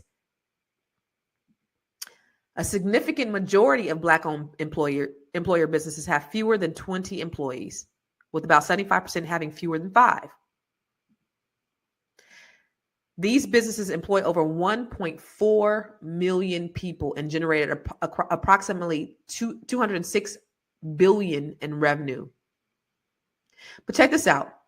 Most of the Black businesses are in, Florida has the largest number of Black-owned businesses. So y'all over in Florida, y'all got 461,149 Black-owned businesses. That's great. But here's where I'm at in DC, y'all. They have the highest percentage per capita, with 35% of all businesses here being Black-owned. Yo, I remember when I went to my girlfriend took me to the Chamber of Commerce in DC, right? It was so great because I was like, is this the Black? It was like 75% Black. I was like, is this the Black chamber? They were like, no, this is a chamber. And basically the person I was with, he was just like, look, if you can't make it here, you can't make it anywhere because there's too much opportunity. And then they were talking about all of these funds set aside for Black-owned businesses that you just don't see everywhere. But there's just tons of opportunity. So I got to see that part firsthand. That was great.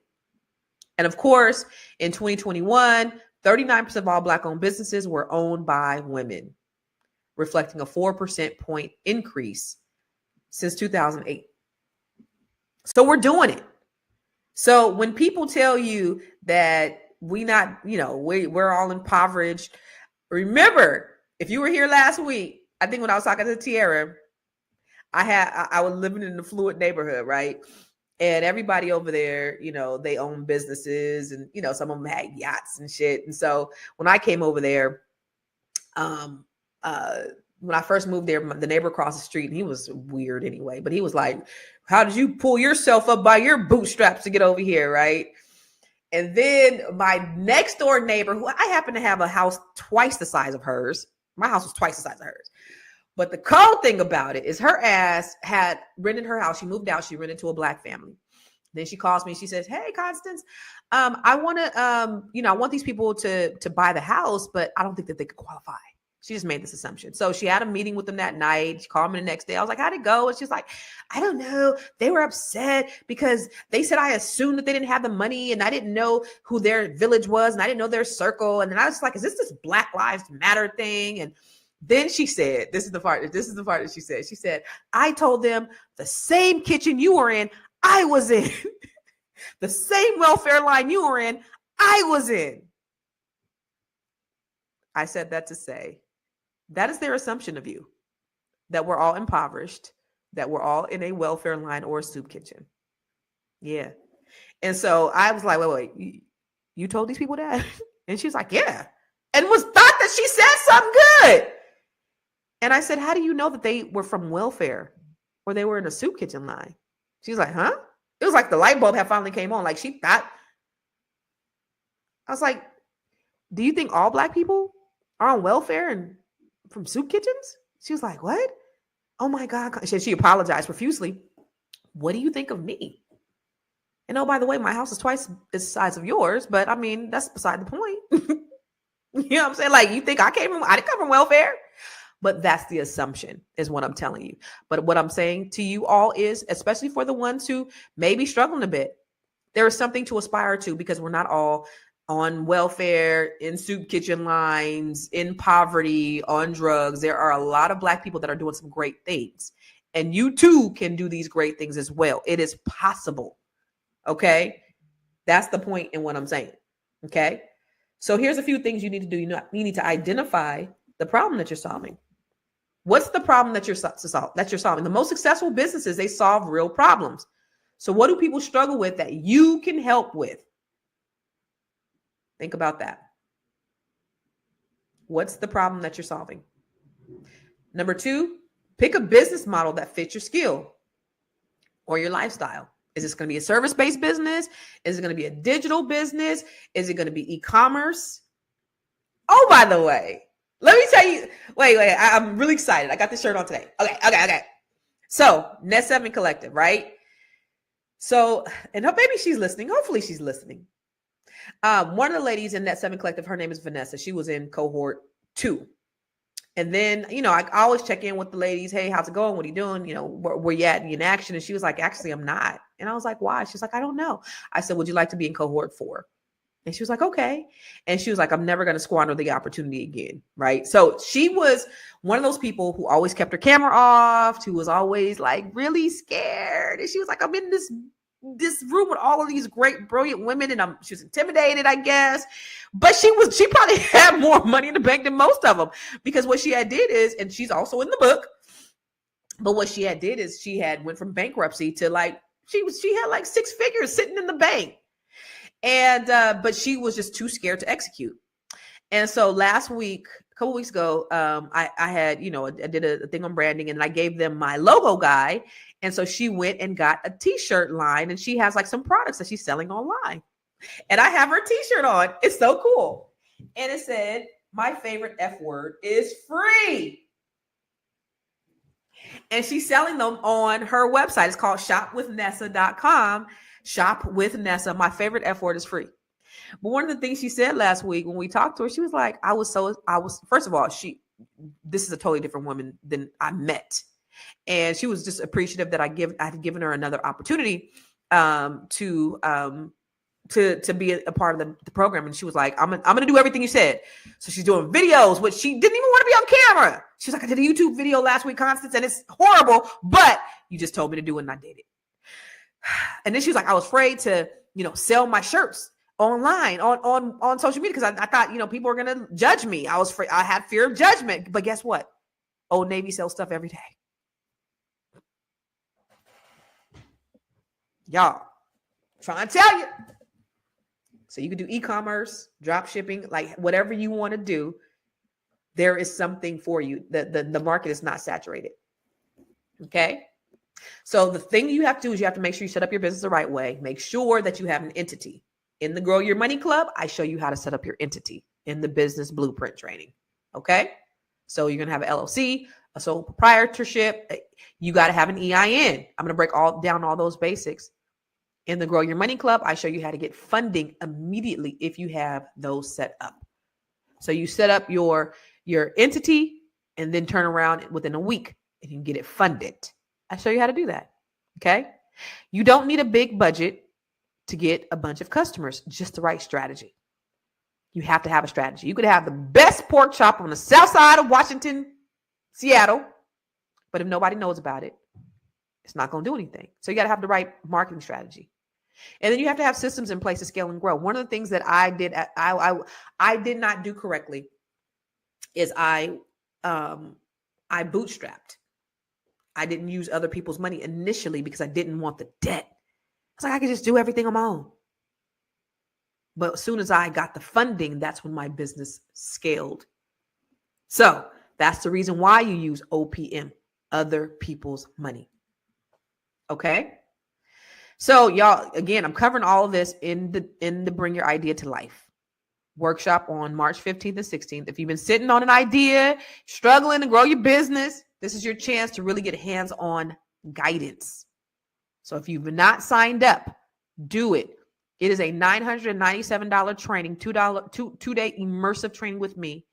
And I got it 60% off. So you can actually get it for $397. To invest $397 to have a sustainable business. Do you know how much? Let me tell you something. I've invested hundreds of thousands of dollars. My coach was $50,000. I've invested hundreds. I had other coaching for $30,000. I've had other coaching for $5,000.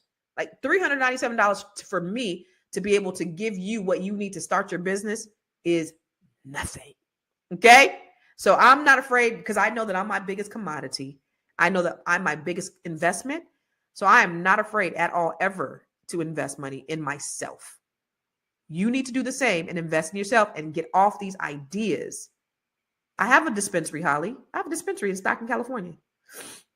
Oh, by the way, Sophia, you asked me about it. Did you get a chance to go over there to the dispensary? But that's what you need to do. You need to sign up for the thing. You go to thinkbuildmonetize.com and sign up for this training. Because if you really want to have 2025 different than the rest of the years, you got to do something different. What is the definition of insanity? Doing the same thing over and over again and expecting different results. I've lost hundreds of thousands of dollars of doing it myself.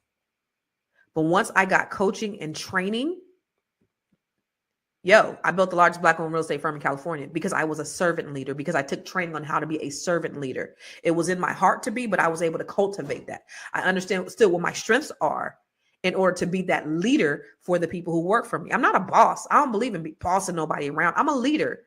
And a leader, you have people that will follow you because you have their best interests at heart. You got to understand all of those dynamics when you're building a business. It's not just about getting production. It's not just about my way or the highway. It's collaboration, it's synergy, it's culture. All of those things are important to creating a sustainable business. It's not just having a product or a service. If you want to scale and you want to get from working in your business and you want to just kind of work on your business, it's the skill, it's the idea, but it's the culture of the business as well. Are you a good leader? That's an important piece of that business. We're going to talk about that too. So make sure you sign up for the Bring Your Idea to Life workshop. Okay. If you're tired of watching other people succeed, why are you waiting on the right time? At what point? Okay. If it's not perfect, start messy. Make sure that if you're underpricing products, you're charging your worth. Okay. You can't, if you try to sell to everybody, there's a rule of marketing. When you sell to everybody, you sell to nobody. So you got to identify who your target is. All of those things are real factors when it comes to, I thought she said I got to take a commercial. Actually, I do got to take a commercial. You're not on your shit.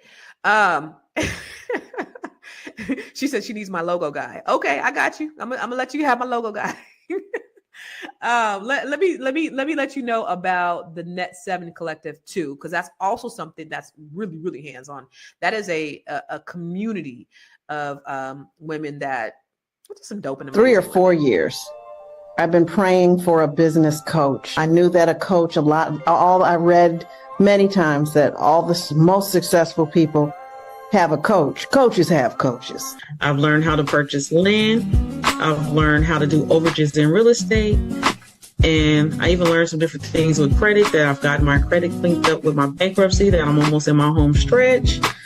Doing everything right now and applying it. I finished 2 ebooks. If I could do it, anybody can do it. And started a nonprofit. Gotten more out of this than I ever anticipated. Constance has done an amazing job at placing systems to allow us to understand how to prosper in our businesses. I'm telling you, I would move heaven and earth not to miss one of these sessions.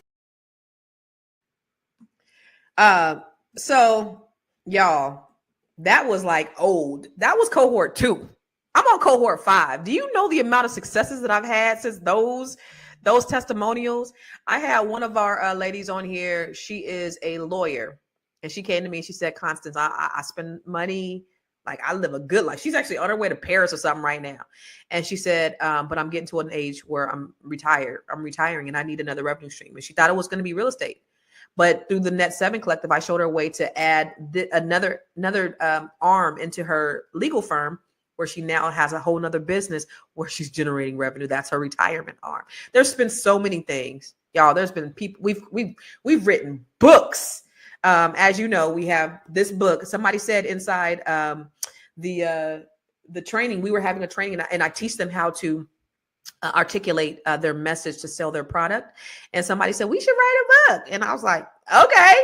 Kamika said that. One of the ladies inside the program, they said we should write a book. So we wrote a book. Here's a video, a little quick video of the book.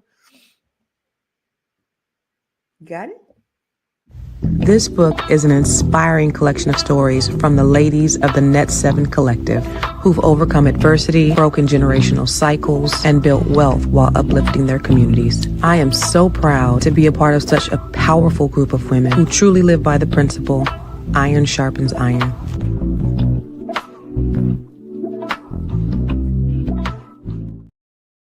Yo!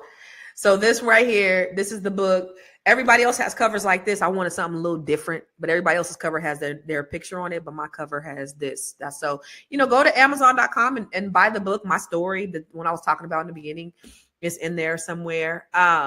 But this is just what, and then, so I don't know if you know the music, that was actually Victoria Monet. I did a little tribute. Her mom is in the book, and her mom was in Net 7 as well. And so I was like, I'm gonna use your baby's song for the book, the little book video. So that was a tribute to one of the ladies inside the Net 7 Collective, and then also Victoria Monet, who's her daughter. But we have some amazing, amazing women in there. So if you are an outlier, if you're one of those people who need something more, if you're a woman, if you're a Black woman or you know a Black woman, this is just an amazing group of just dope ass women who we're practicing we are collective economics. We are Black brilliance in motion. I broke records with my real estate company. This group is about to break records. We're about to make history. Watch. God has appointed me for such a time as this to lead these great women into doing some really, really amazing things. And y'all gonna see, we're going to do some things. We're going to make some history. It's going to be great. So if you are a Black woman or you know a Black woman, go to net7bbs.com. And I would love to schedule a one-on-one with you to see if you'd be a good fit, something that it'd be, it's mutually beneficial for both of us, right? So for you, what we can do for you and how you can add to that community and how it'll be a win-win for everybody. Everybody's not a good fit. And it's not some elitist thing at all, because to be honest with you, I think we're 4 weeks into this new session, and they didn't even know what each other did until last week. I think it was 4 weeks, 5 weeks in, 3 weeks. I don't know, but they didn't even know, because I don't lead with what you do. I lead with who you are. So that's the first week was like, who are you? And I don't want to hear about your title. I don't want to know about your title, because it doesn't make a difference whether you're a doctor or a lawyer or a scientist or whatever. Harvard PhD, we have all those in there. Then we have me, who's a PhD, a public high school diploma, but there's no hierarchy. And so we're not leading with what you do. We're leading with who you are as Black women. And so it's just a certain, and it's important. I hand select the people because the environment and the energy and the synergy is so important to the entire community that you got to have the right balance. All money ain't good money. And it's an investment, but all money is not good money to me. I have many times in many years walked away from money to keep peace. I'd rather have peace. I don't do drama at all in any area of my life. At all. So the space, even at Catalyst, is reflective of the synergy and the energy that I bring as a leader to make sure that everybody else feels comfortable inside that space. That's important to me. It's important to me. That's like the biggest thing. So that's what the Net 7 Collective is. I do have an Ask Constance, Jahari. And let me, it was Sophia had to Ask Constance right before. Let me upload. I had a little thing. Where is it at? Right before we started. Oh, there it is. So right before we started, like 3 minutes before we started, y'all. That's why I was like 2 minutes late, because I was making a little graphic real quick. Miss Sophia asked me a question, and she said, what is a good bank to open a business account with? I'm so glad that you in motion, that you in action. She said, listen, I've got my business. I got my entity. I am opening up account. What is a good account that you can open up a business with? I would say first, try to go to a Black owned business. Okay. First, go to a Black owned business. Try to open up an account there. And the thing, credit unions are good too. But I want to do business with people who look like me. And so I'd rather go to I'd rather put my money in a Black owned business. Now, you can open up a business online anywhere. So most people are going to take your online application. You don't have to actually go into most banks to open up a business.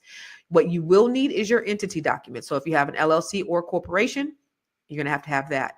If you have to have an EIN number, they're going to want that. And you got to have to have a little money to deposit in the bank. You're going to need that as well. So those are the 3 things that you're going to have to have. You have to have your entity, your EIN, and a little money in the bank. Don't have to be a whole lot. It could be $10, maybe $100. Just depends on what the bank's requirements are. But look at the fees, but do business with Black-owned businesses. I would say that. If you are Black and you are under the sound of my voice, and even if you ain't Black, do business with Black-owned businesses. That's it. So again, Grow Your Money Club. Make sure you go to growyourmoney.club. Sign up today.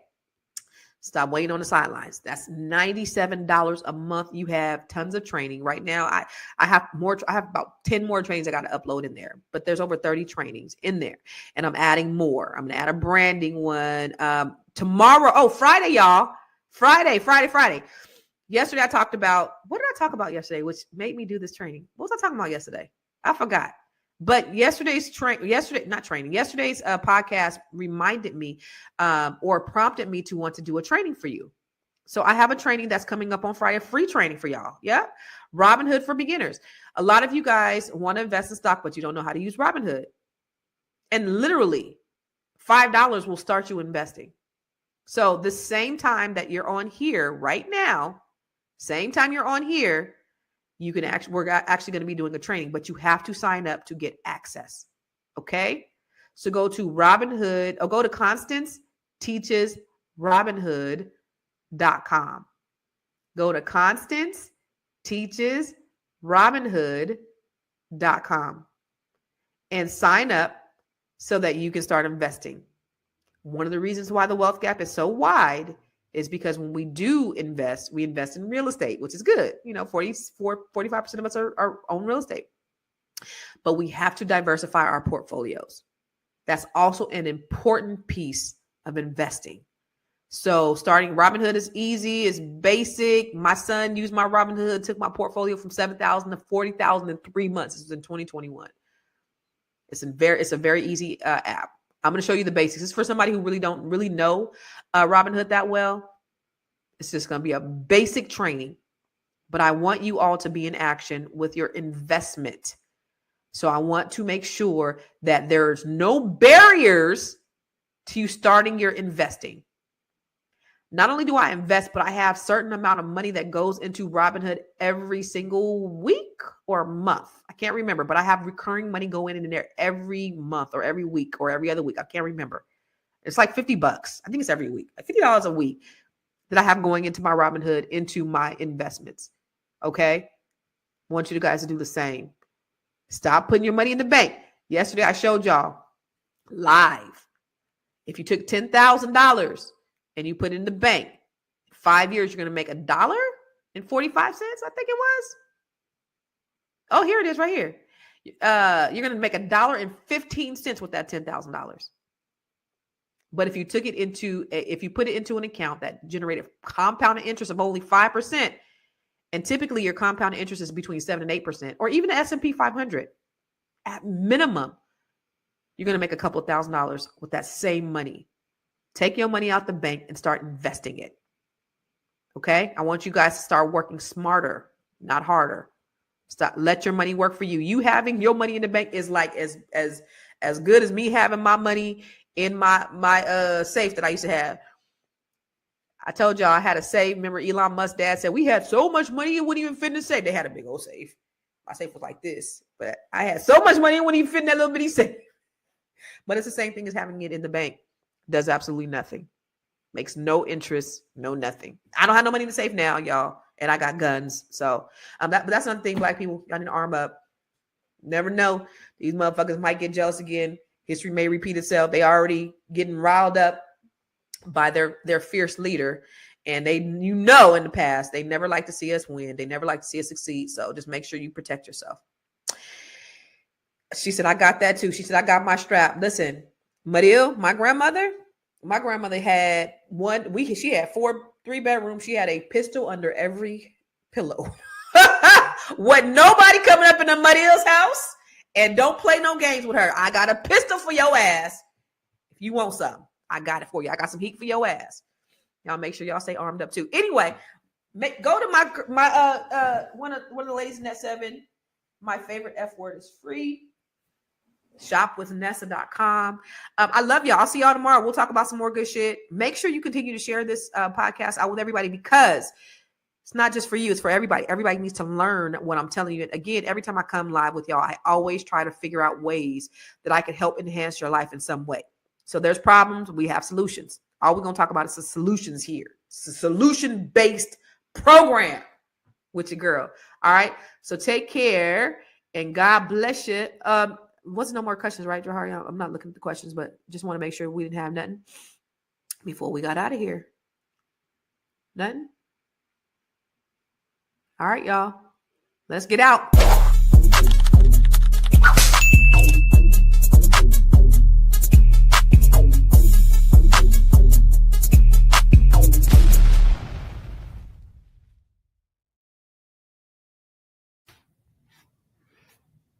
Hey, hello everybody. How you doing? I am Dr. Alicia with Coaching with Dr. Alicia. I'm here to welcome everybody to the book club. And as you know, many of you who've been watching the book club, us talk about this book, How to Be an Adult in Relationships, is the 5 Keys to Mindful Loving by fellow social worker David Richo. I'm a licensed clinical social worker, and I'm also a couples therapist, and I also am a full-time college professor.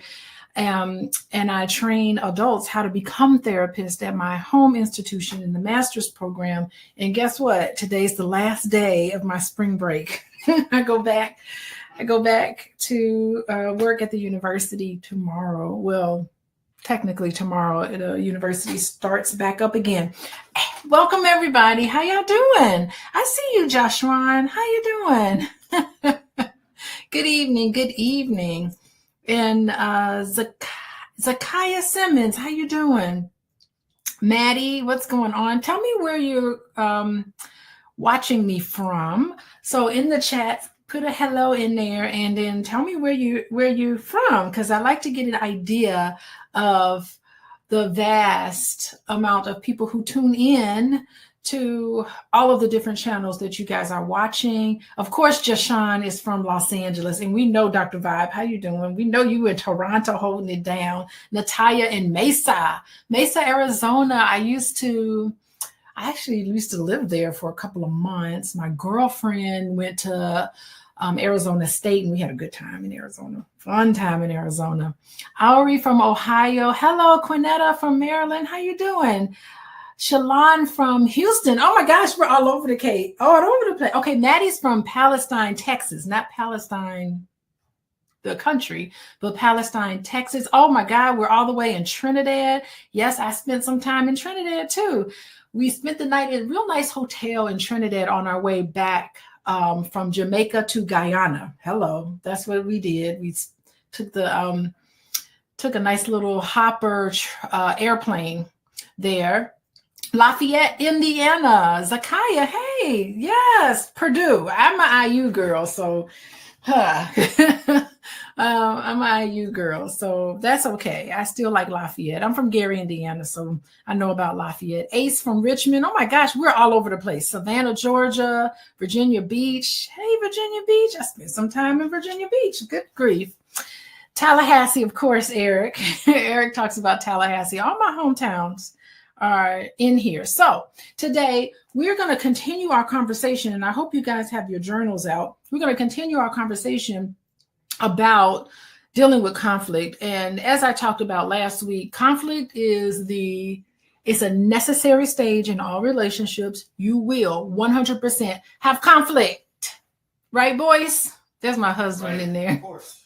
100% will always have conflict. You want to say hi? Yeah, so say hello to everybody. 100%. Conflict is a phase in a relationship. It's a phase in a relationship that you have to always learn how to get through. This morning, what happened this morning? I said, boys, I need to talk to you about something. And I sat down and we had to did we come to an agreement? I don't know. It depends on if you say that we did, then we did. Well, maybe you should listen today because we talk about what to do, how to sit down and have conversations about what's going on with you. And I would hope that you would approach me and talk to me about things that bother you. Absolutely. Because I can't read your mind. I can't get it right. I'm not perfect. Although you I think I'm perfect. Can everyone hear me? Can they hear me when I talk? I think they can hear you. I don't have the microphone. You got the Here's the mic right here. And then my husband bought me a wonderful microphone. Thank you so much. I did, for supporting me. Absolutely. You are a wonderful husband. Well, you know, with conflict, I think that it's definitely one thing that I've learned over time, you know, from marriage is what you learn. The biggest thing I learned from the therapy community, because all your therapist friends, is listening. Just like somebody's got something that they want to say and they want to be heard. So you got to let them know I hear you. So whenever my wife comes to me and talks to me about stuff, my first goal is to breathe and listen and invalidate. And that's it. You know, you start there. I think that goes a long way. Right. How do we do this morning? We did pretty good, right? I think I did great. Yeah, I mean, because conflict is paired with drama. And that's what we're going to talk about today, how to have healthy conflict resolution and not drama. It doesn't have to be drama, right, boys? No, it does not.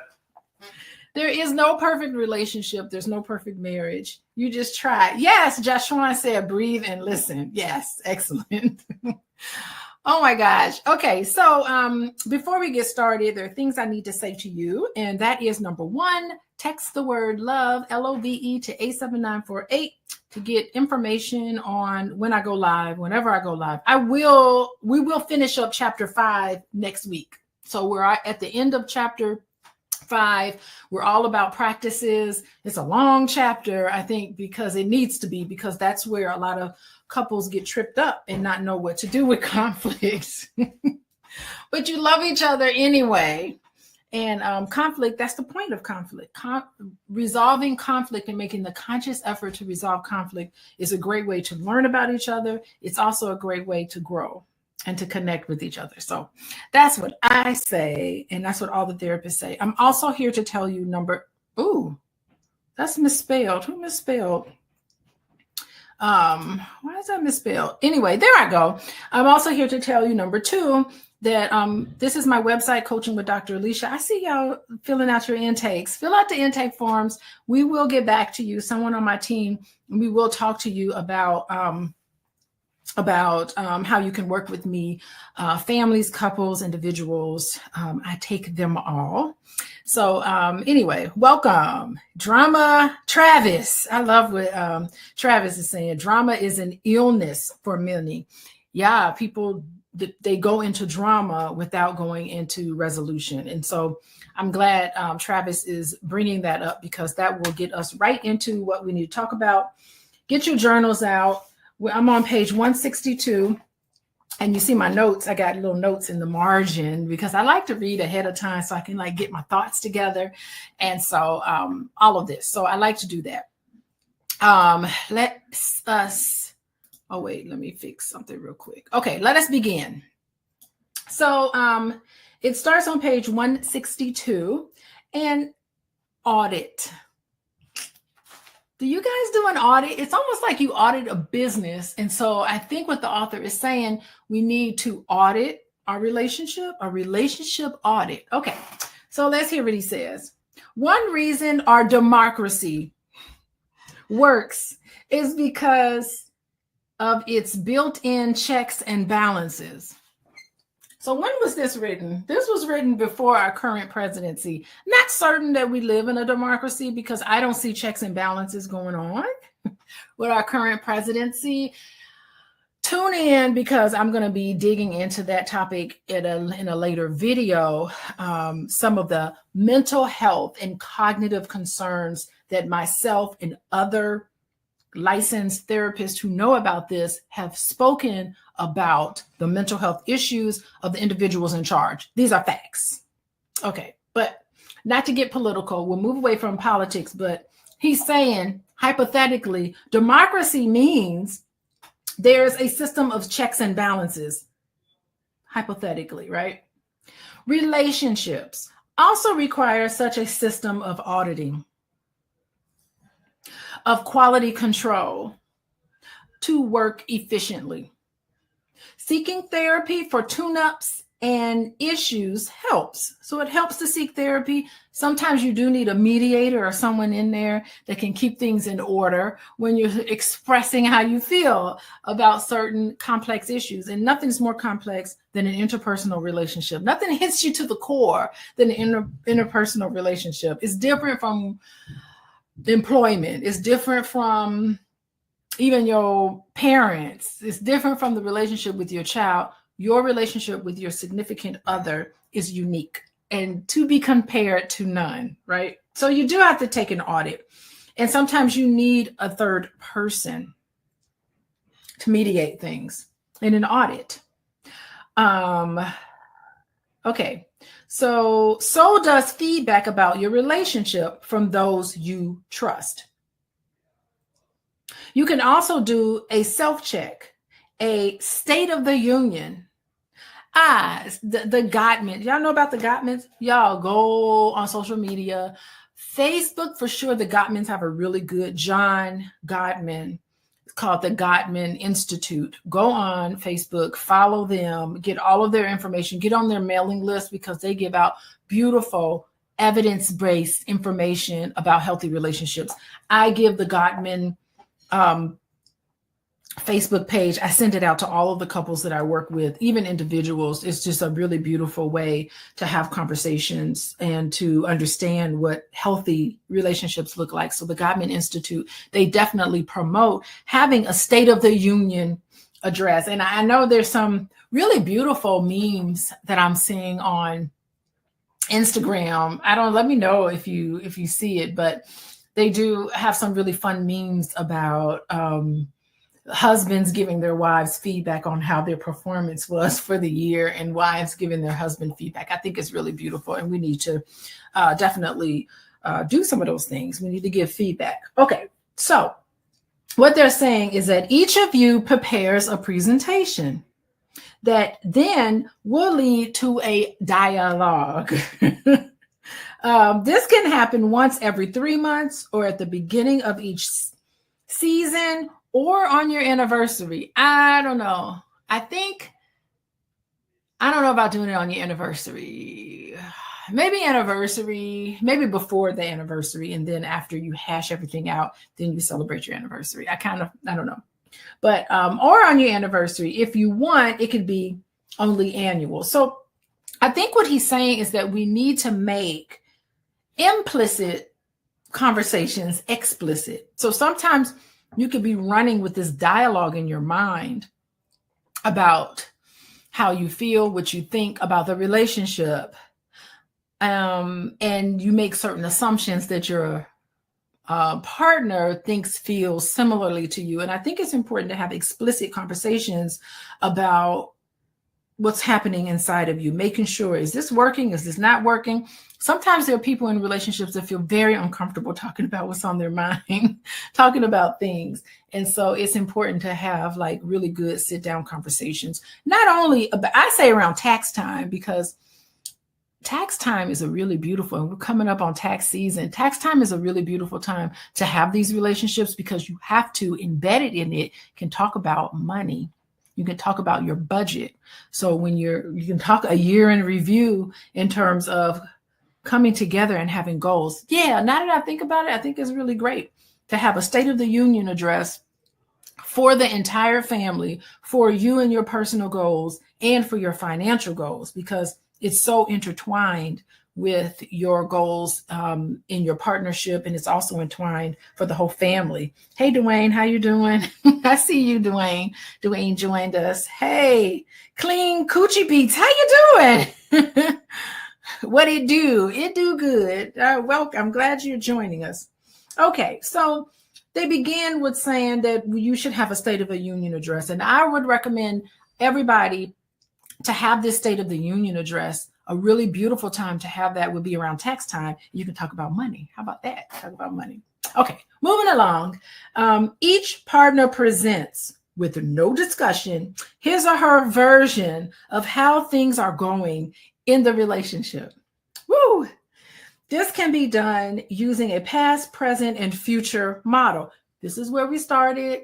Here's where we are now. This is what I would love to see for us for the future. This would be very healthy to do for everybody in the family. Maybe, we need to figure out how the family unit can help and support everybody in the family, even the little baby, even the little child can say, here's what I want, here's my goal. I think it's great for everybody in the family to do some of these things.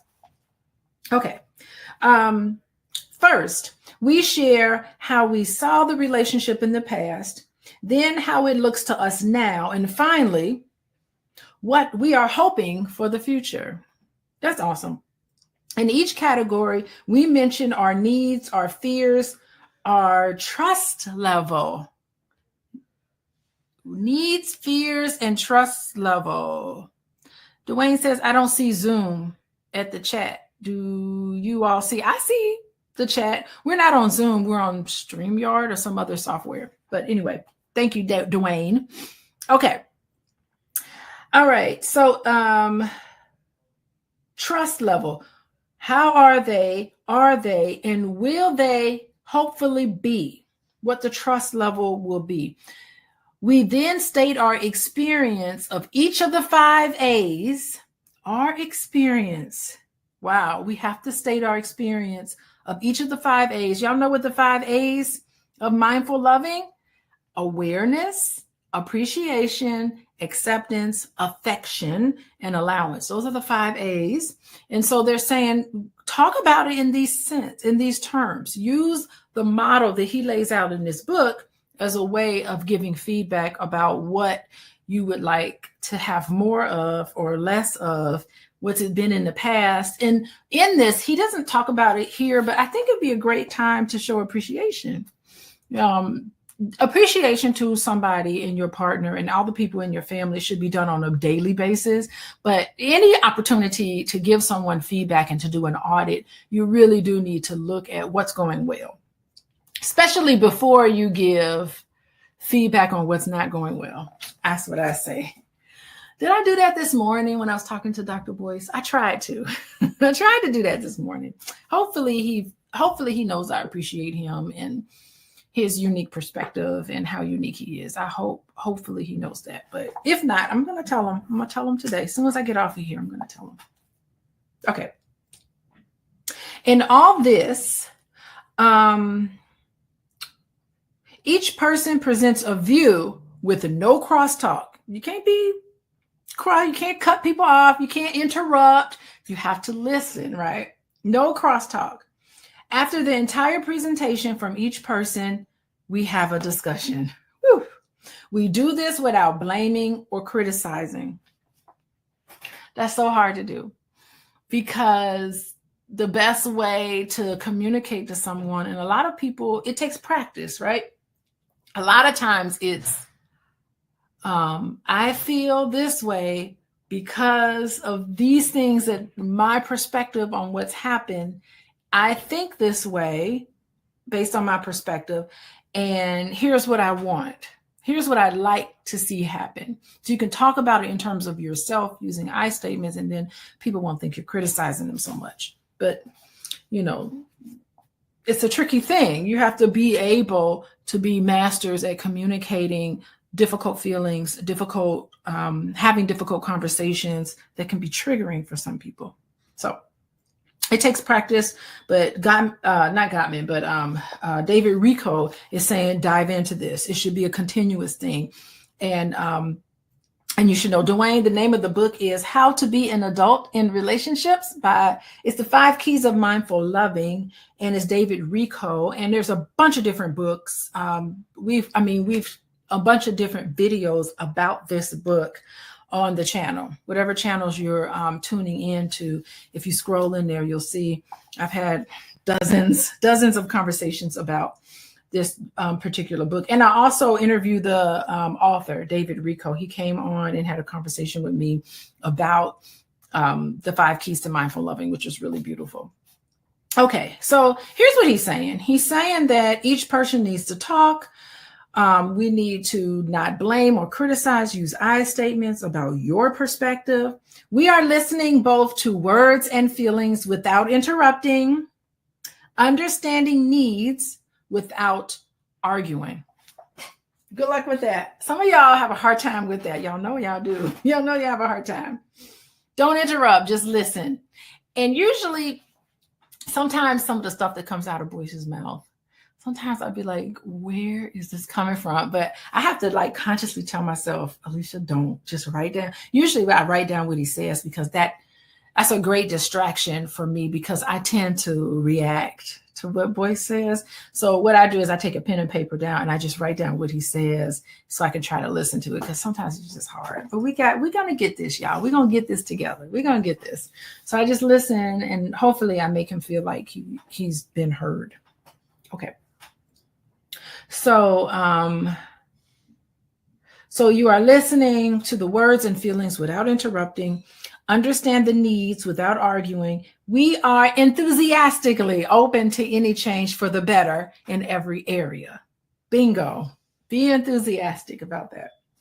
This technique can only work when the partner is in full integrity, not manipulating, immensely respectful, not calling people names, totally open, can't be closed off. It only works when the other partner is fully on board for radical transformation of themselves and the relationship. Now, you guys don't know this, but David Rico, he puts in chapter 3, which is finding a partner. He says that you need to find a partner who's already prone to this. If you are looking for somebody, one of the qualities that you should find in a significant other is somebody who's open and somebody who is insightful and willing to be on board with radical transformation. So these are some of the qualities that David Rico is saying. You need to find this in a partner as you start, so that when you have these State of the Unions, it can be someone who's open for feedback and open to give feedback, not to criticize, not to blame people, everybody taking full accountability of the things that are going well and the things that aren't going well, and looking at it in terms of needs improvement, areas where you need improvement, because there's no such thing as a perfect relationship. I don't care how much social media tries to tell people this, but no such thing as a perfect relationship. Okay, so this technique only works when we have all of these qualities. If the ego is at the helm, shipwreck usually lurks on the sad horizon. Sad horizon, just shipwreck. So it's going to be a sad state of affairs.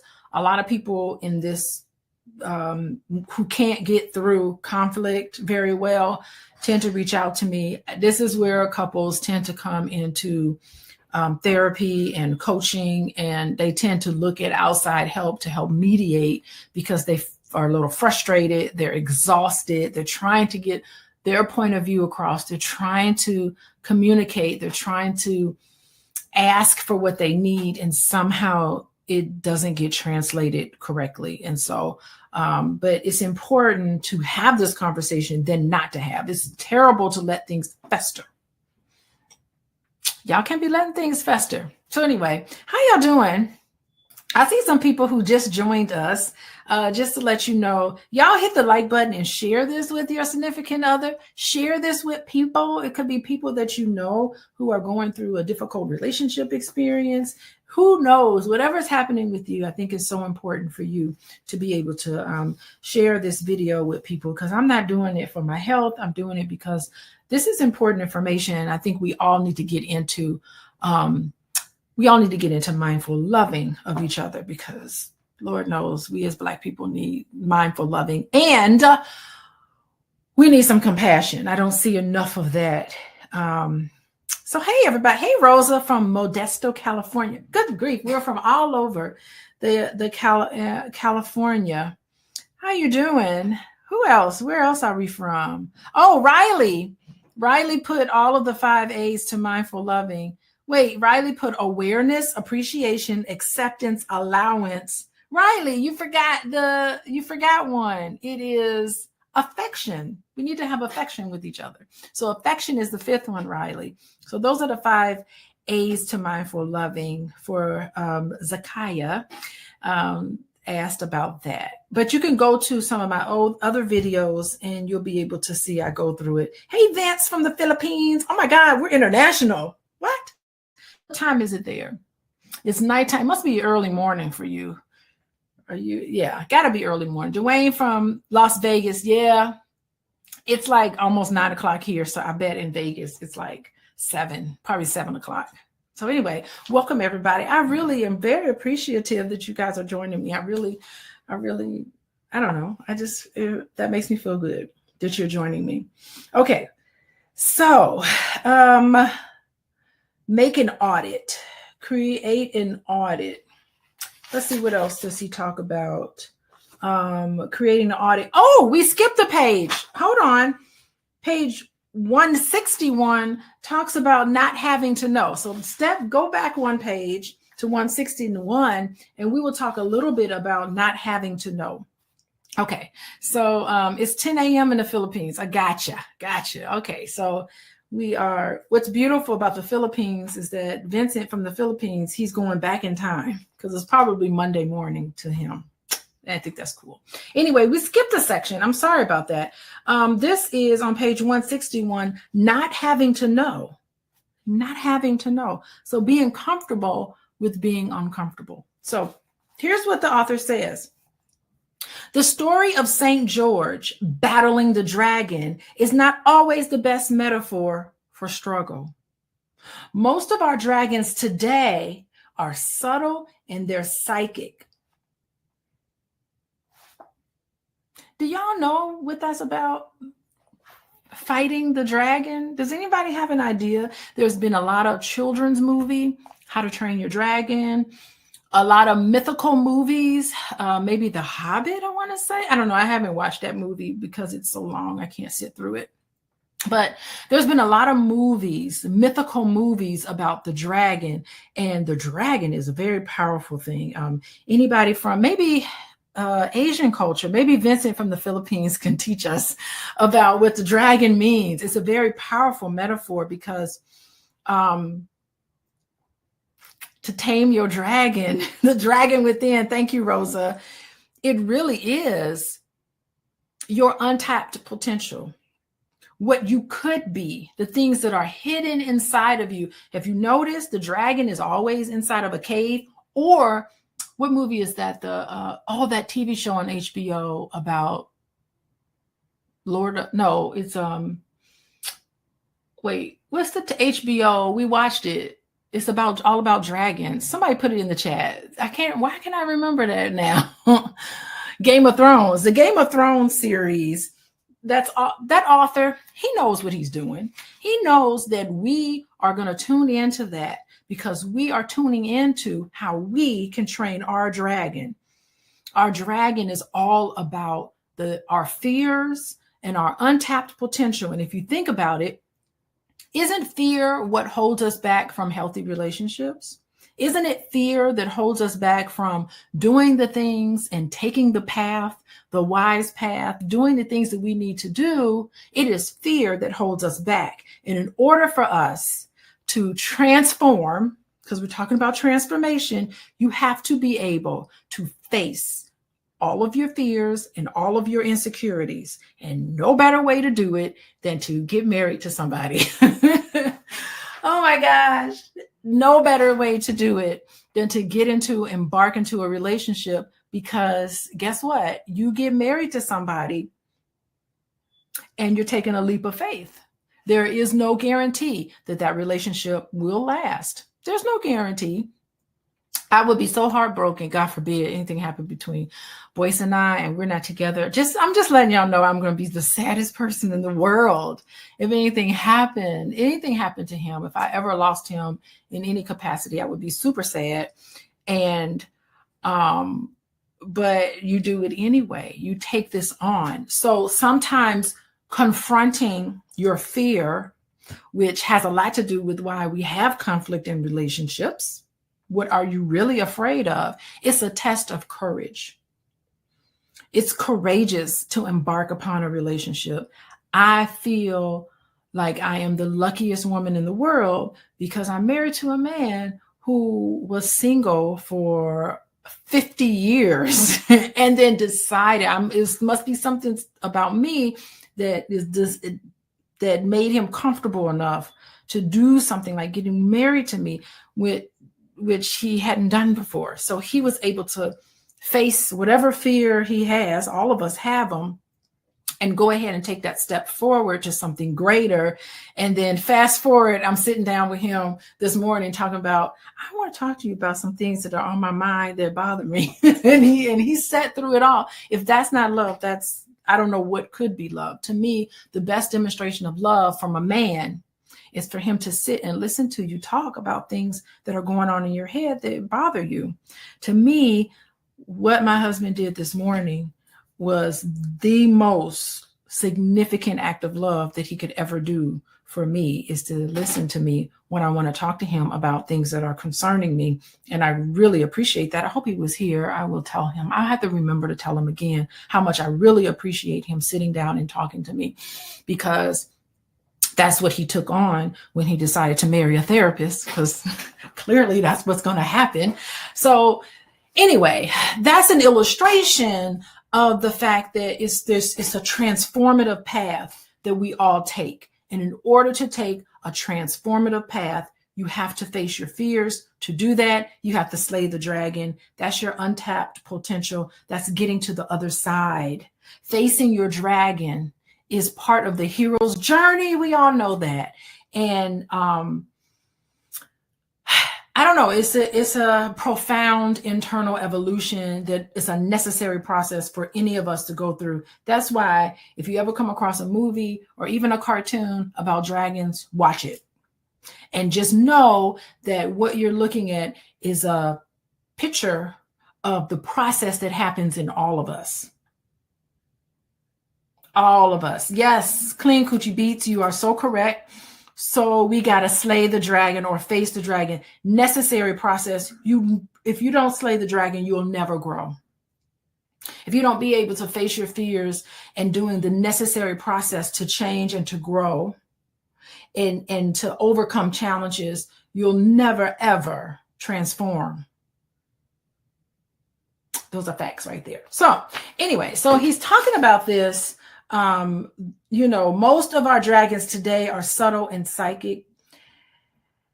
Some have confusing configurations that have to be contemplated before they can be understood and then confronted. Thus, we cannot always confront our issues as soon as they arise. Confusion is a totally legitimate phase of working things out. You can honestly say, I'm not certain how I feel. I'm very confused. This is something new to me. I don't understand. So in a sense, in a relationship, when you're faced with conflict, there has to be a moment in there where you need to be patient and be comfortable with something very uncomfortable. That is so easy for me to say. It is very difficult to do, but just know that that's the goal, is to be comfortable with things that are uncomfortable when you're dealing with conflict, because there's so much uncertainty there. You can't control everything. Can't control how people think about you. Guess what? You can't even be responsible for the feelings of your partner. You're not responsible for making somebody happy. You create your own happiness. You're not responsible for the way someone feels. They can talk to you about this happened and I felt this way, and you can be empathetic to that and compassionate to that, but you are not responsible for making another person feel a certain way. You can only be responsible for yourself. You can just listen and understand, and you can adjust, but they own their feelings. You own your feelings. There we go. Okay, so we cannot always confront our issues as they arise. Confusion is a totally legitimate phase of working things out. We may need a period of ambiguity, uncertainty, or lack of clarity before we can see what's going on. When either or both partners are confused, the time is right for mindful sitting with the confusion. Recognize it, sit with it mindfully. This means no attachment to it or attempts to control it or insisting on ending it. You got to know. I got to know now. You don't always have to know everything there is to know, but you can tune into how you feel. I like where he's going with this. It has a life of its own. It is like the time dough needs it's like the time that dough needs in darkness so it can rise. Fascinating. It cannot be rushed. Patience is an ingredient of bread and love. So you have to, it's funny when you anybody make dough? Let me know if you make dough and you put the yeast in what is it? It's, how do you make dough? It's definitely flour and maybe a little bit of water or whatever. And I know you have to add yeast. And so to make the bread, you have to put the little cloth over it and put it in a warmer so that the dough can rise. So that's a process. You can't rush that process. It's a necessary process. If we respect our timing and our mode, we grow in self-trust.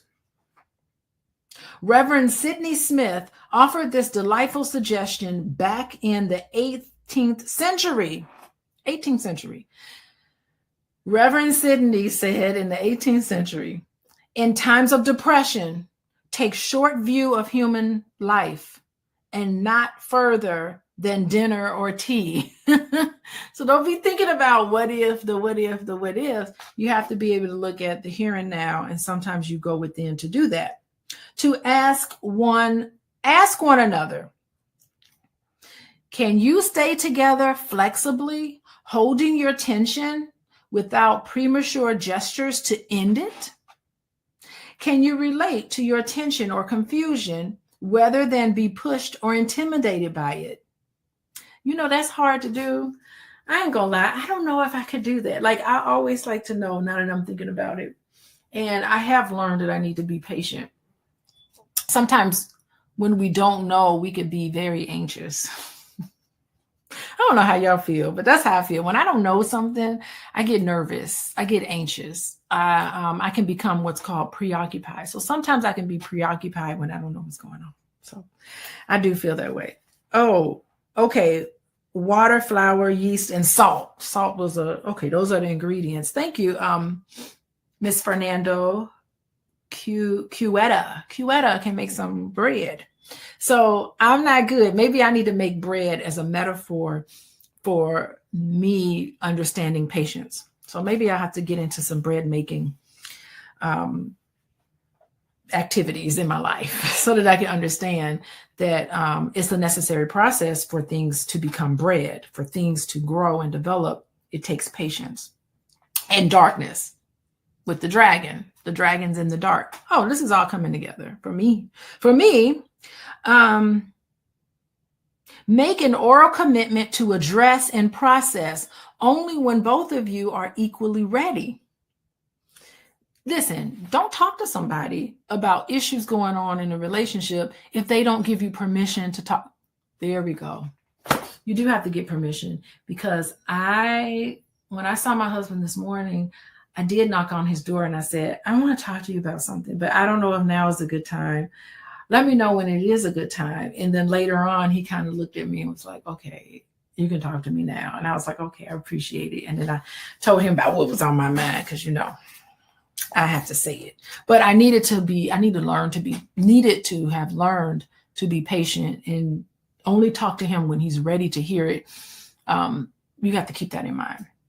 Okay, so consider the following. Sometimes it is necessary to let my feelings happen without acting on them. Yeah, so feelings is one thing, but emotions is another. Feelings is one thing. Emotion is how you express your feelings. You can feel angry, but that doesn't mean you need to rage.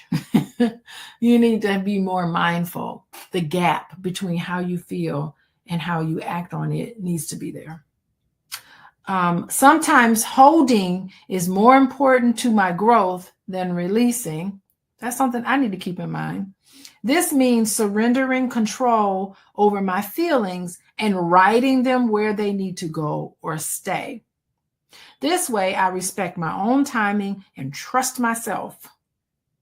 In your journal, y'all got your journals?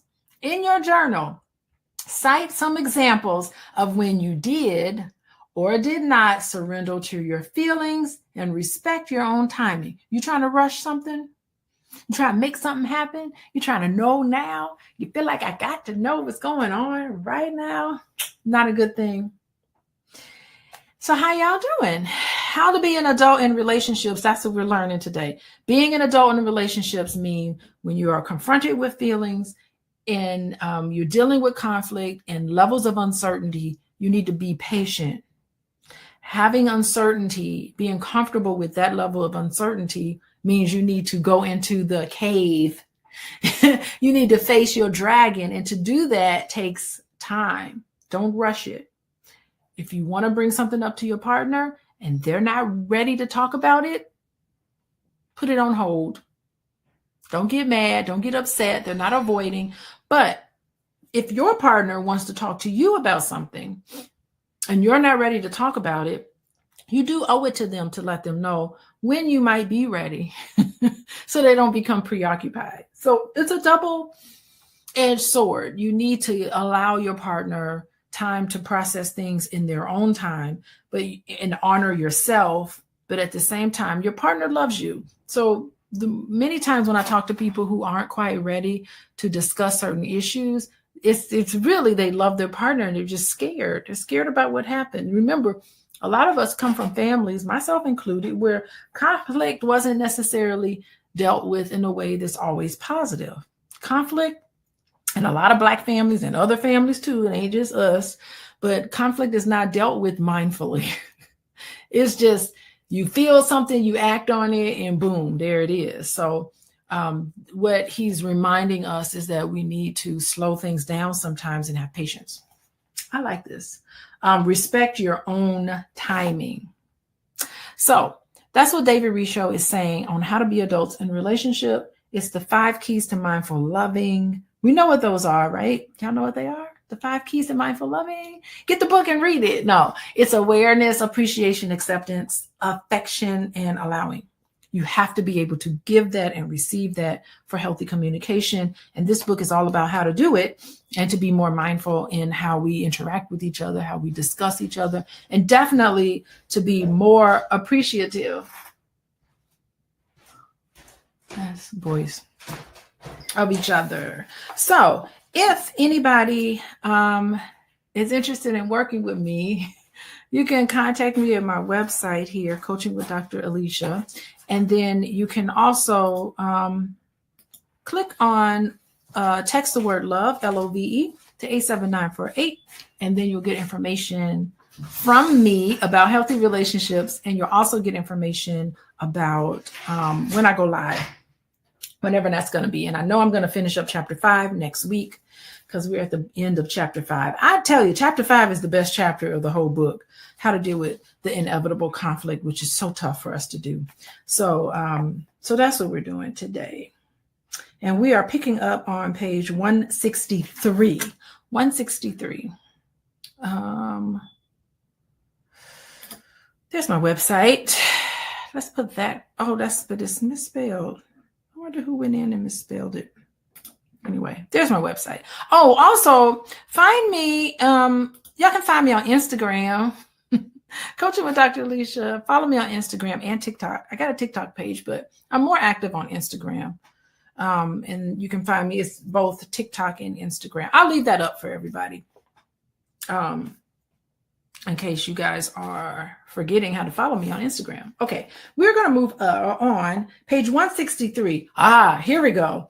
This is all about how to distinguish. How y'all going to distinguish conflict from drama? Oh my gosh. So this is a big one. Distinguishing conflict, healthy conflict from drama. Okay, now I want y'all to be honest. Everybody in here, I want y'all to be honest about which of these things y'all know y'all done. Because sometimes I have to admit, I'm going to admit, sometimes I can get into drama instead of healthy conflict. So what do I mean by that? Okay, so let's talk about this. Okay. Okay. Healthy conflict versus drama. Okay. Conflict can be worked out with the tools we have been learning. Conflict. I know drama queen. I know. I'm already saying I could be a drama queen. Conflict can be worked out with the tools we have been learning. Addressing, processing, and resolving.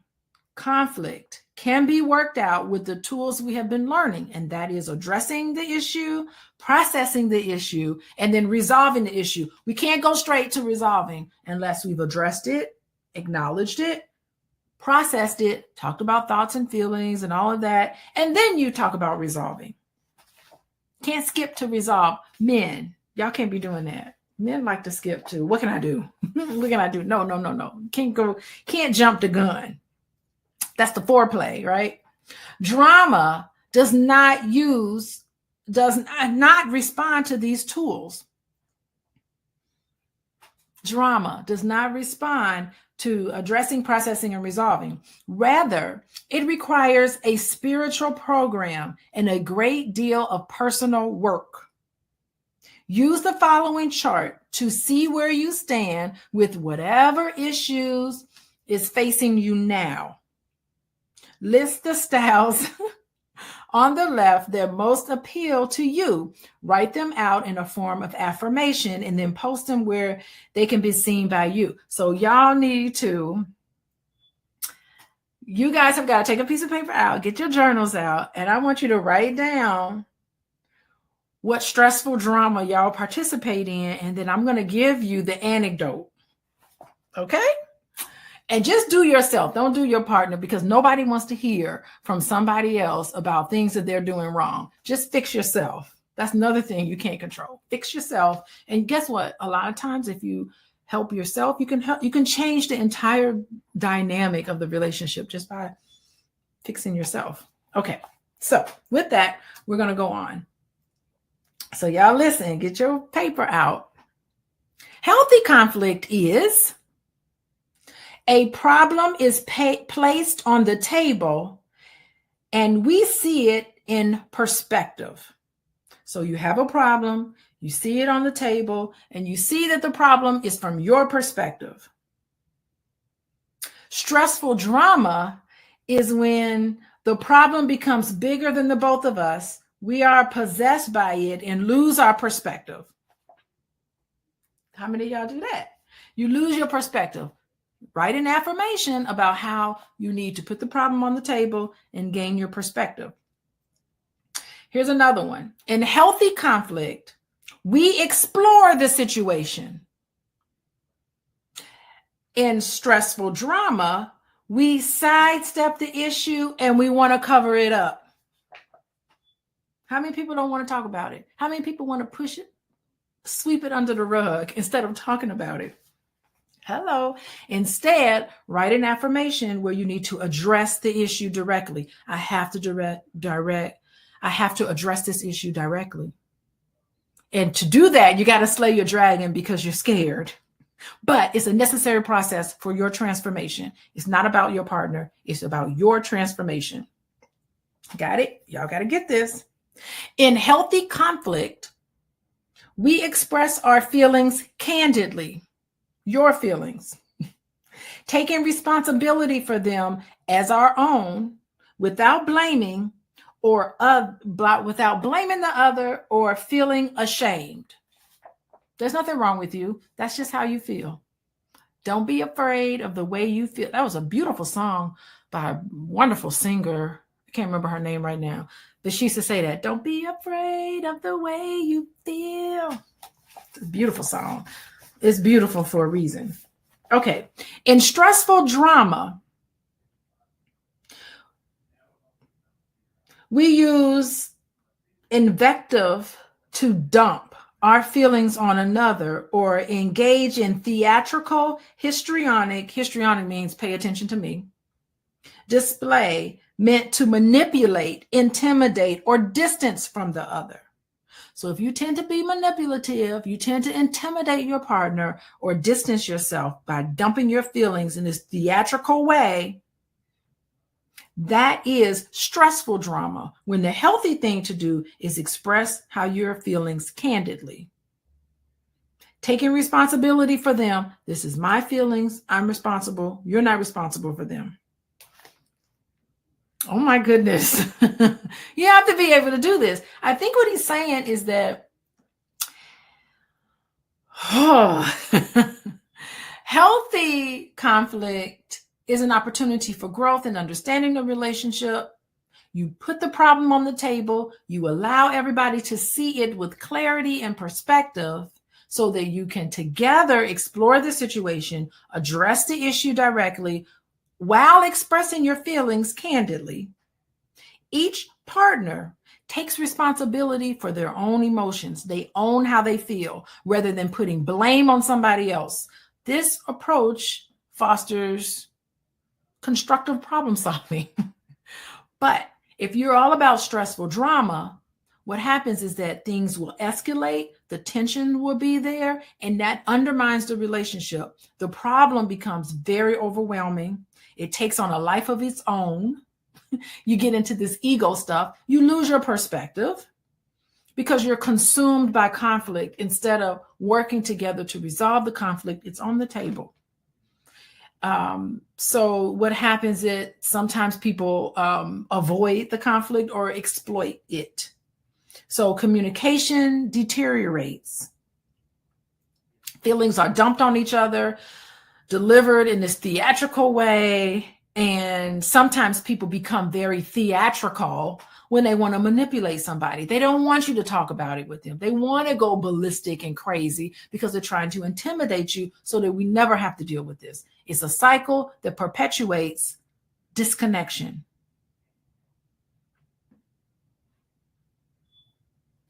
Let's move on. Healthy conflict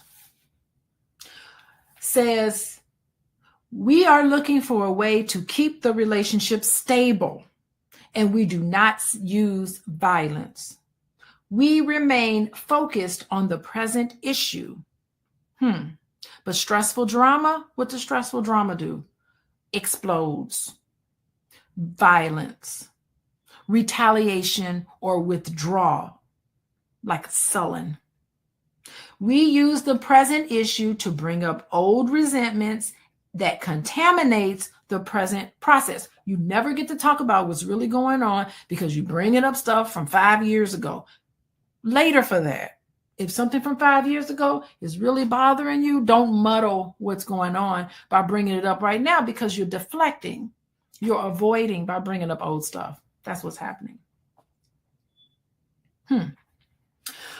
In healthy conflict, you are committed to a bilateral style in processing issues and making decisions together. And I know I got to do a video. I haven't quite done it yet. I'm pulling all my thoughts together, but I'm going to do a video on this belief that wives have to submit to their husbands. I mean, I'm not against being respectful. I'm not against compromise. I'm not against flexibility, but I don't understand what it means to submit. Like, I don't understand why I use that word when a lot of times I've seen it used to take advantage of women, and women can take advantage of men. I've seen it in that way. So I don't know. I think as long as we stay respectful and you make decisions bilaterally together, what's wrong with that? Why not just say that? But that's me. Anyway, but I'll do a video on that. The issue is resolved with an agreement to change something for the better. Both of us are looking for a way to make our relationship better. Everybody's looking. How can we make things better?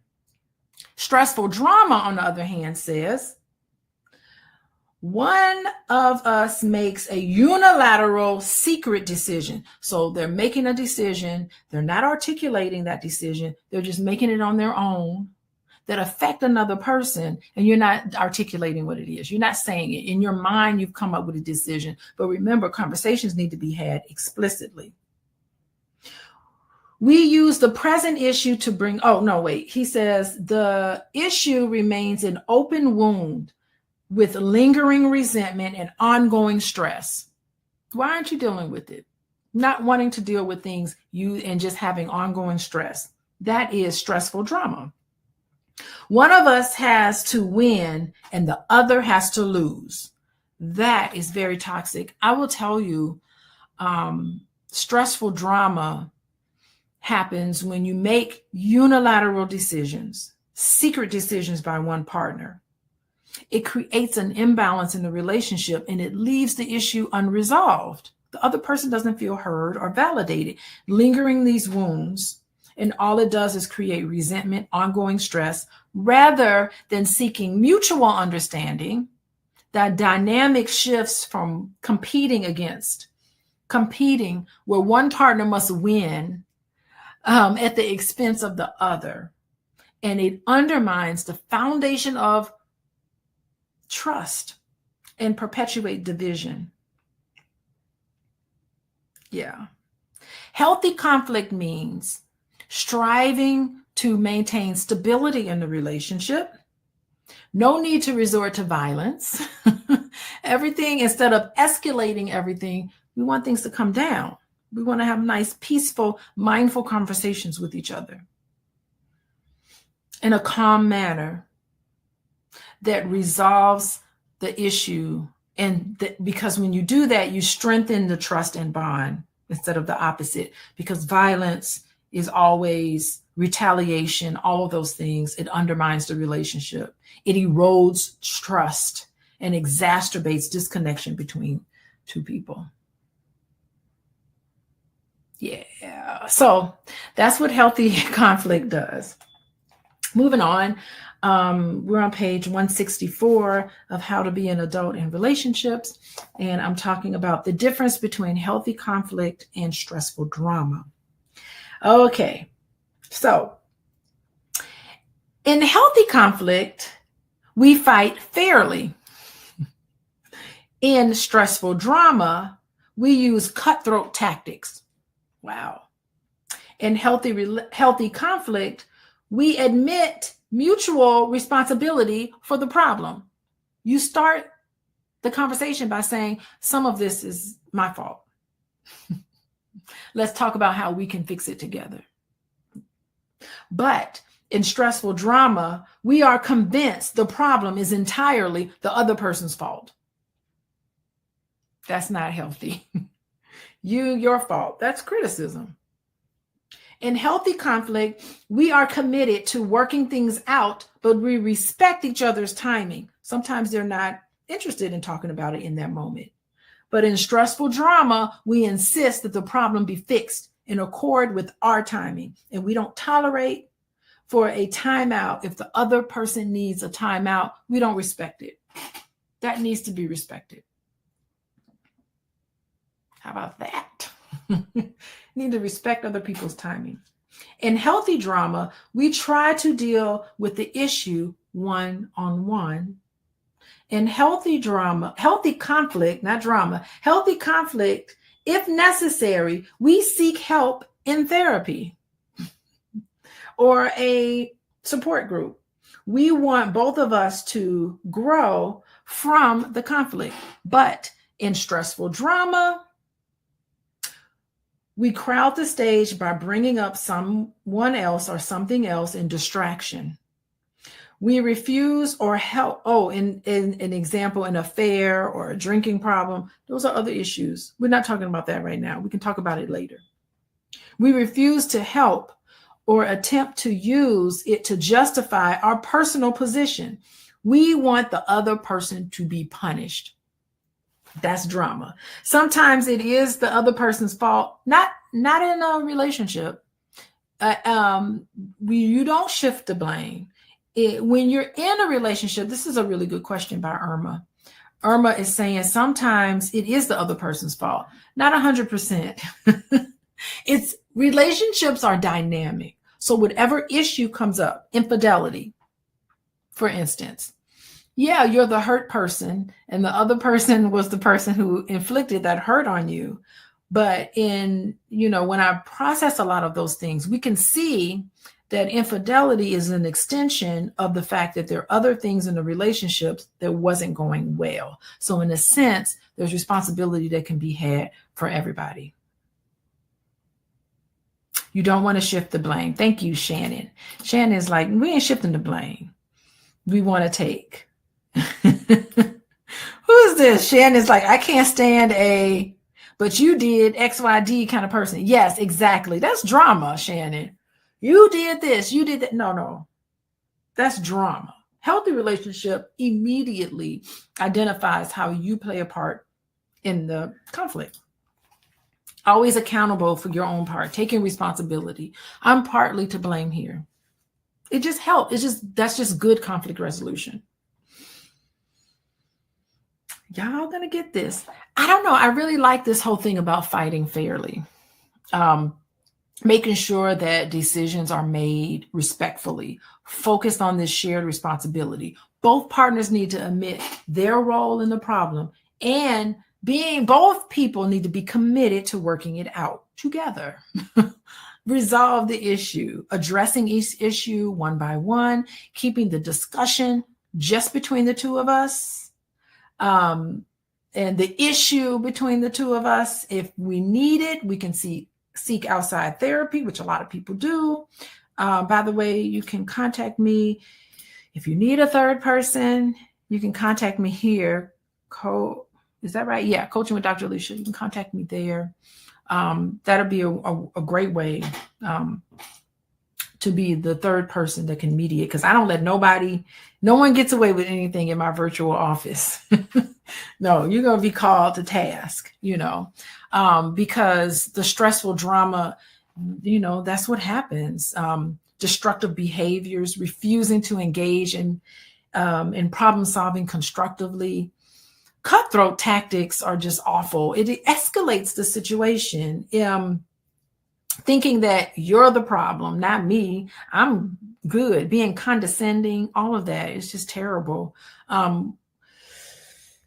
don't know. Drama just becomes intensified when the discussion is derailed by bringing up other issues to distract from really the core issues of what's going on. So, and if you're refusing help, you're shifting, the focus shifts to punishing the other person instead of resolving the other person. That's not healthy. So that's what we all need to stay away from. Excuse me.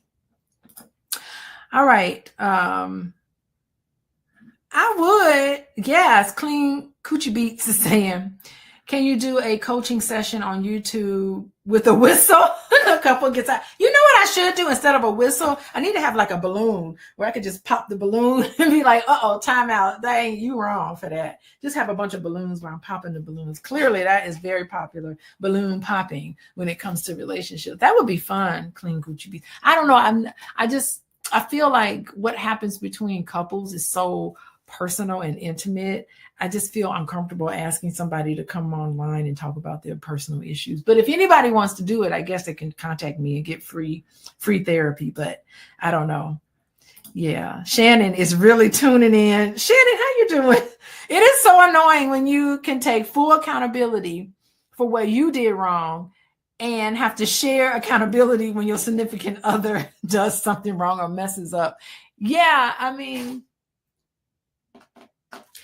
Shannon, you got to look for your part in the problem. Whatever relationship problem you're experiencing, you always look for what could I have done better? You always need to look for it.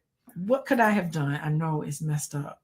But in your mind, because here's the thing, right or wrong is based on your perspective. It's based on how you look at things. And so your partner may look at things differently. And if you understand that, then you can say, coming from your perspective, I can see exactly why you did what you did. So some of that is an issue with accountability. Hang in there, Shannon. You can get this. Your significant other wouldn't, hit the like button and share this with your partner, Shannon, and then tell them, listen to this. I can be the third person that can say, hey, Shannon's partner, you need to take accountability for things too. So that's important. Okay. We are moving on. Page 165. Healthy conflict. Healthy conflict says we let go of our attachments in the outcome to the outcome. So let go of your attachments to the outcome. We want it in favor of a resolution we can both live with.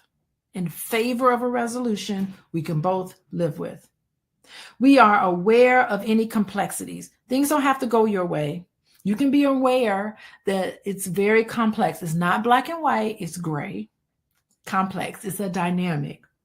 It is acceptable to agree to disagree. We notice, we mirror, and feel deep compassion for the other person's pain. Don't blame them for it. Don't say, ooh, your mama did that to you when you were young. Don't do any of those things. Being accountable. We admit if our behavior is connected to childhood. And when you admit that some of your behavior is connected to childhood, it is embraced with compassion and love from the other person. Okay, let me tell you about stressful drama. Stressful drama says we insist on getting our own way. We only see the black and white. Stressful drama. Ambiguity is intolerable. I can't take not knowing. Ambiguity is intolerable. That's stressful drama. Stressful drama also says we are so caught up in our own pain that we do not see the other person's pain, or we think he or she deserved it. Woo, that's tough.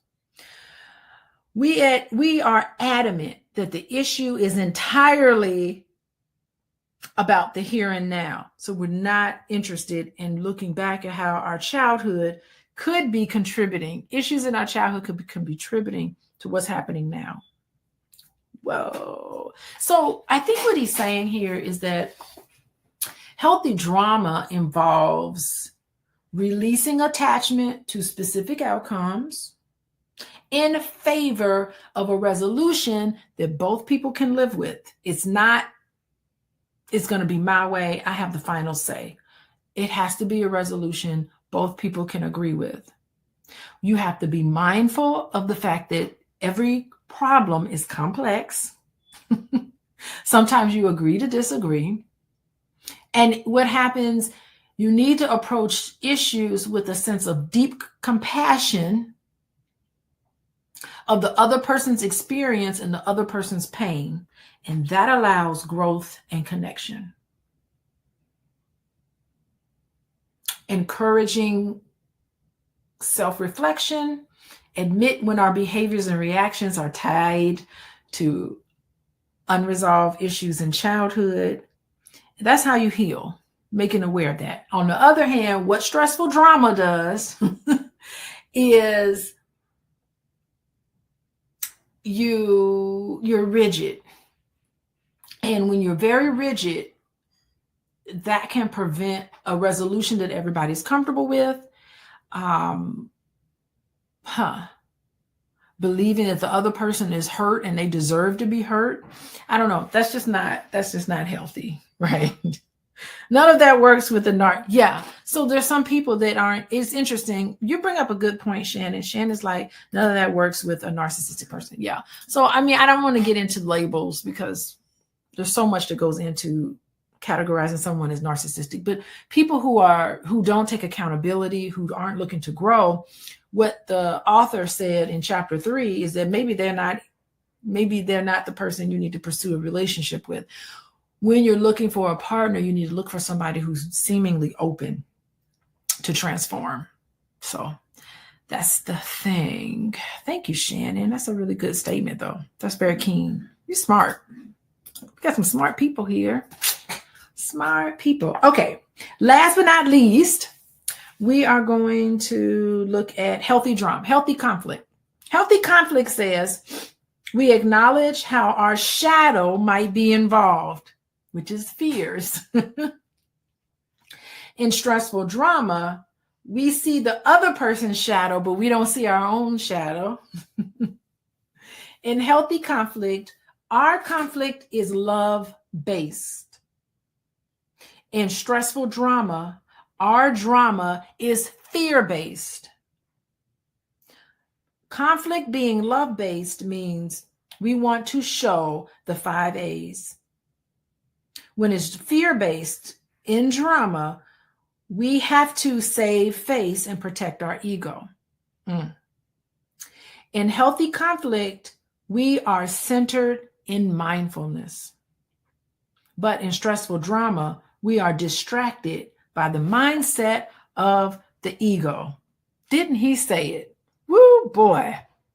Healthy conflict means you approach disagreements with love, mindfulness, and mutual respect. And in doing that, you remain centered in mindfulness to create a space for understanding, resolution, and ultimately you can have a deeper connection with another person.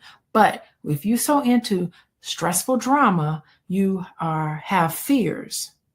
And instead of acknowledging, you can become fixated on the other person instead of what's going on with you. Ego-driven response. Y'all know what ego-driven means? Ego-driven means you want to dominate the other person. You want to foster disconnection and prevent the possibility of healing and genuine resolution. You want to save face. You never admit that you're wrong just for the purpose of not admitting that you're wrong. That doesn't work in relationships. You have to be willing to let go of the fear, face your dragon, stop being so defensive, and start accepting. Hey, Sherry, how you doing? Oh my gosh, y'all gonna get this. Okay, so it is, oh my gosh, it's almost an hour and a half. We've been talking about this, but we're gonna finish chapter 5. Next time we meet, what I wanna say to you is that's my website, Coaching with Dr. Alicia. Fill that out. Let me know if you need a mediator for some of this stuff. It's tough. These things weren't modeled for us. For most of this whole world could use a conflict resolution mediator. Our leaders in charge are using nothing mindful in how they communicate with each other.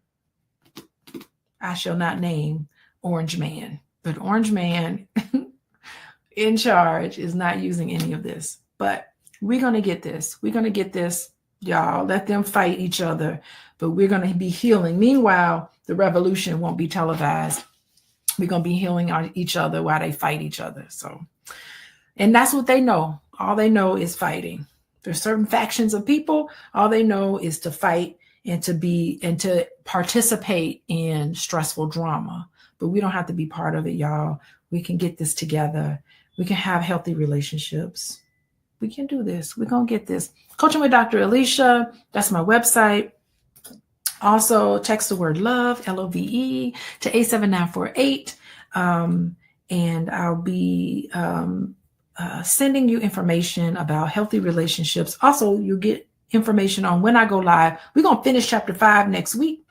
And I will be here. Let me see. I got nothing going on next week. I do have some stuff going on next. I got a busy Sunday next Sunday, but I'm going to create time to sit and talk to you guys, and we'll finish chapter 5. So anyway, thank you guys for joining. I really appreciate y'all in here joining us today, joining me. I really appreciate, and I want to see you guys next week. Okay. Goodbye, everybody.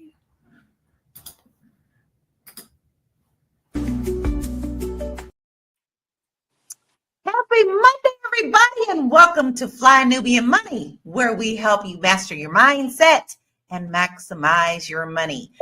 Hey, we're diving into a conversation that so many people can relate to, chasing your dreams later in life and the financial realities that come with it. A 57-year-old woman left her corporate job to pursue acting in Atlanta. Now, 3 years later, she's speaking out about the financial struggles that she has faced. She's broke and trying to figure out what to do next. But here's the question. Was this an irresponsible decision, or is it proof that it's never too late to follow your passion? So many people dream of walking away from their 9 to 5 to do what they love, but is the financial risk worth it? How do you balance passion and stability? And how do we reshape the way we think about success at different stages in life? We've got an incredible panel today of queens, my royal court. We have Marlo Layson, TV film producer. We have Tiara Williams, our producer and actress and all the things. And we have Moya, our tax professional. And of course, you guys, I've been lately forgetting to say who I am. I'm Laura Lalaki, international real estate agent. And I just was like, I don't think I've ever introduced myself these last few shows. Listen, we've got a lot to unpack today. All of us here have experience with exactly what this lady is talking about, or have someone in our family who has gone out on their dreams. And we also hear of many success stories as well, but not too many times people hear about the people who don't quite make it yet. And I won't say that this lady won't make it.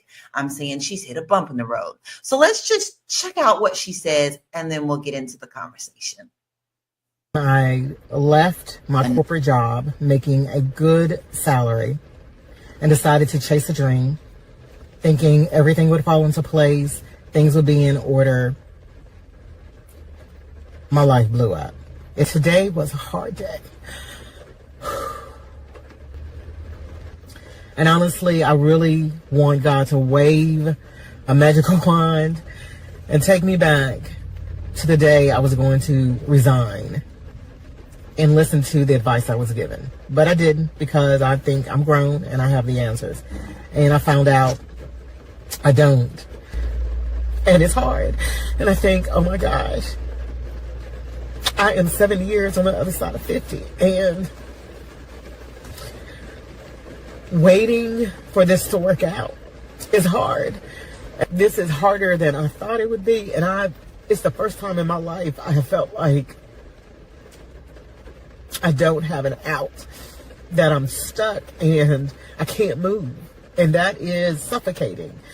And it makes me, in this wide open space, claustrophobic, life claustrophobic. And it's difficult in it. And this is hard because this is embarrassing.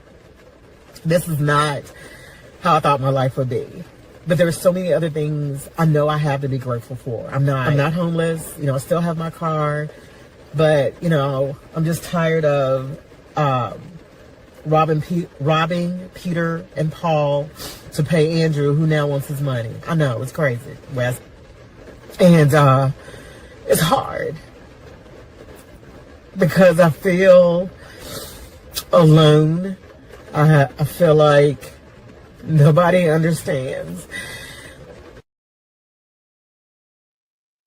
This is heartbreaking to me, because you are talking to someone and you've got other people on the panel who know what their life purpose is, and it is in the arts. It's not just being creative. I'm a vocalist. I took a sidestep over to real estate because I was told that I should have, because I had a child at 16. But my life was always going, you know, you're not supposed to be doing that.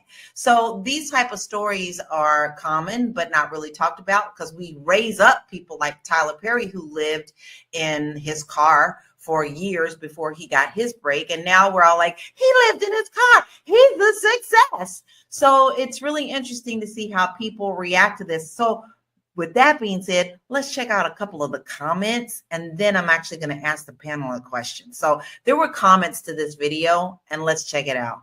Do not disturb this groove. Oh my God, I love that song. She could have kept her job and still go on auditions. Melanated King said, at least she's owning her faults instead of blaming it on something else. Accountability will allow her to figure a way out of the hole she put herself in. And Laraz said, we really have to be realistic. At a certain age, security has to be your main priority. Smart hustler. I'm ready to fight. I find humor in those who don't have good sense. She's in her 50s with the mind of a 20-year-old. And he was actually responding to this gentleman below who said, this isn't funny. Our community seems to find humor even in someone's personal tragedy. Yes, she's responsible, but that doesn't make it funny. Some of y'all have no empathy at all. Reaping comes with sowing. That's a biblical law. Y'all need to examine yourself. All right, panel, get ready for a tough question. Tiara, Have you ever just dropped everything and just went for your dream?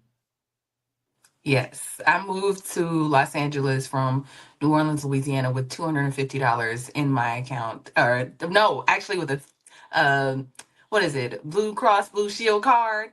I came here with that with $250, and I was like, I'm gonna go to Hollywood and make it. And so, I've been here ever since. Well, the second part to that is, and I probably should have added that, is she seems to have a little bit of regret about it. Do you have any regrets for doing it the way that you did?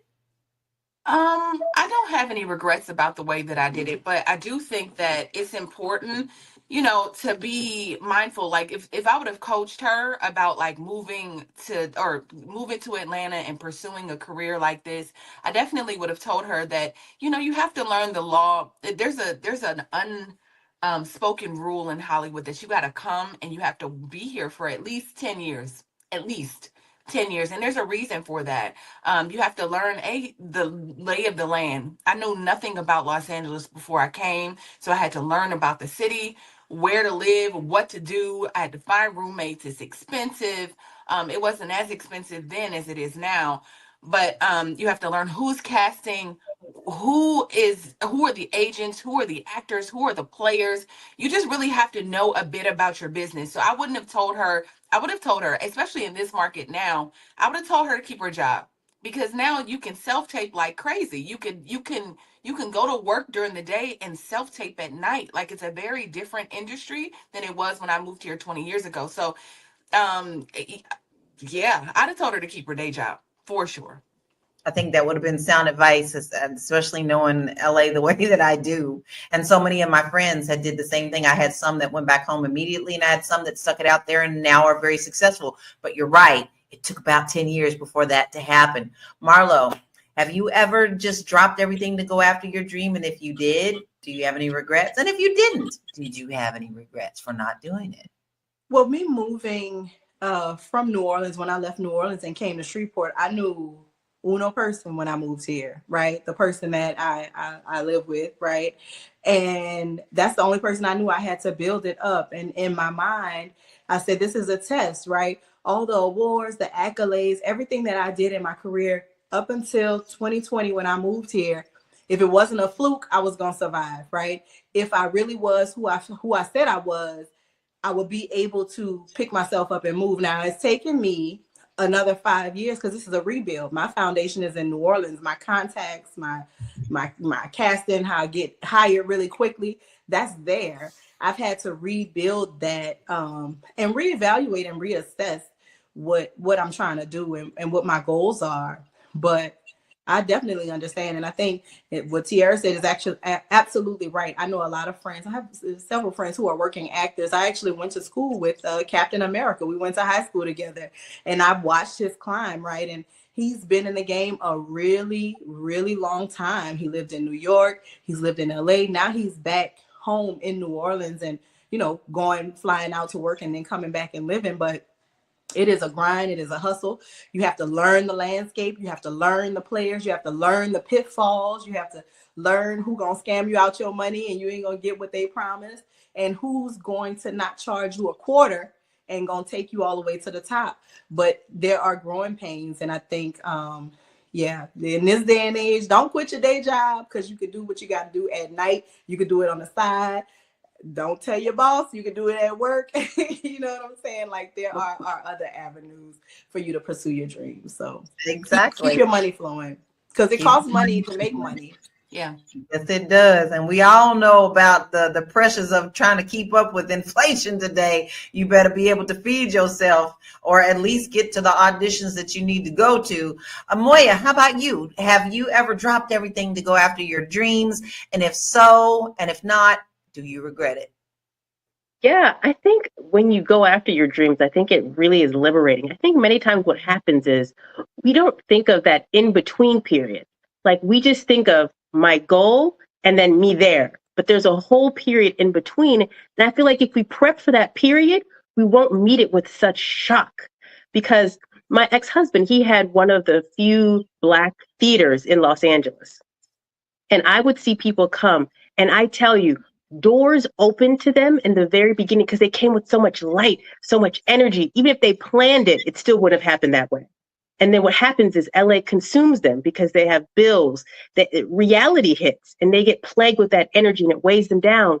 So they're not able to appear with so much tenacity and charisma and smile. It all kind of dissolves. So I feel like if you plan for that period, plan for that moment, then I believe you'll be able to execute it a lot better. I love all these answers, but this is not our panel. We share with y'all. We tell you about our life. We tell you, we share, but I want to hear about y'all out there too. Have you ever done this? Have you had any regrets for doing it? And if not, why? Listen, I live with a goer, shaker, mover. I'm one of these people who I grew up dreaming about Hollywood. I grew up in the country. Then I married a beautiful man who is a goer, mover, shaker. So when he says, let's go, that's what we do. We both in the yard. So when he says, get on up here and let's sing this song. Okay. So I, even through fears and shaking in my boots, we've always done things that were out of the blue. Do I regret it? No, because I probably would still be back home in Prospect, Kentucky if I didn't. And then I would have been thinking to myself, I woulda, shoulda, coulda. And right now I don't want to live that way. I have no reason to live that way. I want to be 92 if I should be so blessed and say, I did that thing. Or at least be able to say, I tried it. At least I tried it. And with that, we're going to take a short break and we'll be right back. Woo! It's a good show right here. But I'm biased. If you are just tuning in, you are watching Fly Nubian Money, where we help you master your mindset and maximize your money. My name is Tiara Williams. I'm also known as Miss Black Hollywood, and I'm the proud producer of this show because it is lit. If you want to receive notifications for when we go live Monday through Friday, 1 to 2 p.m. Eastern Standard Time. All you have to do is text the word Queens to 87948. That's Queens to 87948. That's QUEENS to 87948. Also, if you want to grow your money and not blow your money, all you have to do is go to flynubianmoney.com. There's all kinds of resources, there's courses, there's free giveaways. There's just no reason to be broke in 2025. All you have to do is go to flynubianmoney.com. Obviously, you don't want to be entertained here. You want to know enough to grow. Wait, I need to put that on a shirt. You got to know to grow. Got to know to grow. So know and grow with flynubianmoney.com. And who better to know and grow with than other Fly Nubian Money? Listen, guys, we come here every day. We talk about great topics. We talk about life things. We talk about building your wealth, but we also have resources for you. We're not just walking the walk. We're talking the talk and doing it for you. And it's all here. So we have great resources for you at flynubianmoney.com. Don't miss out. Don't miss the opportunity, because instead of you waking up tomorrow going, oh, what am I going to do? You can wake up tomorrow and say, I got a plan. And that is what we do here. So make sure that you go to flynubianmoney.com and you check out all of our resources. Listen, I do want to ask a question, and then I want to see what other people are thinking in those comments. But Moya, you brought up a lot of great, I think all of you brought up some really great points. So Tiara, do you think that people underestimate how difficult it is to start over later in life? Because she's older. She's now 57. Yes, it's so interesting because it's that energy that Moya was just talking about that I think you need in the beginning. You need to be extremely curious. When I got here, I was like, I'm gonna get off the Greyhound or whatever, right? I'm gonna I got off the plane and was like, the Wayans is gonna discover me. I didn't meet my first Wayans until 7 years later, right? So it was, I was like, where you been? I've been looking for you. 7 years ago, I got off so it's really a process. And like Moya said, I think you need a certain amount of energy. I was just like, oh, there's a party. Oh, there's a this, there's a that. Oh, I'm going to this. I'm going down there. I would just get up and go anywhere. But I was also 23 years old, 22 turning 23 years old. So I was everywhere. And when you're everywhere, luck kind of finds you. I was in the right place at the right time, but really it was because I was just outside. I mean, I could tell you that first year, In the first 3 weeks, I met Angela Bassett when I got here. Now, if you know me, you know that Angela Bassett is the reason why I became an actress. So I just thought, I said, oh, this was easier than I thought. But it's because I followed up on every lead. I was like in the streets. I was hungry, as Moya said. I had the energy. There is something about having a whole career before that and then being 57 and maybe not having the energy of a 23-year-old that's going to uncover every rock, I met with everybody. And they'd be like, you know what? I like you. I'm going to introduce you to so go there and meet with him. And most of the time I walk in, I'd be like, hey, and it would turn into something. In that first year, I went on a tour with Morris Chestnut and all these different, and Avant and Elliot English. And when I tell you, we traveled around the country for 6 or 7 months, and Morris has become a friend. He's become a business partner, a mentor. There is something to be said about having the time to do it, having the space to do it. Now, were we hungry? Was I eating Carl's Jr. sandwiches every day for a summer? Ugh, I was. Or just ramen, or just trying to figure it out. But there is a difference. Now, me at my big age would not want to be like, all right, well, I'm going to just stay in the car. I got Lauren. There's no way I'm going to do that at this age. Like, I'm going to move with a little bit more discernment, which is a good thing and a bad thing, I think. I'm not, I can eat, right? So there's a hunger that comes along when you cannot eat. And when you can eat a little bit, you'd be like, oh, well, maybe I won't do it like that. I won't put myself out there like I did when I was 23. But I think there is something so valuable about having the energy. I think you're right, because I'm gonna tell you what, if there's days that I can stay home with my onesie pajamas on, I'm gonna do it. There's just times I'm like, nah, I'm not doing that, and it'll be a unicorn onesie at that, because that's my pleasure. But let's see what people are saying to her as well on the internet, because internet streets, people can say whatever they want behind these keyboards. So let's see if some are on point or not. Cluck said, just a sign for me to go to my office and log in. I was just thinking I'm about to quit and start my own business. Nah, I better slowly start that business while I'm still working and from home at that. And then Cora said, I feel like this is a message for all generations. Losing security is a hell of a thing. I don't think this means don't chase your dreams, but I think it's a cautionary tale that if you do it strategically and be prepared for anything to happen and have a plan B. I'm not too mad at those two comments. So, Marlo, I'm going to ask you, how much financial security should someone actually have before making a major career switch? You should have some money in the bank, and you got to have money coming in, because money going out without money coming in is stress in your chest.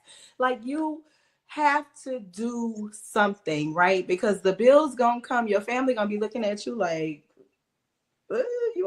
what you doing, girl? Why you not doing nothing with your life? You too old to be out here without no job, right? I think that you have to think it through. You have to figure out what works for you. When like I said before, you on your job, you figure it out, right? Maybe the best thing, and I don't know her whole backstory, if she's from Atlanta, if she always lived in Atlanta, but maybe creeping into, local theater scene, right? Maybe creeping into, extra roles where you could be on set and you can be, when y'all have downtime. I was an extra on Girls Trip. I was an extra on a couple other movies. I was a producer. I was just on set so that I could mingle with the top of the line people. So that's what I would do. We would be in our breaks and I would figure out who was who, and I'd go sit down and smooth with them and pick their brains for as long as they would allow it. But I wasn't, I had 3 children. So not having money coming in, I was working full time and I always freelanced and worked for myself. So you have to have a plan, because this is a fickle mistress. The people want to make the films with AI. The children are making incredible skits on YouTube and TikTok and giving the talent away for $0 and exposure. So the competition situation is just different. The market saturation is different. And I think that whatever you're trying to do, you need to be prepared to do it with baby steps. Doing this grand leap is probably not the best idea, because again, it's energy, and you do have to be in the spaces, the faces, and the places, right? Because how else do people know you're out there? But if I'm 57, the last thing I want to be doing is co-mingling at the party with the 27-year-olds. Like, that don't sound like a great fun time to me. But that's the stuff that you have to do when you want to be in the entertainment industry. You have to be on the scene. And so I think, whatever advice she says she got and she didn't listen to, she might want to rethink it. Because it's never too late to rethink it, right? Like, it's okay to say you tried it, and if you didn't make it, to back up and change things. So, Moya, I mean, you deal with money. You see people's finances every day. They have experience with what your ex-husband was doing, and so should people expect financial struggles when they're transitioning into a creative career? I think so I know we're talking about creatives, but I think it's ultimately when you're following your dream, period. And so when you have an understanding of what you need to do in order to get there, then you have to know that there are going to be struggles with it. I think my biggest thing is are you okay with it? If you are okay with it, meaning like, am I okay with sleeping on the couch at my sister's house with her 3 kids running around? If I'm okay with this season, then I need to give this season my absolute all. I need to have a list of what I'm going to do every day. And I would even break it down by the hour. Like, the first thing, and it doesn't even have to be like, I'm going to go audition, because sometimes those things are not in your control, but you have to know what is in your control. How many headshots can you send out a day? How many media kits can you send out a day? What can you do? And so I think if we approach it that way, I think they'll have a better understanding of what they need to do. I hate to say it, but I know a lot of people right now who using ChatGPT like they best girlfriend, and they will ask them, what do I need? Listen, I got to work. I got to make money. I got this dream. Help me lay it out. What is my plan? What do I do? How much money do I need? How much time do I need to put toward this and that? So really, there's no reason to not be able to sit down and make some type of plans because you have the resources to do so. Deborah says, I'm recreating myself after being laid off of a job after 16 years. And it's not easy, but I'm Deborah Williams. So I'll be all right. Yes, ma'am, you will, Deborah. You are here every day. We love you so much. And yes, you will. We got palms up for you. Now, Black Lexicon said he applauds her for taking the plunge to believe in herself. And I don't think that's we're not bashing. We're actually talking about, how do you get on your life purpose and still find happiness in what you're doing and still be able to sustain a living quality that is still of quality, and not necessarily living in your car, always eating ramen noodles. You might want a little steak at that time, So it's all about balance. When no one is saying you should squash your dreams, I don't believe that. I don't believe that. I don't believe that. I don't believe that. No. So with that being said, pom-poms up, time for a break. I know you're busy, you got things to do, and you can't take us on the go with you every single day. Good news for you. We are now on Spotify. So if you can't watch us, now you can listen to us on Spotify. Search Fly Nubian Money and all the episodes shall appear. All you have to do is like, subscribe, leave a 5-star rating, leave some comments, tell people how you love us so that when other people come along and are looking for a great show to watch, they can find Fly Nubian Money too. One last thing, and just in case you've been sitting under a rock, Fly Nubian Money now has an investment club. We are the Fly Nubian Money Club. It's easy. All you have to do is go to flynubianmoneyclub.com, and I am committed to bringing in top experts from all industries to help you level up. They're teaching us the skills that we need to compete in this market. We often say that nobody is coming to save us, not the government, but guess what? We're coming to save us. I'm coming to save you with the Fly Nubian Money Club. So listen, all you have to do again is go to flynubianmoneyclub.com. We have a 30-day free trial set up just for you, just for those people that are struggling. Even if you ain't struggling, you ain't got to struggle. I'm coming. Okay, let me stop playing. I'll see you soon. Now, as you know, we are really up in the game, baby, with Fly Nubian Money Club. Okay, listen, nobody's coming to save you. You are going to be able to pull yourself up with all the resources that we have for you. Just this past weekend, Marlo brought her best to you to help you with your SEO to be found, right? You've got to have SEO to grow. And I know she bought her best, and y'all did not want to miss it. But wait, did you miss it?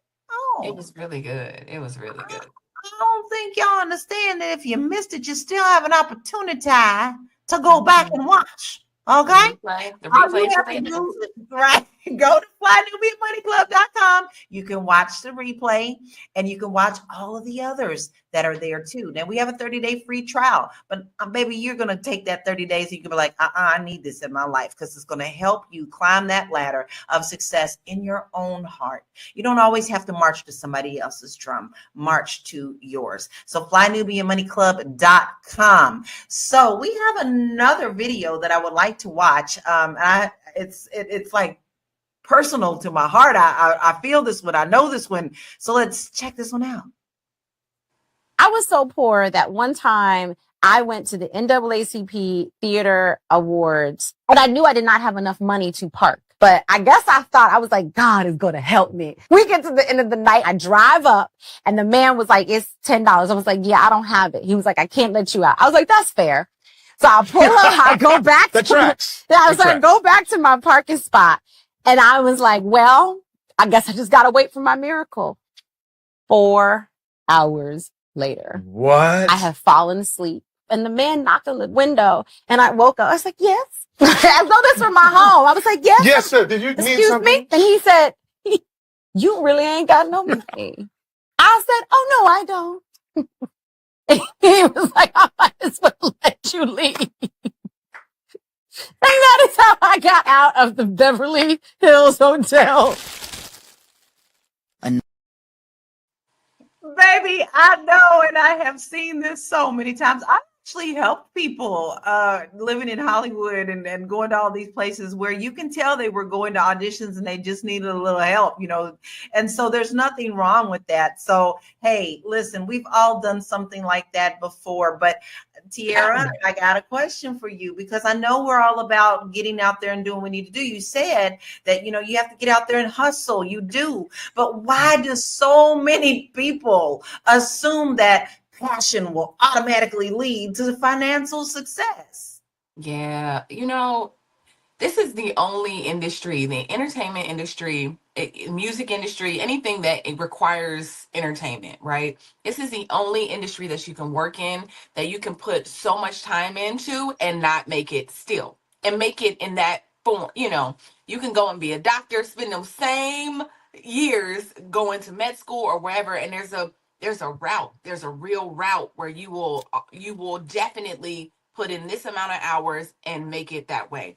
That's not how the entertainment industry works. You can definitely sow seeds, and I think that that's important. Like, that's going to tell how hard you've gone, how much you've gotten out is the result. Like, what you put in is what you're going to get out, but it doesn't always mean that you're going to be a series regular or a Will Smith, or it doesn't mean, but you will find your way. You will find, like Marlo said earlier, maybe you'll be a paid theater actor, or you'll be whatever. You'll find a groove. It might not have looked like what you wanted it to look like, or it might. You just really never know. But that's the interesting part. And if I may just say, I think that's why it's so important. One of the things when I was that first year when I was on set, I asked Blair Underwood, and I always tell this story, but I asked Blair Underwood how to keep longevity in the business. I was the one that was like, hey, can I have a meeting with all of the celebrity? If there was a celebrity around, I'd be like, can we have a meeting so I could just ask you questions? And they'd be like, yeah, And so I was just always asking questions. And so anyway, that's led to a lot of great conversations. But anyway, I was asking Blair Underwood what to do, and he was like, "You just gotta know how to do everything." When we came into this business, we knew how to produce. We had to learn how to direct. We had to learn how. We couldn't just be actors and singers. We had to learn how to do it all.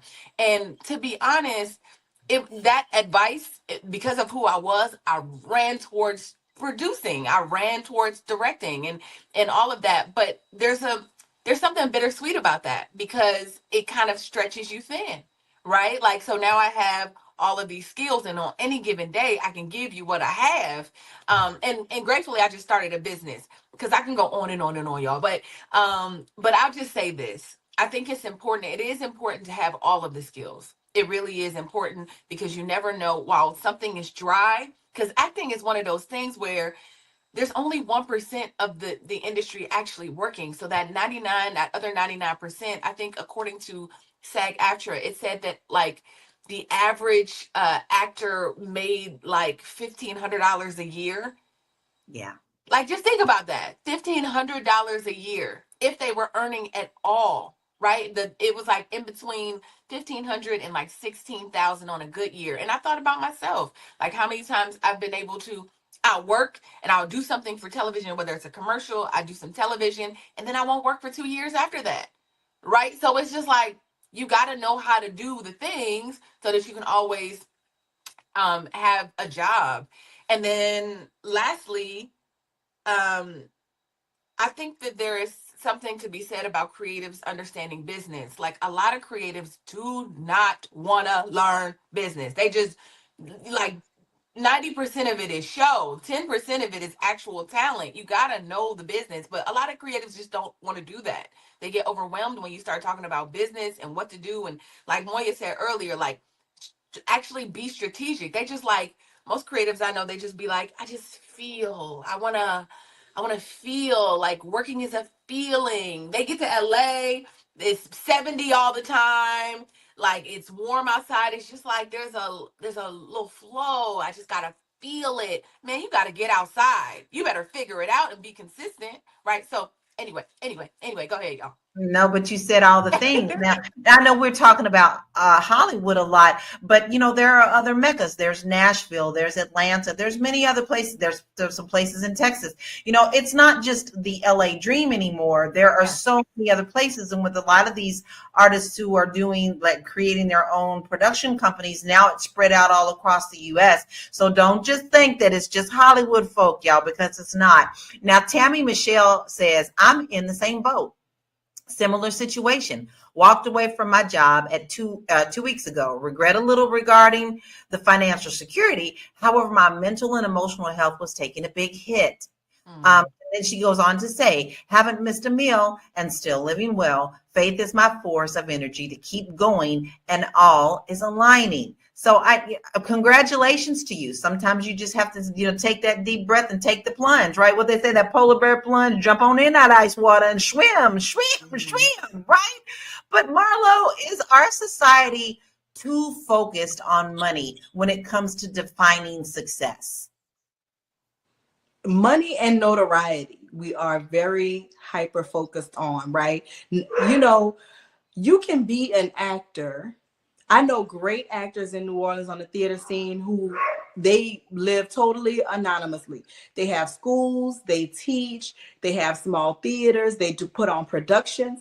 They are doing their thing, but because they didn't work with, whomever over here, because they don't have the Hollywood credentials, people put upon them that they haven't arrived, right? You have the friend that talks about your little production company, your little acting job, right? Because people want to see big. I've said it before, right? When we talked, I think last week, about Joy Reid and all the people that got on the call with Joy Reid, like, what, y'all gonna start a new news organization? Like, what are y'all doing right now, right?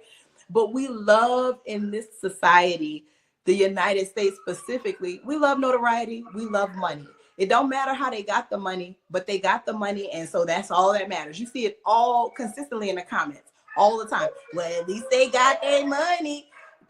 The integrity means nothing, right? You're famous. What are you famous for? There are girls who we know their booty. I can't tell you what they duty. What you duty, girl? I don't know. I just know I see your hips and your lips every day, and I'm just like, what is your job, honey? But we have elevated that to a place where people who have real skill, who have real talent, feel diminished if they don't get that limelight. And the limelight, y'all, it really doesn't matter. I am good at what I do. I know what I do. I'm confident at what I do. And I can teach other people how to do what I do, or I can help them grow in what they want to do, right? And I don't need a big name, but it that has taken a toll on me, right? I have felt like if I didn't have my name in a credit that people could see, then somehow that invalidated what I did. And I'm glad that I've grown past that. And I wish that more people would grow past that.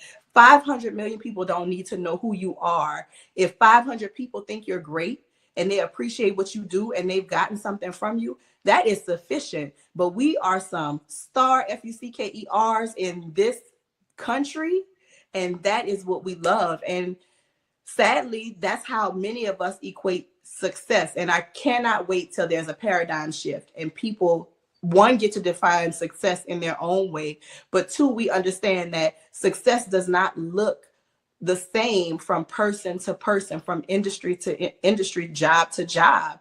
And that's the biggest problem, is that we look at prosperity and success. We've put those as twins, and they absolutely are not.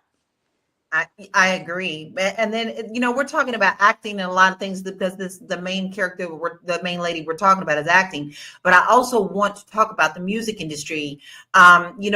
People think that you get some TikTok hit or you come out, it took my husband 2 years to complete his last album because he included so many countries. The album was based on, called Globetrotter. Every song that we did was done with an artist from around the world. And then now Spotify don't want to pay none of it, and then takes your stuff down because they see now you're getting attention. Oh, we don't want to pay that. You can't get too many spins because we can't pay you. So you have to understand that there is struggle behind all of this. Nothing is instant. And the things that are instant, you ain't going to be around long, baby. You ain't going to be around long. We ain't even going to know your name next. So Moya, I want to know, how can someone properly plan financially before making a drastic career move? I think it really depends upon them knowing how much they need in order to survive. Like, what does your income look like? And then what ways can you get this income without working this traditional 9 to 5? So that way you have the time to do what you need to do to actively progress to where you want to go. And that's the biggest part. And then I would say, have it at minimum 6 to 9 months, if not a year in advance. And I know that sounds like a long time, but as Tiara was saying, because you have to understand something about Tiara. I've actually been in the rooms with Tiara when she's worked the rooms. Tiara can literally work the room. She'll come out. I remember inviting Tiara to an event where we were going to see Les Brown. Tiara came out with Les Brown's phone number, and now all of a sudden she's pitching proposals to Les Brown. I said, Tiara, how did you do this? I was in the audience with you. How did you get all the way backstage and meet him and get the number? And now you're doing proposals about what he and his family can do. She's doing show pitches. Like, it's amazing. And I think in order to have that mindset, you gotta not know where your next meal is coming from. You gotta have that removed from your mind so you can just move when you see opportunity and you can just go after it and not be in this state of fear and lack. So that's why I say have at least 6 to 9 months in advance. I think that is absolutely excellent advice. To have something in your pocket while you're out there jumping and getting Les Brown's telephone number. That's hilarious. Hey, we're gonna be right back. I told y'all, I want to know them. It's like that. I mean, you have to really, like, if you have a moment, you have to take the moment. I don't know. I can't tell you how to do it. I'm just gonna do it. Like, that's it. And there is a bit of you in this industry that has to be that way. And I'm not genuine, right? Like, I mean, I really genuinely want to know, and I want to work. I'm like, I've always wanted to work with you. I don't know. I don't know how it works. I just kind of lead with my energy and being myself. But it's not a false energy. People can see through that. Yeah. You understand? There is a difference of you kissing ass and you really shining your light. Yeah. There is a difference. We'll be right back. Check this commercial out. Are you a Black business owner looking to expand your reach? Well, has Fly Nubian Money got good news for you? We are building a Black business directory to connect you with customers who need your services. And here is the best part. It is absolutely free. Email us at info@realvirtual.net. Send us your business name. Tell us a little bit about what you do, what services you offer, your website address, and your contact information. That's it. Together, we are going to build and circulate the Black dollar.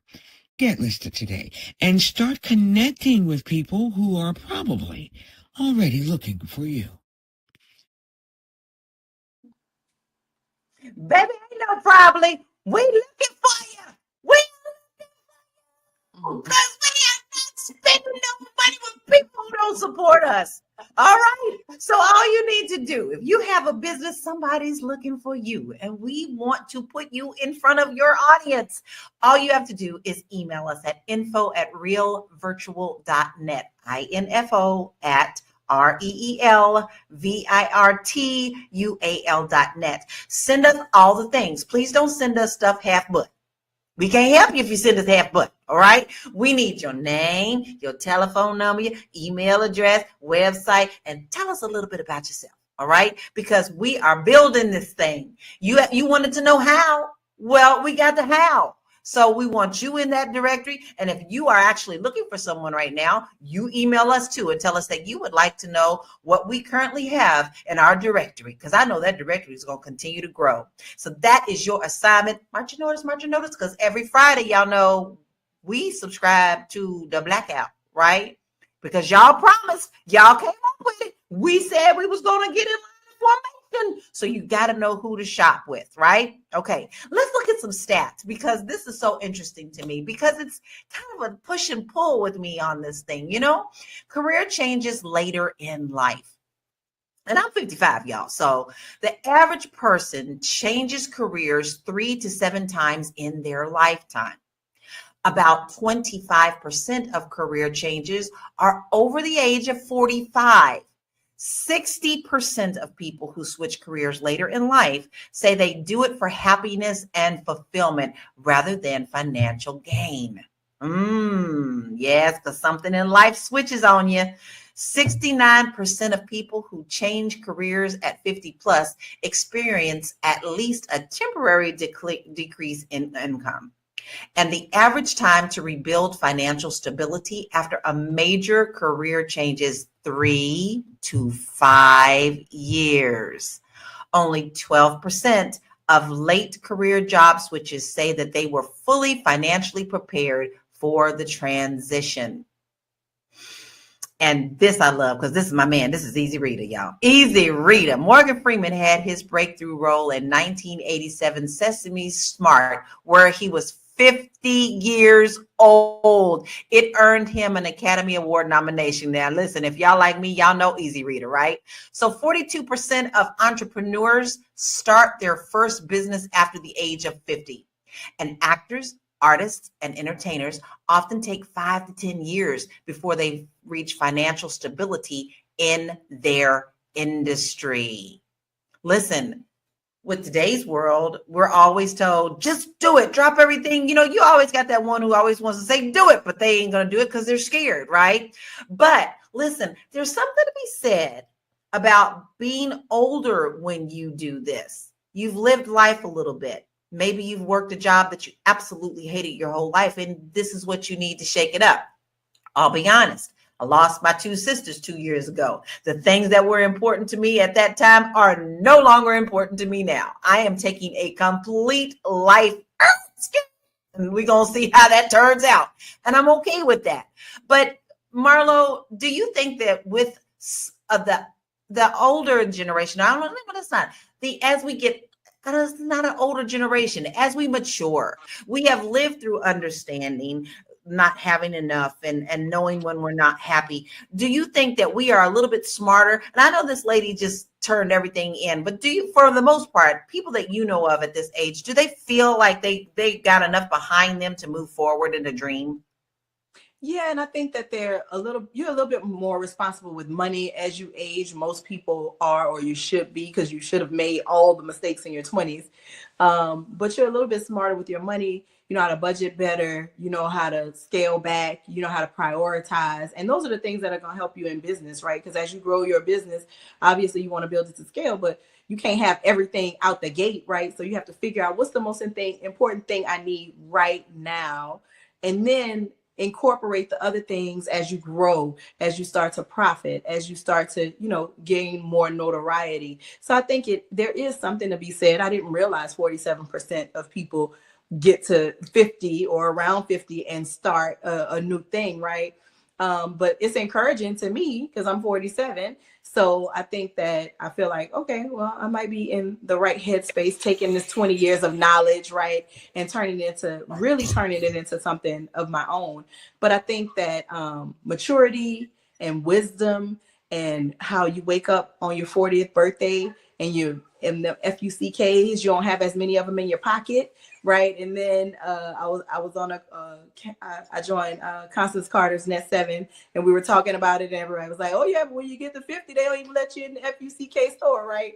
So we were joking about how your mindset shifts, and you need that mindset because when you're younger, you do worry about what people think. You do worry about what people say, even though it's none of your business. It does affect you, and so I think that the maturity that you need for longevity and growth, you definitely encounter it later in life. So I agree. I feel good. Listen, somebody asked me, I was telling people my last birthday was February 23rd, and I actually say to people, I'm 55. And people are like, shh, why are you telling everybody you 55? Because I know too many people who didn't make it to 55, right? So, it's not something that I'm ashamed of, but you touched on something really, really important, Marlo, and I'm gonna throw this question to you, Moya. Are older people judged more harshly for struggling financially than younger people? I'm sure, because as Tiara said, when she was 23, eating ramen, like in our minds, like, oh, that's okay. But eating ramen at 53, we're like, what's wrong with you? So I think so. I think so. But I think it's important to live our dream. I think that is so important. We have one life. We have this body to do it in this moment. And so when God puts something on your heart to do, I think at some point in time, you need to give it your best in order to deliver what you've been called to do. I agree. I totally agree. And if you're able to get out there and do it, do it. Even if it makes just one person happy. And you shine your light and that made someone else happy, that is an accomplishment in our life. So Tiara, do you think that ageism is a real issue when switching to a new industry in your 50s? Yeah, yes, I do. Especially if you're a woman. And I because I work in this industry in particular, the entertainment industry, it's even worse, right? There's a celebration of men. Like you saw that whole thing with Morgan Freeman getting his first role at 50.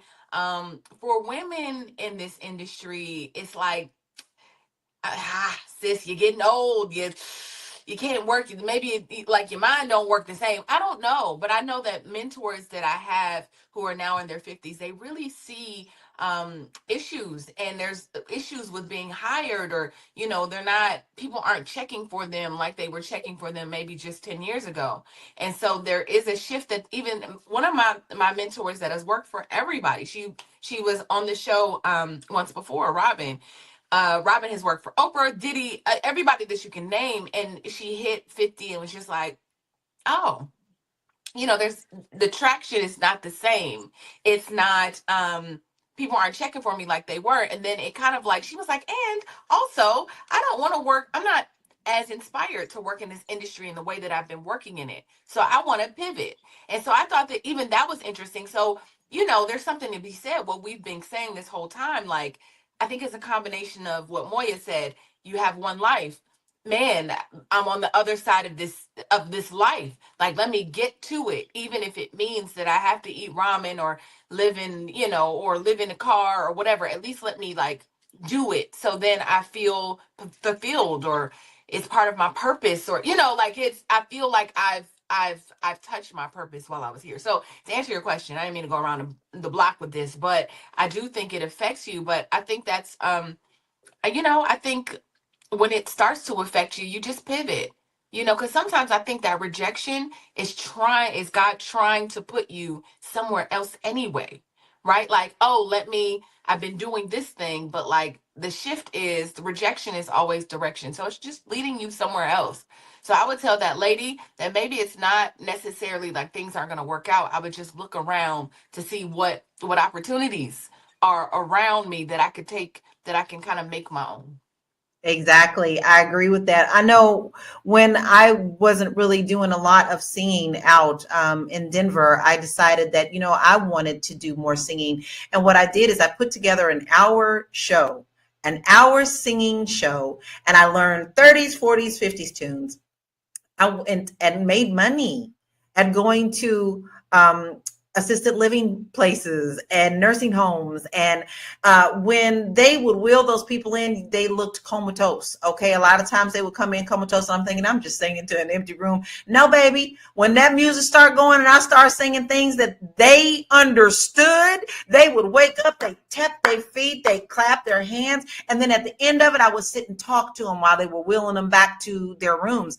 And I've heard the most wonderful stories. Like, I met my husband in San Francisco. Well, we got married in Vermont. And, all the songs that I sing that touched them, I left there feeling so high, a natural high off of being able to help someone else tap into a memory that bring them joy. So there is something that you can do every day to bring joy to someone else, and not only yourself. And you just might find that when you are just trying to do things, they feed you more than you're giving. So you're being fed.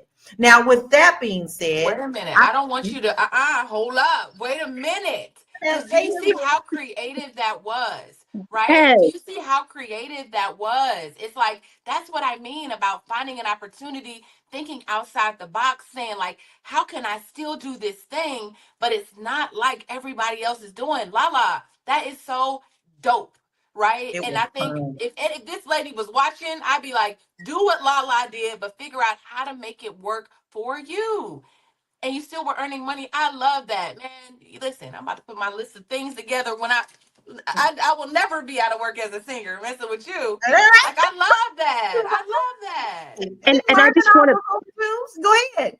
I just want to highlight and connect the two, because what Tiara was saying in terms of show business, like the way that Lala approached it, she connected herself with the business. She understood that, yes, I'm going to deliver. I just want to unpack it really quick. One, you improved your skill set. You improved your skill set and you found a target market. Yeah. And then you reached out to the target market with what your offer was. And so I just think that that is exactly what Tiara said. That's an exact blueprint of what it means to step in and follow your dream and deliver on that purpose, because that purpose doesn't equal and need to be Beyonce, is what everyone is saying. The purpose is being able to touch someone and allowing them to remember and bring joy to them through your art. I just think that was beautiful. That's it. I'm telling you, it's one of the best times, and I'll go back to it in a heartbeat if I ever have to, right? And maybe not even if I have to, because it does bring joys. Dr. Vibe says, don't get good, get done. I love that. I absolutely love that. Just step on into that power, because you can do things that you dream of and still earn money. Now, with that, we're going to help you increase your skills. Tiara, what do we have for the peoples? Oh, so so real quick, y'all, because I wasn't ready for that. I thought she was going to ask me a question. But we've been talking about ways to prepare yourself for your financial future. Obviously, I am creator of the Fly Nubian Money Club, and this week, or what day is it? I'm sorry, March 22nd. we have Yolanda Spivey coming to the Fly Nubian Money Club. She is going to teach us how to use insurance as our insurance policies as our own personal bank. And so I think that it's important. It's ways like this also. I mean, I want to connect the two. Here is how, if I would have talked to this lady when she was in corporate America, I would have told her, listen, this is how you do this. This is how you set yourself up financially. This is, you invest this money while you're working corporate. And so when you're not corporate anymore, you can always kind of pull from the things that you've invested. So join us on March 22nd, where Yolanda Spivey, our queen, I will have her commercial up tomorrow, but she's going to teach us how to use our a life insurance policy and turn it into your own personal bank. So you do not want to miss that. And what date is that? If you are switching careers. Right on time. When is our next session? March 22nd. All right, March 22nd. Don't wait to the last minute. Go ahead and sign up at flynubianmoneyclub.com. We got you. Man, this was a really great conversation and a great way to start off the week. Because a lot of us do step back and we think, maybe I should go after my dream of owning that business, or maybe I should go after that dream of singing or acting. But you can do it wisely, and no one is telling you that you can't do it. We're just telling you that you can do it smartly. And I think all of us has expressed that we have done that at one point in our life, but it is actually time for final thoughts and where we can find people. Marlo, I'm going to start with you. What are your final thoughts and where can we find you? So my final thought is just taken from my own personal journey. Has somebody told me that at 47, I would have picked up big heavy weights and said, I'm going to put on the ittiest, bittiest, teeny tiny bikini not long before my 48th birthday and put my body on display in hope of, winning a medal? I would have said, get out my face, because that is crazy, crazy talk. But here I am. I'm training. I am changing my mindset. I am disciplining myself, disciplining my body to achieve a goal that I didn't know I had. And it's the same professionally, right? Disciplining myself to pivot from corporate America and take all the skills and training that I've acquired over my career and make that work for other people, but also make it work for the lifestyle that I want in my second session of life. And so don't let anybody tell you you're too old. Don't let anybody tell you that you can't do it. Do it. Have a plan, right? We don't want to do anything unplanned. We don't want to do anything without strategy, but we want to make the move, because the only way that you can accomplish the goal is if you get up and take the first step. The first step is the best step because that sets your intention. So just do it. Be Nike. Follow your dreams, but don't be foolish, right? We are to be wise and not foolish. And so get advice, take advice, listen to other people, and be open enough with your dream to realize maybe the dream you have for yourself is not necessarily the dream that is waiting for you. So you got to be flexible, like Lala. I love what she said about taking her skill and making it work in a way that she hadn't imagined before, right? Maybe she dreamed of being on the Grammy stage and not at the elder spot, but she made it work and she brought joy to people, because that's what our gifts are meant to do. If you are looking for me, you see there, themarlogroup.com. That's my website.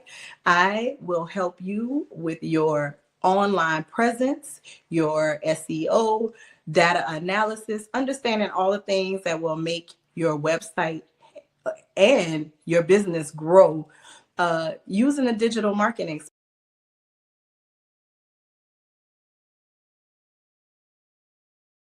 with me on there. I have a nice little calendar for you and all the things. And I love y'all for real. I think it's follow those dreams, chase those dreams. People, you only get one life. Live it. Don't be living with regrets. No regrets. Yeah, I don't want No to live. wishing that I would have. Shoulda, coulda. Yeah, no wishes, shoulda, coulda. Not gonna do it. Marlo's got a whole new group now, the MarloGroup.com. You want to go there now. You want to follow her on her journey. And you also want to raise them pom-poms up to support her and what she's doing. I'm so proud of you. You're looking great, Marlo. Every time you come on, we're like, we love it. So the MarloGroup.com. Moya, what is your final thoughts and where can we find you? Well, I definitely learned a lot today. Like, one, I feel like I've been staring at Marlo the entire time today because she looks absolutely gorgeous. So I think she's a physical testament of what it means to follow your dreams. And I loved learning about what Lala did in terms of making your dreams work for you and how you can truly utilize them and being creative in different ways. And then, of course, I learned a lot from Tiara today, talking about what it means to really work a room and taking that leap. And that's what I would say to everyone. If we just took a little bit from everything that we've learned today and figure out how to apply it with a plan and with the level of savings and putting it into action daily. My name is Moya. If you have any questions about taxes, about scholarships, there's a lot happening on the federal level with the U.S. Department of Education, but there still are opportunities for your children to still go to college for free. Definitely go to my Instagram and send me a DM at moya.business. Moya's got all the things, especially taking care of our babies and them scholarships. There is a lot of things going on in the world right now. You can choose to sit back and be angry and huff and puff. You can fight as well in that area, or you can get up and choose to do something and still live your life and put some sunshine in your life. As I say that, there is a large rainbow outside of my window. That is my reminder that I must be doing something right. So listen, don't just get paralyzed. Make sure that you have a plan for your babies and also your money that you mean to be bringing back in with them taxes. Go ahead and meet with Moya and do what you need to do to get your money right. Okay, Tiara, what is your final thoughts and where can we find you? You know, I really like this topic, not only because I can relate to it on so many levels. I think about that lady in the car who was kind of like tearing up, our initial lady. And I would just tell her that she is on a path. It's part of the process. Like her frustration is part of her process. Like she's frustrated right now. She's just seeing the downside of it. Regret isn't necessarily what she should feel. She should just keep going and understand that this is all part of the process. Being scared, being frustrated, being hungry, sacrificing. This is what sacrifice looks like. Because in 10 years, she'll say, man, I had to sacrifice so much. Like she'll have a story to go along with it. Like I don't think anything that's worth having is going to come right away. You're not gonna say like, oh, I want this thing and it's gonna come the next day because you won't appreciate it. Um, you know, I would say for the people that are watching that right now is the time. Right now is the time. If you're looking to do something, don't wait 5 years to do the thing. Don't get until, I mean, no shade to her, but don't turn 57 and wait to do this thing. Now if you're 57 and you've had, you want to hit the corner, hit the corner. Like I'm good with that, but don't wait for that. Just make sure that you learn business and you learn the business part of it. You start to invest. Maybe join the Fly Nubian Money Club, where we can show you how to invest, and how to prepare for situations like these. I think the biggest thing for me this year is just exactly what I'm preaching. I started Fly Nubian Money Club for me. To be honest, I'm just around a whole bunch of amazing women with all of these different skills that I want to learn from. So selfishly, I was like, I'm going to put them together. And then we're going to start to invest together. And so I'm right there with you. Come to Fly Nubian Money Club. Just know that I'm not above any of it. I'm in every training. Every queen that has done a workshop, I be in the workshops like learning. Annette Seven, Dr. Lene has a workshop right now that's brand your brilliance. I'm there on a Saturday morning right after Fly Nubian Money Club because I feel like you can just learning. I'm going to be with Lala in a few minutes, learning from her. Like all of that. Like I'm in all of it and I'm taking it all in because I just feel like it's important. As a creative, I need to know business. So just like make that investment. If you want to find me, I am across all platforms as Miss Black Hollywood. That's MSBLACK Hollywood. Yeah, I love y'all for real. Nope, you are muted because Lala is talking. And she means that. So you need to make sure that you go and follow her now. She also has an album coming out. She skipped that part, but I'm not going to let her forget that. So you want to I make do. It's sure not out. It's not, well, I still got to record one song. Warm it up. Warm it But up. I do have a single. We are going to release a single soon. So, like that, the album might not be out yet because I still got some work to do, but it's coming. It really, really, really is coming. So I'm excited about that. And That as is a matter of fact, exciting. this is a pivot. Like, this is a pivot for me, right? Like, I'm 42, about to put an album out for the first time, and I'm really excited about it. But I also am not going to be eating ramen trying to get into the music industry. So there's a way to do it. Nah, see, there you go. She's walking the walk, talking the talk, talking the talk, walking the walk. That's all. That's simple as that. All right. And here's my thing: you get one life, baby. You better do it screaming, but you can do it smartly as well. You can use the skills that you have now to also earn money to get you to the level that you want to be. There is nothing wrong with going after your dreams. After all, we came here with a blueprint of things that we are supposed to do in our life. I call it the life journey. And when you're not doing your life journey, something keeps, and it won't let you sleep until you get to it. So don't get to 93 if you should be so blessed and turn around and go, oh, I wish I coulda, I shoulda, and I woulda. If there's anything that I have learned in these last 2 years after losing my sisters is I don't have tomorrow. I don't know what tomorrow brings. I may not wake up tomorrow. So I'm going to have to live this day, this moment, and appreciate the things that come in my life. There are no failures. They're just life lessons. Just life lessons. And you can find me at my website at www.laurakey.net. I have some free stuff there for you as well. If you're thinking about moving abroad, a lot of people are like, I'm just going to leave this country. Well, are you ready?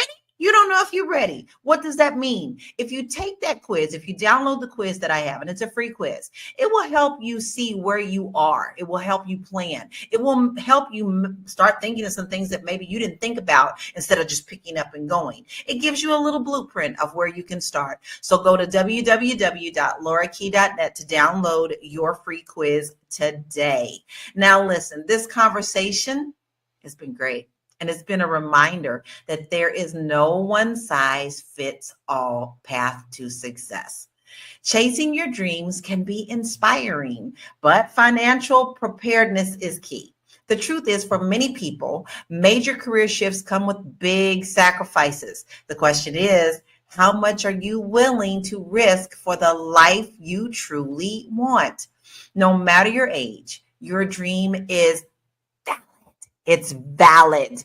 But as we've learned today, financial planning is just as important as a passion. If you're thinking about making a move like this, make sure you have a plan. Talk to financial experts, which Fly Nubian Money has all these people. Tap in, build your savings, and most important, set realistic expectations. I want to say thank you to my royal panel, and I am so glad to spend more time with you today. This is my favorite time. I love this hour that I have with my sisters, and I love this hour that I have with you. So we want to continue to keep this conversation going. Put your comments in, and I see that I got Miss Black Hollywood got something we want to say. Go right in. Lala, I just want to say really quick, Moya didn't say today, but by the end of the year, I think Moya is going to pivot as well and release a book and start speaking on stage. Oh, Moya, Yeah. you She keep didn't it say it. She secret. didn't say it today, but that's the pivot that's coming. There's a We new book, have and she gonna I'm be here for it because I'm I here can for listen to Moya talk all day. all day long, all day. right? All day We got long. you, Moya. We got I you, know. Moya. So she didn't say that today, but that's the pivot after tax season. See, I love it. And it's okay to pivot. You know, you got to go after those dreams. Listen, Black Lexicon, we see you. Dr. Vibe, we see you. Tammy, we're proud of you. I know you out there, you saying you're doing the thing. We have Sophia. We have Deborah. Y'all, GMB is here. Listen, y'all here every day. We know we see you. And this is why I always want to make it a point to shout out your name, because you know what? You actually could be taking your time and spending it somewhere else, but you actually really came to spend some time with us. You are our sunshines, and we thank you very much for being here. We will see you tomorrow, 1 p.m. Eastern Standard Time. I hope y'all forwarded your clocks and you wasn't late to do, or too early for many things today, but I know that hour is lost. Get your rest, babies. Drink some water, and we'll see you tomorrow at 1 p.m. Eastern Standard Time. Peace out. 3, 2, 1. And we are live. Hello, everybody. Welcome to Mental Health Monday. I'm Dr. Alicia. Look, guess what? We are here talking about how to align your chakras, how to protect yourself from any negative influence. Get your chakras aligned. This is part 2 of a conversation that I have with my beautiful, wonderful guest, Cinda Williams here. And she knows all about the chakras. She's a creative. You guys know she's an actress. She's a beautiful singer, a beautiful model, and a great human being as far as I'm concerned. And so today we're going to talk about how to align your chakras, your 7 major chakras. And guess what? There's others. There's others out there that we're going to talk about. And I think more than now, we have got to get into getting ourselves together, because a few weeks ago, I did an entire talk about what we can do in terms of self-care when we don't like what's going on with the world around us. And the number one thing that we talked about in that episode was get your spirituality together. And part of this is to know and understand how you can be manipulated by media influences, by what's going on in the world. Some of that can have an impact on your emotions. And chakras are all about emotions, and we know emotions are very important. And it's important, more than anything, to make sure that you are balanced in your emotions. And we're going to talk today about how to protect your emotions. Many people aren't aware about some of these things. And so your understanding how external forces such as media can influence your chakra system is extremely, extremely crucial. We're going to get into that today. But before we get in, I just want to say, hey, everybody, Clean Coochie Beats. You know I love you coming in here. Thank you so much for being in here. Put in here where you're from. Darlene, how you doing? Angelina, how's it going? Agani, why I just turned on a channel and find YouTube. Yes, Agani, it's all lining up. The chakras are lining up for you to join us today. Michelle, how you doing? Peace. Oh, wait, we got Chakra King on here. Hey, Chakra King, why don't you help us in the chat? Rhonda, welcome, Rhonda. Welcome back, Rhonda. I know Rhonda. Karen is from New York. Clean Coochie Beats. I didn't know you from St. Louis. Okay, that's what's up. Angelina from Georgia, south of Atlanta. Okay, you in the south of Atlanta. Anyway, Maxine from Indiana, Rochelle, New Orleans, Lorana from Georgia. We got people all over the place, Miss Cindy. So how about you? Welcome to the show today. Thank you. What's happening in your neck of the woods? Oh my gosh, just been super busy. You know, right now is a time that people really need encouragement and direction and guidance to maintain during a very difficult time. You know, so while I do my creative arts, things like that, but I also do my own, live shows and stuff like that, and communicating with people and just trying to give people ways to reframe the things that we're experiencing, and understanding that, this is a time of revolution, a time of exposure, and for old systems to fall. And that's never easy. those times are difficult. But if we can look beyond the what's in front of you in the natural to what's happening beyond, then it's a very exciting time. But it's tiring. Yeah. It's very tiring, but it's a very exciting time. It is tiring. It is exciting. And there's so much change. And when change happens, we really start to become really affected by that in many different ways. And yeah, I do think that we do need encouragement and guidance. And a lot of that guidance comes from within. So ain't nothing outside of you all that's going to save you. No president of the United States will save you. Hello. There's nothing. You have everything in yourself to save yourself. And we as Black people know. And that's why today we're talking about chakras. By the way, chakras are our ancient science. It's our science. We came up with chakras. This is our science that has been developed by many different cultures, but all of those cultures do recognize that us as Black people, ancient people, that this is our science. So it doesn't fly in the face of anything that is apart from us. It is, we are here to teach everybody, the whole world, to heal, and it can be done through us. So let's get into everything. I want to talk a little bit about I want to go over the 7 major chakra centers, and then maybe we go through each one and then quickly, and then we can talk about it. I do recommend people to just get a book, any book about chakras. There's so many that you can get and purchase, get online and talk about chakras. So all of these things, we're going to get into it. And everybody in the chat, let us know tell me how advanced are you guys with the chakra system, and tell me if you guys are just novice. Put in the chat everything you know. Do a dump on everything you know about the chakra system. And as you do that, I want to encourage everybody. There are 3 things I need to talk about before we get into it. Number 1 is text the word love, LOVE, to 87948 so you can get information from me about ways to have healthy relationships. You can also get text messages on when we go live and what my topics are and all of those things. You will get that there. So that's the first thing I want to tell you. The second thing I want to say is, can you follow me on Instagram and TikTok? And then maybe our guest here, Cinda, how do people get a hold of you? Yeah, sure. You can reach me at Cinda Will on Instagram, and you can, or Facebook, and you can at Cinda Williams 615 on TikTok. I'm everywhere, but those are the main ones that I engage in. I have a live show on Instagram and on TikTok. So yeah. Oh, that is so cool. Okay, she got a live show, and she posts a lot of stuff about meditations, about getting in your spirituality, getting all that stuff together. Beautiful stuff. I watch your stuff all day. Oh Lord. I'm like, let me see what Miss Cinda is up to. And you too. I support you. So yeah, we have to support each other.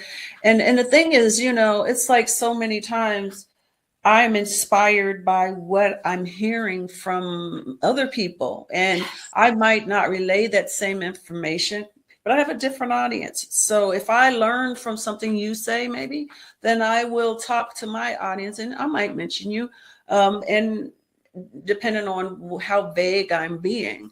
But I'm inspired by so many people who are waking up.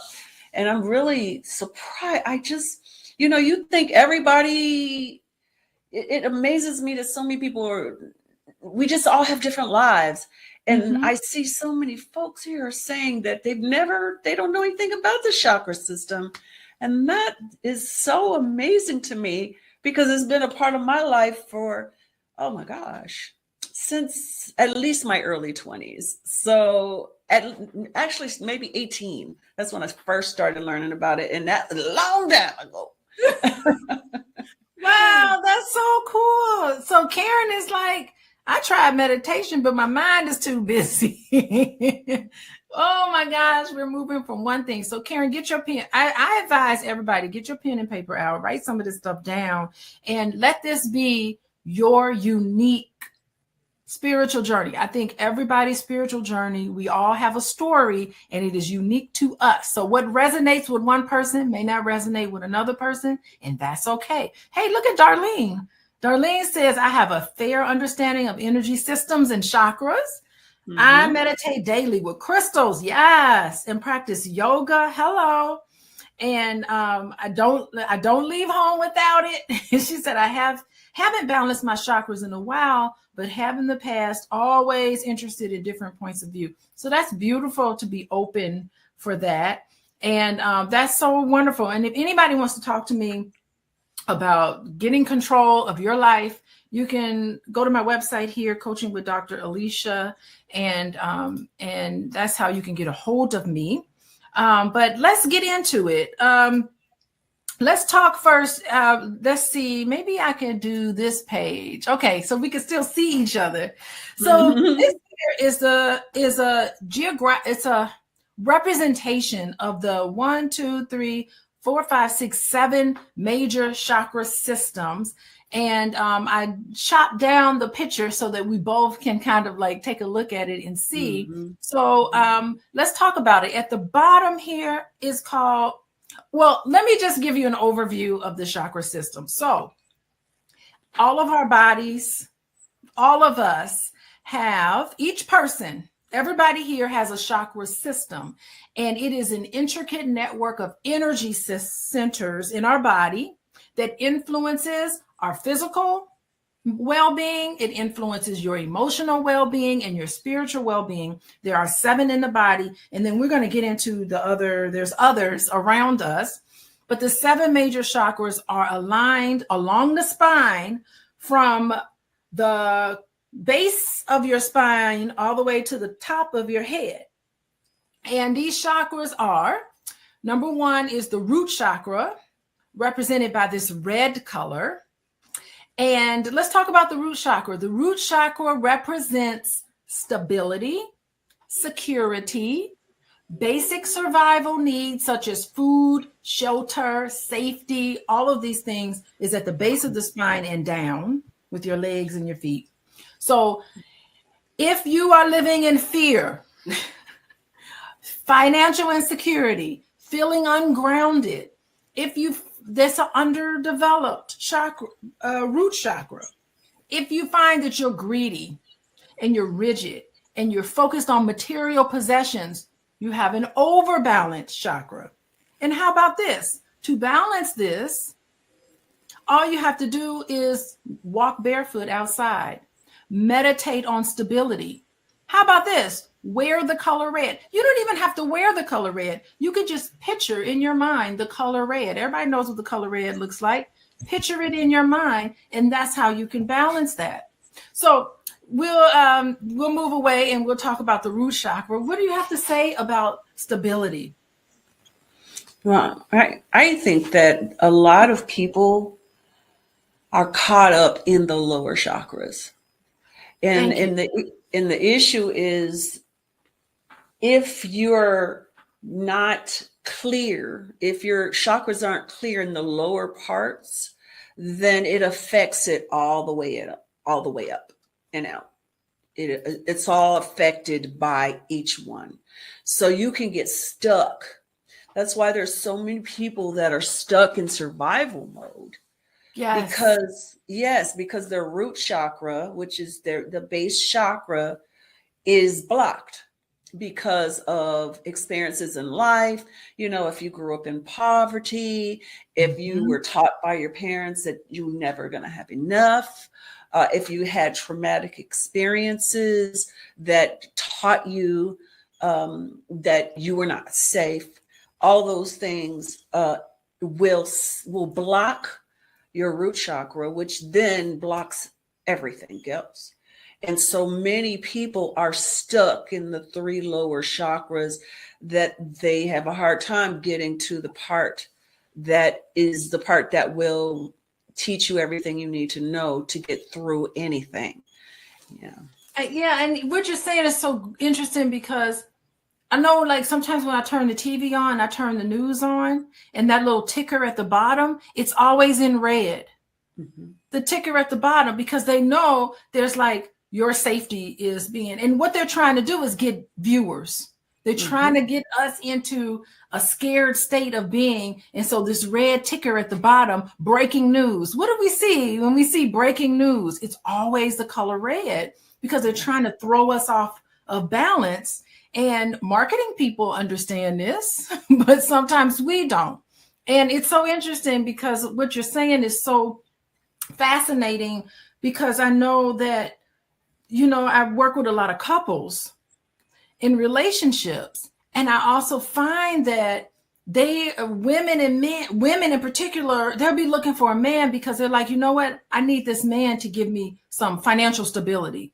And if he doesn't give me my money, you know, I'm just looking for somebody with how much money in their paycheck, then that's it. You base your relationship on money. That's the lower chakra. That's the basic chakra. That means, how in your life have you felt unprotected in your life that you feel like you have to base an entire relationship on one thing? So, you can always tell the people that have had that kind of life, because they never have enough. They can never have enough. Yes, greedy. It's because they have a fear of lack. They have a fear of not having enough. And so instead of knowing that they can have what they want if they make certain effort and are connected to the higher chakras to find out inspiration, they get stuck and they're seeking satisfaction for, say, the root chakra from someone on the outside, and that's not where the work happens. No, it doesn't matter, say, in that stereotypical situation. And although I've seen it both ways, if your partner is buying, they'll never be able to make you feel safe, because that's not where safety comes from. It's coming from within.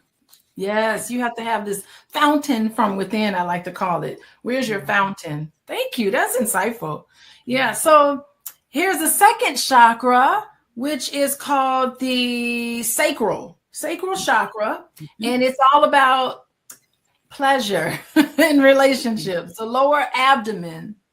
And if it's underdeveloped, sometimes you can have a low libido. You can feel numb.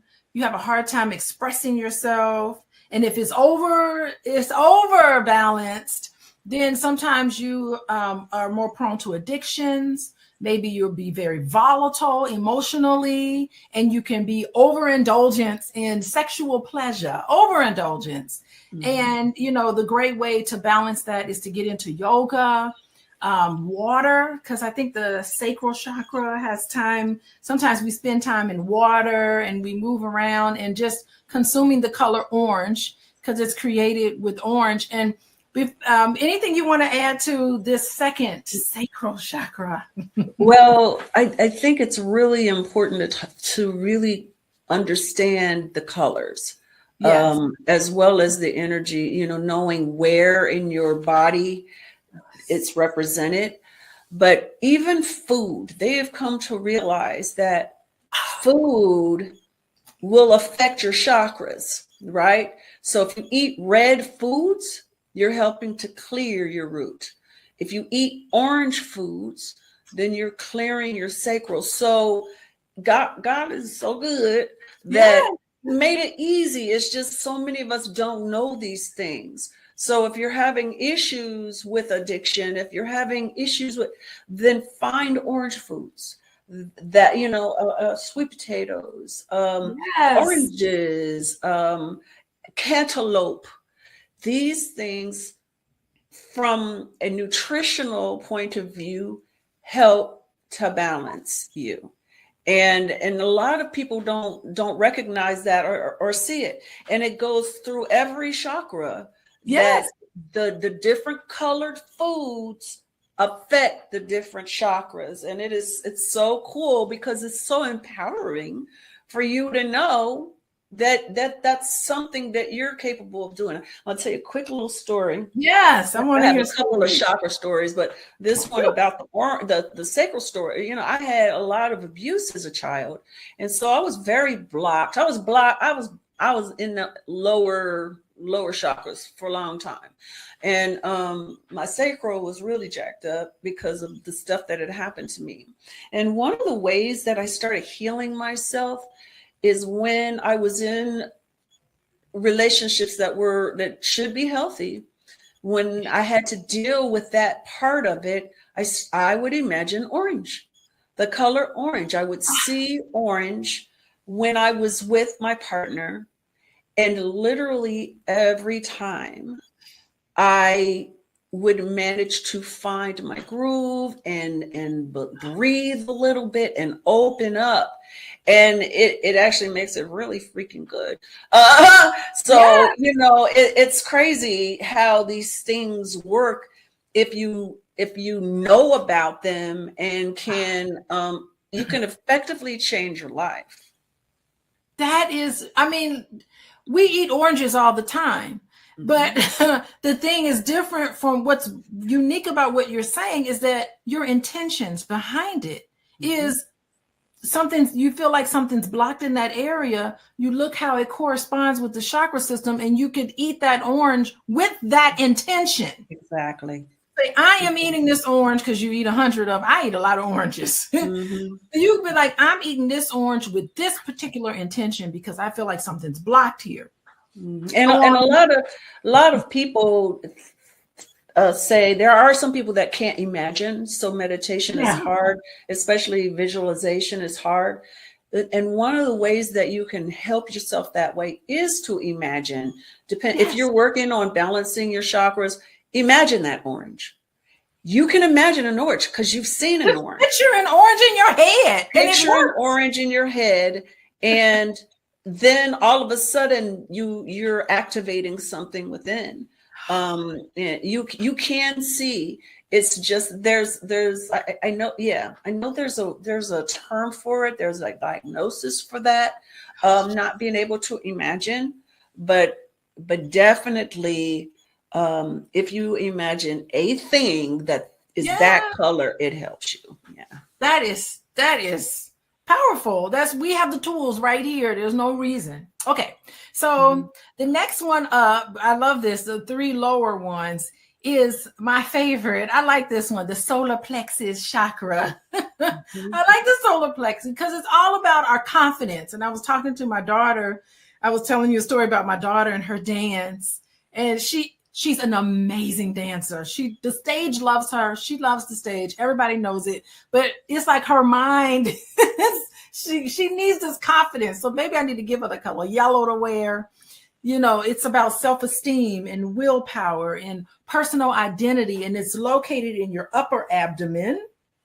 All of the experiences you had in high school, things that you're insecure about. Some of these things are in your solar plex chakra, your wheel. And if it's underbalanced, sometimes you can have low self-esteem, you can procrastinate, you can feel like you're not really have any direction. And if it's overbalanced, aggression, arrogance, the need to dominate others. And so if you're finding this coming up for you, don't you be diagnosing anybody else. Don't point the finger. Do you practice affirmations to boost your self-worth?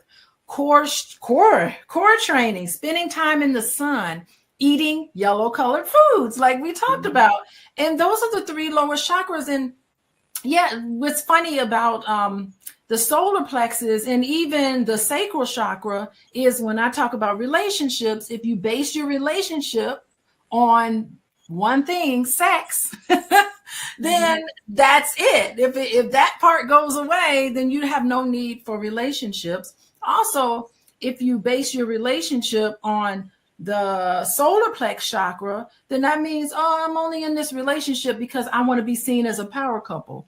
I want to be seen. We haven't even gotten into the green, which is the heart chakra, which is all about love. But basing your life and things around you on these lower 3 chakras, which you talked about, it's hard to ascend. And one thing I think is so interesting is that the lower 3 chakras is what the media tends to focus on to control us, particularly Black people. If you listen to hip hop music is based on the bottom 3 chakras. Love, what do they say? Love, sex, and money. That's the only thing. Not love, power, sex, money, what you can do for me, all of these things. Not that it's negative in and of itself, but it's from an oversupply. And that's what we base relationships on, these lower shock. You know, when people say lower vibration and all of these things, That's what they're talking about. They're talking Yeah, about. and another thing that you know I want to be clear with also is if you're blocked at any one of these parts, right, in the body, you can be affected physically by those things. So, like for instance, me, I suffered from lack of confidence. I was, you know, like I said, because my root chakra was all jacked up, it just messed everything up. So every time, you know, I'm a performer, I'm an entertainer, and when I had to perform, my stomach, where, you know, that's where the confidence is, would act up, and I would be sick every time.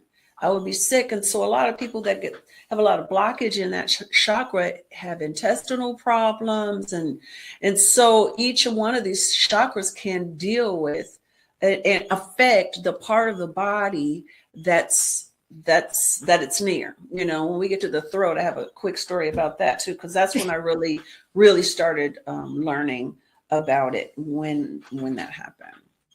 Yeah, singing from your diaphragm. Singers, Whitney Houston, Jennifer Hudson, singing from their diaphragm in their soul. That's soul music. We as Black people, that's interesting. We as Black people, we know how to sing from the soul, from the gut. We know how to like belt out a song. Sometimes it comes from right there. And, you know, I don't know about Jennifer Hudson, but we know Whitney Houston had a lot of struggles. And as a singer, you can consciously sing from different chakras depending on who you're trying to touch and what you're trying to convey with the songs. You literally can come from all the chakras if you're conscious about it. But we have a tendency to sing from that part because of our lack of confidence, because of, you know, the struggles that we've had. So we can really make people feel something when it comes from there. But there are other parts of us that are, you know, have you ever heard a song where you can't stop crying because it's affected you so much? They're singing from the heart chakra. You know, there's different, you know, have you ever heard a song that literally, if you feel like you're in touch with spirit, that's this, you know, the crown chakra. So, you know, we sing from that gut. But there are other parts of us to sing from. You know, that's why some of the really sexy blues singers of the day, back in the day, they were singing from that sacral. You know, people, their energy is affected by what your intention is and where you're singing from.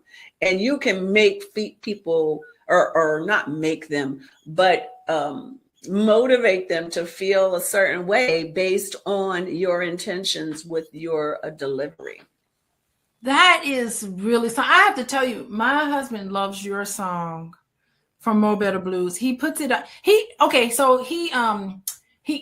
playlist, and one thing I noticed, he's had the same playlist since we started dating. He's a little bit of a savant, you know, and he can't deviate from his playlist. Like, I'll be like, are you at your playlist? He can't listen to any other song. Like, he's stuck on somebody's song, and your song is in there. He feels it. He actually feels it. There's something in that song from More Better Blues that he can't stop listening to. And this was years ago. He's like, and that's the thing, you know, people, you don't know why. He doesn't know. There's no words because there's no words.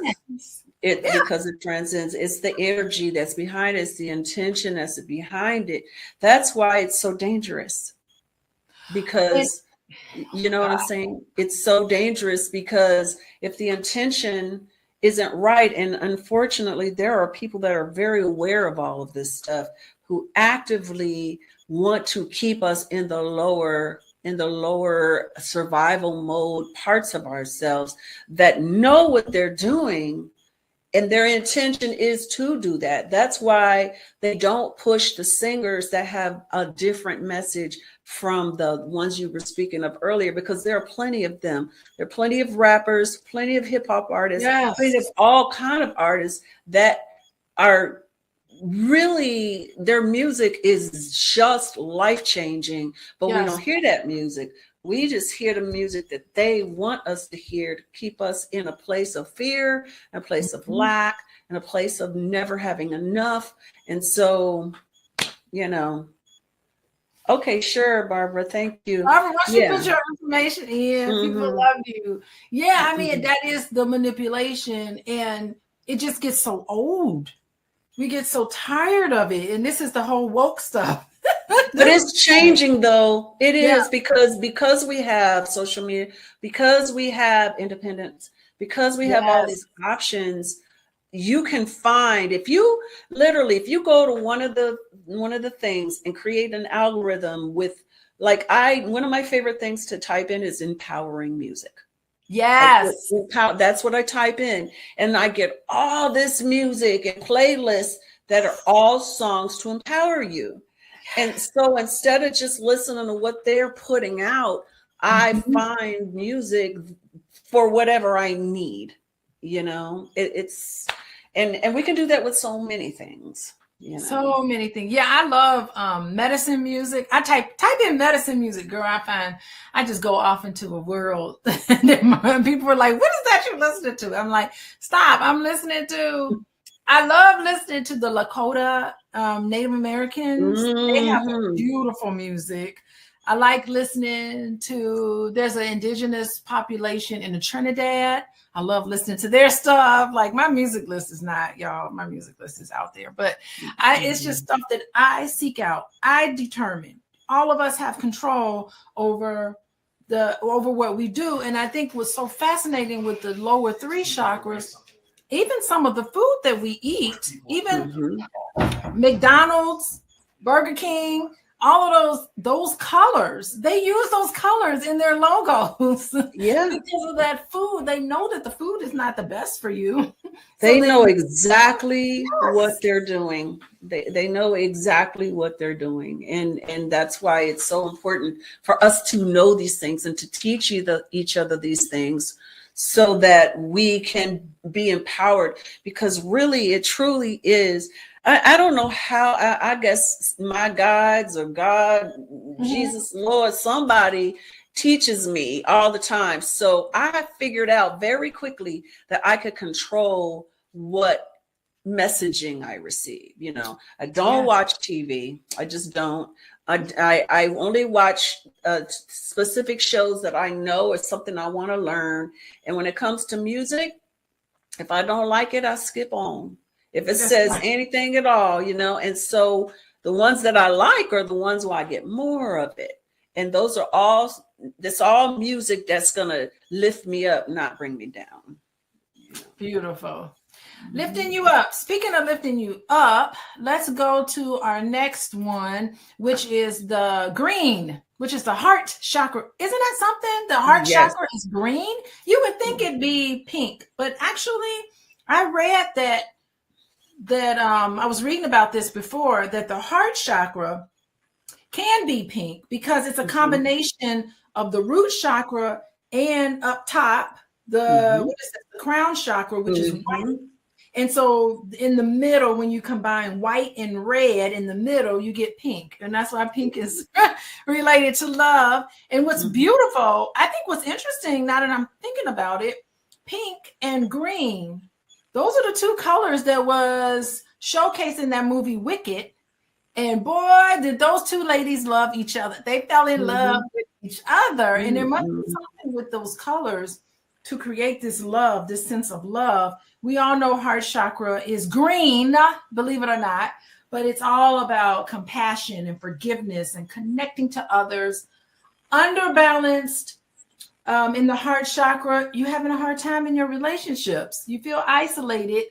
I say you have a lack of compassion, because I see too much of a lack of compassion nowadays. No empathy for other people. We have half of America has almost no empathy for anybody else. How could you have empathy for other people? Just thinking about yourself.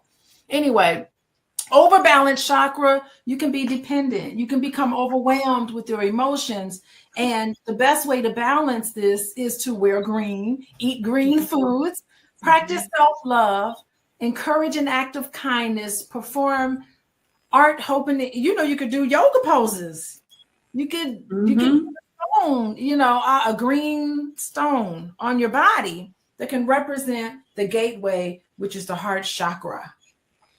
Yeah, and so I remember this old joke from Richard Pryor. Richard Pryor used to say, he had this joke where he was saying, don't get a woman that does yoga, because she won't ever want you. Because yoga can balance you and satisfy you, so you don't need all the extra stuff. You know what I'm saying? And that's in multiple. But I want to say this right quick. I think that we as a civilization for quite some time have been stuck in the sacro. We've been stuck there for a long time. Everything is from that perspective of life. And now we are shifting into the heart. We're shifting into a heart-led society. And not everybody's ready to make that shift. Yeah. Because in order to come from the heart, you have to accept yourself. Yes. And to be honest with you, the people that don't have the compassion, in my opinion, have so much self-hate. They do. It's the opposite. Whenever you have a bully, usually they have no self-esteem. You know what I'm saying?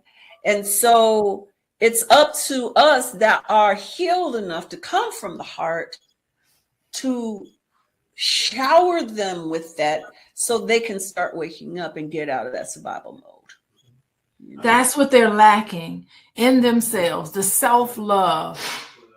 That is really interesting. And even for people who are very religious, I always think about the heart chakra as the Christ consciousness. Get into, open up your heart. Every picture you see of Jesus Christ, what's he doing? Holding the heart. He's holding the heart and he's looking up. He's saying, get into this gateway of love and go up. Every picture you see. And that's why I love, if you open up your heart, you're getting into Jesus Christ, agape kind of love of everybody, love of human beings. You get into that, and that's how you transcend. There's some great meditations for that. You guys should check out that. It's basically, you part of it is the attention is on someone you care about in a close way, and then the attention goes on to someone that you might meet at the grocery store, and then the attention goes to someone that you have difficulty with, someone you don't like, and who I be seeing all the time, and then you go towards the world, and you always come to yourself. So there's some beautiful meditations that literally will have you feeling so open and so connected to everyone. There's some beautiful heart meditations are really wonderful. They are really great. Yeah, really. You can even listen to music that's tuned to the heart frequency. All you gotta do is heart frequency music, and there's tons of channels. We got window to the world in our hands. We just have to know what to do. So I love that. So we'll get into the number, let's see, 1, 2, 3, 4, fifth chakra, which is all about the throat chakra. And we know that's represented by the color blue. Communication, expressing yourself. To me, like the throat chakra is about creativity as well. Being able to express yourself. Because that's how you create. Word. That's how you create the word. If you're scared and you're not honest with other people or yourself, it's underdeveloped. Overdeveloped means you talk too much. And you can tend to be overcritical, but to balance that, express your feelings in a journal, practice silence, the color blue, wear the color blue. Imagine the color blue. Everybody know what the color blue. Look at the sky. That's blue. Simple Exactly. things. Singing, Yeah. chanting.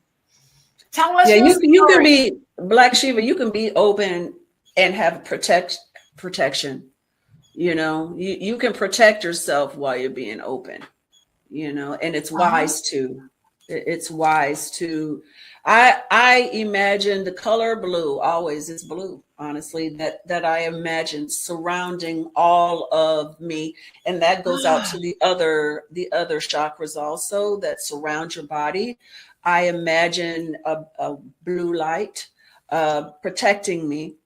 And sometimes I see myself in a balloon. Sometimes I see myself in a cloud of protection. And so I can be open, but yet protected at the same time. No, I like, sometimes I do that. Like, my kids are teenagers. I have a 21-year-old, and I worry about him. Sometimes he used to go hang out with his friends and travel and hang out with them and party and stuff. And I would just be like, have a good time. And I would visualize him in white. So maybe I need to visualize him in blue as well. Like, just visualize him so that I don't worry about him when he's in Chicago partying. Well, the color you visualize is the color that comes to you. It doesn't have to be one color. It's the color that occurs to you first mind. That's the color you use because it's important. Whatever comes first mind is what it's supposed to be. It just, for me, it just typically is blue, but it's not always blue. But I want to say real quick about, because we're running out of time. Yes, The throat chakra. We're not going to get to the other chakras. They're so cool though. There's 12 in all. Check them out. We got to do part 2. Definitely. But I really started learning about the chakras when, like I said, I had a lot of trauma as a child. And I was taught, my lifestyle in my family was, keep your mouth shut. And so I never talked. I never, ever talked. And so really bad things happened to me and I didn't tell anybody. And so when I got Mo Better Blues, I had never obviously been in any movie, especially a studio film. So you get insurance medical done. You have to have for insurance, you have to make sure that you're healthy. And that is when I found out that I had 2 tumors on my thyroid. And it was crazy because I was very sick and didn't know it. And then I started understanding some things. Fast forward, I had a bad experience with a quack in New York City. And so I did not get it taken care of at that point. And I was dating a guy who was a chef, and he was working on raw cooking and stuff like this. So he took me to his acupuncturist and his holistic chiropractor. A holistic chiropractor is not a person that adjusts your skeletal system. They, with a touch of a hand on different parts of your body, can diagnose you and what's issue. This person touched me on my wrist for about 30 seconds and then told me something I'd never told anybody before. She said, you had major trauma when you were 5 years old. That is when this block began that's in your throat. That is the problem. That's why you have these tumors, is because you have a blocked throat chakra. She said, do you talk? Do you express yourself? I said, only through my acting. She said, that's not enough. You have to work on unblocking your throat chakra, because even if we fix this issue you have, it will come back, or something else will come back. Maybe your vocal cords will be affected if you don't unblock that. And she gave me dates. It was really eerie. And that's when I started really studying this stuff, because I was like, And when I was with them, it shrank. Both tumors shrank, but I ended up, because I was doing movies and stuff, I couldn't eat that way, and I ended up having to have surgery and everything taken out. But I started learning about chakras at that point. Because that's what helped you in your creativity. Mm-hmm. What happened after you learned? Like, what effect did it have on you once you learned all of this? What did you notice? I noticed that things that were issues for me, like like being afraid of not having enough, having that fear, that root chakra fear. When I started working on clearing and balancing, I stopped worrying so much, because I used to like lay awake at night for hours worrying about how, I was an actress, and sometimes you work, sometimes you don't. And with clearing that chakra and working on that chakra, that started changing my neurology. It started changing my mind. I started with affirmations, and I started realizing that everything I've ever needed, I had. Even when I had, even when I've had difficult times and I was eating peanut butter and jelly and that was it, eventually things will work out. And there was always a lesson in the struggle. And so I realized that these struggles don't happen just to happen. They happen to teach us something. And I'm telling you, one time I had to claim bankruptcy. Long story, it was crazy. But it was one of the best things that ever happened to me, because I realized then not having any money is not going to kill me. It's not going to kill me. So it began to change my life, and I'm constantly working on it, and it's a constant thing to clear your chakras, balance your chakras. It's not something, because you have new experiences all the time. You know what I mean? You gotta step your foot outside the house and go interact with a bunch of people. You better believe when you come back home, you're gonna be off balance. It is part of your self-care to keep yourself aligned as much as possible, so at least you'll notice what's off, what's not off, and be able to be aware of it. And that's what we're talking about today, everybody. And I gotta have you back for part 2, because this is the tip of the iceberg, like seriously tip of the iceberg. I do want to talk about the other two, the top two. Over your throat chakra is your third eye chakra, and that's intuition, insight, imagination, clarity of thought. It's located right here, y'all, between the eyebrows. That's your pineal gland. Your pineal gland is located there. And if you're finding that you're confused, you're disconnected, have a hard time focusing, the color indigo. Eat some blueberries. Do all those things. An overactive imagination, if it's overbalanced, you're overwhelmed by your thoughts, you can definitely need to meditate. You can use oils like lavender to help. Practicing mindfulness, all of these things are important. And then next is your crown chakra, which is not really, it's kind of up here. Crown chakra, that represents spiritual connection, enlightenment, universal awareness, and it's right at the top of the head. And sometimes we feel disconnected. Sometimes we feel like we don't have a sense of purpose. If you find that you're neglecting yourself, not having that self-care, not understanding, you can also meditate, engage in prayer, and that's represented by the color violet. And to balance all of that out, what you need to do is wear violet, wear these colors, incorporate these things in your surroundings, quiet, contemplation, all of these things can help balance it. The top two chakras, let's talk about that. The third eye and the crown chakra. Woo! Yeah, it's so amazing how when you are balanced and in those parts, how you really understand that this stuff that we're living through is just a game. It's just not real. You know what I'm saying? I'll never forget, I was visiting a friend of mine in New Jersey, and I was listening to this new teacher who I just love. And a young Black woman, her name is Erin Lyons. Okay. She's amazing. And thank you so much, everyone. And she was, every time I listen to her, I learn. But for some reason, my vibration was, honey, it was like raising until it literally felt like something was pouring in me. It was a physical sensation. It was a physical sensation. And I don't know, I guess I had that experience in church before. Ooh, But okay. but I was just listening to a video, you know what I'm saying? But you can literally feel the activation of your chakras if you pay attention.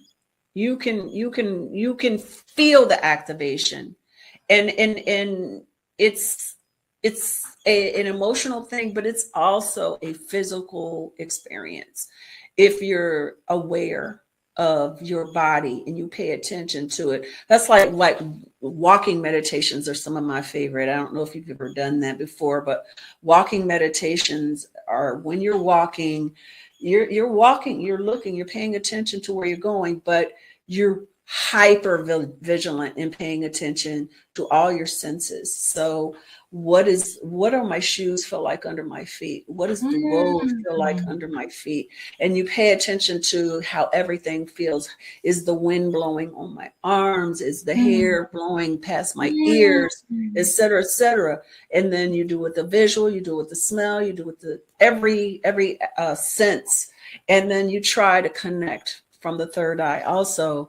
And it is such an amazing experience, because in that you're also balancing, and it's lovely. That, I think that's so beautiful, and I never understand why people don't follow their intuition. If you get into this mindfulness and what you're talking about, the wind and your hair and the feet, that's all just awareness, being aware of everything, staying mindful in the moment, and all the answers will come to you. And if you start relying on things, you tell yourself what you need to do with your life and what decisions you need to make, whether to go left or to right. You can go within and find all these answers when you are aligned and you're not based on fear and worry and a lack of patience and all of these things that happen to you. I always feel like aggressive drivers. To me, it's just like, what's going on with is this solar chakra? What's happening with your solar chakra? Did you feel like you need to be so aggressive? And it's just interesting because taxis are yellow. I feel like taxis are the worst driving. So it's starting to pay attention to colors and how colors can enhance you. You set your intention. You enhance yourself with these colors. You go within, find out what you want in your life instead of what these external things expect of you. Be comfortable in that, not tied to the external. This is a hard thing for us to do living in this current modern society, but it's just so important that we embrace some of these things, get into mindfulness, understand and listen to our intuitions when we make decisions and interact with people. And it's funny because I feel like, I rely on my intuition a lot when it comes to, there's no words for it. I can't explain it, but I'm going in this direction because I'm listening to myself. That's because you're healed and you're balanced. And the reason why so many of us don't is because we don't know that we can actually heal ourselves with simple things. Like someone said earlier that they didn't know how to meditate because their mind was too active. And I was the same. I was a worrier. And I'll never forget, when I had my little near-death experience, when I came out of it, one of the things I was completely connected. It took me a long 6 months to not be given guidance that I could hear. I was like talking to angels and everything and talking to Jesus. I was connected, and I was lying in this bed, and I had not slept in a couple of months. It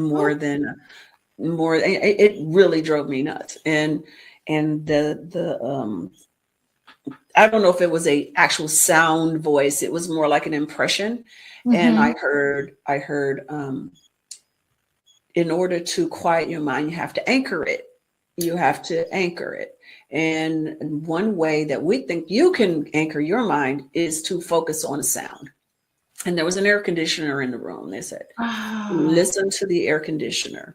Just listen to the air conditioner, and your mind will drift, and we'll start thinking about something else, and allow it to. Don't get mad at yourself. Say, okay, I had that thought. Now I'm going to go back to the sound of the air conditioner. And that is when I finally started learning how to meditate with that gift that I was given, finding a sound, because I'm a very audio person. Sound is very important to me. And so, some people need a visual. You can use a candle flame, Yeah.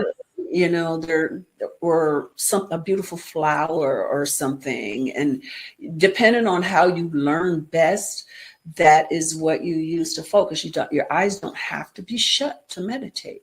We meditate all the time when we're driving, especially long distances. We go into a sort of hypnosis where, we get places and we're like, how did I get here? I don't remember how I got here. It's because you're in a form of meditation, because your body knows what to do. Your eyes tell you where to look, and you're hyper. People get hypnosis confused. They think hypnosis is you don't remember anything or know anything. It's the opposite of that. You are hyper aware of everything. And so I hope you can figure out the meditation, because it's life-changing. Totally changes your life. Wow. Yeah, I mean, this is off the air, I definitely want to invite you to come back. And I want to hear about meditation. I want to hear about the other 4 chakras. There's just 7 major ones, but there's others. There's 12. And I want to hear about that. Just talk a little bit about the 12 chakras. I got some time here, but talk about the others. Yeah. Yeah, there's like a chakra that's about 30 centimeters above your head, and then there's one about 13 centimeters above your head, and then there's in the opposite direction and going down into the earth. And so you're connected with everything. Your energy is connected with the earth. And it influences your life. And when we talk again, I'll get into more. I even actually have, angels that I connect to each chakra to help me anchor in and balance when necessary. I am a black lexicon. I do a lot of studying. I don't watch TV like a normal person. I am constantly reading, and it's kind of like a step-by-step thing. You find one thing, and then you find another thing, and then you find another thing, and you just keep growing and growing and finding out. My favorite thing to know is I don't know anything. I don't know anything. So that means I can learn so much. And all this information is out there. It's easily accessible. It is, but then there's all this garbage out there too. So you have to. Yeah, you have to, and that's when you pay attention to your instincts, because your different chakras will give you trigger warnings. They will tell you this isn't right. You will feel when something is not right, and that's including the religious or the spiritual people, because they're not all right. They're manipulating sometimes. So you have to really get quiet with yourself. And if at all you feel this isn't right, turn it off. That's not for you. It might be right for someone else, but it's not for you. Just like every pastor is not for every person. Everybody can learn from whoever they need to learn from. And if it's making you feel anything less than good and joyful and inquisitive, then it's probably not what you need to be listening to or watching or reading. Yeah, so you have to pay attention to what resonates with you. What vibe? Everybody talks about vibe check. If it's you vibing with it, go with it. If it don't resonate, then don't. And what I find is that the more I rely on my intuition, the more I go with who and what I vibe with, the more wonderful things happen to me. I don't even really have to work so hard for it. Some things just really kind of work out. And it's because I listened. And when I don't listen, I'm like, dang it, I knew I should have listened. Exactly. It's trusting yourself. And vibe comes from vibration. That we are all vibrational beings. That's what we are. So it's become a slang word, but it comes from a real meaningful word, which is what we're all vibrational creatures. Yes. And so it's understanding is better than knowing. I love that. And it's so true. Yeah. God, understanding is better than knowing. And another thing I found was that the more I pay attention, the more things come to me. It's like, oh, she's paying attention. Let's just feed her everything that she has to do. I don't know if it's my higher self or what it is, but I find that there's an opening that happens just one little iota of paying attention. There's some force within us, the sustaining force within us. And I heard about your near-death experience. Oh my goodness. I'm so curious about everything with you, but we won't have to get into it. At another time. I do want to talk about meditations next time. I do want to get into the other chakras, the two above you and the two beneath you, and how we can ground ourselves and stay up, but still grounded at the same time.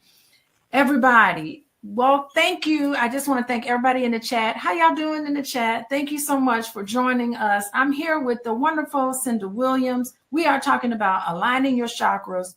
Yes, this will be on replay, so you can listen to this and let this be for all of you novice individuals. If you're just hearing about this for the first time, let this be a wonderful introduction. And then continue to tune in with us, because I will be talking about this again. And how you going to know?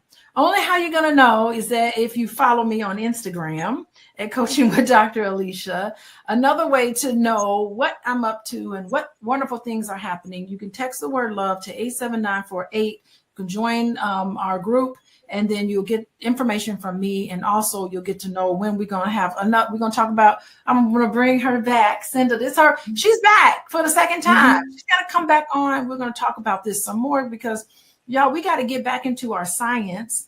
And of course, if you want to reach out to me, if you're interested in working with individuals, couples, working with me, I am a therapist. I'm also a college professor. So you can reach me here at Coaching with Dr. Alicia. I work with couples and individuals all day long when I'm not teaching at my university and being a mama and all those other things that I'm doing. So I have to get my chakras together each and every day, y'all. So thank you, Tasha. We got Chakra King on here. What's up? What's up with that? I love this. Thank you. Anything parting words from you, Miss Cinda? All of these concepts are not concepts; they're truth, and it's been proven, scientifically proven. So, for more empowerment and to understand what you can do by yourself, the information is there. Look it up, look this stuff up, and you'll go down a rabbit hole. I promise you. You'll go down a rabbit hole. YouTube all day long, more than you can consume in a sitting. Yes, but it'll blow your mind, and you'll start practicing these things, and you will see your life. You will have proof of it, because your life will change. And when I started meditating, everything changed. Yeah. And I think more than ever, I think with our political climate and all of that, this is more than ever, we got to get it lined up, because it is, I really do think it's evil. If ever there was a thing, and boy, do we ever need to protect ourselves from this, because this is a game. It's spiritual warfare going on. I believe that the war is over. I just think this is the last vestiges of that dark. Yes. I think this is the end, and they just, how a trapped animal will fight for its life. That's all that's happening. Right. And if you keep that in mind and stay out of fear and anger and blame and shame, and just throw out that love out there, this stuff is going to pass on through, and the world is changing drastically. We're just seeing the end of an age of darkness. The end of an age. Yep, that's where we are. It's the end of an age, y'all, and we transcending. How about that? We have transcended. So thank you, everybody. Got to pick my daughter up from dance, but I'll see you guys later. Thank you, everybody, for tuning in. Politrix, yes, Chakra. That's Politrix. I love it. We're gonna end on Politrix. Bye bye, everybody. Bye. Thank you.